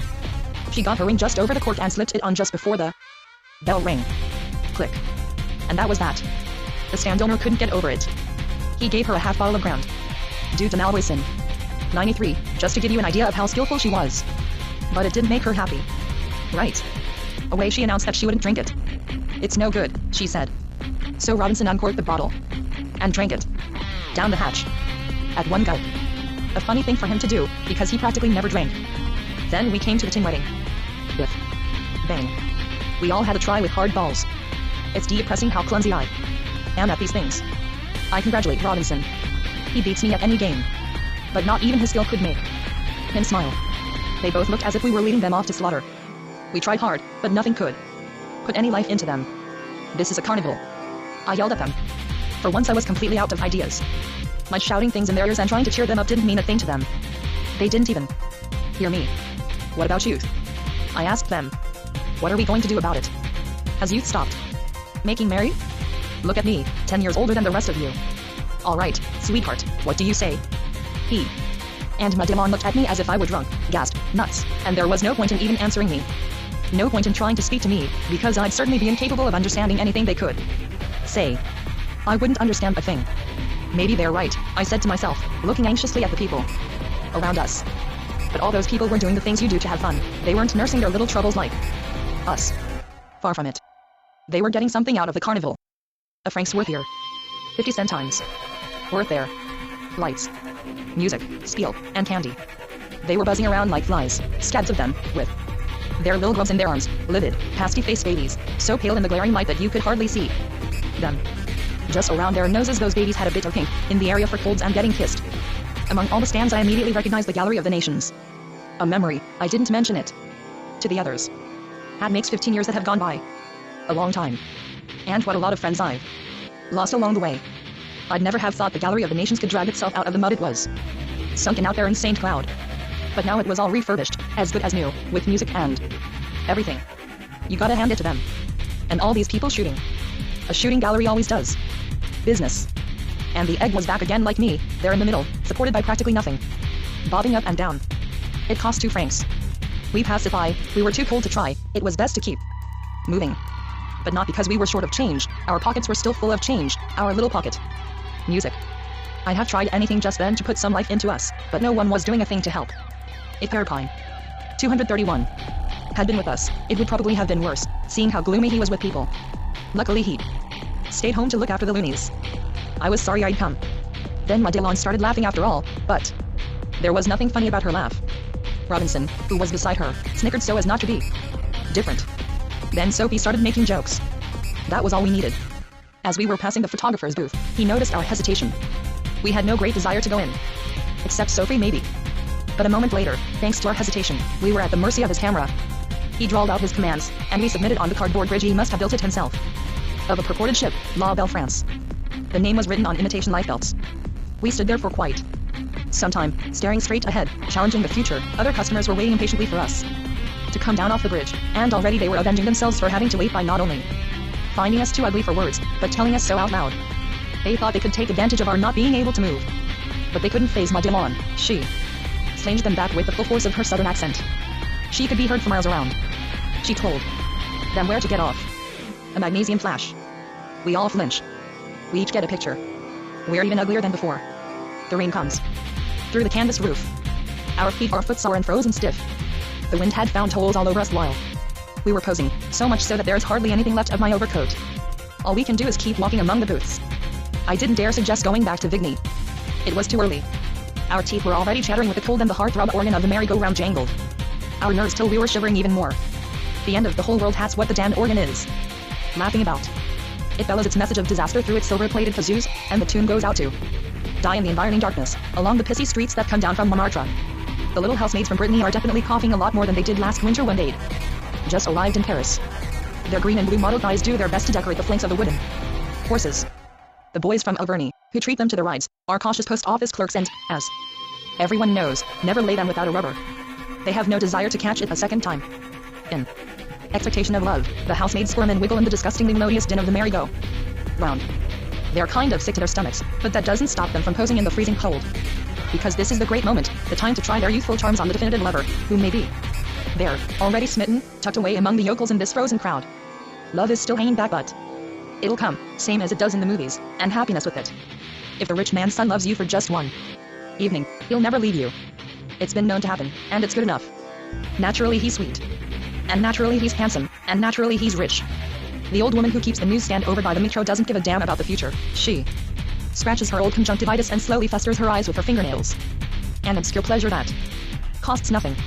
It's been going on for 6 years now, and her itching gets worse and worse. Strollers, driven into groups by the bitter cold, gather around the lottery booth. A brazier of rear ends. They can't get in. So quickly, to warn themselves, they run, they bound into the knot of people across the way, waiting to get in to see the two-headed calf. Under cover of the urinal, a young candidate for unemployment quotes his price to a provincial couple. Flushed with excitement. The morals cop knows what's going on, but he doesn't care. His assignment at the moment is the entrance to the Cafe Masu. 94 He's been watching the Cafe Masu for a week. The instigator must operate in the tobacco shop or in the back room of the filthy bookshop next door. Anyway, it was reported long ago. Either one or the other of them, it seems, procures underage girls, who appear to 232 be selling flowers. Anonymous letters again. The chestnut vendor on the corner does a bit of informing too. He has to. Everything that's on the sidewalk belongs to the police. That machine gun kind of, that you hear over there, shooting in crazy short bursts, is only the guy who runs the wheel of death on his motorcycle. An escaped convict, so they say, but I'm not sure. Anyway, he has crashed through his tent twice in this same spot and once a couple of years ago in Toulouse. Why can't he and his contraption smash up for good? Why can't he break his neck and spinal column once and for all? That noise would put anybody in a temper. The same goes for the streetcar with its bell. In less than a month it's killed 2 old folks in Dick Ray, hugging the walls of the shanties. The bus on the other hand is quiet. It pulls up slowly on the Place Pigalle, taking every possible precaution, staggering a little, blowing its horn, all out of breath, with its 4 passengers, who get off as slowly and carefully as choir boys. Strolling from booth to booth, from clump to clump of humanity, from merry-go-rounds to lotteries, we'd come to the end of the carnival, to the big dark vacant lot where the families go to pee. Nothing to do but turn back. Retracing our steps, we ate chestnuts to work up a thirst. We got sore mouths but no thirst. There was a worm in the chestnuts, a cute little fellow. Naturally it was Madelon who got it. That was exactly when things started going really badly between us. Up until then we had kept ourselves more or less under control, but that worm really made her furious. As she was going over to the gutter to spit out the worm, Liam said something to stop her. I don't remember what he said or what had got into him, but all of a sudden her going over to spit went against Robinson's brain. Like a damn fool he asked her if she'd found a seed in it. Honestly, that was no question to ask her. And then Sophie sees fit to join in their argument. She couldn't see what they were fighting about. She wanted to know. Being interrupted by Sophie, a foreigner, exasperated them even more. What would you expect? Just then a bunch of hoodlums come between us, and we're separated. Actually they were young fellows trying to pick up customers, but with mimicry, kazoos, and assorted cries of terror. When we managed to get back together, she and Robinson were still fighting. It looks like time to go home, I thought.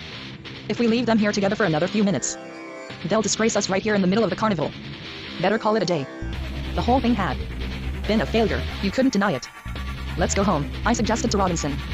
He gave me a look of surprise, but it still struck me as the wisest, most sensible course.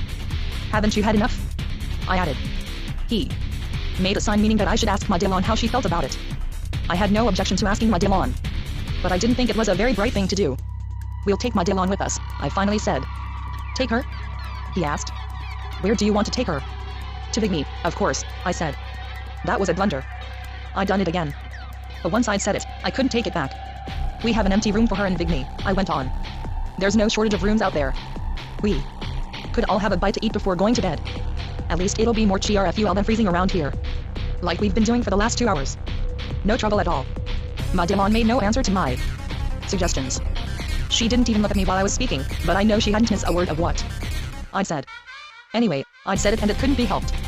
Then when I'd wandered a few steps away from the group, she came over to me quietly and asked if I wasn't trying to put something over on her, inviting her out to Vigny.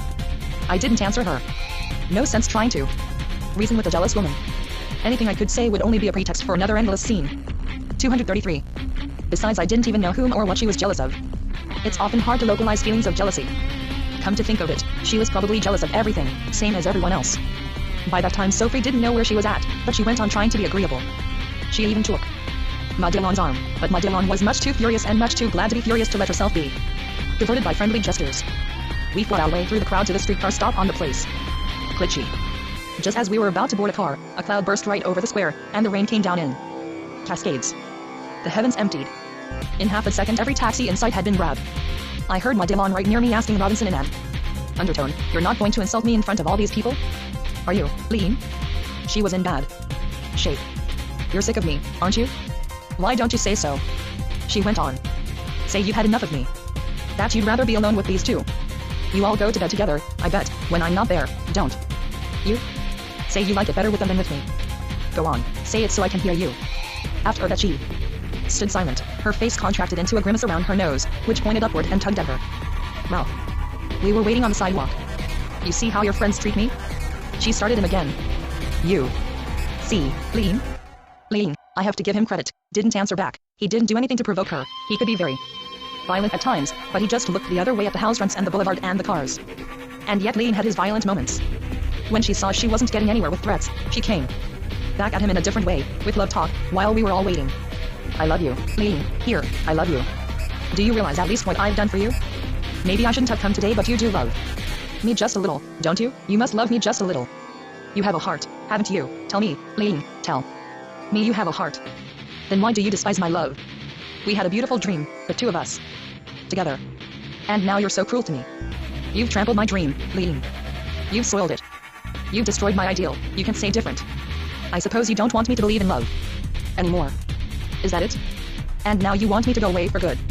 Is that what you want? All these questions while the rain was dripping through the awning of the cafe. It was coming down on us all. He had warned me all right. She was exactly the way he had said. He hadn't made anything up. I'd never have thought them capable of rising to such an emotional paroxysm in so little time. Seeing the cars and all were making so much noise, I was able to whisper a few words in Robinson's ear. I suggested that we try to run out on her and get this shindig over with as quickly as possible, because it was a flub and we'd better break up quietly before the situation soured in earnest and people got really angry as there was good reason to fear. You want me to find you a pretext? I whispered. Then we'll all beat it. Separately? No. He answered. Don't do that. Don't. She's capable of throwing a fit right here and we'd never be able to stop her. I let it go at that. Come to think of it, maybe Robinson enjoyed being yelled at in public, and besides he knew her better than I did. As the shower was letting up, we found a taxi. We jumped in, and there we were all squeezed together inside. First we didn't say a word to each other. The air was too heavy between us and I felt I'd put my foot in it enough. I thought I'd better wait a while before doing it again. Lean and I took the folding seats, the two women sat in back. On weekend nights the road to Argenteuil is badly congested, especially as far as the port. After that you have to count a good hour before you get to Vigny, on account of the traffic. It's no fun sitting face to face and eye to eye without saying a word. Especially when it's dark and everyone's kind of suspicious of everyone else. Even so, if we had stayed like that, nettled, but keeping each to himself, nothing would have happened. 234. That's still my opinion when I think of it today. It was my doing, I have to admit, that we started talking again and the quarrel resumed, worse than ever. We're never suspicious enough of words, they look like nothing much, not at all dangerous, just little puffs. Other little sounds the mouth makes, neither hot nor cold and easily absorbed, once they reach the ear, by the vast grey boredom of the brain. We're not suspicious enough of words, and calamity strikes. Certain words are hidden in with the rest, like stones. They're not very noticeable, but before long they make all the life that's in us tremble, every bit of it in its weakness and its strength. The outcome is panic. An avalanche. You're left dangling like a hanged man, over a sea of emotion. A tempest comes and goes, much too powerful for you, so violent you'd never have thought mere emotions could lead to anything like it. I therefore conclude that we're never suspicious enough of words. But now let me tell you what happened. The taxi was slowly following a streetcar, because the road was being repaired. Hum went the motor. A pothole every 100 yards. But the streetcar up ahead of us wasn't enough for me. Always childish and talkative, I was impatient. The snail's pace and the indecision all around me were more than I could bear. So, quick, I shattered the silence like a piggy bank to see what might be inside. I watched, or rather, since by then you could hardly see, I tried to watch Madelon in the left-hand corner of the cab. She kept her face turned toward the outside, toward the landscape, toward the darkness. Would be more like it. I noted with annoyance that she was as stubborn as ever. I, on the other hand, acted like a regular pest. Just to make her turn her head my way, I spoke to her. Look, Madelon. Maybe you've got some idea how we could amuse ourselves, but you're afraid to tell us? Would you like us to stop somewhere before we go home? Come on, tell us. Amuse ourselves. Amuse ourselves. She said, as if I'd insulted her. All you people think of is amusing yourselves. Then she let out a whole barrage of sighs, deep and so touching that I've seldom heard the like. I'm doing my best, I said. It's Sunday. How about you, Lean? She asked him. Are you doing your best too? Straight from the shoulder. Are you kidding? Was his comeback. I looked at them both when we passed a street lamp. What I saw was anger. Madelon leaned forward as if to kiss him. It was written that no one would miss a chance to put his foot in it that night. The taxi had slowed down again because of the trucks that were strung out all along the road. It exasperated him to be kissed, and he pushed her away, rather roughly, I must say. Of course that wasn't a nice thing to do, especially in front of us. When we came to the end of the Avenue Clichy, to the port, night had fallen, the lights were going on in the shops. Under the railroad bridge, in spite of the echo that's always so loud, I could still hear her asking, "Don't you want to kiss me, Lean?" She kept at him. He still didn't answer. So then she turned to me and harangued me directly. The affront was too much for her. "What have you done to Lean to make him so mean? Tell me this minute. What kind of stories have you been telling him?" That's the way she lit into me. "Nothing at all," I told her. "I haven't told him anything. Your quarrels are no concern of mine." The worst of it was that it was true, I hadn't said anything to Lean about her. He was free, it was up to him. Whether he stayed with her or left her. It was none of my business, but it was no use trying to tell her that. She had stopped listening to reason. Again we fell silent, sitting face to face in the cab, but the air was so charged with fury that it couldn't go on for long. She had spoken to me in a thin sort of voice I never heard. 235. Her use before, the monotonous voice of a person whose mind is fully made up. Scrunched up as she was in the corner of the cab, I couldn't see her movements anymore, and that troubled me. All that time Sophie had been holding my hand. With these goings on the poor kid didn't know what to do with herself. Right after Saint Madeleine resumed her catalogue of grievances against Lean. In long-winded frenzy she asked him questions and more questions, now at the top of her lungs. Did he love her? Had he been faithful? And so on. For the two of us, Sophie and me, it was hopelessly embarrassing. But she was so excited she didn't care at all whether we were listening or not. If anything, she welcomed it. On the other hand, it hadn't been very bright of me to shut her up with us in that box. Every word resounded, and, with her character, that made her want to put on a big act for our benefit. Teehee Taxi had been another of my brainstorms. Lean had stopped reacting. He was tired after the evening we'd spent together, and he was always a little short of sleep. He'd always had that trouble. "For God's sake, calm down," I managed to shout at Madeleine. "The two of you can have it out when we get there. You'll have plenty of time. Get there. Get there," she said in a tone that would make your hair stand on end. "We'll never get there, I tell you. And anyway," she went on, "I'm sick of your dirty, nasty ways.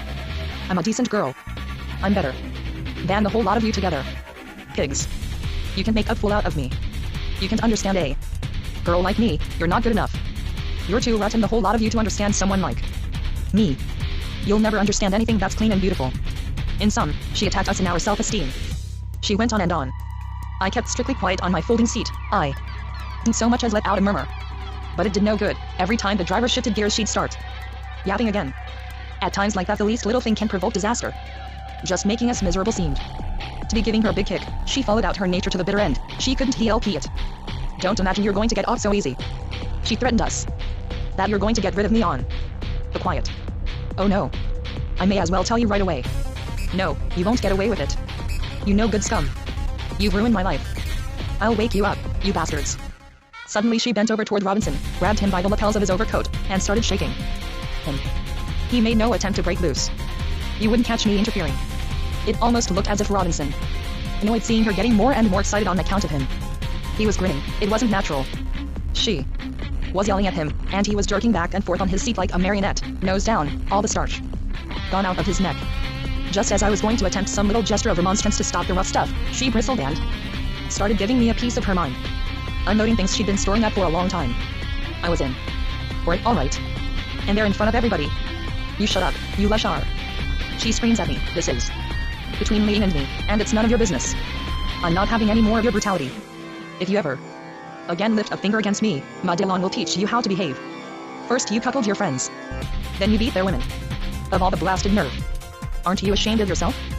Hearing these truths, Lean kind of woke up a bit. He wasn't grinning anymore.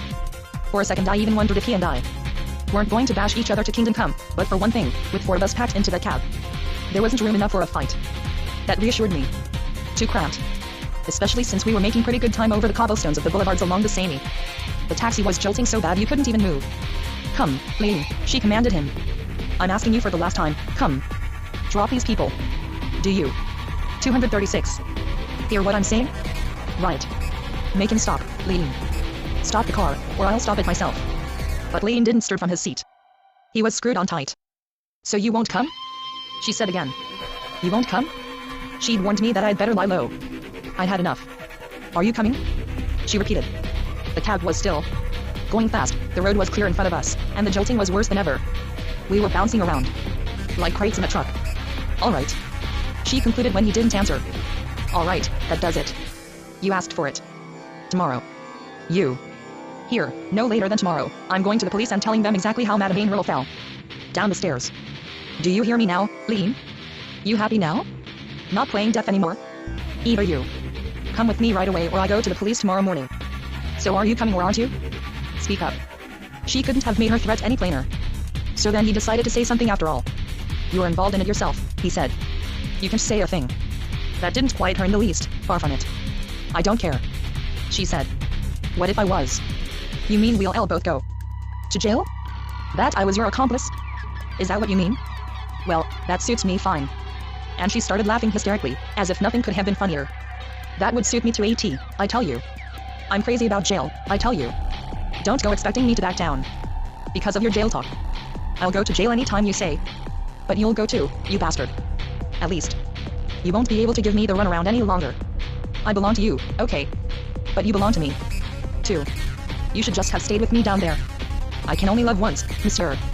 I'm no tart. Insane that she was defying me and Sophie too. Making a point of fidelity and respectability. In spite of it all, the taxi was driving on, and he still made no move to stop the driver. Then you're not coming? You'd rather go to the pen? Okay. You don't care if I turn you in? You don't care if I love you or not? You don't care about my future? You don't care about anything, do you? No, he says. In a way you're right. But it's not just you. I don't care about anyone else either. Christ, don't take it as an insult. I know you're a sweet kid. But I don't want to be loved anymore. It disgusts me. She didn't expect to have that kind of thing thrown in her face. She was so surprised that she didn't know how to pick up the tirade she'd already begun. She'd been thrown off balance, but she recovered quick. Enough. Oh. It disgusts you, does it? What do you mean by that?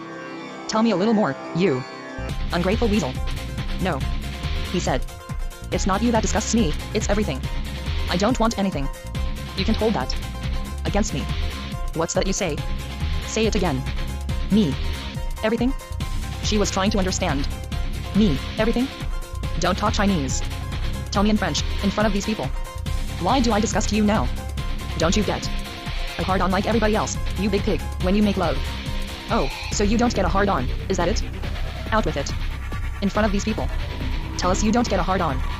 In spite of her fury, her way of arguing her case made you want to laugh. But I didn't have time to laugh very long, because she started up again. And him there. I suppose he doesn't squirt every time he catches. 237. Me in a corner. The beast. The sex fiend. I dare him to say it's not true. You're all looking for something new. Admit it. Variety, novelty. That's what you want. A daisy chain. Why not a virgin? You degenerate pigs. Why look for pretexts? You're jaded, that's all. You haven't even got the courage of your vices. You're scared of your vices. At that point Robinson took it on himself to answer. By that time he, too, had lost his temper, and he shouted as loud as she had. Wrong. He shouted. I've got plenty of courage, as much as you. Only, if you want the whole truth. Everything, absolutely everything, disgusts me and turns my stomach. Not just you. Everything. And love most of all. Yours as much as anyone else's. The sentimental tripe you dish out. Want me to tell you what I think of it? I think it's like making love in the crapper. Do you get me now? All the sentiment you trot out to make me stick with you hits me like an insult, if you want to know. And to make it worse, you don't even realize it. You're the one that's rotten because you don't understand. You're satisfied repeating the rubbish other people say. You think it makes sense. People have told you there's nothing better than love. They've told you it'll go down with everybody, everywhere and always. And that's good enough for you. Well, I say fuck their love. You hear? Their putrid love doesn't go down with me. Not anymore. You've missed the train. You're too late. It won't go down anymore, and that's that. What a stupid thing to get steamed up about. Why do you have to make love? Considering all the things that are happening? All the things we see around us. Or are you blind? More likely you just don't give a damn. You wallow in sentiment when you're a worse brute than anybody. You want to eat rotten meat? With love sauce? Does that help it down? Not with me. If you don't smell anything, it's your hard luck. Maybe your nose is stuffed up. If it doesn't discuss you, it's because you're stupid, the whole lot of you. You want to know what it is that comes between you and me? Alright, I'll tell you. A whole life is what comes between you and me. Isn't that enough for you? My house is clean. She comes back at him. A person can be poor but clean, can't they? When did you ever see that my house wasn't clean? Is that what you're insinuating with your nasty remarks? My rear end is clean, monsieur. Maybe you can't say as much for yourself. Nor your feet neither. I never said that, Madame. I never said anything like that. About your house not being clean. You see that you don't understand a thing. That was all he could think of saying to calm her down. So now you say you haven't said anything? You haven't said anything, have you? Would you listen to him? He insults me worse than garbage and then he claims he hasn't said anything. You'd have to kill him too. Make him stop lying. Jail isn't bad enough for a skunk like him. A lousy rotten pimp. It's not enough. What he needs is the guillotine. Nothing could stop her. I couldn't make anything of what they were saying in that taxi. All I could hear was curses and insulting with the roar of the motor and the sloshing of the wheels in the wind and rain that came beating against our door in ferocious gusts. The air between us was charged with threats. It's vile. She said several times. She couldn't say anything else. It's vile. And then she raised the stakes, double. Or quits. You coming? She said. You coming, Liam? 1. You coming? 2. She waited. 3? So you're not coming? No, he said, without moving an inch. He even added, do what you like. That was an answer of sorts. She must have moved back a little on the seat, as far as she could go. I guess she was holding the revolver in both hands, because when the shot went off it seemed to go straight into his belly. Then, almost at the same time, there were 2 more shots, one after the other, and then the car was full of acrid smoke. But we kept right on going. Robinson slumped down on me, sideways, jerking and gasping, hep, hep, and more of the same, hep, hep. The driver must have heard. 238. First he slowed down a little to see what had happened. Then finally he stopped right under a gas lamp. The moment he opened the door, Madelon gave him a violent push and jumped out. She scrambled down the embankment and beat it across the fields in the darkness, right through the mud. I tried to call her back, but she was already far away. I didn't quite know what to do with my wounded man. In a way it might have been wisest to take him back to Paris. But by then we weren't far from our place. The townspeople wouldn't know what was going on. So Sophie and I bundled him up in overcoats and settled him in the corner where Madelon had fired her shots. Take it easy, I said to the driver. But he kept driving much too fast. He was in a hurry. The bumps made Robinson groan still worse.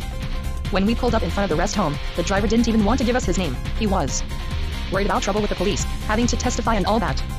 He also said there were sure to be bloodstains on the cushions. He wanted to beat it right away without waiting. But I had taken his number. 2 bullets had gone into Robinson's gut, maybe 3, I wasn't quite sure yet how many. She had fired straight in front of her, I'd seen that.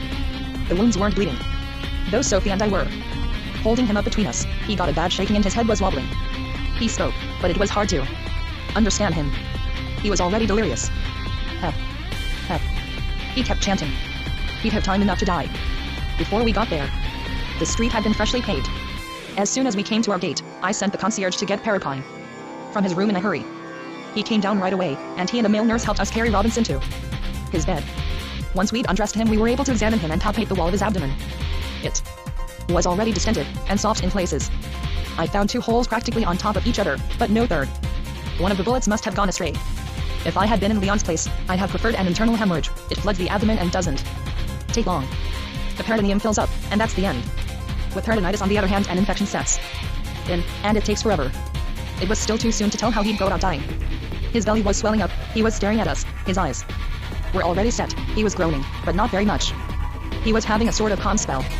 I'd already seen him very sick in a lot of different places, but this time everything was different, his moans and his eyes and everything. It looked as if we couldn't hold him much longer. He was slipping away from minute to minute. He was sweating big drops that made it look as if his whole face were crying. At times like that you're sorry. You've become as poor and as hard as you have. We're short of practically everything we'd need to help someone die. All we have left inside is the things that are useful in our everyday life. A life of comfort, a life all for ourselves, a life of viciousness. We've lost our confidence along the way.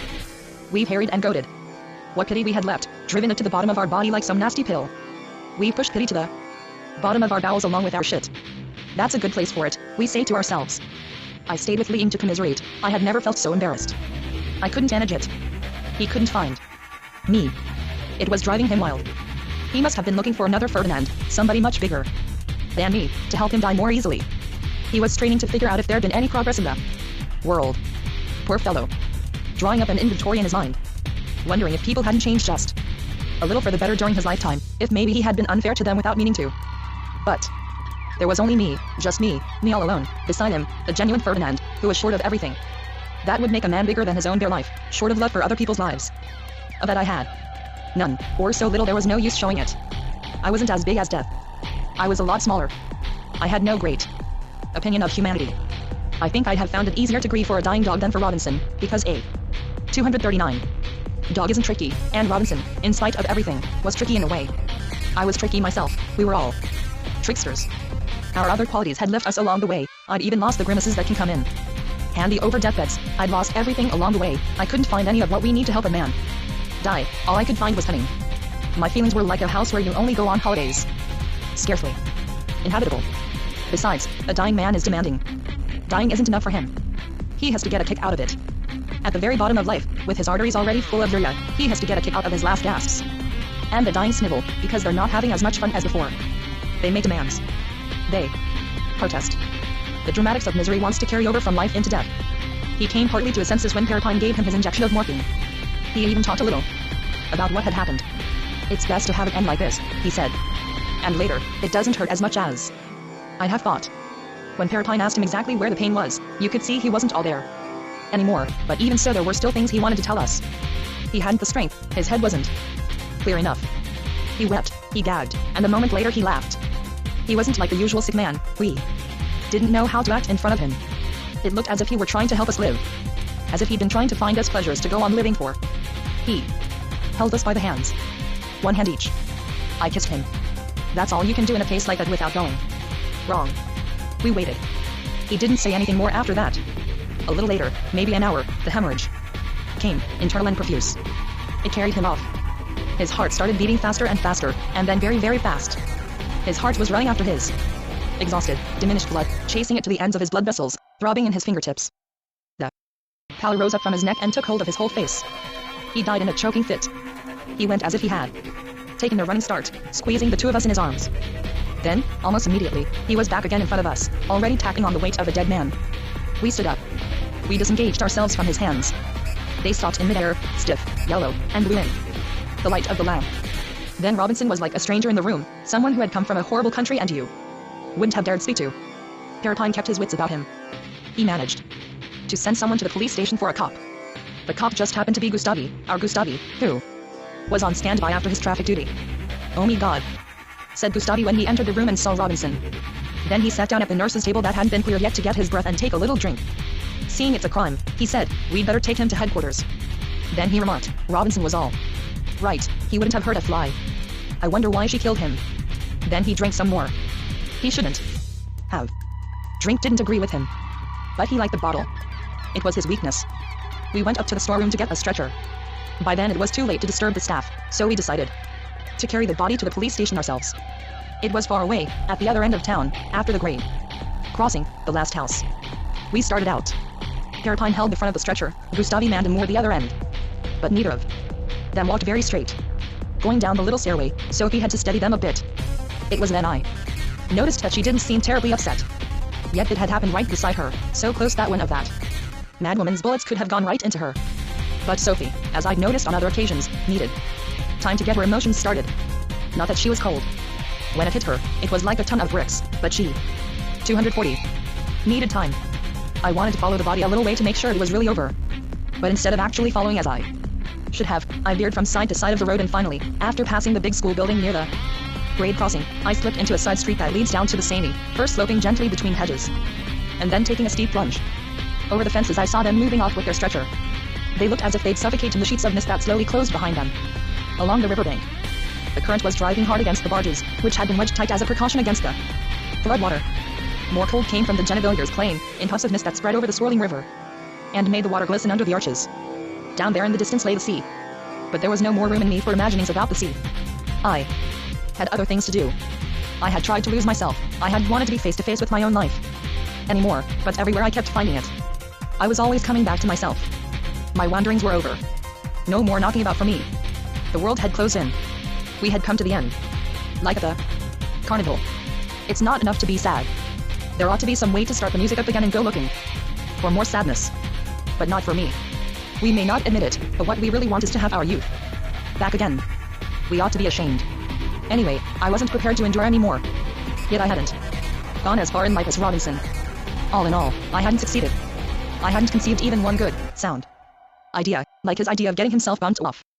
That idea was bigger than my big head, bigger than all the fear that was in it, a magnificent idea to die with. How many lives would I need to make myself an idea more powerful than anything in the world? No saying. A flop. My ideas went rattling around in my head with lots of space between them. They were like faint, flickering little candles, trembling throughout a lifetime in the middle of a ghostly, abominable universe. Maybe things were a little better than 20 years ago. Nobody could say that I hadn't made a wee beginning of progress, but there seemed no possibility of my ever managing, like Robinson, to fill my head with one single idea, but that one superb, a thought far stronger than death, and of my succeeding, just with my idea of exuding joy, carefreeness, and courage wherever I went. A scrumptious hero. I'd be brimful of courage then. I'd be dripping with courage, and life itself would be just one big idea of courage. That would be the driving force behind everything, behind all men and things from earth to heaven. And by the same token there would be so much love that death would be shut up inside it with tenderness, and death would be so cozy, comfortable in there, the bitch, that she'd finally start enjoying herself. She'd get pleasure out of love along with everyone else. How wonderful that would be. What a production. I was laughing to myself all alone on the riverbank, when I thought of all the things I'd have to do if I wanted to inflate myself like that with infinite resolutions. An idealistic toad. Fever, you know. My friends had been looking for me for at least an hour. Especially because they'd noticed that I wasn't in very good shape when I left them. Gustavi Mandenmoor was the first to sight me under my gas lamp. "Hey, doctor," he shouted. Mandenmoor, I can assure you, had some voice. "This way. They want you at the police station. They want your deposition. You know, doctor," he added, but now he was whispering in my ear, "You're not looking well." He walked beside me, in fact he held me up. Gustavi was fond of me. I never found fault with him for his drinking. I was full of understanding. Whereas Perrepine was rather severe, and sometimes made him feel ashamed of himself for drinking so much. Gustavi would have done practically anything for me. He admired me, in fact. He told me so. He didn't know why. Neither did I. But he admired me. He was the only one. We went down 2 or 3 streets together until we saw the lantern outside the police station. After that, 241. You couldn't go wrong. Gustavi was worrying about the report he'd have to write. He didn't dare tell me so. He'd already made everyone sign at the bottom, but a lot of things were still missing from his report. Gustavi had a big head. Like me. I could actually wear his kepi, which goes to show, but he tended to forget details. Ideas didn't come easy to him. It cost him a struggle to speak and even more to write. Perrepine would have been glad to help him write his report, but he hadn't seen the crime. He didn't know the circumstances. He'd have had to invent, and the inspector didn't want any inventions in his reports. He wanted nothing but the truth, so he said. Climbing the stairway at the police station, I was shivering. I couldn't tell the inspector much either. I really wasn't feeling so good. They'd put Robinson's body down beside the rows of big filing cabinets. All around the benches the floor was littered with printed matter and cigarette butts. On the wall the inscription "Fuck the Fuzz" was only partly erased. "Did you get lost, doctor?" the secretary asked me, quite amiably I must say, when I finally got there. We were all so tired we couldn't really talk straight. Finally we were agreed about the phrasing and the trajectory of the bullet, one of which was still embedded in the spinal column. It hadn't been found. He'd be buried with it. They looked for the other bullets. The other bullets were embedded in the wall of the taxi. It was a powerful revolver. Sophie came and joined us. She'd gone back for my overcoat. She kissed me and pressed me close to her, as if I were going to die too or fly away. "I'm not going away," I kept saying. "Be reasonable, Sophie, I'm not going away." Nothing I said could set her mind at rest. Standing around the stretcher, we chewed the fat with the inspector's secretary, who'd seen worse in his time, crimes and non-crimes and disasters, and he wanted to tell us about all his experiences in one breath. We didn't dare leave for fear of offending him. He was so affable. It gave him pleasure to be talking with educated people for a change instead of thugs. We didn't want to hurt his feelings, so we hung around. Perrepine had no raincoat. Listening to us lull Gustavi's mind. His mouth hung open, and his thick neck was thrust out as if he was pulling a handcart. I hadn't heard Perrepine pour out so many words for many years, not since my student days, to tell the truth. All the things that had happened that day went to his head. But we decided to go home all the same. We took Mandenmoor with us and Sophie too. Now and then she gave me a hug. Her body was filled with the strength of worry and tenderness, and so was her heart. Her strength was all over her. It was wonderful. I, too, was full of her strength. That bothered me. It wasn't mine, and it was my own I'd need if I were to go and die magnificently one day, like Lean. I had no time to waste on grimaces. To work, I said to myself. But nothing came of it. She even wanted me to go back and look at the corpse again. So I left without turning around. A sign said, "Close the door." Perrepine was thirsty. From talking, no doubt. From talking too much for him. Passing the Bistro by the canal, we knocked on the shutters for a while. It made me think of the road to nowhere sir. During the war. The same little light over the door, on the point of going out. Finally the owner in person came and opened. He hadn't heard anything. We told him all the news, ending up with the murder. A crime of passion. Gustavi called it. The bar opened just before dawn for the benefit of the bargemen. As the night draws to an end, the locks open slowly. And then the whole countryside comes to life and starts to work. Slowly the banks break away from the river and rise up on both sides. Work emerges from the darkness. You begin to see it again, all very simple and hard. Over here the winches, over there the fences around the work sites, and far away on 242. The roadmen are coming from still farther away. In small chill groups they move into the murky light. For a starter they splatter their faces with daylight as they walk past the dawn. All you can see of them is their pale, simple faces. The rest still belongs to the night. They, too, will all have to die someday. How will they go about it? They move toward the bridge. Then little by little they vanish across the plain, and other men come along. Paler and paler as the light rises all around them. What are they thinking about? The owner of the bar wanted to know all about the tragedy. He wanted us to tell him everything. Baudestel was the owner's name. He was from the north and very clean. Gustavi gave him an earful. Gustavi kept chewing over the details. But that wasn't the essential. Again we were losing ourselves in words. Besides, he was drunk and kept starting all over from the beginning. But there really wasn't any more to say, nothing at all.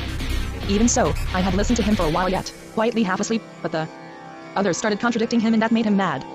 In his rage he clouded the little stove. The whole thing collapsed and turned over, the stovepipe, the grate, the glowing coals. Mandamour was as strong as an ox. To make matters worse he wanted to show us the genuine fire dance. He wanted to take off his shoes and prance around on the coals.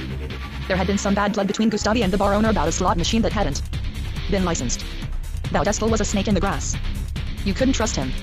His shirts were too clean for him to be really honest. He was vindictive and he was a stool pigeon. The riverbanks are full of that kind.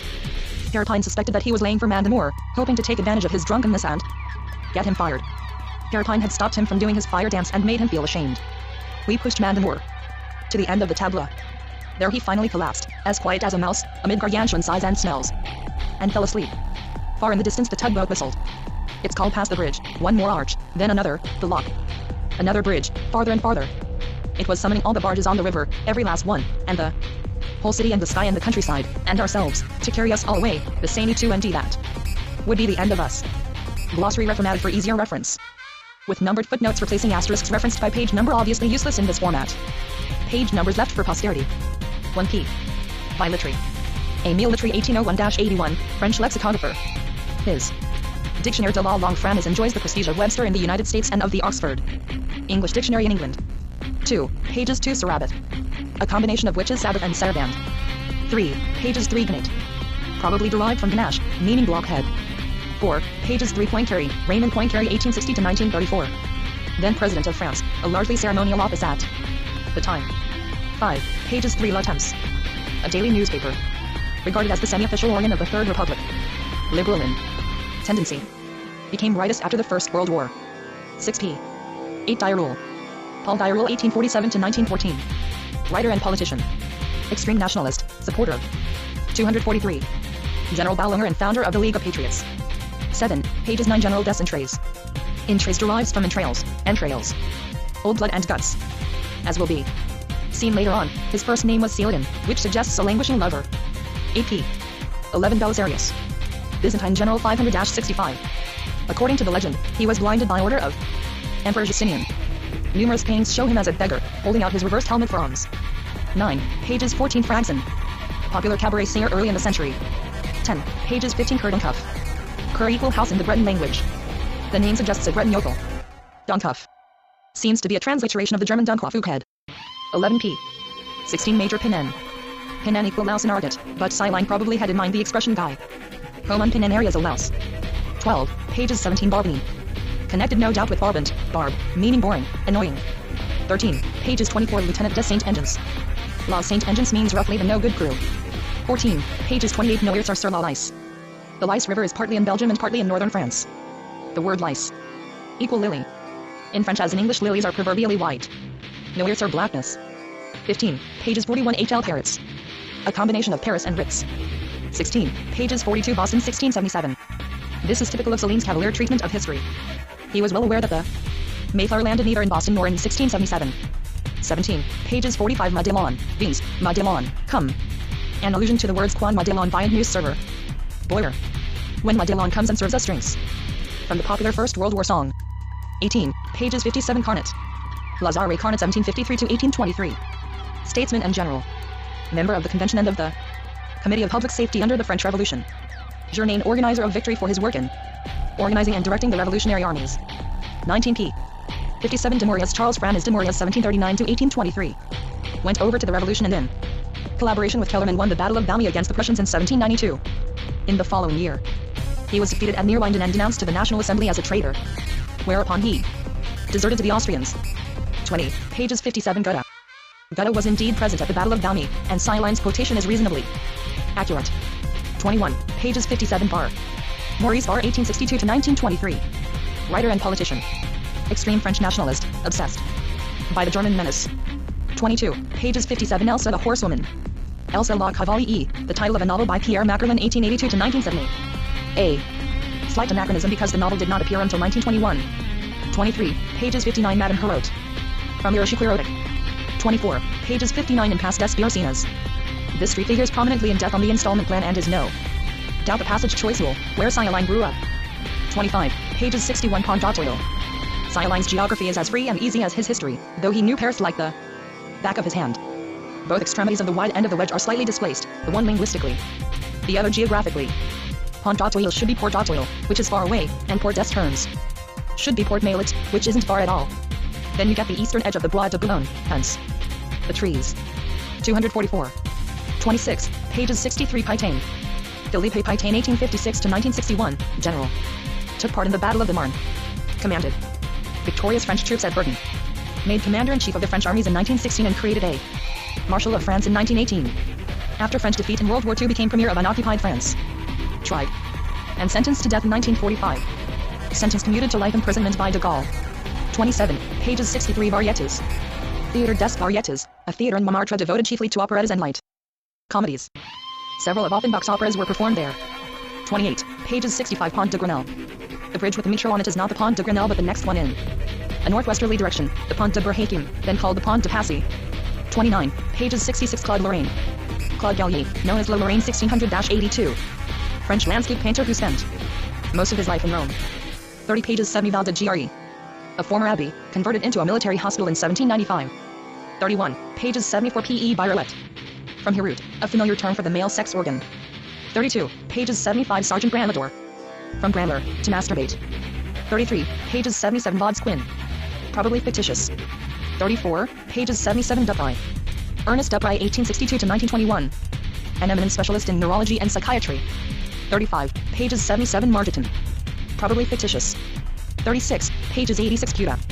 From Pute, Putin, meaning whore. 37. Pages 88 Voirus. From Voiro, argot for coward. 38. Pages 95 Bragton. From Braggett, meaning fly of trousers. 39. Pages 95 Pillet. Transmogrification of Gillette.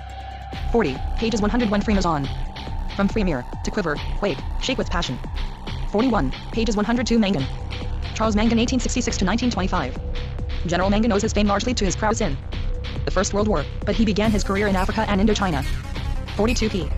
102 Faidherbe. Louis Lean Caesar Faidherbe 1828-89. General and colonizer. Began his career in Algeria and Guadeloupe. 43 p. 102 Gallieni. Joseph Gallieni 1849 to 1916. General and administrator. Distinguished career in the colonies. It was he who requisitioned the Paris taxicabs to carry reinforcements to the Battle of the Marne. 44. Pages 106 Bambola Fangono. From Bambala, meaning roughly whoopee, and Goncaucus. 45. Pages 106 Bugeaud. Thomas Robert Bugeaud, Marquis de la Picannerie 1784 to 1849. Figured prominently in the conquest of Algeria. 46 p. 109 Marquand. Jean-Baptiste Marquand 1836 to 1934. General and explorer. Took part in various expeditions in West Africa. In the course of an expedition begun in 1897 reached the Shota on the upper Nile, but the French government ordered him to evacuate when British troops arrived under Kitchener. 47. Pages 109 Perdue. A combination of port, meaning seaport, and ordures, meaning garbage. 48. Pages 120 Tombat. A combination of tomber, meaning to fall, and combat, meaning combat. 49. Pages 120 Charleroi. City in Belgium. Scene of a battle in 1914, ending in a French withdrawal. 50, pages 120 Verdun. City in eastern France. Scene of a long drawn-out, and extremely bloody battle in which the French withstood a powerful German offensive and were finally 1917, victorious. 51, pages 122 Avenue Fashoda. See note on Marquand above, pages 109 note 46. A bit of a joke. Since Fashoda. 245. Represented of French humiliation, an Avenue Fashoda in France or the French colonies was unthinkable. 52, pages 128 Lieutenant Grappa. From the well-known Italian alcoholic spirit. 53 p. 148 Nord Sud Metro. One of the earliest metro lines, crossing Paris from north to south. Since unification of the metro lines, known as Line 12. 54, pages 154 Santa Peta. From Tapet, Argot for homosexual.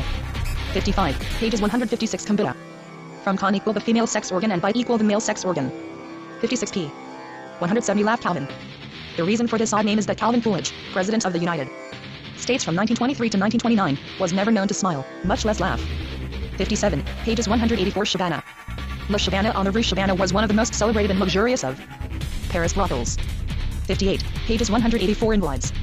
A group of buildings put up in 1670 by Louis XIV as a home for wounded soldiers. The tomb of Napoleon is situated in the Church of St. Louis des Invalides, the most prominent building in the compound. 59 p. 191 Coe method. A method of self-healing devised by Emile Coe 1857 to 1926, pharmacist and psychotherapist. Very popular in the United States for a time. You repeat it to yourself several times a day. Every day in every way I'm getting better and better. 60, pages 204 La Garenne-Rancy. There actually is a La Garenne-Colombes in the Paris suburbs. Not far from where this imaginary town seems to be. The word Garenne means rabbit warren. Rancy suggests rance, meaning rancid. 61, pages 204 Port Rancion. All other indications are that La Garenne-Rancy was situated north-northwest of Paris. The Port Rancion is on the southern rim of the city. 62 p. 206 fortifications. These fortifications were built between 1841 and 1844, in the reign of Louis Philippe, to protect Paris from foreign invasion. They consisted of a circular wall 39 kilometers long, with 94 bastions. Used during the siege of Paris by the Prussians in the War of 1870, they were destroyed after the First World War. 63, pages 206 Fortified Zone. Properly La Zone Militaire de Paris, commonly referred to simply as La Zone. The zone. The strip of land between the fortifications and the suburbs, where for military reasons, construction was prohibited. In late popular usage, the more depressing suburbs on the outskirts of Paris. 64, pages 206 Toll House. Up to the late 20s, a tax was levied on certain foodstuffs entering Paris. There were toll stations octroi at all the city gates. 65, pages 209 Dr. Frolicon. From Folicon equal Frolicsome. 66, pages 210 Gagat. From Gaga, feeble-minded. 67, p. 226 The Tower. The Eiffel Tower. 68, pages 239 Joseph Biegert Institute. Biegert seems to suggest the prolongation of life. The institute is clearly the Pasteur Institute. True, the Pasteur Institute is at the opposite end of Paris from La Villette. But this is just Silenian mystification. The institute is accurately located off the Rue de Vaugirard a few pages further on. 69, pages 241 Joannesit. From Jaundice. 70, pages 246 Rue de Vaugirard. Here the institute is correctly situated. 71, pages 248 The CHO. The Louvre, which is never referred to as a CHO. 72, pages 250 Colon Port Bridge. From this point one would look out over the Montmartre Cemetery and the 246 Great Lake of Night. But only in a dream is one anywhere near the fortifications or the suburbs. 73 p. 255 Diabolo. A mixture of lemonade fizz water with synthetic lemon flavoring and some sort of syrup, usually mint or grenadine. 74, pages 258 Boules. Boules is the same as bocce and something like the English bowls. Played mostly by men on provincial village squares and in Paris parks. 75, pages 302 Campaign of 1816. In 1814, and not in 1816 as Siline whimsically says, Marshal Moncey a dream. Gianna de Moncey, Duke de Congliano defended the Clichy barrier against the invading troops of the anti-Napoleonic coalition. There is a monument commemorating the event in the middle of the place Clichy. The invading troops included Cossacks, who were long remembered with horror. 76, pages 303 Tarapout. The Paramount Theater. 77, p. 305 Ambrosinade. A reference to the crossing of the Berezina River by Napoleon in 1812, in the course of his retreat from Moscow. More than 20,000 French troops were lost. 78, pages 306 Port Saint-Martin. The Theatre de la Porte Saint-Martin. A theatre situated on the boulevard Saint-Martin. One of the holy places of the Romantic drama. Burned down under the Commune in 1871. Rebuilt in 1873. 79, pages 310 Pomone. From Pomona, goddess of fruit trees. 80, pages 311 Belshazzar. The wicked king of Babylon, who saw the handwriting on the wall. Daniel 5-25.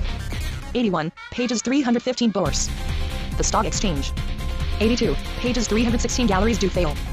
A large furniture store in Montmartre. The name was regarded as symbolic of cheap luxury. 83, pages 317. La Purelse. Jean-Francis de Gaulle, Comte de la Purelle 1741-88, French navigator.